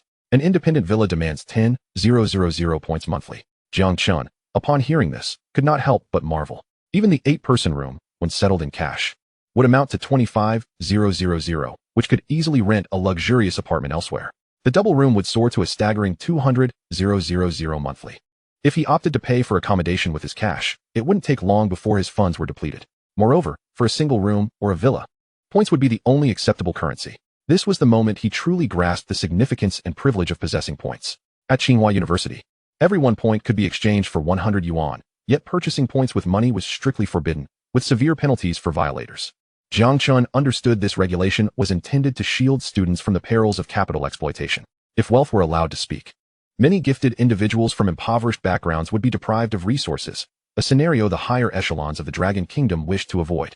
Jiang Chen had previously introduced him to the fact that in Qingbei University, most items could be traded, but many rare and special resources were exclusively accessible through points, rendering them the primary currency of Qingbei University. It was a tacit understanding among students that wherever cash was an option, points would not be utilized, especially since the vast majority found their points dwindling to less than 1,000 after the major examinations. To acquire more points, one had to complete various tasks assigned by the school, a process that was notably slow. Wang Peng, taking into account Jiang Xi's standing, explained patiently, his tone gentle. "Jiang Chen, the college entrance examination may be the fastest way for you to amass points. However, once you enter the school, the rate of point accumulation will significantly slow. I advise you to spend sparingly, as there are countless situations within the school that will require points." Jiang Chen was well aware of the need to conserve points, yet he had no desire to share a living space with others. "Then I will rent a single room." "Are you certain?" "Absolutely," Jiang Chen affirmed. Wang Peng sighed, sensing that Jiang Chen had not fully absorbed his advice, but he refrained from pressing further, having already conveyed his concerns. He saw in Jiang Chen a reflection of his own early days at the school. As they entered the dormitory, Wang Peng elaborated, "This area comprises a vast residential zone. The initial few buildings feature shared accommodations, segregated by gender. The 2 buildings at the rear offer single rooms, accommodating both genders. In Building 26, aside from rooms 504, 505, and 506, which are occupied, the rest are available for selection." Producing a large iron ring adorned with jingling keys, he gestured for Jiang Chen to choose one. "I prefer room 501, Jiang Chen replied. "It's on the edge and offers a nice view. Please provide your ID, I will register it." The ID serves as a unique personal identifier, facilitating all transactions within the Dragon Kingdom. Wang Peng took the ID and scanned it through his device. Beep, verification successful. Points deducted, remaining balance, 394,000. Wang Peng's eyes widened in disbelief.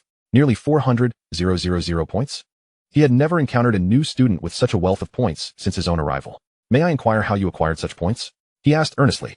Jiang Chen replied softly, "The National Top Scorer Award." Wang Peng, who had never been a national top scorer himself, was unaware of the points awarded for such an achievement. Yet he finally understood why Jiang Chen was unconcerned about points and opted for a single room. "When I entered after my exam, I barely had over 10,000 points. You are truly extravagant. I can't help but feel envious." "Well then, room 501 is officially yours. No one may enter without your permission until you decide to vacate." Next month, the rent will be directly deducted from your account. Should you need anything, feel free to find me. I will be in the dormitory manager's lounge at the entrance. Also, here is my phone number. You may note it down. If I'm unavailable, you can call me. Wang Peng patiently explained, revealing that his role as dormitory manager was partly to save on housing costs while earning some points. After Wang Peng departed, Jiang Chen ascended the stairs with the key in hand and entered his room. The single room was modestly sized yet fully equipped. After a brief tidying and freshening up, he lay down on the bed and soon drifted into slumber. The following morning, a series of knocks echoed from the door. Sleepily, Jiang Chen arose to open it, only to be taken aback by the sight before him. Lu Mingming stood at the threshold, hands behind her back, beaming with a smile. Dressed in a floral dress and sporting a bun, she resembled a petite, charming neighbor girl, a stark contrast to her attire in the secret realm. Who would have imagined this girl was an assassin of the night? Oh dear, what are you daydreaming about? Huh, have you already forgotten me? No way. It's only been a short while, and you've already forgotten? Lu Mingming gazed at Jiang Chen with wide, sparkling eyes, her expression one of disbelief. Jiang Chen smiled gently. I remember. Someone has been assigned to show you around the school. First, let us head to the cafeteria for breakfast. And then we can explore Tsinghua University. Without waiting for Jiang Chen to respond, she took his hand and led him outside. The soft touch of her hand sent ripples through Jiang Chen's heart. The cafeteria was adjacent to the residential area, bustling with students seeking breakfast in the morning rush.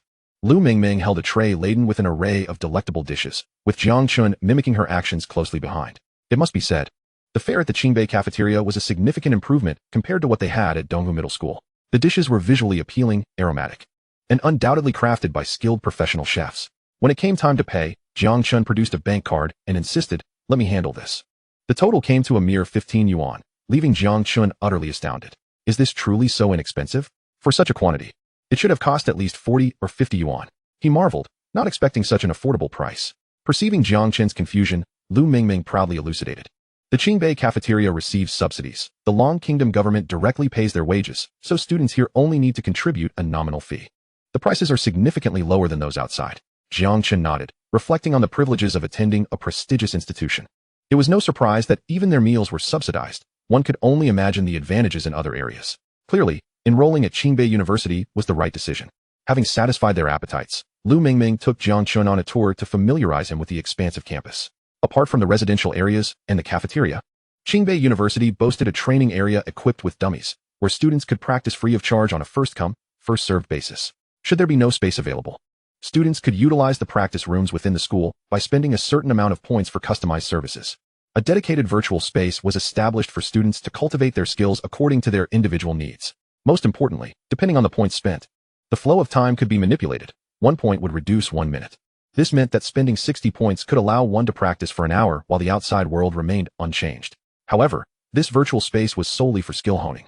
If one wished to battle monsters and gain experience, they would need to qualify for the mysterious Realm Hall. Moreover, Qingbei University was home to the second-ranked library in the Long Kingdom, boasting an extensive collection of literature, with resources as vast as the sea. While some foundational texts were available, the majority required points for borrowing. Additionally, if one wished to make copies, they simply needed to pay a considerable amount of points. Finally, Lu Mingming led Jiang Chen to the Academic Affairs Office to complete his enrollment procedures. Perhaps due to Xiang Siki's influence, the staff there treated Jiang Chen with remarkable courtesy, a stark contrast to the way they interacted with other students. Lu Mingming's envy was palpable, and she began to wonder, what kind of charm does this guy possess? Chapter 63, Woof Woof Woof. As they exited the Academic Affairs Office, Jiang Chen was filled with anticipation for his upcoming life at Qingbei University. Lu Mingming remarked, I've shown you most of the campus. Some places we rushed through, but you can explore them at your leisure later. Now, I have another task. Besides familiarizing you with the college, I also want to introduce you to your teammates. Teammates? Jiang Chen paused slightly, though he had already surmised much. Lu Mingming explained, there are tasks arranged by the school that require completion in teams.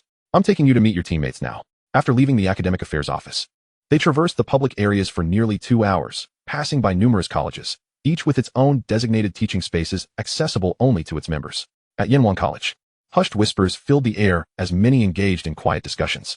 Lu Mingming led Jiang Chen into the college. Mingming is here? A voluptuous woman approached them, her figure accentuated by the chainmail she wore. Lu Mingming beamed. This is Jiang Chen. The woman turned her gaze toward Jiang Chen, her eyes sparkling with intrigue. Oh, the one arranged by Xiang Tianchen?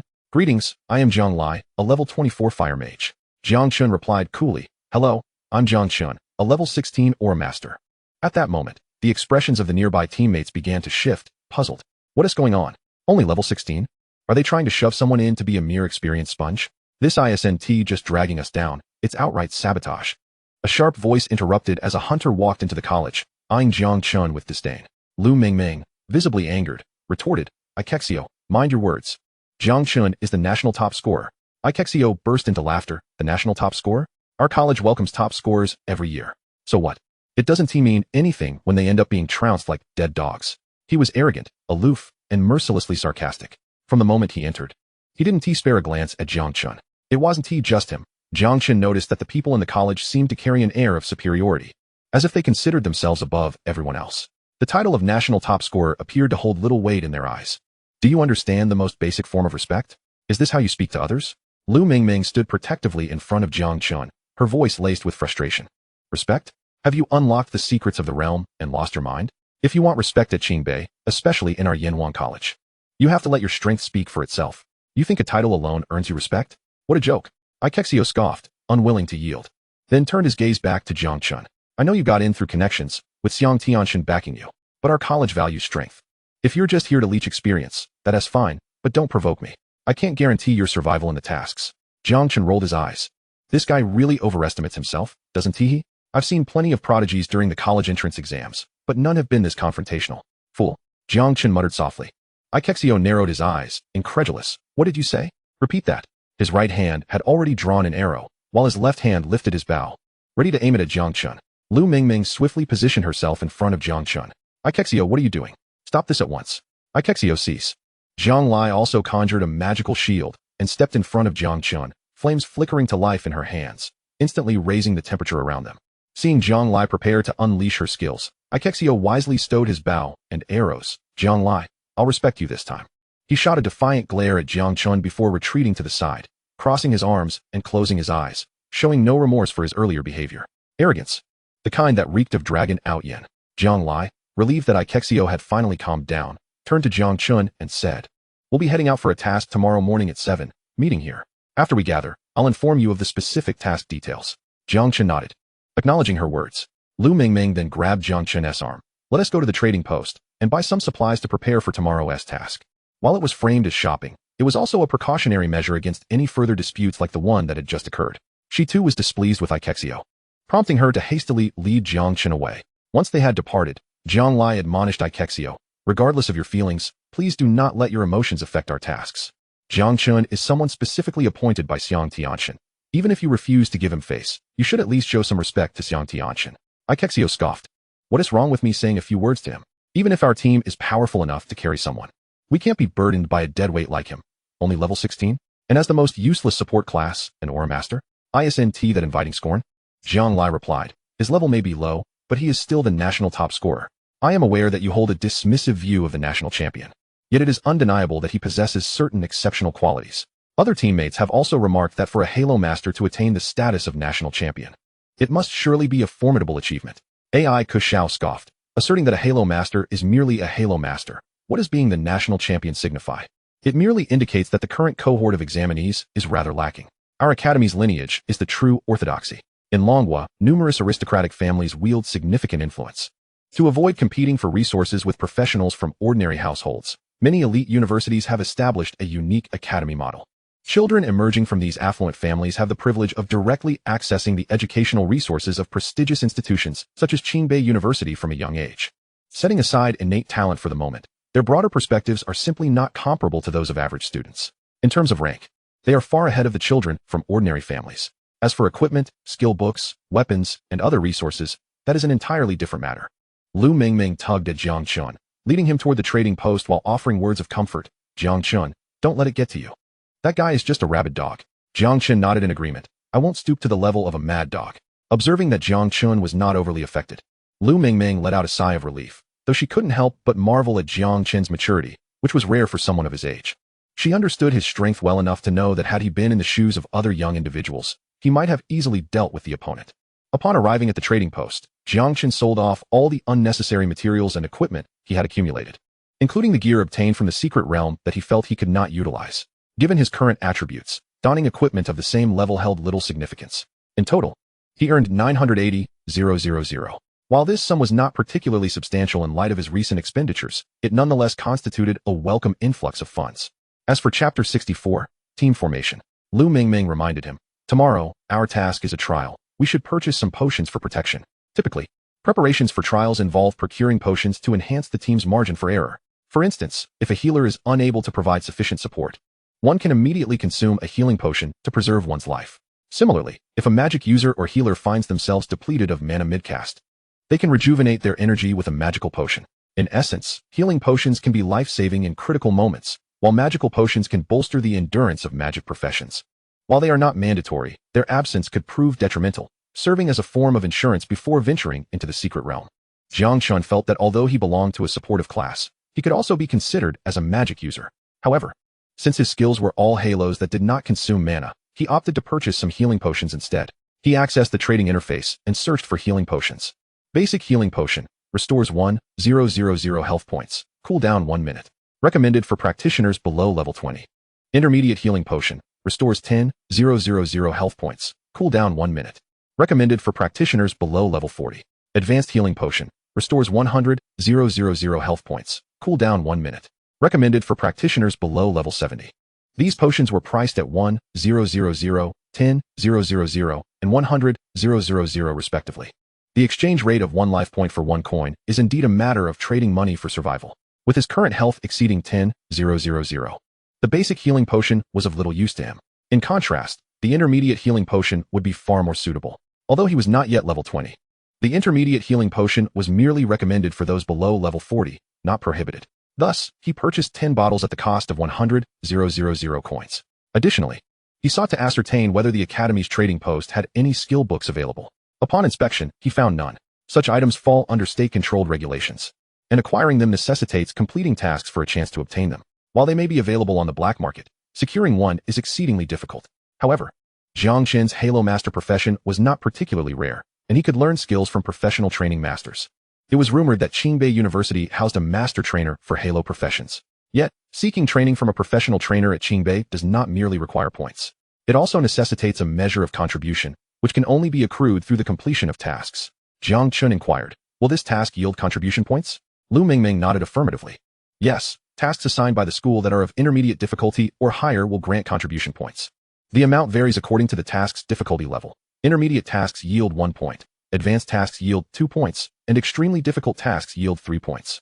Generally, at our level, the tasks we receive will not exceed intermediate difficulty. You wish to use contribution points to learn skills from the trainer, right?" Jiang Chen nodded in agreement. Lu Mingming, adopting an experienced demeanor, explained that a single contribution point allows one to utilize points to learn a skill from the trainer. Therefore, by diligently completing tasks and accumulating sufficient contribution points, one could learn all the skills available for their current level from the trainer. Jiang Chen felt a surge of joy at this revelation. He currently lacked for points, which meant that acquiring even a single contribution point would enable him to learn a skill in a targeted manner. This was far superior to the random acquisition of skills through skill books, the difficulty of which was considerable. Up to now, he had only obtained one from Zhao Chouyang. After concluding their purchases, the two exited the trading post. According to Lu Mingming, AI Ku Zhao's initial animosity towards him stemmed from the fact that Jiang Chen had taken the spot that should have been occupied by AI Ku Zhao's girlfriend as an experienced baby. Thus, AI Ku Zhao harbored resentment toward Jiang Chen for encroaching upon his territory. This upcoming task was classified as intermediate, and Lu Mingming was unaware of its specific details, as they would not be revealed until the following day. Jiang Chen remained unfazed by AI Ku Zhao, perceiving him merely as an arrogant and overbearing hunter. As long as he activated his halo, he could stand firm while exhausting AI Ku Zhao, and should their levels not differ by more than 5, he could easily dispatch his opponent. Should the level disparity exceed 5, however, a 100 hit rate issue might arise. Jiang Chen was uncertain whether the trainer possessed any halo skills that could enhance hit rates. If such skills existed, he could effectively disregard all entities below level 30 in battle, given his current damage output. Thus, prioritizing the completion of the school's assigned tasks became imperative. Lu Mingming then asked, "Jiang Chen, what is your phone number? Let us exchange contacts to avoid any communication issues tomorrow." Jiang Chen nodded, and they added each other to their contact lists. "All right, see you tomorrow." Upon receiving Jiang Chen's number, Lu Mingming was elated, bouncing away like a child. Jiang Chen continued to stroll around the campus for a while before returning to his dormitory, where he washed up briefly before retiring for the night. The following day, just as dawn broke, his phone rang with a melodious chime. Jiang Chen glanced at his phone and saw it was past 6 o'clock. The call was from Lu Mingming. "Are you awake? You're not still in bed, are you? I'm waiting downstairs for you. Hurry up and get ready for breakfast." We need to set out for our task. The call connected, revealing Lu Mingming's sweet, melodious voice. All right. The two made their way to the cafeteria, where Lu Mingming procured an abundance of food. A small portion was intended for breakfast, while the rest was stored away in her spatial storage for later consumption. Uncertain of the duration of their upcoming task, she opted to stock up on provisions. Better safe than sorry. I recall the last time we undertook a task. We were out for a full 10 days. If my teammates hadn't brought enough food to share with me, I might have starved along the way. Jiang Chen nodded in agreement, purchasing a substantial supply of meat buns, steamed buns, and pancakes to stow away in his spatial storage. He was keen to heed her advice. Food is not particularly expensive, especially with the school's subsidy policy in place. However, the quantity they ordered was rather excessive, leading to a staggering bill exceeding 10,000 yuan. Not to mention, with careful budgeting, one could sustain themselves for a year. After finishing their breakfast, they arrived at Yanhuang Academy, where a considerable number of students had already gathered. Zhang Lai and her companions had arrived long before. Apart from Zhang Lai's group, other teams were clustered together in groups of 3 or 5. Lu Mingming urged Jiang Chen to join their team. Zhang Lai turned to Jiang Chen and earnestly advised, "Just stick with our group and refrain from wandering off." Ai Qixiao scoffed disdainfully at Jiang Chen, warning, "If you dare to hold us back, I'll break your legs." Lu Mingming retorted fiercely, "You're the one holding us back. Your entire family is." Zhang Lai, exasperated, rubbed her forehead and interjected, "Enough. If you have grievances, resolve them privately. However, during the task, I expect you all to remain united." She then instructed, "All right, let us introduce ourselves so we can get to know each other." Chapter 65, The Cemetery Secret Realm. Zhang Lai felt a headache coming on. Yet, as the team leader, it was her duty to mend the rifts between her teammates. Disunity would only lead to internal strife, amplifying the risks during their mission. It would be better not to embark on this task at all. Zhang Chengcheng, level 20, Priest. Li Yanhua, level 20, Druid, Meat Shield. The Priest class is the quintessential healer, capable not only of healing but also of casting a shield of truth that can absorb substantial damage until it shatters. The Druid is a relatively rare balanced class, versatile in healing, tanking, and dealing damage, dependent on the individual's development aspirations. This time, Li Yanhua chose to serve as the tank. Ai Qixiao reluctantly introduced herself. Ai Qixiao, level 21, Hunter. The Hunter class is inherently the king of the wilderness, able to sense the presence of surrounding creatures and detect threats in advance. Their damage output rivals that of a mage. Lu Mingming, level 19, Shadow Assassin. Jiang Chen, level 16, Aura Master. Zhang Lai, level 24, Flame Mage. Zhang Lai scanned the group, her expression solemn as she reiterated, "I must emphasize once more, this mission is not without its challenges. To successfully complete it, we must stand united. Anyone who dares to hinder our progress during the task will be promptly expelled from the team." At that moment, a commanding voice resonated through the academy, announcing that all students were present and the teleportation would commence. A colossal 6-pointed star teleportation array illuminated beneath their feet, emanating a blinding white light, a precursor to long-distance teleportation. Unlike the previous teleportation initiated by Xiang Siki with Jiang Chen, this time, when a sufficient number of participants were gathered, the formation was employed. In an instant, everyone felt a weightlessness beneath their feet before vanishing from their original location. The teleportation process lasted for half a minute, leaving many to wonder about the destination of this teleportation array. Before the mission commenced, no one was privy to the specifics. Upon their feet touching solid ground, a chilling atmosphere enveloped them. They could faintly hear muted wails and screams, and the air was thick with the stench of decaying earth. The light was dim, shrouded by a dense layer of gloom. They found themselves at the entrance of a cemetery, and many, having endured a prolonged teleportation, felt weak and dizzy, with some collapsing to their knees to vomit. Jiang Chen, however, felt relatively unaffected by the long-distance teleportation. Yet, the surrounding environment imparted a clammy, oppressive sensation, as though he were submerged in a barrel of oil. Lu Mingming's face turned pale as she leaned against Jiang Chen, swaying unsteadily. "Vocal. My head is spinning. I almost died in the teleportation array." Jiang Lai chuckled. "You might feel a bit dizzy during long-distance teleportation. You'll adapt after a few times." She was astonished that Jiang Chen appeared unfazed, speculating whether he was accustomed to long-distance teleportation or possessed an exceptionally strong constitution. Either way, it indicated that Jiang Chen was not as weak as he seemed. Jiang Chen surveyed his surroundings, discovering they were in a dark forest enveloped in a grayish mist, with visibility severely limited. The ground beneath them was muddy, reeking of decay and blood. The cemetery before them was encircled by low stone pillars, sprawling endlessly, filled with an assortment of tombstones, many of which were fractured. Numerous undead creatures wandered aimlessly within the cemetery. At that moment, each person was presented with a glowing white task card. Zhang Lai explained, "This is the task card.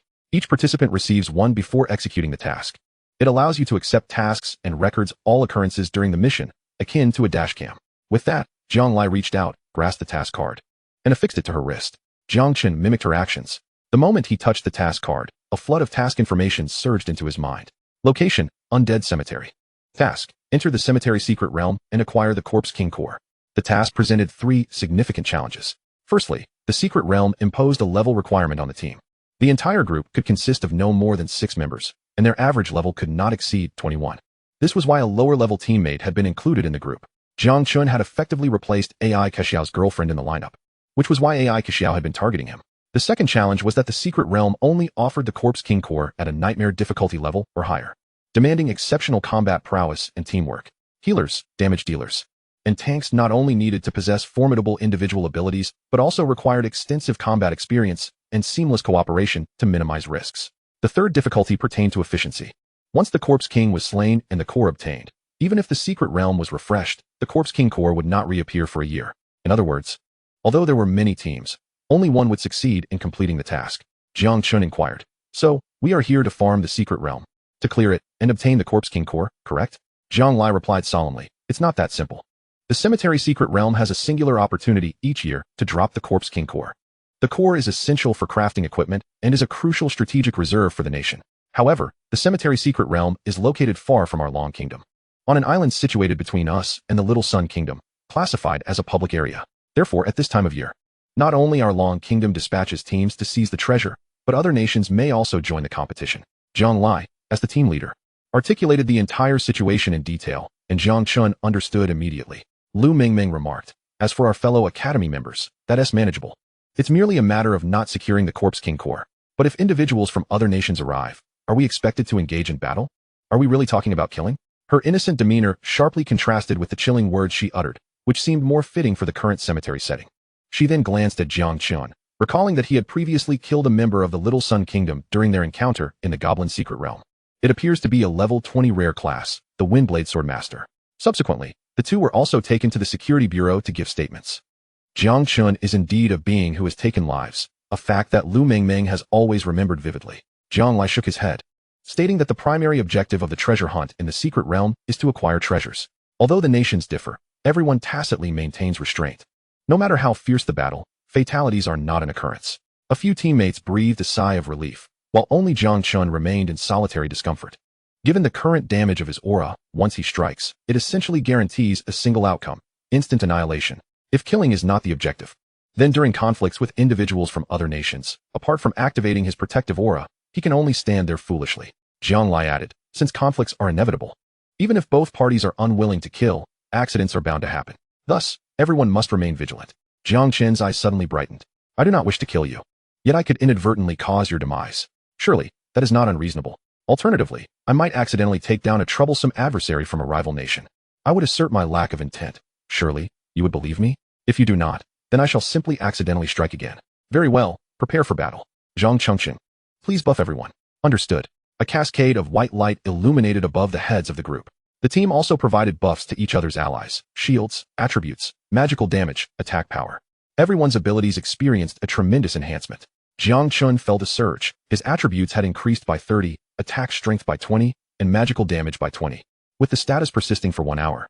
Chapter 66, Swift Advance. Jiang Chen resolved to activate a protective aura, ensuring that at the very least, his small team would possess absolute defensive capability. As for burning and frost, he could forego those. After all, he was not a saint. Experience in team mode would be rated, and it would not benefit that fellow Ikexio. Moreover, encountering competitors from enemy nations, should he inadvertently take one down, escalating tensions would be quite troublesome. Ikexio cast a sidelong glance at Jiang Chen, teasingly stating, Aura Master, you might as well content yourself with being our experience baby. No need to activate your skills, we are sufficient. But you must not hold us back, otherwise, I cannot guarantee your survival. Lu Mingming retorted angrily, Ikexio, I ask you to show some respect. Do not bully others simply because your level is higher. Jiang Lai spoke sternly, enough. Do not utter words that disrupt our unity. If you wish to bicker, do so privately after the mission. Should anyone lag during the task, do not expect my kindness. Ikexio snickered and fell silent. Jiang Chen chuckled to himself, thinking, what a delightful turn of events. To do nothing and merely serve as an experienced baby? Should trouble arise, do not come crying to me. At that moment, a resounding explosion echoed through the sky, and splendid fireworks erupted. This was the Dragon Kingdom's signal. The mission had officially commenced. Let us proceed to the cemetery, Jiang Lai declared.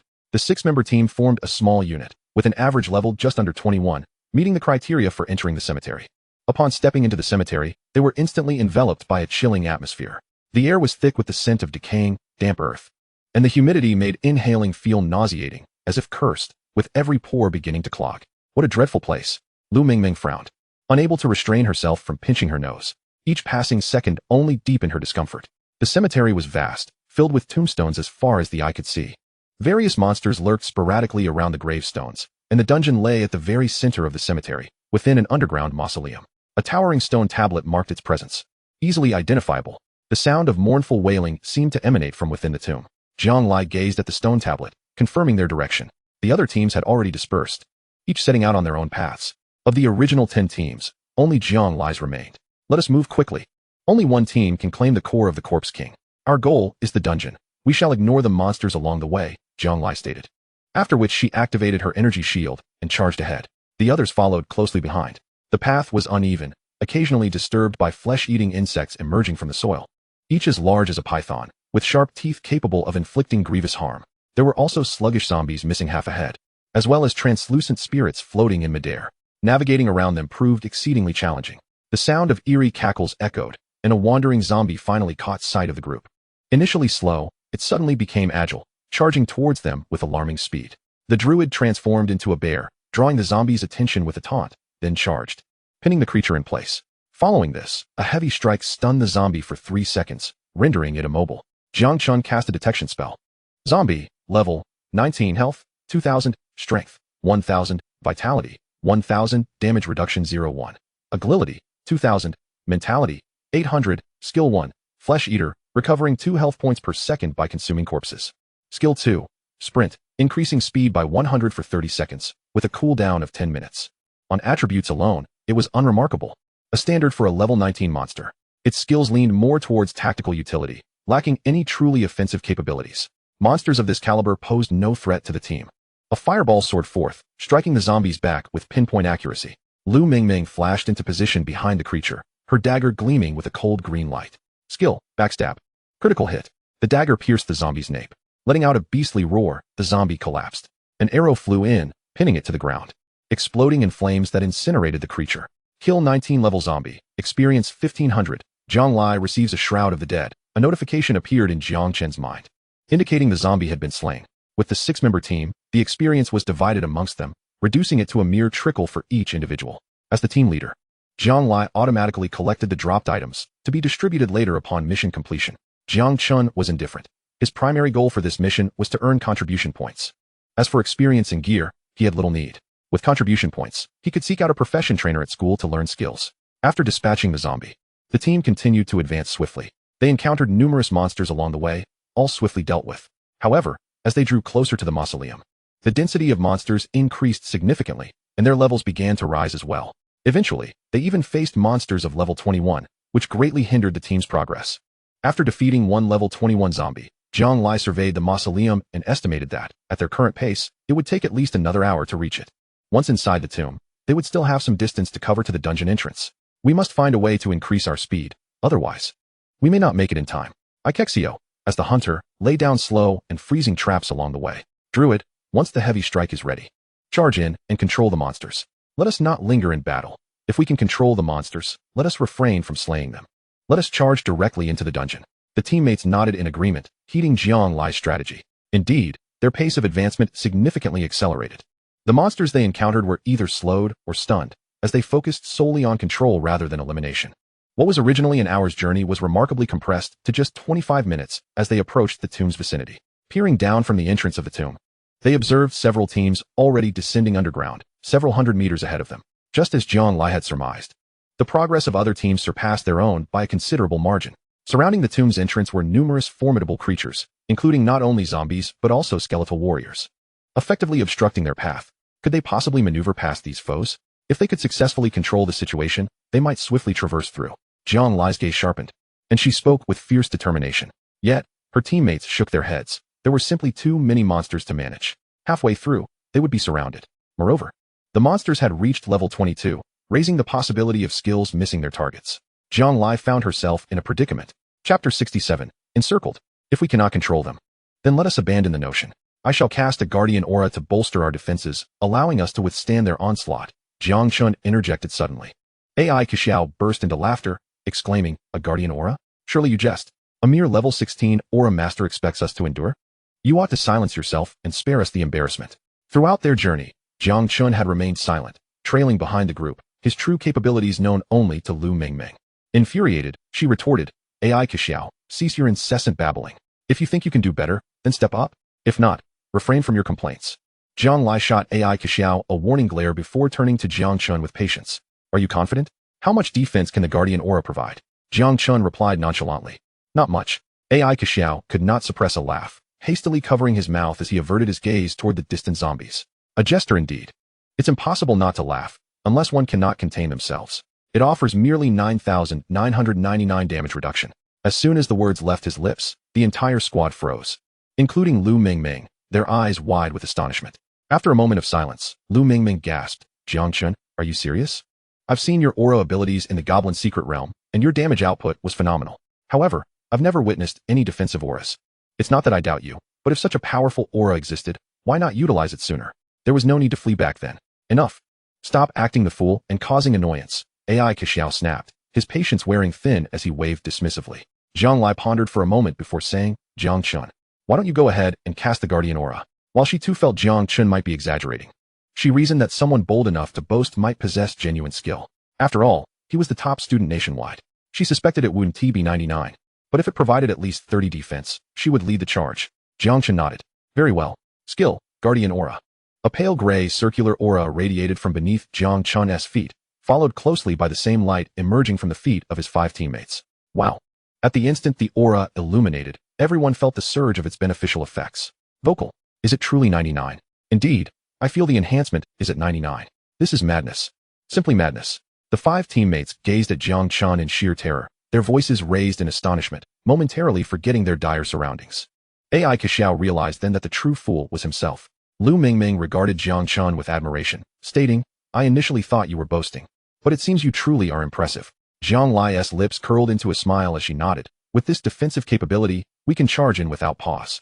What she had intended as a mere test had unexpectedly yielded such a delightful surprise from Jiang Chen. The teammates brimmed with newfound confidence for the task ahead.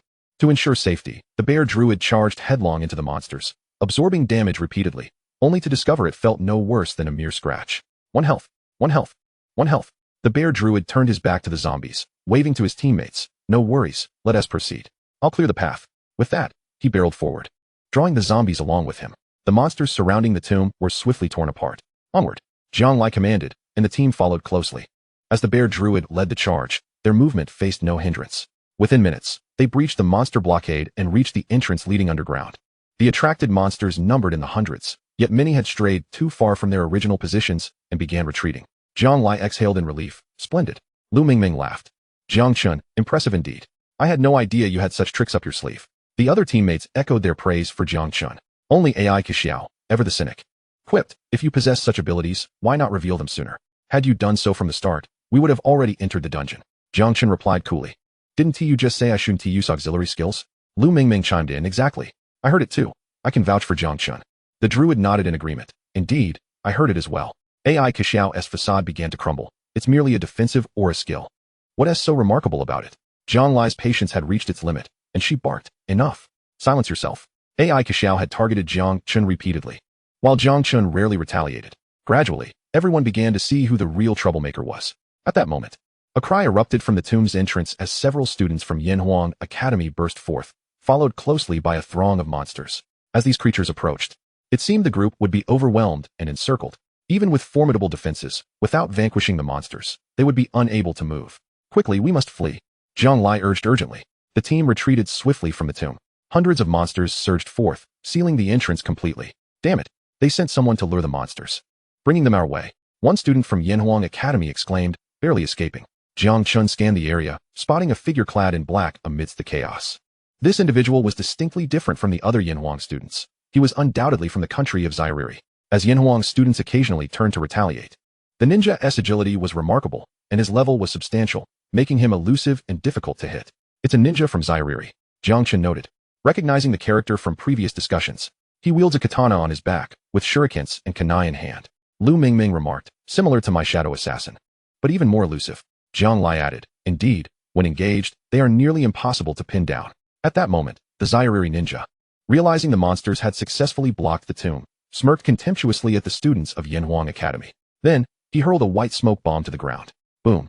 The smoke erupted. The spot where the ninja had stood was replaced by a wooden prop. The ninja vanished.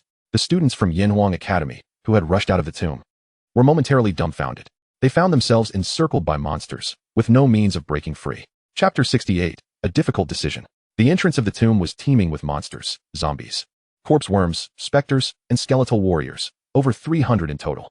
Moreover, their levels were not low, hovering around level 22. This indicated that, on average, each team would face 60 to 70 monsters. Even a well-equipped elite squad would find it challenging to withstand such an onslaught. The students from Yanhuang Academy, despite their panic, quickly regrouped. Their rigorous training proved effective in moments of crisis. Each displayed a visage of anxiety, yet they performed their roles, defense, damage, and support, dutifully. However, as the horde of monsters surged forward, they inflicted massive damage in an instant. The tank's health plummeted, and just as the healer had replenished their vitality, their health bar began to dwindle once more. As for the damage dealers, they were overwhelmed, forced to confront dozens of monsters, and not all possessed area attack skills. The overwhelming pressure caused many to crumble mentally. A multitude could no longer bear the weight of fear. I'm sorry. I'm leaving, one cried out. Apologies. I don't wish to die. I choose to forfeit this mission. I advise you to leave as well. Among the crowd, there were both the resolute and the faint-hearted. Some were paralyzed by terror. Those who had lost their nerve hastily brandished their task tokens, shouting, I forfeit. Whoosh. Several figures transformed into white light, vanishing from the scene. This triggered a chain reaction, with dozens more opting to abandon the mission, utilizing their task tokens to escape. The task tokens not only recorded the progress of the mission, but also allowed the holder to teleport back to the starting point in times of crisis by simply uttering the word forfeit. The remaining students of Yanhuang Academy were still holding on, unwilling to concede so easily. The final scores and contribution points were of paramount importance to them, directly influencing their future strength. However, it was unlikely that they could endure for long against the relentless monsters, who would soon annihilate them. All of this transpired in the blink of an eye, leaving no room for further reactions. Everyone made instinctive choices. The Jiang Lai squad had just managed to escape to a safer position, outside the encirclement. Jiang Lai urged, quick, Jiang Chen, cast the Guardian Halo on them too. Despite their competitive relationship, they were all from Yanhuang Academy, and the situation had escalated into a national conflict. She believed it was far more crucial to safeguard these elite members of the Dragon Nation. Jiang Chen nodded without hesitation, replying, understood. In the next moment, a gray halo appeared beneath everyone's feet. The damage from the monster attacks transformed from a torrential downpour to a mere drizzle. 1 health point, 1 health point. The classmates engaged in fierce combat froze in disbelief, their gazes shifting from the monsters to one another, seeking answers in each other's eyes. What is happening? Defense 9,999? What on earth? A Halo Master's skill? When did the skills of a Halo Master become so formidable? Several in the team glanced towards Jiang Lai's squad. Recognizing Jiang Chen's presence, they immediately disregarded the surrounding monsters and knelt before him. It's him. The Jiang Lai squad has a Halo Master. Awesome. Please accept my respect. Thank you for saving us, esteemed one. I am at your service. Oh, esteemed one. I still owe you 100,000 from last time. When can you come by to collect? Ah, esteemed one. I have a purple magic item cluttering my storage space. Could you assist me in removing it? It must be said, in this world, strength reigns supreme. Even those from noble families, no matter how proud, could not escape the allure of power. Jiang Chen's timely intervention planted the seed of admiration for strength in their hearts. With the fear of death lifted, everyone breathed a sigh of relief, their spirits lightened. Even a healer stepped forward, confronting the monsters, taunting, you want to hit me? What can you do besides slobbering on my face? Laughter erupted from the teammates. However, although the immediate crisis had subsided, the team was no longer intact. Many teams were down by 2 or 3 members, making survival within the dungeon nearly impossible. The prospect of defeating the Corpse King to seize the core felt like a pipe dream. Thus, someone suggested, why don't we reform our teams? This proposal was met with immediate agreement from others. Healers and tanks were relatively abundant, but damage dealers had been significantly reduced due to the earlier teleportations. Suddenly, damage-dealing classes became highly sought after.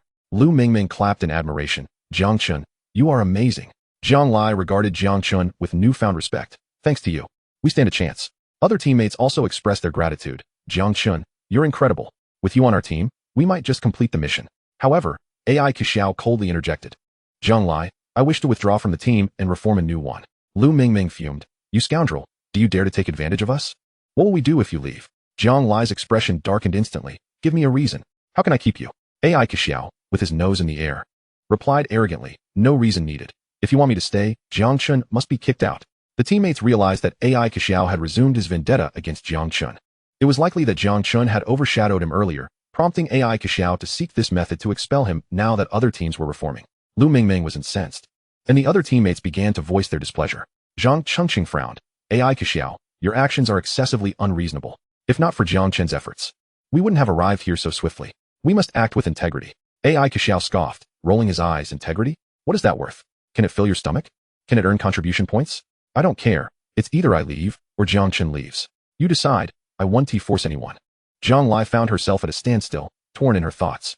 Although the task required 6 individuals, each position had been meticulously planned in advance. Despite AI Xiao's arrogance and penchant for trouble, as a range damage dealer, he was an indispensable asset. Jiang Chen's role was merely to balance the team's average level. The priorities were clear. Without AI Xiao's powerful output, the mission would be impossible to complete. Yet, without Jiang Chen to lower the average level, any lower-level player could easily suffice. In the quest for a low-level experienced companion, devoid of any additional constraints, one would find it rather effortless. Certainly more so than seeking a new damage dealer. Lu Mingming harbored intentions of confronting Ikexio, yet was thwarted by Jiang Chen, who was acutely aware of her unvoiced sentiments. Should Jiang Chen find himself expelled from the group, Lu Mingming would undoubtedly follow suit. Nevertheless, Jiang Chen was merely inclined to observe Jiang Lai's response. After much internal conflict, Jiang Lai finally declared in a firm voice, Ikexio, you may leave. At that moment, Ikexio was convinced that Jiang Lai would insist on Jiang Chen's removal from the team, choosing instead to retain himself. Any rational individual would naturally make such a choice. However, upon hearing Jiang Lai's resolution, his previously smirking lips abruptly froze, and he stared incredulously at her. Wait a moment. Sister Jiang Lai, did I mishear?